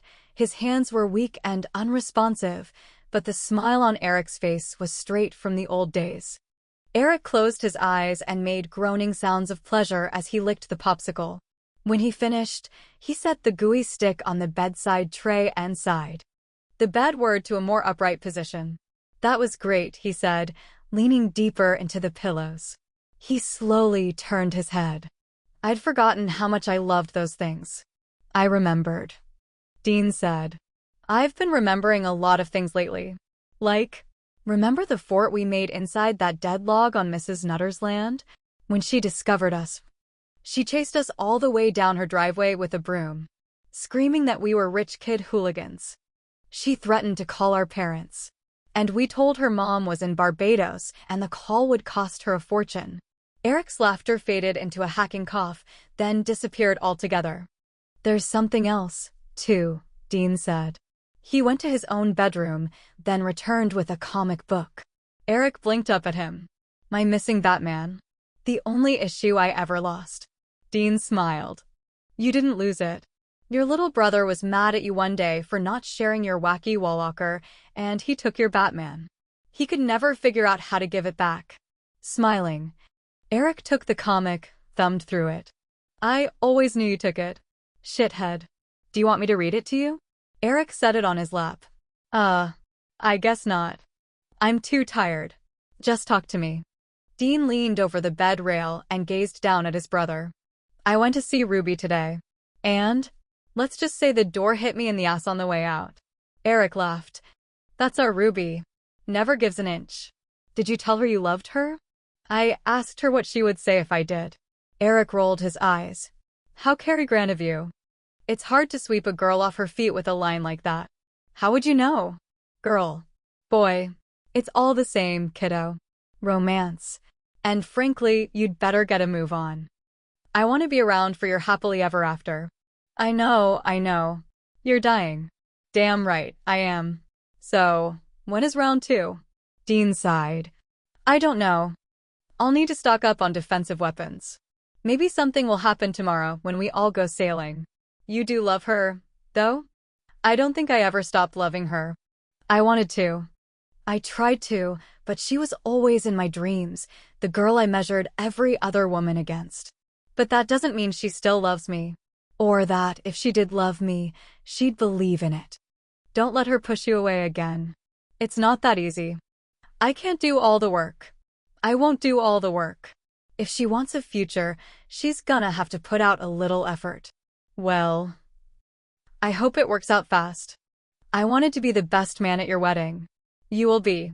Dean struggled to keep his voice even. Their eyes met, and in his brother's gaze, he saw the sad truth. They both knew it was dream spinning, this conversation of theirs. Eric would not be putting on a tuxedo and standing in shiny shoes beside Dean at the altar. I'm glad you came home, Dino. I couldn't have done this without you. Home. The simple, complex word found purchase in his heart. He'd known it would be hard to stand by and watch his brother die, but until this moment, he hadn't realized that it would end. This goodbye, strung out as it was over the briefest of time spans, was all that was left to them. And Dean would have to cling to these memories in the dark days that were sure to follow. If Ruby did miraculously admit to loving Dean, who would he tell? Who would laugh at him and say, "You must have done something to piss God off if he chose Ruby as your one true love"? There were so many things left to say between him and Eric, but where did you begin? How could you experience a lifetime in a few short days? And what about the things that floated past them, accidentally unsaid? What if Dean ended up moving through a colorless, Eric-less world in which he couldn't think of anything except what should have been said? Don't, Eric said. Dean blinked, realizing he'd been silent too long. Tears stung his eyes. He tried to casually wipe them away. Don't what? You're imagining the world without me. I don't know how to get through this. Eric reached out. His pale, blue-veined hand covered Dean's and pressed firmly. When I start feeling overwhelmed, I go back in time instead of ahead. I remember how we used to play Red Rover at Camp Orkila. Or how you used to sit cross-legged in your room, with your eyes closed, trying to levitate your toys when Lottie made you clean your room. He smiled tiredly and closed his eyes. And Dean could see that he was losing his brother to sleep once again. I remember the first time I saw Charlie. He was making a sandwich at the college lunch hangout. Mostly. I just remember what I've had and not what I'm leaving behind. Dean's throat was so tight he couldn't answer. The best part is you. Eric's voice was barely above a whisper now. His words were starting to sound garbled, as if he were more than half asleep. Since you're back, I dream again. It's nice. Dream, Dean said softly, placing his brother's limp hand on top of the blanket, then stroking his warm forehead. Dream of who you would have been and who you were. The bravest, smartest, best brother a kid ever had. After dinner, Nora went out to the porch and sat in her favorite rocking chair. In this magical hour, poised between day and night, the sky was the soft hue of a girl's ballet slipper. The screen door squeaked open and banged shut. I brought you some tea, Ruby said, stepping into the porch light's glow. Constant comment with cream and sugar, right? Thanks, Nora said. Join me. Ruby sat down in the rocker. Leaning back, she crossed her legs at the ankle and rested her feet on the small, frosted glass table beside the love seat. I've been thinking. There's aspirin in the bathroom cabinet. Very funny. It didn't give me a headache. It gave me a heartache. Nora turned to her. I think I was easy to leave. Don't say that. You were an innocent victim. I'm tired of that answer. Ruby smiled, but it was a sad, curving of the lips that lasted no time at all. I was a bitch to Dean after you left. That's understandable. I know. I had every right to be a bitch. I was lost and in pain. But was he supposed to love me when I wasn't lovable, when I wouldn't let him get close? I expected love from him when I gave none, and then I fucked another guy just to see if Dean would love me no matter what. Big surprise, he didn't. She leaned forward again, rested her forearms on her thighs, and studied Nora. And I was worse to you. All those years, you sent letters and gifts and left phone messages. I knew you cared about me. I knew you were sorry. And I was proud of hurting you. I thought it was the least you deserved. So, don't disagree with me when I say that I have been the architect of some of my own pain. Nora smiled. We all are. Growing up is when we finally understand that. Remember those strawberry hard candies that used to show up in your Easter basket every year? Yes, that's you, Ruby. You've built a hard shell to protect your soft heart. Only it doesn't work. I know you don't have faith in love, and I know I made you that way, but it's a half-life, kiddo. Maybe you see that now. Without love, the loneliness just goes on and on. Ruby looked down at her clasped hands. I was lonely when I lived with Max. Of course you were. You didn't love him. I wanted to. Maybe I could have if I'd let myself. I don't think love is like that. It just strikes. Like lightning. And fries you to a crisp. And turns your hair white. And stops your heart. Nora's smile faded. You should give Dean a chance. Stick around a while longer, see what happens. Unless you need to get back to your career. What career? The moment she said it, Ruby looked up sharply, as if she hadn't meant to say that. What do you mean? I'm not funny. The words seemed to take something away from Ruby. She looked young and vulnerable. Nora didn't know how to respond. Did her daughter want honesty, empathy, or contradiction? There was no way to know. All Nora could do was speak to the girl she'd once known. That girl, the young Ruby, had been honest to a fault and able to look life square in the eye. We both know you are funny. You've always had a great sense of humor. But are you funny enough and often enough to make a living at it? Have you taken classes? Analyzed people like Robin Williams and Richard Pryor and Jerry Seinfeld? Do you know how they make their material sound funny? Ruby looked stunned. You sound like my agent. He's always trying to get me to take classes. At least, he used to. He's kind of given up on me now. Why didn't you take his advice? I thought it was about talent. The words seemed to make her uncomfortable. She gave Nora a little half-smile as if to acknowledge it. Most things take more discipline than talent. Nora studied her daughter. Is your material funny? Most of the time. It's my delivery that sucks. And I'm not comfortable on stage. Nora smiled. She couldn't help remembering. Mom? You're spacing out on me. I'm sorry. I heard your act once. One of my readers sent me a tape of it. Ruby turned pale. Really? I have to admit it hurt like hell. You compared me to a rabbit, soft and pretty on the outside, and capable of eating her young. She laughed. Anyway, I thought your stuff was funny, and I wasn't surprised by that. I always thought you'd be a writer. Really? Your stories were wonderful. You had a way of looking at the world that amazed me. Ruby swallowed hard. I like writing. I think I'm good at it. Lately, I've been thinking about writing a book. You should give it a try. Ruby bit her lower lip, worrying it, and Nora knew she'd overstepped. I'm sorry. I didn't mean to suggest. It's okay, Mom. It's just that I almost did write something, but it was too personal.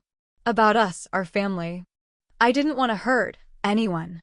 Ruby looked heartbreakingly young and earnest right then. Sometimes people get hurt, Ruby. It's never something you should seek out or do on purpose. But you can't live a life that hurts no one. If you try, you'll end up touching no one. I wouldn't want to hurt you, Ruby said quietly. Before Nora could respond, she heard the sound of a car driving up. It parked and the engine fell silent. A door slammed shut. Ruby glanced toward the garden. Are we expecting someone? No. Footsteps rattled on gravel. A rusty gate creaked open and clattered shut. Someone thumped up the sagging porch steps and walked into the light. Chapter 21. Nora stared up at her elder daughter in shock. Caroline, she whispered, setting her tea down on the table beside her. I don't believe it. Ruby ran across the porch and pulled her sister into a fierce hug. Nora drank in the sight of it, her girls, back together on Summer Island. In the old days, she would have joined them, thrown her arms around both girls for a family hug. But now a lifetime's worth of poor choices left her on the outside, looking at her own daughters through a pane of glass as thick as a child's broken heart.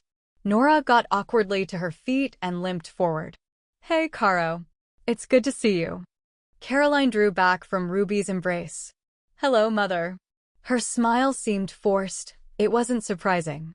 Even as a child, she'd been able to smile when her heart was breaking. "This is great," Ruby said. "My big sis is home for a slumber party. We haven't done that since Miranda Moore's birthday party." In the soft, orange light, Nora studied her elder daughter. Caroline was flawlessly dressed in a pair of creased white linen pants and a rose-colored silk blouse with ruffles that fell around her thin wrists. Not a strand of silvery blonde hair was out of place, not a fleck of mascara marred the pale flesh beneath her eyes. Nora had the feeling it wouldn't dare.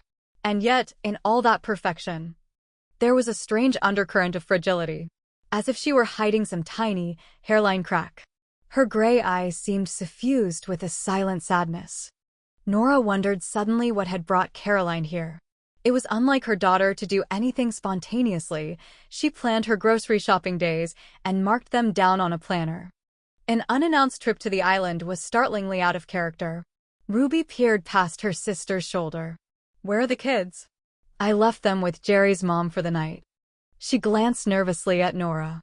"It's just me." "I hope that's okay. I know I should have called." "Are you kidding?" "I begged you to come," Ruby said, laughing. Ruby looped an arm around her sister's narrow shoulders. The two women moved into the house, their heads tilted together. As she limped along behind them, Nora heard Ruby say softly, "Is everything okay at home?" But Caroline's answer was too hushed to be overheard. Nora felt like a third wheel. She stopped at the kitchen table and cleared her throat. "Maybe I should leave you two alone for a while. You know, for a sisterly chat." Caro and Ruby were almost to the living room. Together they turned around. It was Ruby who spoke. "That's what got us into this pathetic mess, don't you think?" "I just thought." "I know what you thought," Ruby said with a tenderness that squeezed Nora's heart. Caroline moved forward. Her left arm clamped tightly down on her designer overnight bag, her heels clacking on the hardwood floor. Nora could see her daughter's fear. She actually thought it was possible, if you were careful, to skate on ice too thin to hold your weight. "So," Caro said, offering a quick smile that didn't reach her eyes, "would you like to see the newest photos of your grandchildren?" "We could start there," Nora said, knowing it wasn't her line. She was supposed to be desperately thankful for even the pretense of normalcy. "But if we really want to get to know each other, it will take more than pictures." Caroline paled. If that were possible, then went on seamlessly. "Good." She unzipped her bag and took out 2 flat photo albums. "Let's go sit in the living room," she said, already moving. She went to the sofa and sat down, her knees pressed demurely together, her fingers splayed on top of the albums on her lap. Ruby rushed over and sat beside her. Nora ignored her crutches and hopped on one foot after her daughter's. She sat down beside Caroline. Caroline glanced down at the album. Her long, manicured fingers stroked the tooled leather. Nora noticed that those hands, so perfectly cared for and heavy with gold and diamond jewelry, were trembling. Slowly, Caroline opened the book. The first photograph was an 8x10 color shot of her wedding. In it, Caroline stood tall and stiffly erect, not nearly as thin as she was now, sheathed in an elegant, beaded silk off-the-shoulder gown. Jerry was beside her, breathtakingly handsome in a black Prada tuxedo.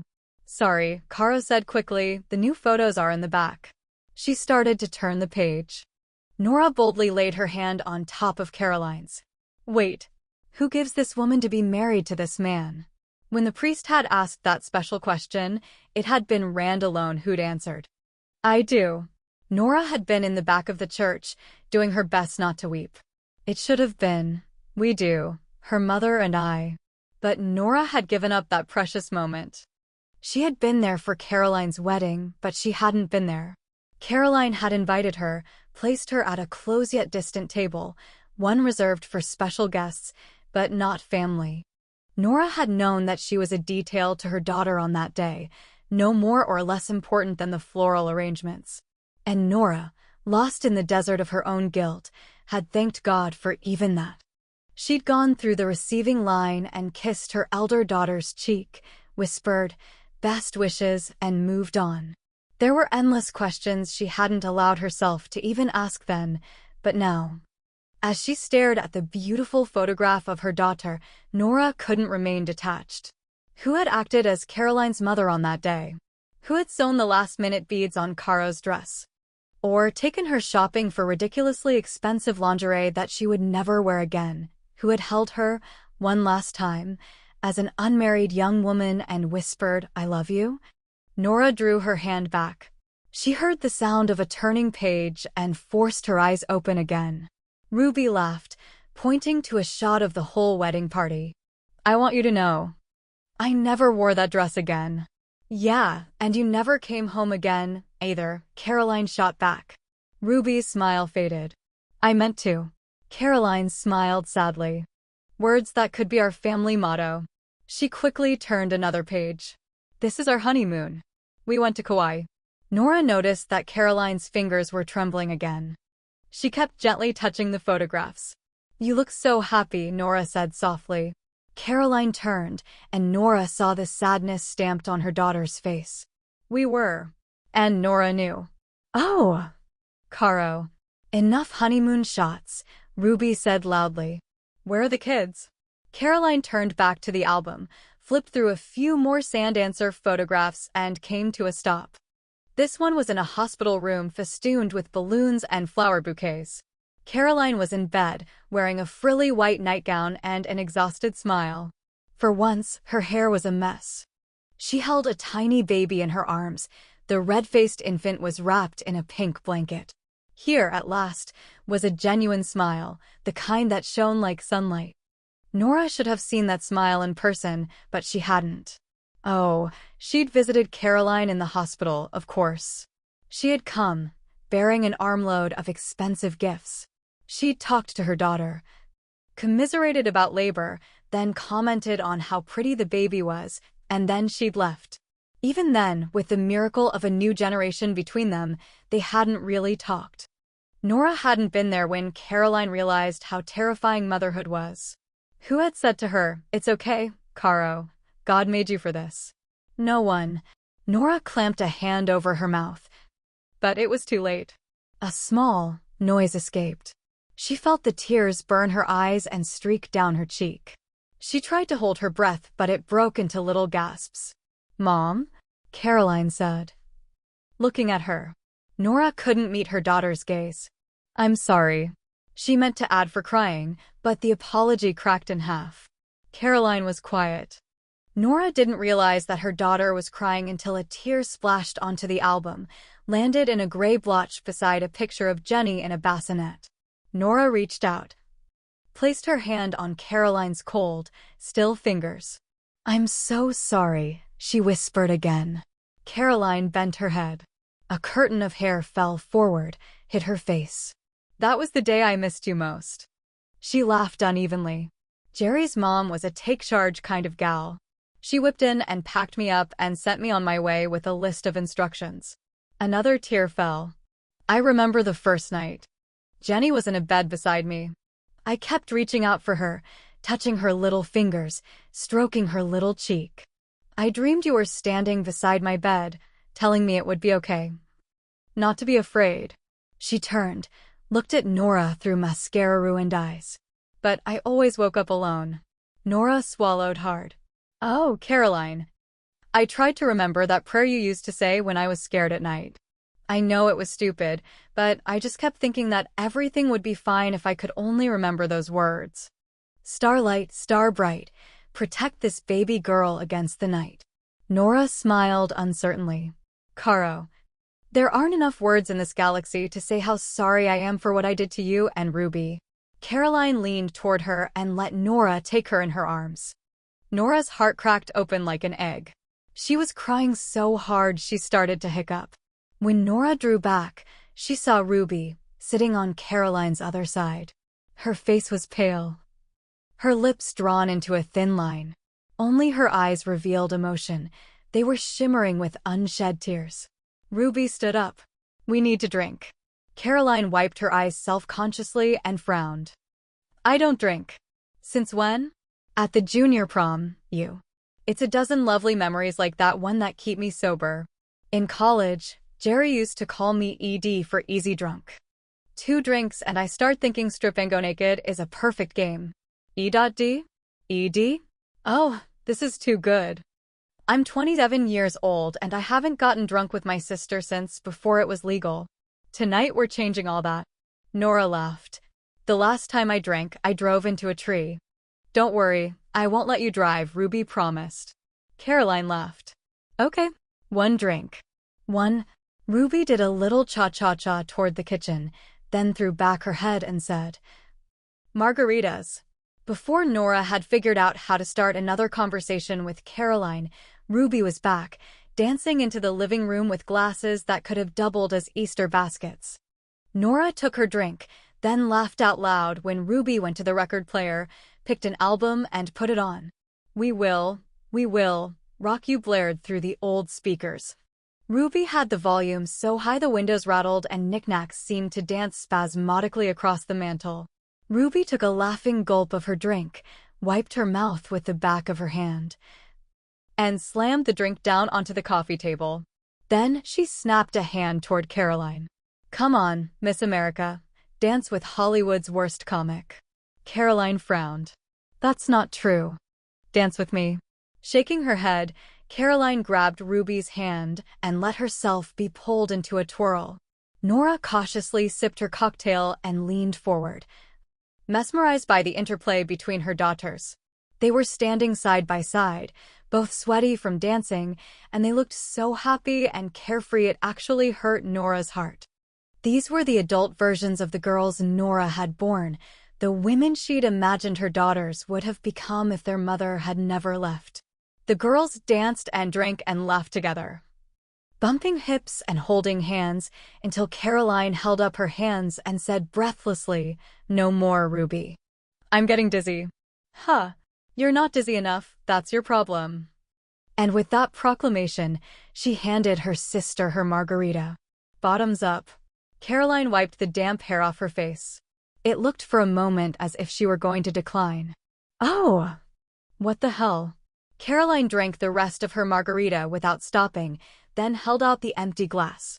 "Another one, please." "Yeehaw." Ruby danced into the kitchen and started up the blender.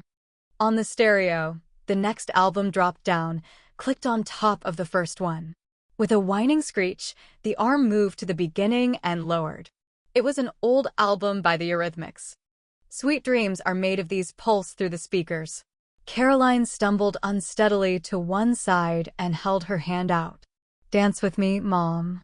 Mom." It was the first time Caroline had called her that in years.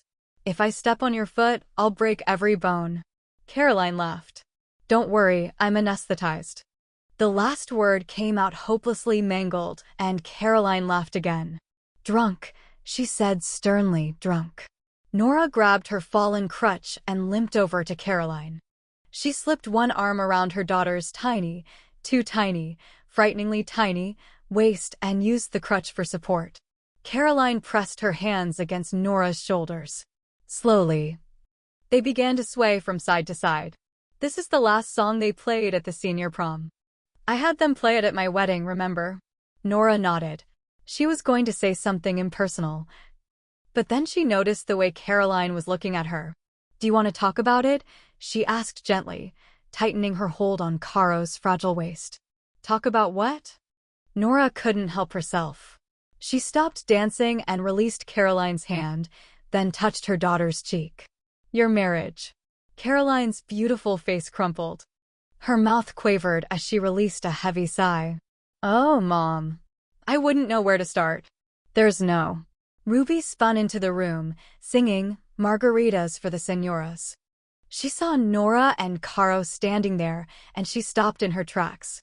Jesus, I leave you two for 5 minutes and the waterworks start again. Nora shot her a pleading look. Ruby, please. Ruby frowned. Caro? What is it? Caroline took an unsteady step backward. She looked from Nora to Ruby and back to Nora. She was weeping silently, and it was a heart-wrenching sight. It was the way a woman wept in the middle of a dark night with her husband beside her in bed and her children sleeping down the hall. I wasn't going to tell you, Kara said to both of them in a breathy, broken voice. Ruby stepped toward her, hand outstretched. Don't touch me, Kara said. At the shrill desperation in her voice, she laughed. I'll fall apart if you touch me, and I'm so goddamn sick of falling apart I could scream. Caroline sank slowly to her knees on the floor. Ruby sat down beside her, and Nora followed awkwardly, landing on her fallen crutch. Caroline took a big gulp of her margarita, then looked up. Her eyes were dry now, but somehow that only made her look more wounded. A little girl looking out through a woman's disillusioned eyes, wondering how she'd stumbled into such heartache. Are you sleeping? Nora asked. Caroline looked shocked. No. Eating? No. Medications? No. Nora nodded. Well, that's a good thing. She held Caroline's hand. Have you and Jerry talked about this? Caroline shook her head. I can't tell him. We're always going in different directions. I feel like a single parent most of the time. And I'm lonely. God, I'm so damned lonely sometimes I can't stand it. You haven't even talked to him about it? Ruby said, leaning toward her sister. Caroline turned to her. You don't know what it's like, Ruby. You can say anything to anyone. It's harder for me. Yeah, but... Nora touched Ruby's thigh. She doesn't need that now, Ruby. There's a time for the real world and consequences, Caroline knows that. This is a time for letting her know that whatever happens, we'll always be there for her. Nora gazed lovingly at Caroline. I know what you're going through, believe me. You're at that place where your own life overwhelms you, and you can't see a way to break free. And you're suffocating.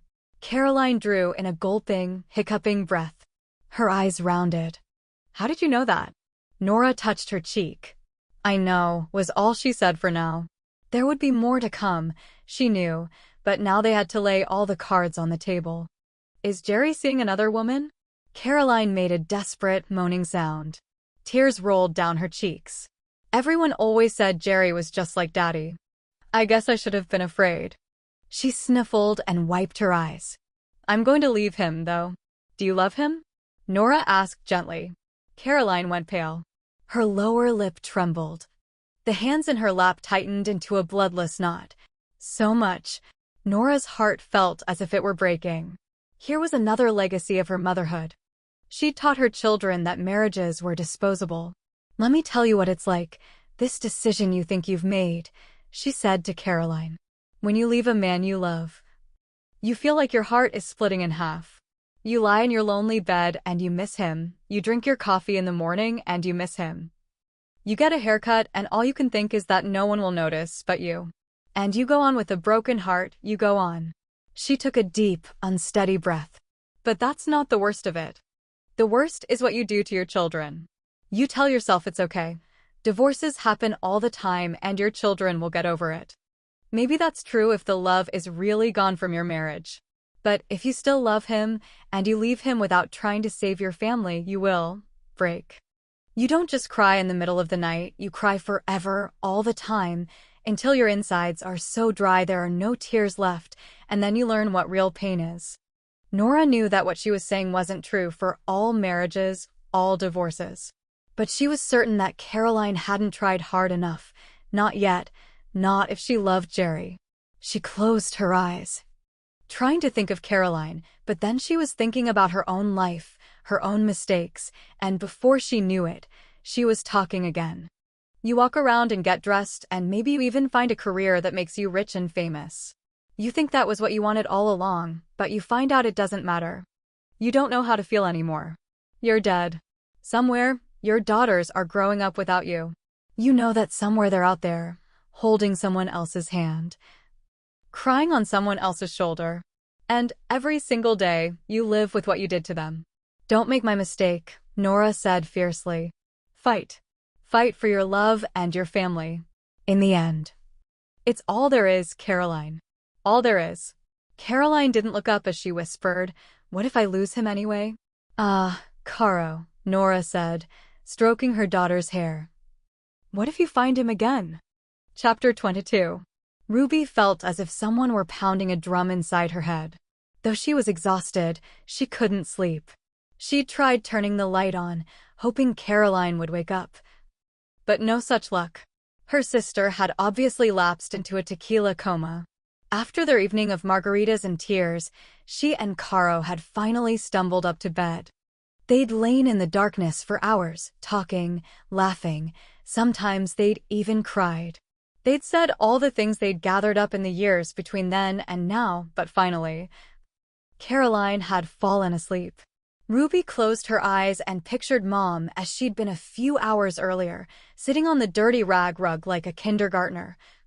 With her casted legs sprawled out to the side, a half-finished margarita beside her thigh. In profile, with the firelight haloing her face, she'd looked like an angel carved from the purest ivory. She had been talking quietly to Caroline. They'd held hands, Mom and Caro, and whispered about marriage, about how it wasn't what you expected. Their two voices had blended into a music that Ruby couldn't quite comprehend. At first, she'd felt left out, a child eavesdropping at her parents' closed bedroom door. She had been right there, sitting beside them, and yet she'd felt isolated and alone. Unconnected. Never in her life had Ruby felt such an intense sense of her own shortcomings. She'd been unable to join in the conversation because she'd never made a commitment to another human being. She'd never tried to love someone through good times and bad. In fact, she'd purposely chosen men she couldn't love. In that way, her heart had always seemed safe. And always, it had been empty. She'd had the realization before, but this time it struck deep. Caroline and Mom had been talking about love and loss and most of all, commitment, about how love was more than an emotion. In the end, Mom had said, sometimes love was a choice. Like the tide. It could ebb and flow, and there were slack-tide times when a woman had nothing to believe in except a memory, nothing to cling to except the choice she'd made a long time ago. Mom had looked at Caroline and said softly, I let the bad times overwhelm me, and I ran. It wasn't until I'd gone too far to turn back that I remembered how much I loved your father. And by then it was too late. For all these years, I've been left wondering, what if? What if? Ruby closed her eyes. The darkness pressed in on her. She heard the whispering of the sea through the open window. Do you believe in second chances? Dean's question came back to her, filled her longing. I do, she said out loud.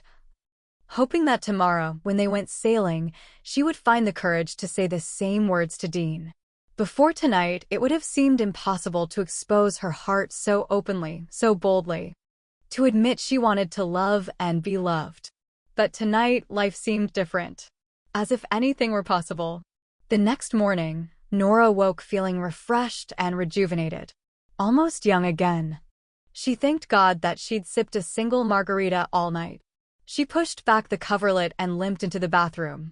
When she was finished with her morning routine, she dressed quickly in a pair of khaki walking shorts and a white linen shirt.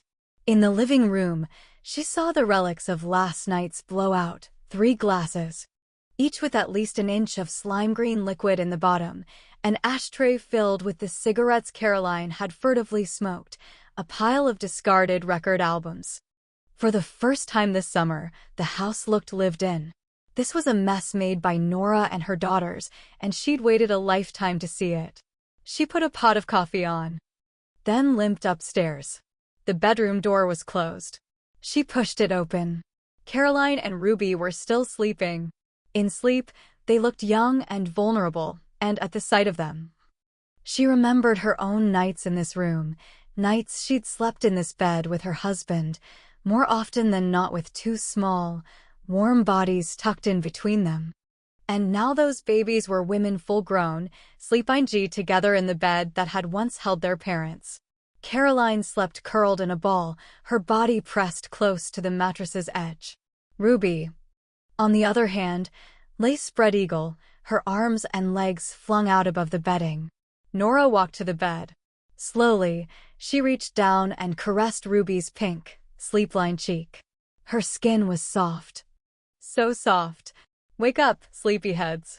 Ruby groaned and blinked awake, smacking her lips together as if she could still taste the last margarita.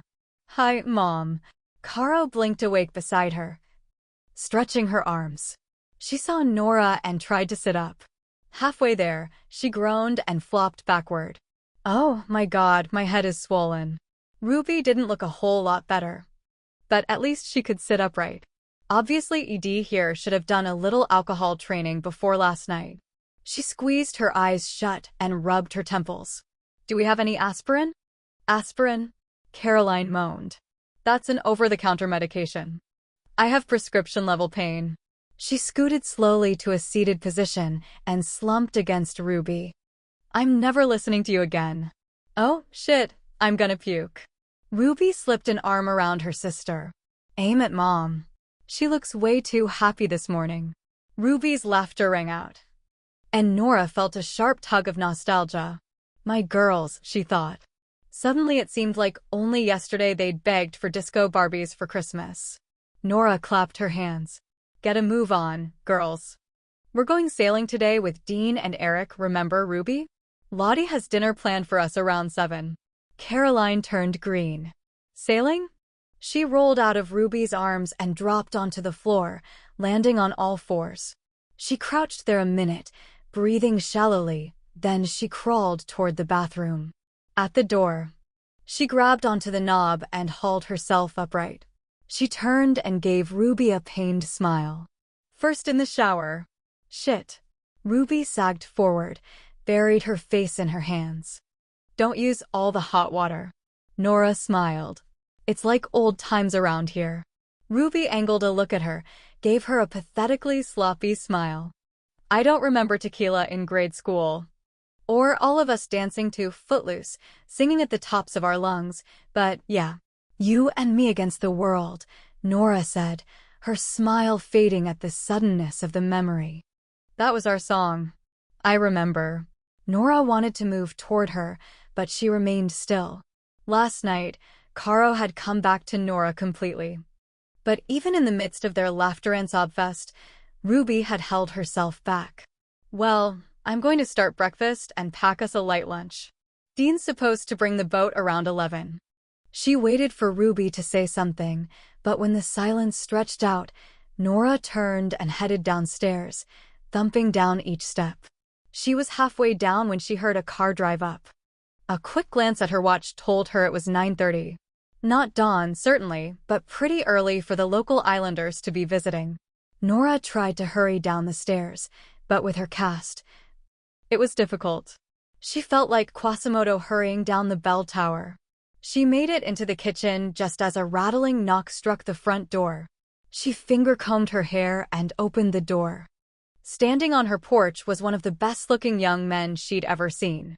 He had the kind of beauty that made old women long for youth, though she hadn't seen him since the wedding.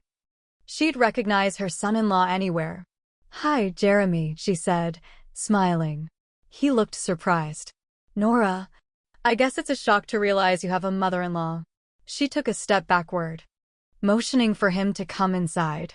He smiled tiredly. Given my other shocks in the past 24 hours, that's nothing. Nora nodded, unsure of how to respond. Caroline is upstairs. She's not feeling real well. He looked instantly concerned. Is something wrong? Is that why she left? Tequila. That's what's wrong. He relaxed, even grinned. So, you met Ed. It wasn't a pretty sight. Can I get you a cup of coffee? That would be great. I missed the final ferry last night, so I slept in my car on the dock. My body feels like it's been canned. Nora went into the kitchen and poured him a cup of coffee. Cream? Sugar? Yeah, thanks. She returned with the coffee and handed him a cup. Thanks. He glanced toward the stairs. Is she awake? The look he gave Nora was so utterly helpless that she said, I'll get her. You wait here. I'm here. Nora and Jerry both spun around. Caroline stood in the living room.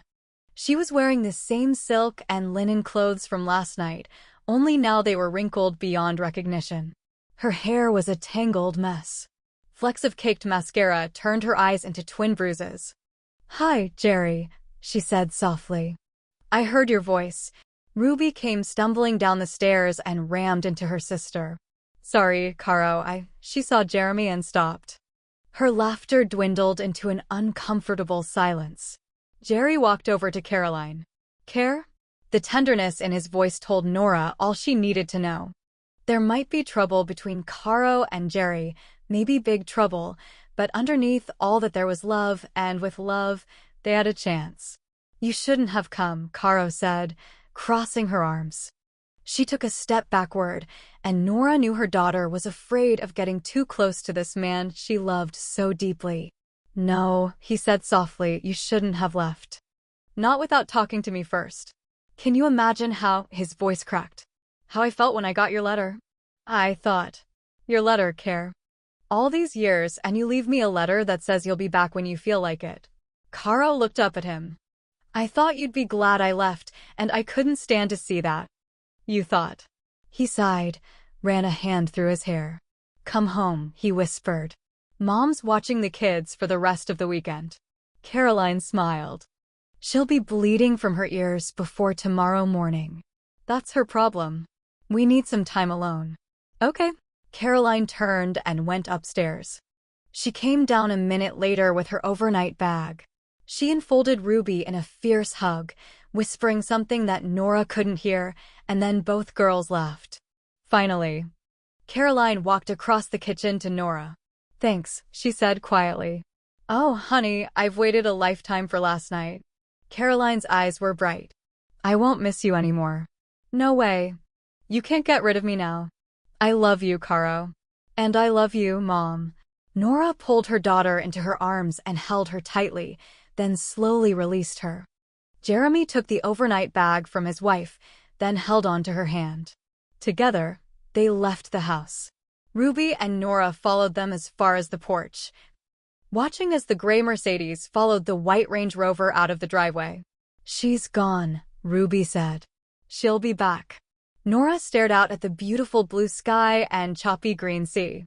It was going to be a great day for sailing. No clouds, a little breeze shivering through the trees, sunlight on the water. Ruby sidled up to Nora, stood so close their shoulders were touching. "I'm sorry, Mom." Nora turned. "For what?" Ruby looked different somehow. "Serious. For all the presents I sent back and all the years I stayed away.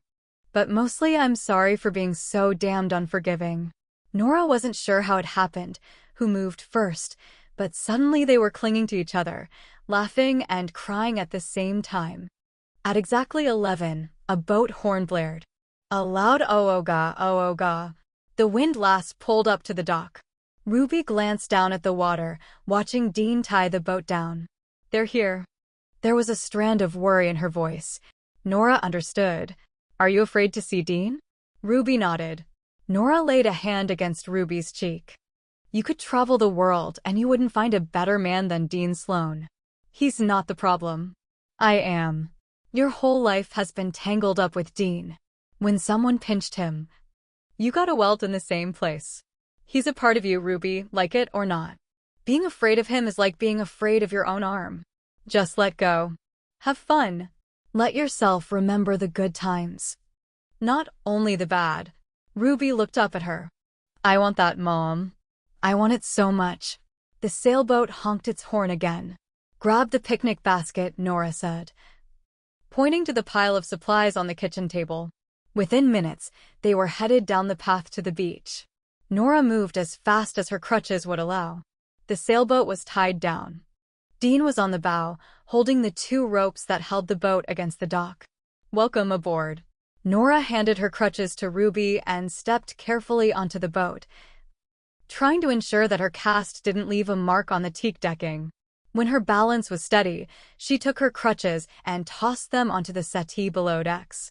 Limping awkwardly, she sidled around the giant silver wheel and sat down beside Eric. A pillow rested behind his stocking-capped head and a thick woolen Navajo blanket covered his body. Although he was smiling, he looked terribly pale and weak. The shadows were purple beneath his eyes. His lips were chapped and colorless. Nora was shocked by his appearance. He looked so much worse than the last time she'd seen him. It wasn't Eric. This gaunt, too fragile man was a whittled-down version of him, perhaps, but when she looked into his huge, sad eyes, she saw the spirit that cancer couldn't touch.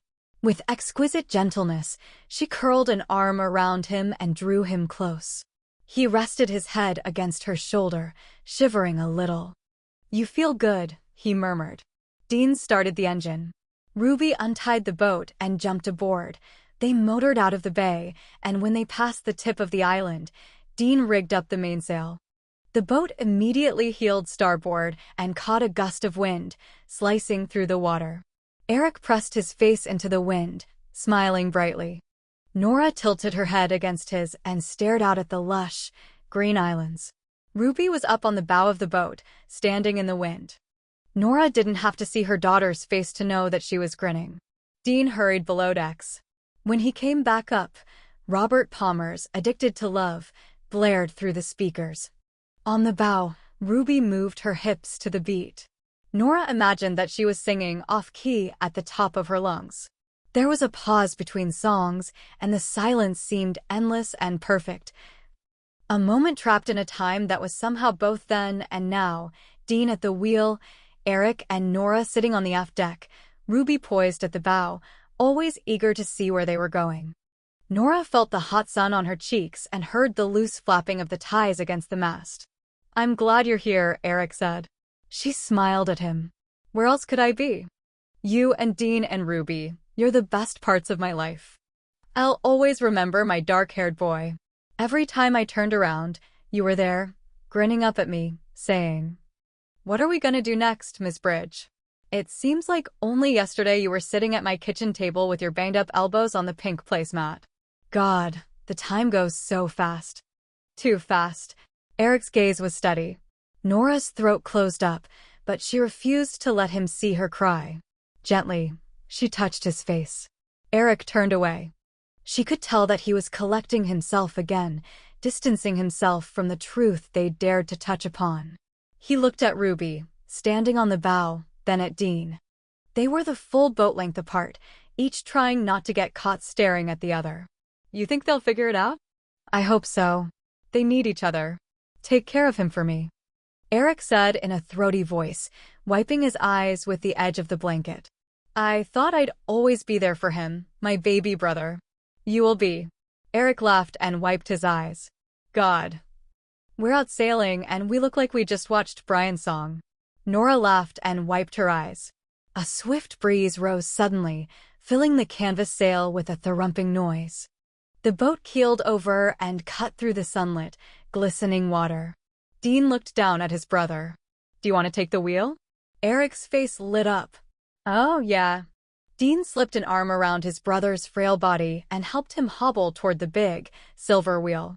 Eric took hold. Dean stood behind and beside him, resting a hand on his brother's shoulder to keep him steady.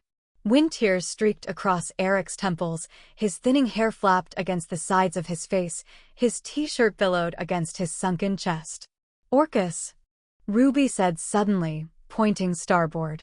At first, Nora didn't see anything. She stood up and tented a hand across her eyes. She saw the first black fin rise slowly, slowly from the water. Then there were 6 of them, black fins moving through the sea like the upended teeth of a comb, impossibly close together. "I'm the queen of the world," Eric yelled, flinging his arms out. He laughed out loud, and for the first time in weeks, it was his laughter, not the weak, watered-down version that cancer had left him with. Nora knew that when she looked back on Eric's life, and the ugliness of the past few weeks and months seemed overwhelming, she would picture him now, standing tall, squinting into the sun, laughing. And she would remember her boy, her Eric. Chapter 23. It was early evening by the time they got back to the house. Lottie served them a delicious dinner of Dungeness crabs, Caesar salad, and French bread. She'd laughed as she set the meal on the table, saying that she hadn't figured too much had changed over the years. The Sloanes and the Bridges loved crab, but were too soft-hearted to boil one. Even though they'd eaten a big lunch on the boat, they descended on dinner like Survivor contestants. Eric had even managed to eat a few tender, buttery bites. While the girls washed and dried the dishes, Dean had carried Eric up to bed. Finally, Nora and Ruby went upstairs, and they all stood around Eric's bed, talking softly until he fell asleep. Now, the three of them were back on the windlass, headed for Summer Island. The trip, being undertaken at night, without radar, took twice the usual amount of time. And still Ruby hadn't found the courage to hand Dean her heart. All day she'd waited for the moment, the one when she could turn to him and touch his arm and say she wasn't afraid anymore. But every time she'd started for him, she'd seized up. The shale of old habits collected beneath her feet and made it dangerous to move. There had always been a roadblock between them. Something Ruby couldn't climb over, a crowd of people. Okay, so Eric and Mom weren't really a crowd, but when you were eating crow, one extraneous witness was too many, a set of chores. A whooshing wind. So Ruby had waited. And waited. She was still waiting when the windlass glided up to the Bridges dock. "Get the lines, Ruby," Dean yelled. She grabbed the lines and jumped onto the dock, tying the boat down. She was still figurating the line around the midship cleat when she saw her mother step down onto the dock. "Thanks, Dean," she heard her mother say. She felt, rather than saw, Mom turn toward her. "Ruby? Honey, I'll need some help up to the house. The bank is slippery." Ruby shot a glance to the boat. It was all shadows up close, strips of white and gray that bobbed up and down. She couldn't see a flash of Dean's blonde hair. He was probably down below. What if he left before she could get back? "Ruby?" She dropped the excess coil of line and headed toward her mother. Mom turned and waved. "Bye, Dean. Thanks for a great day." And there he was, standing beside the wheel. She could make out his golden hair and yellow sweater, and even a flash of white teeth as he smiled, but that was all. "Bye," he said in a subdued voice. If you need help leaving, untying or something, I could come right back down," Ruby said. There was a moment's pause before he answered. She wished she could see his face. "I can always use help." Ruby felt a rush of relief. She tightened her hold on her mother's shoulders, and together they walked up the slightly angled bank and across the lawn. At the front door, Mom smiled. "Go ahead." "And Ruby?" Ruby reached down for the Afghan on the rocker and slung it around her shoulders. "It was getting chilly out here." "Yeah? He loves you." "That would be a miracle." "I've done everything but stab him in the eye." Mom grinned. "All love is a miracle. Now, go to him. Don't be afraid. And try not to be your usual obnoxious self." Ruby couldn't help laughing. "Thanks, Mom." As she hurried across the yard, a cloud scudded across the sky and revealed a nearly full moon. It lit up the sky, tinged the world in eerie blue. At the edge of the bank, Ruby paused, tightening the blanket around her shoulders. She knew what she needed to do, but knowing didn't grant her courage. She was afraid that she'd taken too long to grow up and had lost her chance. He was standing at the end of the dock with his back to her. She moved soundlessly down the bank and stepped onto the dock. Her footsteps were indistinguishable from the ordinary creaks and moans of old wood. "I remember when we used to jump off of that dock at high tide," she said softly. "Only Washington kids would swim in that water." He spun around. Ruby moved toward him. She was afraid suddenly to speak. She wanted to simply put her arms around him and kiss him until she couldn't think, couldn't move, couldn't remember everything that was between them. But she couldn't do it. For once, she had to do the right thing. She owed Dean a few words, small, simple words, and she couldn't be too cowardly to speak. She couldn't turn back now. The silence between them felt loaded, dangerous. In it, she heard the slap of the waves on the pilings below. She closed the last, small space between them, and took hold of his left hand, caressing his fingers. Then, slowly, she drew her hand away. I remember the first time you kissed me. I got so dizzy I couldn't breathe. I was glad we were sitting down, because I would have fallen. But I fell anyway, didn't I? I fell in love with my best friend. When most kids were planning how to sneak out of their parents' house on a Saturday night, you and I were dreaming about our wedding. The children we would have. She swallowed hard and smiled. When we were 15, you said we'd live in a penthouse on Central Park, that we'd honeymoon in Paris. When we were 7, you promised that someday we'd own a boat as big as a ferry with a bathtub in the master stateroom, and that Elvis would sing at our wedding. She gave him a smile. The dreams of children playing at adulthood. We should have known we were in trouble when Elvis died. Dean closed his eyes for a moment, only that. And she wondered if it hurt him to hear the old dreams. Yeah, he said woodenly, we were young. I tried to forget those things we said, but mostly. I tried to forget how it felt when you kissed me, she said. I kept telling myself it was a crush, that I'd grow up and go on and feel that way again. But I didn't. She heard the rawness in her voice, the desperate tenor of hope, and she knew he heard it, too. She was exposed now, vulnerable. You never fell in love again? How could I? When I never fell out of love the first time. Say it.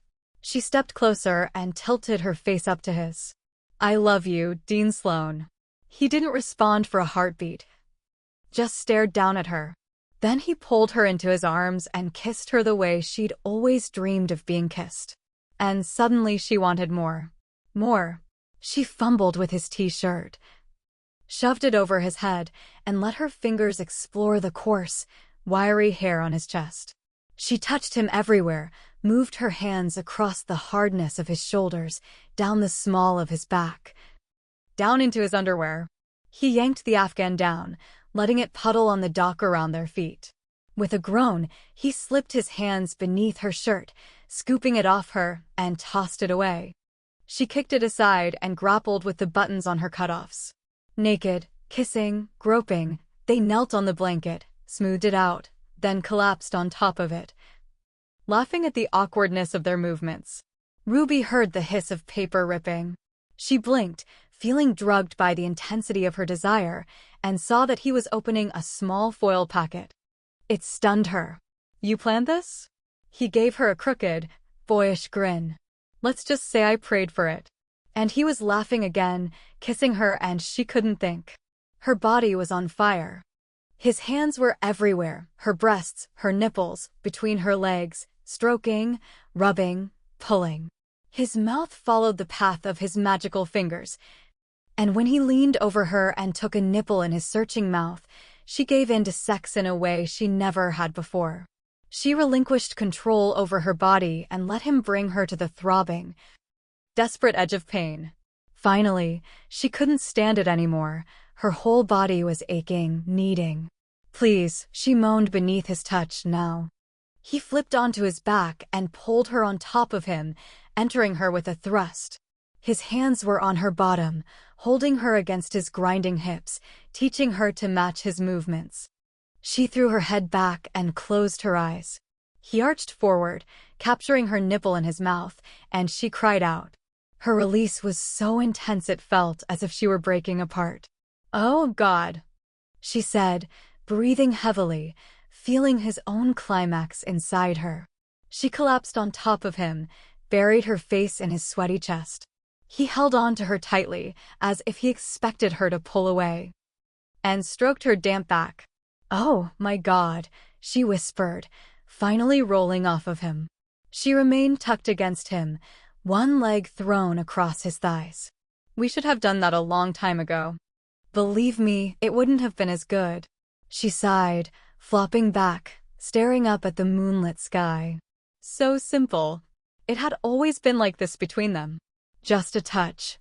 A gentle brushing of his skin against hers, and she'd known a kind of peace that could be found nowhere else. She rolled onto her side and stared down at him. Let's live together. He gave her a strange look. In Hollyweird? God, no. It was an instinctive answer.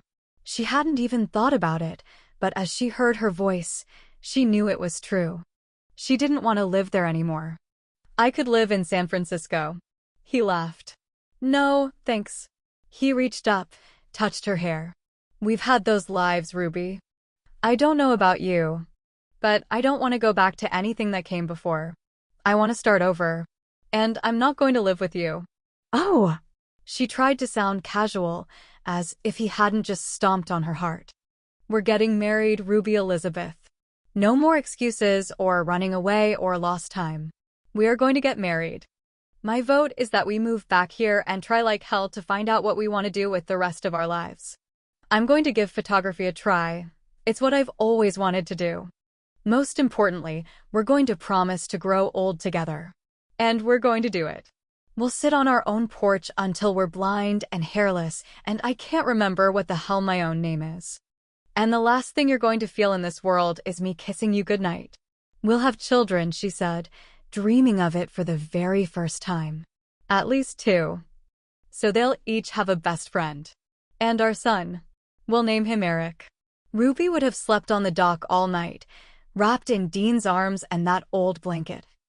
But he'd wanted to get back to Eric, and so they'd kissed and kissed and kissed goodbye. Then she helped Dean untie the boat and walked up to the top of the bank to watch him leave.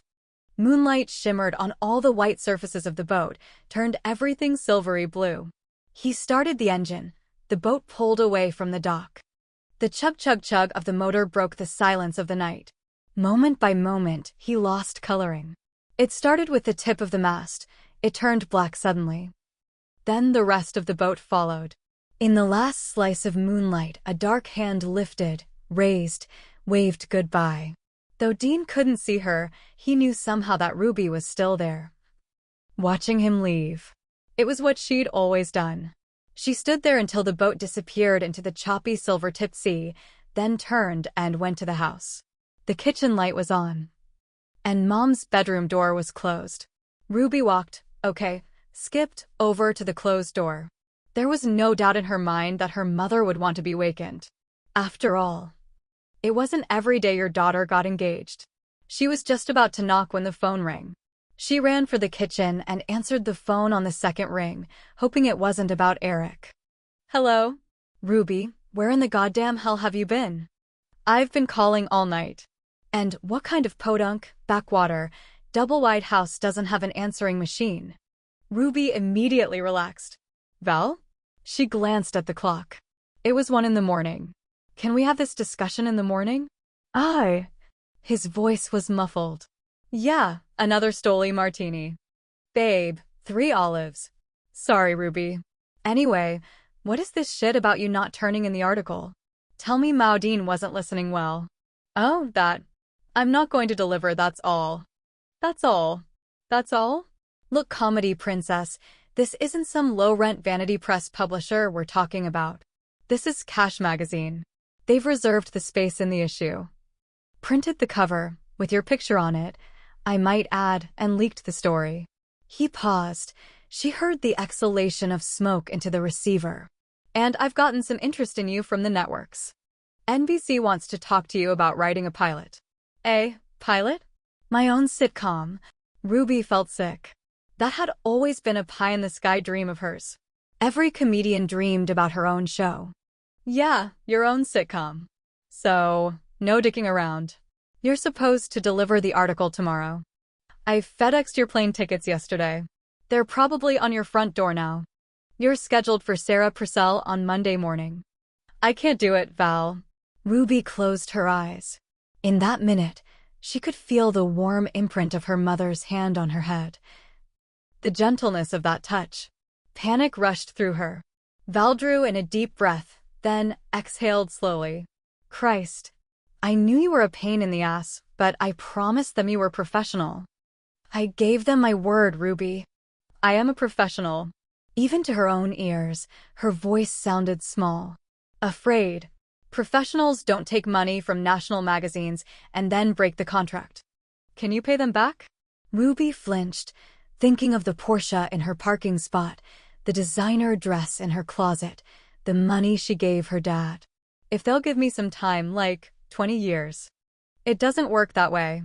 The only chance of getting out of this deal is to pay them back, and even then they have to agree. And baby doll, they won't. You mean they can force me? Val laughed. Where have you been living? Potatoville, USA? This is big business. You can't just change your mind. Is it written? She hated the weakness that made her answer. Yes. And the problem is, Ruby felt like crying. I like her. She swallowed thickly. No, I love her. Val was quiet for a moment. Then he said, I'm sorry, Ruby. His concern was harder to take than the yelling. I am, too, she answered dully. You'll be on the plane then, right? I'll have Bertram pick you up. Ruby hung up the phone in a daze. She wandered out onto the porch, found the FedEx envelope. Inside, there was a first-class ticket and a short itinerary.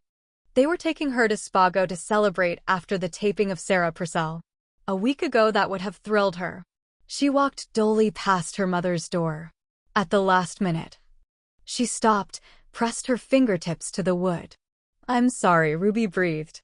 But she knew those two little words wouldn't be enough. Not nearly enough. With a sigh, she turned and went upstairs. She flopped onto the bed and tried to sleep, but she couldn't keep her eyes closed. At last, she flicked on the light and reached for her pad of paper. I just got off the phone with my agent. The joke is on me, it seems. I can't get out of this deal. I have to deliver the article as promised, or some corporate Mr. Big will sue me until I bleed. And I will lose my mother. This woman whom I've waited and longed for all of my life, whom I've alternately deified and vilified. Whatever we could have become will be gone. And this time it will be all my fault. The whole world will see the bankruptcy of my soul. I finally learned that life is not made up of big moments and sudden epiphanies, but rather of tiny bits of time. Some so small they pass by unnoticed. All this I can see now, and it is too late. Monday, I will appear on the Sarah Purcell show, and after that, what I see will matter only to me. My mother won't care. But I want to say this for the record, although I'm aware it comes too late and at too great a price, I love my mother. I love my mother. Ruby released her hold on the pen. It rolled away from her, plopped over the edge of the bed and onto the floor, where it landed with a little click. It was too much, all of this. And on the day she'd finally believed in a happy ever-after future for herself, she couldn't write anymore, couldn't think.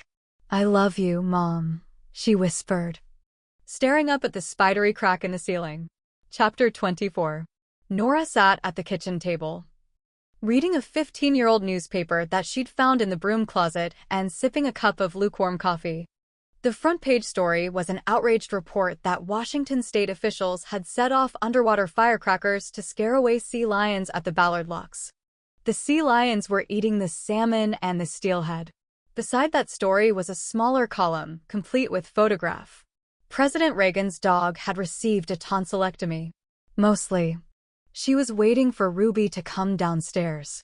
Nora had tried to wait up for her daughter the previous night, but at about 12:30, she'd given up. It had to be a good sign that Ruby hadn't come home early. At least, that's what Nora told herself. She was about to turn the page when the phone rang. Ignoring the crutches leaning against the wall, she hobbled to the counter and answered. Hello? It's me, Dee. Nora sagged against the cold, pebbled surface of the refrigerator. Hi, Dee. What excellent news do you have for me today? You're not going to like it. That's hardly surprising. I just got off the phone with Tom Adams. He called me at home on Sunday to tell me to tell you that if you didn't get those blankety-blank columns on his blankety-blank desk by Wednesday morning, he was going to slap a $10 million lawsuit on you. He said the paperwork was already done on it, he was just giving you a last chance. She made a little coughing sound. He said he was going to sue everybody you'd ever worked with, including me. He can't do that, Nora said, though, of course, she had no idea whether or not he could. Are you sure? Dee sounded scared. I'll talk to Tom myself, Nora answered. Before Dee could really get going. Oh, thank God. What else is going on there? Is the brouhaha dying down? No, and to her credit, Dee sounded miserable about it. Your housekeeper went on Larry King Live last night and said terrible things about you. Adele said bad things about me? A woman named Barb Heyman said you'd commissioned an expensive stained glass window from her and never paid for it. And your hair lady, Carla, she said you were a lousy tipper. Oh! For God's sake, what does that have? The Tatler reported that guy in the pictures wasn't your first affair. They're saying that you and your husband had an open marriage and you both slept with tons of other people. And sometimes, Dee's voice dropped to a conspiratorial whisper. You did it in groups. Like in that movie, Eyes Wide Shut. That's what they wrote anyway. Nora's head was spinning. Honest to God, a part of her felt like laughing. It was that ridiculous. Eyes wide shut? Group sex? For the first time since this whole mess began, she started to get mad. She'd made mistakes, big ones, bad ones, but this she didn't deserve. As she'd heard in a movie once, this shit she wouldn't eat. They were trying to make her out to be some kind of whore. Is that it? Or am I carrying some space alien's mutant child, too? Dee laughed nervously. That's mostly it. Except, yes. Nora drew the word out, gave it at least 3 syllables. There was a thing in Liz Smith's column this week. One of those gossipy hints she loves to make, you know the ones. It sorta made it sound as if someone was writing a tell-all story about you. An ugly one. That's hardly. It's supposed to be by someone close to you. Nora released her breath in a sigh. She wasn't surprised. She'd expected this, and yet still it hurt. I see. And your housekeeper said you ripped up Park ING tickets and threw away jury summonses. Some guy on the city council said they were going to launch an investigation. That was it. Goodbye. Dee, Nora said, uncertain as to whether her assistant was still talking or not. She hung up the phone and wrenched the cupboard doors open. There they were, the cheap yellow crockery plates she'd bought at a garage sale a lifetime ago. She picked one up, felt the heft of it in her hand, and hesitated. There was no point in making a mess. Launch an investigation. She wound her arm back and threw the plate. It went flying through the air and smacked the wall by the arch, shattering. Like Eyes Wide Shut, group sex. She threw another one. It hit with a satisfying smack. Open marriage, lousy tipper. Another plate flew. There were bits and pieces of china everywhere now, dents in the walls, scratches in the paint. Nora was breathing heavily. And smiling. She should have tried this years ago. It actually helped. She reached for another plate. $10 million lawsuit. And sent it sailing across the room. Just then, Ruby came running downstairs. What in the he? She ducked, flung a protective hand across her face. The plate brushed past her head and hit the wall. When the pieces clattered to the floor, she hesitantly looked up. Jesus, Mom, if you don't like the plates, buy a new set. Nora sank to her knees on the hard, cold floor. She laughed until tears leaked out of her eyes, and then she was crying. She buried her face in her hands, ashamed to let her daughter see her like this, but she couldn't seem to stop. It was too much for her suddenly, all of it, Eric's illness, her career, her ruined reputation. She felt lonely. And old. A woman who'd traded everything in her life for a treasured gold coin and found that in a heavy rain, the gold had washed off, leaving an ordinary bit of copper in her hand. She looked up at Ruby, saw her daughter through a blurry curtain of tears. Mom? Ruby knelt in front of her. Are you okay? Do I look okay?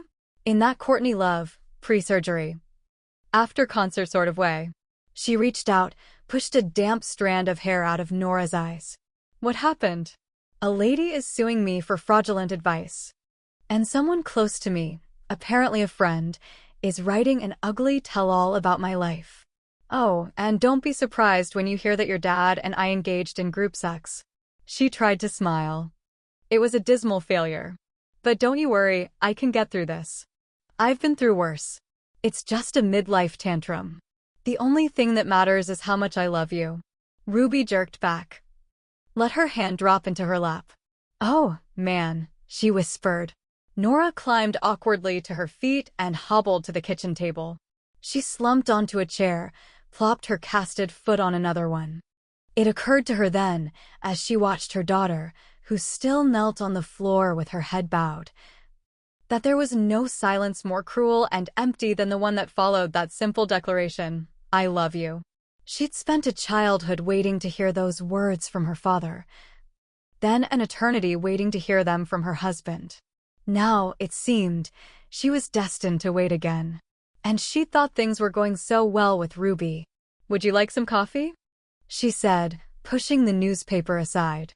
Her voice was calm and even, as if it were completely ordinary for them to be here together, amid a smattering of broken yellow china. Ruby looked up at her. "Don't." Nora saw that her daughter was crying. It confused her. "What is it, Rube? Don't pretend you didn't say it. Please." Nora had no idea how to respond. Ruby got up, turned, and went upstairs. Nora heard each footfall on the steps. She couldn't seem to draw a steady breath. What in the world just happened? Then she heard the steps again. Ruby was coming back downstairs. She walked into the kitchen, carrying a suitcase in one hand and a tablet of paper in the other. Nora's hand flew to her mouth. "I'm sorry. I thought we'd gotten to the point where I could say that to you." Ruby dropped the suitcase. It landed with a thunk that shook the thin window panes. "Ruby, honey." The endearment slipped out on a current of longing and regret. "It was never about forgetting or forgiving," Ruby said slowly. Tears welled in her dark eyes, bled down her cheeks. "It took me so long to figure that out. And now it's too late." Nora frowned. "I don't understand." "I love you." Ruby's voice was so soft Nora thought at first she'd imagined the words, drawn them up from her own subconscious, and given them the substance of sound. "You love me?" Nora dared to whisper. Ruby stood there, a little unsteady. "Just try to remember that, okay?" "How could I possibly?" Ruby slapped a yellow pad of paper on the kitchen table. "I spent all of last night making you a copy of this." Nora barely glanced at it. She was too busy watching Ruby. "What is it?" Ruby backed up, stepped alongside her suitcase. "Read it," she said dully. With a little shrug, Nora pulled the table close. "I might need my glasses." She peered down at the paper, squinting. "In the interest of full disclosure, I must tell you that I was paid to write this article." "Paid handsomely. As they say in the kind of restaurants where a person like me can't afford to order a dinner salad. Enough so that I could trade in my beat-up Volkswagen Bug for a slightly less beat-up Porsche. I should also tell you that I dislike my mother." "No, that's not true. I dislike the snotty sales clerk who works the night shift at my local video store. I hate my mother." Nora looked up sharply. Ruby was crying now, so hard her cheeks were bright pink and her shoulders were trembling. "It's an article for C Cash magazine." Nora drew in a sharp, gasping breath. She knew it was all in her eyes, the stinging betrayal, the aching sadness, and yes, the anger. "How could you?" Ruby clamped a hand over her mouth, grabbed the suitcase, and ran out of the house. As if from a great, unbreachable distance, Nora heard the car start up and speed away, sputtering through loose gravel. It was quiet once more. Nora tried not to look at the yellow pages, with their scrawled blue words marching across the even lines, but she couldn't help herself. Those horrible, hateful words leapt out at her. "I hate my mother." She took a deep, deep breath, then looked down again. Her hands were shaking as she lifted the pad and began to read. "The story of us starts a dozen years ago. In a place few of you have ever seen, the San Juan Islands up in Washington State." It was only a few sentences later that Nora began to cry. Ruby made it all the way to the end of the driveway. Then she slammed on the brakes. She was running away again, but there was nowhere to hide on this one, no way past except through. And she owed more to her mother than an empty house. She put the minivan in reverse and backed down the driveway. Parking, she walked down the path, through the fragrant garden, and out to the edge of the bank. She would have gone to sit on her favorite rock, but her mother couldn't get there on crutches. She wanted to be seen. When Mom finished the article, she would undoubtedly head for the porch.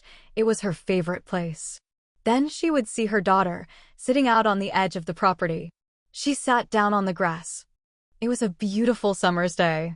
The islands were an endless mosaic of color: blue, blue sky, green forested land, silver, choppy sea. She lay back on the grass and closed her eyes. The air smelled sweetly of grass and salt, of her childhood.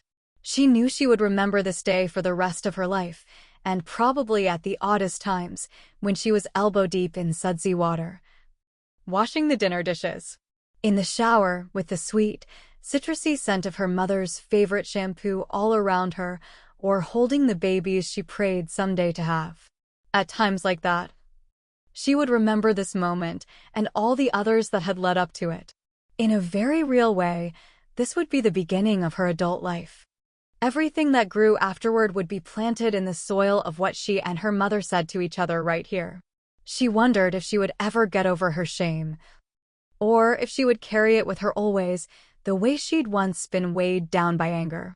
Now Ruby would be the one sending gifts across the miles, leaving phone messages on machines, forever waiting for an answer. "Hey, Rube." Ruby opened her eyes and saw her mother standing beside her. She was leaning awkwardly forward on her crutches. The sun haloed her auburn hair in brightness. Ruby jackknifed it up. "Mom," she whispered, finding that her throat was too tight to say anything more. "I'm glad you came back. You can't get away from me so easily on an island, I guess." Mom tossed the crutches aside and knelt slowly onto the grass, then sort of fell sideways into a sitting position.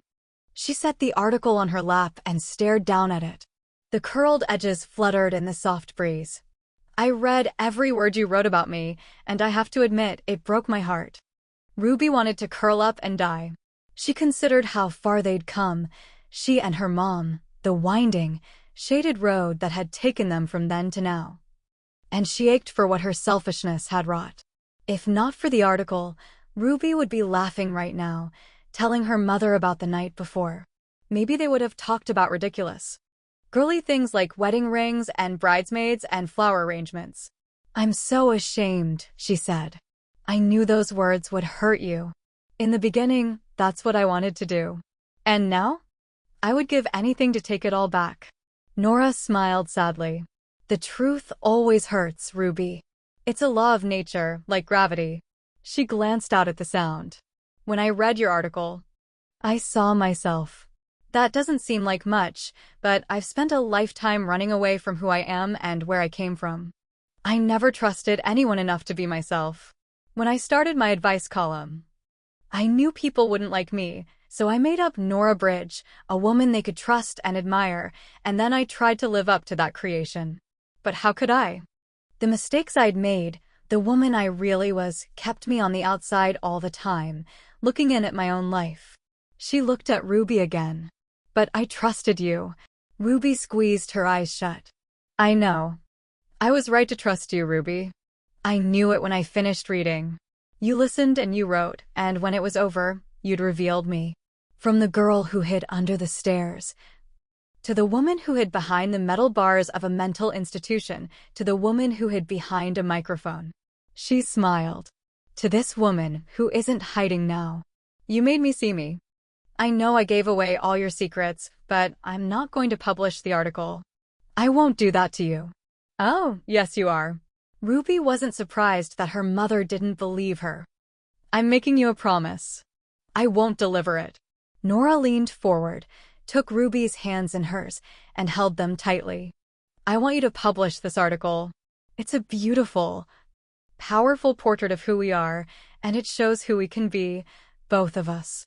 It shows how love can go wrong, and how it can find its way back to the beginning if you believe in it. What you wrote. It isn't a betrayal, Ruby. Maybe it started out that way, but why shouldn't it have? We had a long, long road to walk. And at the end of it, what I saw was how much you love me."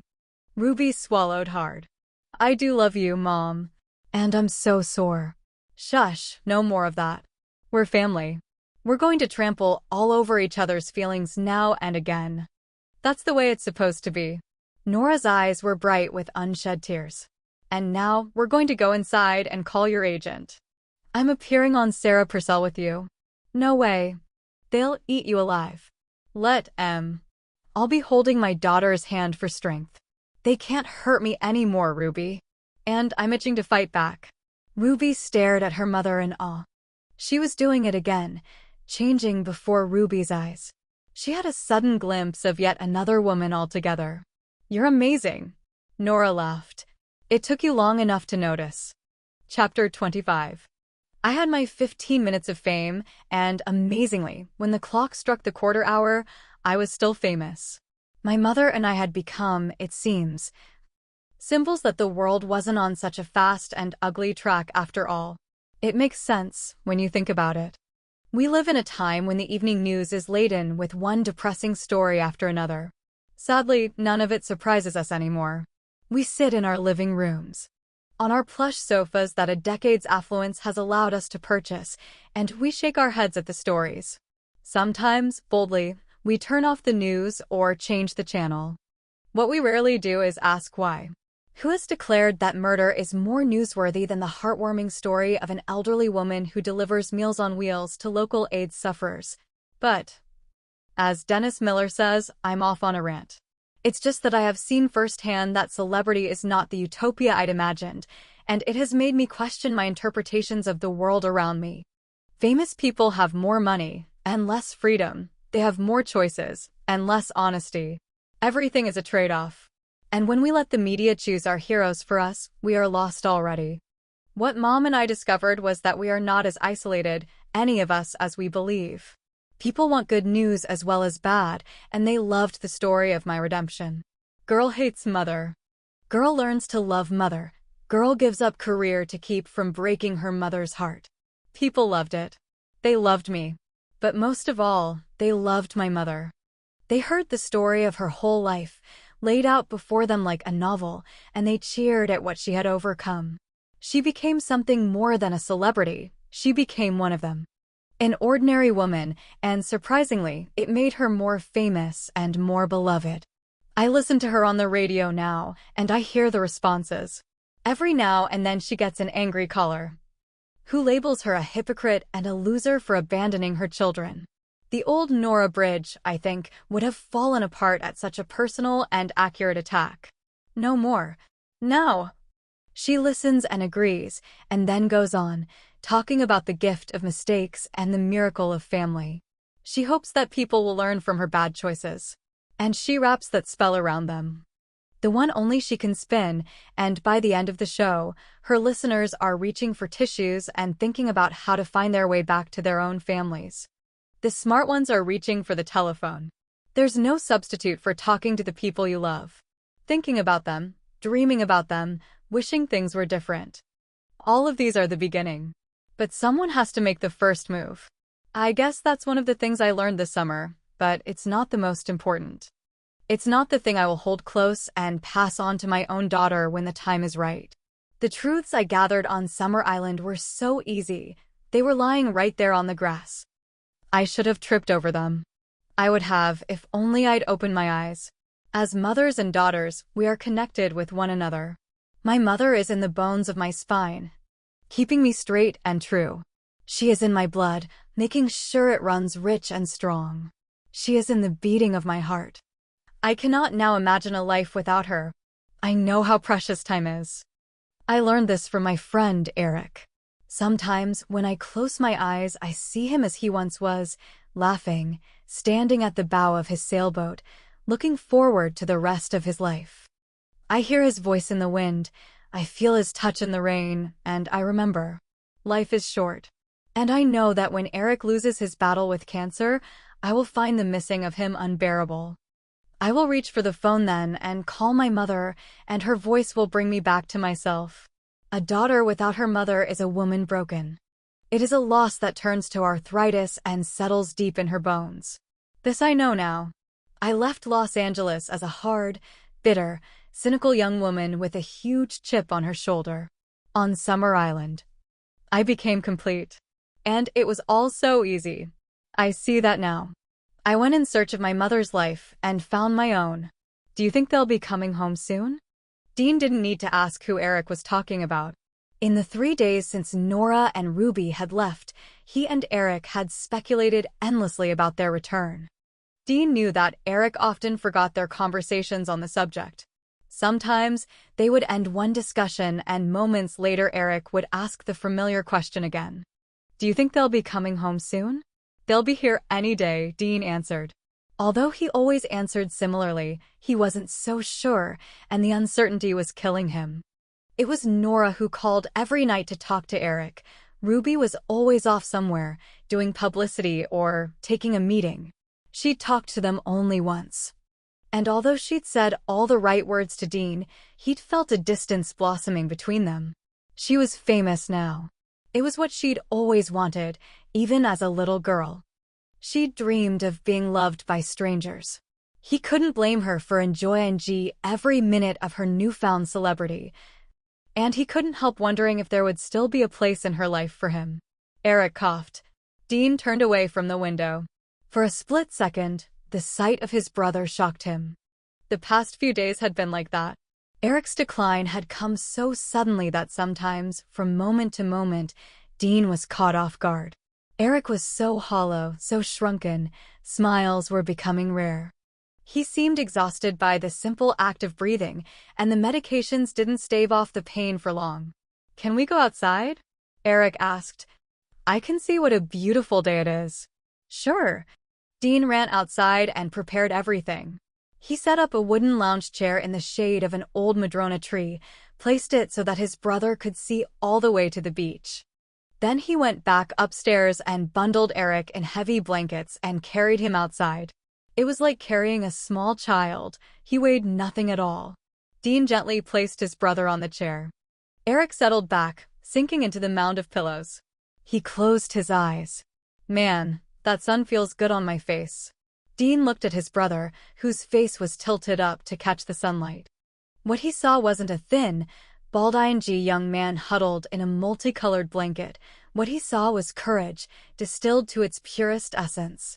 "I'll be right back."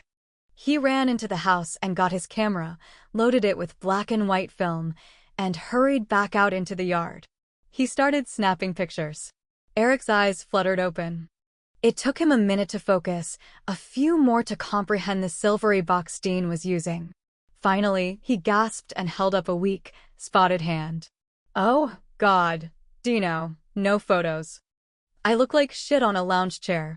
He turned his head away. Dean eased the camera from his eye and went to his brother, kneeling down. "Come on, you put Tom Cruise to shame." Eric turned to him. "I used to be a fine specimen of a man," he said, smiling crookedly. "And you wait until I look like something out of Alien to take my picture." Dean stroked his brother's damp forehead. He could tell that Eric was tiring already. "I miss those years, pal. I don't want to miss these. I'll need pictures of you." Eric groaned. "Shit." He brought a hand up, rubbed his eyes. "You know what I see when I look through this lens? I see a hero." Slowly Eric opened his eyes and smiled. "I'm ready for my close-up, Mr. DeMille."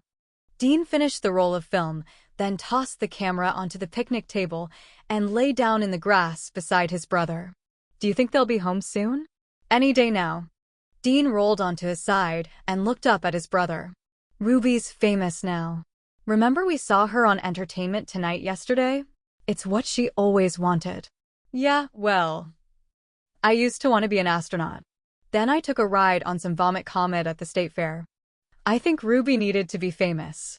Eric scooted onto his side, groaning a little at the movement. He stared down at Dean.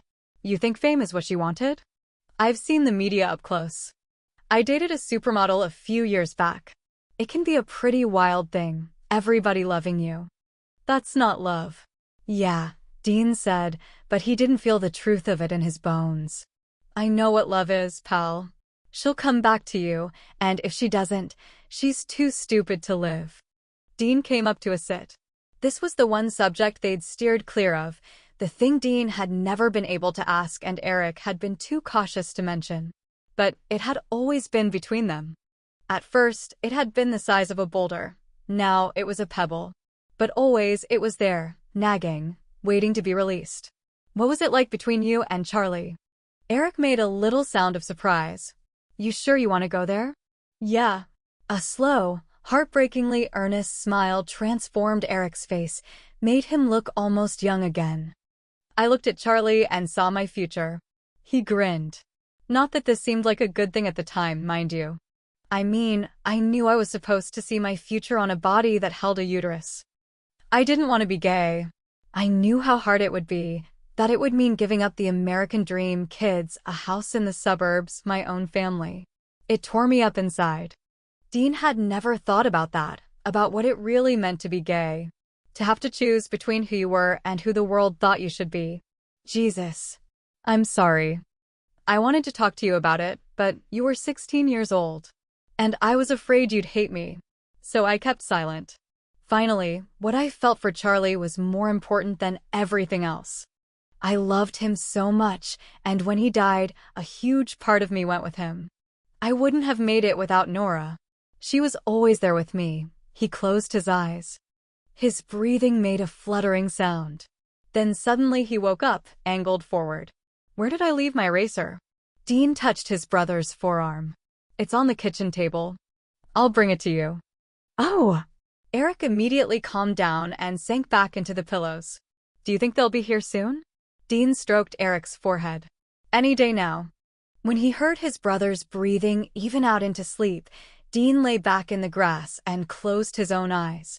The hot sun felt good on his face, and if he tried really hard, he could almost pretend that this was an ordinary summer's day from long ago. That he and Eric were exhausted, sleeping on the beach after a day spent swimming in the cove. He woke when a car drove up. Hey, Lottie, he called out, waving sleepily. He didn't bother to get up. It felt so good to lie here with his eyes closed. Is that any way to greet your newly famous, still ringless fiancé? Dean's eyes snapped open. Ruby was standing beside him, arms akimbo, blocking out the sun's rays. He scrambled to his feet and swept her into his arms, giving her the kisses he'd been counting since she left. She drew back, laughing. Geez. I'm going to have to make a point to leave lots in our marriage. Coming home is great. Taking his hand, she bent down to Eric, who was still sleeping. Hey, Eric, she said softly. Eric blinked up at her. Hi, Sally. She frowned at Dean. He's getting pretty bad, he whispered. Keeps forgetting where he is. Ruby sagged against him. Dean anchored her in place with an arm around her waist. We watched you and Nora on the Sarah Purcell show. You were great. Ruby grinned. It was fun. In a reporter's following you into the bathroom stall sort of way. Being famous is harsh. I turned down the sitcom offers. Really? I took a book deal. A novel this time. I figured it was something I could do up here. Hey, guys. Nora shouted, waving. She came beside them, limping on her brand-new walking cast. She touched Dean's shoulder. How's Eric? Dean shook his head, mouthed not good. Eric's eyes opened again, focused. Nora? Is that you? She knelt beside him. If she was shocked by how bad he looked, she showed no signs of it. I'm here, Eric. She held his hand. I'm here. I knew you'd be here any minute. Have you seen my eraser? I think Sally hid it. No, honey, I haven't seen it. Her voice was throaty. But do you know what day it is? Eric looked at her. Monday. It's the 4th of July. Are we gonna have our party? Of course. With sparklers. He smiled sleepily. You go ahead and sleep for a minute. I'll get your brother to start the barbecue. Dean's shitty at barbecuing. He drops everything onto the coals. You always let me cook the fish. She stroked his forehead. I know. Maybe you could supervise. Yeah. He grinned up at Dean. Just take the meat off before it bursts into flames. Nora leaned forward and kissed Eric's cheek. By the time she got to her feet, he was asleep again. When she turned around, Dean saw the moisture in her eyes. He reached for her hand, held it. The three of them stood there, holding hands in the middle of the yard for a long, long time. No one spoke. Finally, Ruby said, Let's get this party rolling. Dean gave Nora a last, heartfelt look. Thanks, he said softly. June hadn't yet rounded the bend into July, but this party was exactly what Eric needed. While Nora and Ruby set the groceries and supplies out on the picnic table, Dean went upstairs and turned on the stereo. Music had always been a big part of their celebrations. He stuck the old-fashioned black speakers in the open window, pointing them toward the yard. Then he found the local Golden Oldies station. None of them needed to be reminded now of the passing of time, and cranked the volume. For this one night, he would do his best to turn the clock back a dozen years. As if in answer, the first song to blare through the speakers was Dire Straits' Money for Nothing. By the time he got back outside, Nora and Ruby had everything ready. The corn on the cob had been shucked and wrapped in tinfoil, the store-bought macaroni salad was in a pottery bowl and ready to be served, and the salmon was seasoned and layered in slices of Walla Walla sweet onions and lemons. The music changed. Now it was Crazy for You by Madonna. Dean looped an arm around Ruby's shoulder and drew her close. They moved in time to the music. God, this brings back memories. She pulled him away from the picnic table. Dance with me. He took her in his arms and danced back in time. If he'd closed his eyes, he would have seen the high school gymnasium, decorated in glitter and tinfoil and tissue paper. He would have seen Ruby, wearing an ice blue polyester dress with braided spaghetti straps, with her long hair flowing down her back. Only he didn't close his eyes, didn't look back.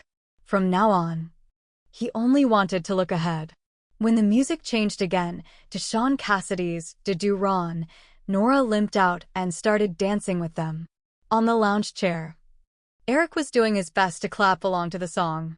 They spent the rest of the day laughing, it seemed. They talked, they reminisced about the old days and spun dreams about the days to come. They ate dinner off paper plates balanced on their laps. Eric even managed a few bites of salmon. And when the darkness finally came to their party, they lit up the sparklers and shot off the fireworks. Ruby stood at the bank, with her back to the sound, and wrote "Ruby Loves Dean" in glittering white bursts of light.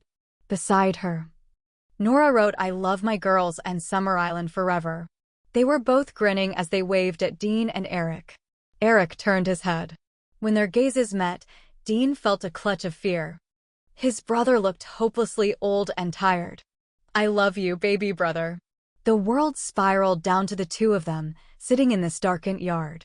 A silence swept in, snuffing out the music and the sound of the women's laughter. The sudden quiet felt endless, dark, and dangerous. "I love you too, Eric. No funeral. I want you guys to have a party. Something like this, like the old days. Then throw my ashes off the windlass. Maybe under the bridge at Deception Pass." Dean couldn't imagine that, standing on the boat, watching gray ashes float on the surface of the choppy green sea, thinking about a pair of blue eyes that would never look at him again. Eric's breathing grew labored. He closed his eyes. "I can't find the practice roster. I'll get it for you." Eric opened his eyes. He didn't seem able to focus. "Get Mom, would you? I need to talk to her." Dean froze. "She's here, isn't she?" Dean nodded quickly, wiping the tears from his eyes. "Of course she's here." Eric smiled and leaned back into the pillows. "I knew she'd come. I'll go get her." It seemed to take Dean an hour to cross the small patch of lawn. As he walked, the sounds came back to him, the music, the laughter, the waves on the beach. "That's What Friends Are For" was playing on the radio. "Come on, Dino." Ruby laughed, reaching for him. "You haven't written my name yet." Dean couldn't hold out his hand. He felt as if he were unraveling, and the slightest movement could ruin him. "He's asking for Mom." Nora immediately covered her mouth with her hand. A small gasp escaped anyway. Ruby dropped her sparkler. It shot sparks up from the grass, and she carefully stomped it out with her foot. In utter silence, the three of them walked toward Eric. Dean could hear everything now, down to the crushing of the grass beneath their shoes. Ruby was the first to kneel beside Eric. She stared down at him, and Dean could see the tears in her eyes. Eric smiled up at her. "You're unclenched." Dean frowned at the garbled words. Amazingly, Ruby seemed to understand. "I am," she said softly, leaning down to kiss his cheek. "You take care of my brother." "I will." Eric sighed and closed his eyes again. Dean moved in close to Ruby, took her hand and squeezed it. "Oh, God, she whispered. And he knew she was wondering how she would possibly get past this. How would any of them? Eric fell asleep for a few minutes, then opened his eyes, blinking hard. Mom? He looked around. There was an edge of panic to his voice. Mom? Dean clung to Ruby's hand. The feel of her was a lifeline, the only thing that kept him steady. Nora lowered herself to the chair, sitting on the edge beside him. I'm here, honey. I'm right here. Eric stared up at her, his eyes glassy and unfocused. Dino came home, to me. I knew you would, too. I knew you wouldn't stay away. Where's Dad? Nora stroked his forehead. Of course I came home. I'm sorry it took me so long. Eric let out a long, slow sigh. Then he smiled. And for a split second, his eyes were clear. Take care of Dino for me. He's going to need you now. Nora swallowed hard. Your dad and I will watch over him, she said in a throaty voice. Thanks, Nora. You were always my mom. Eric smiled and closed his eyes.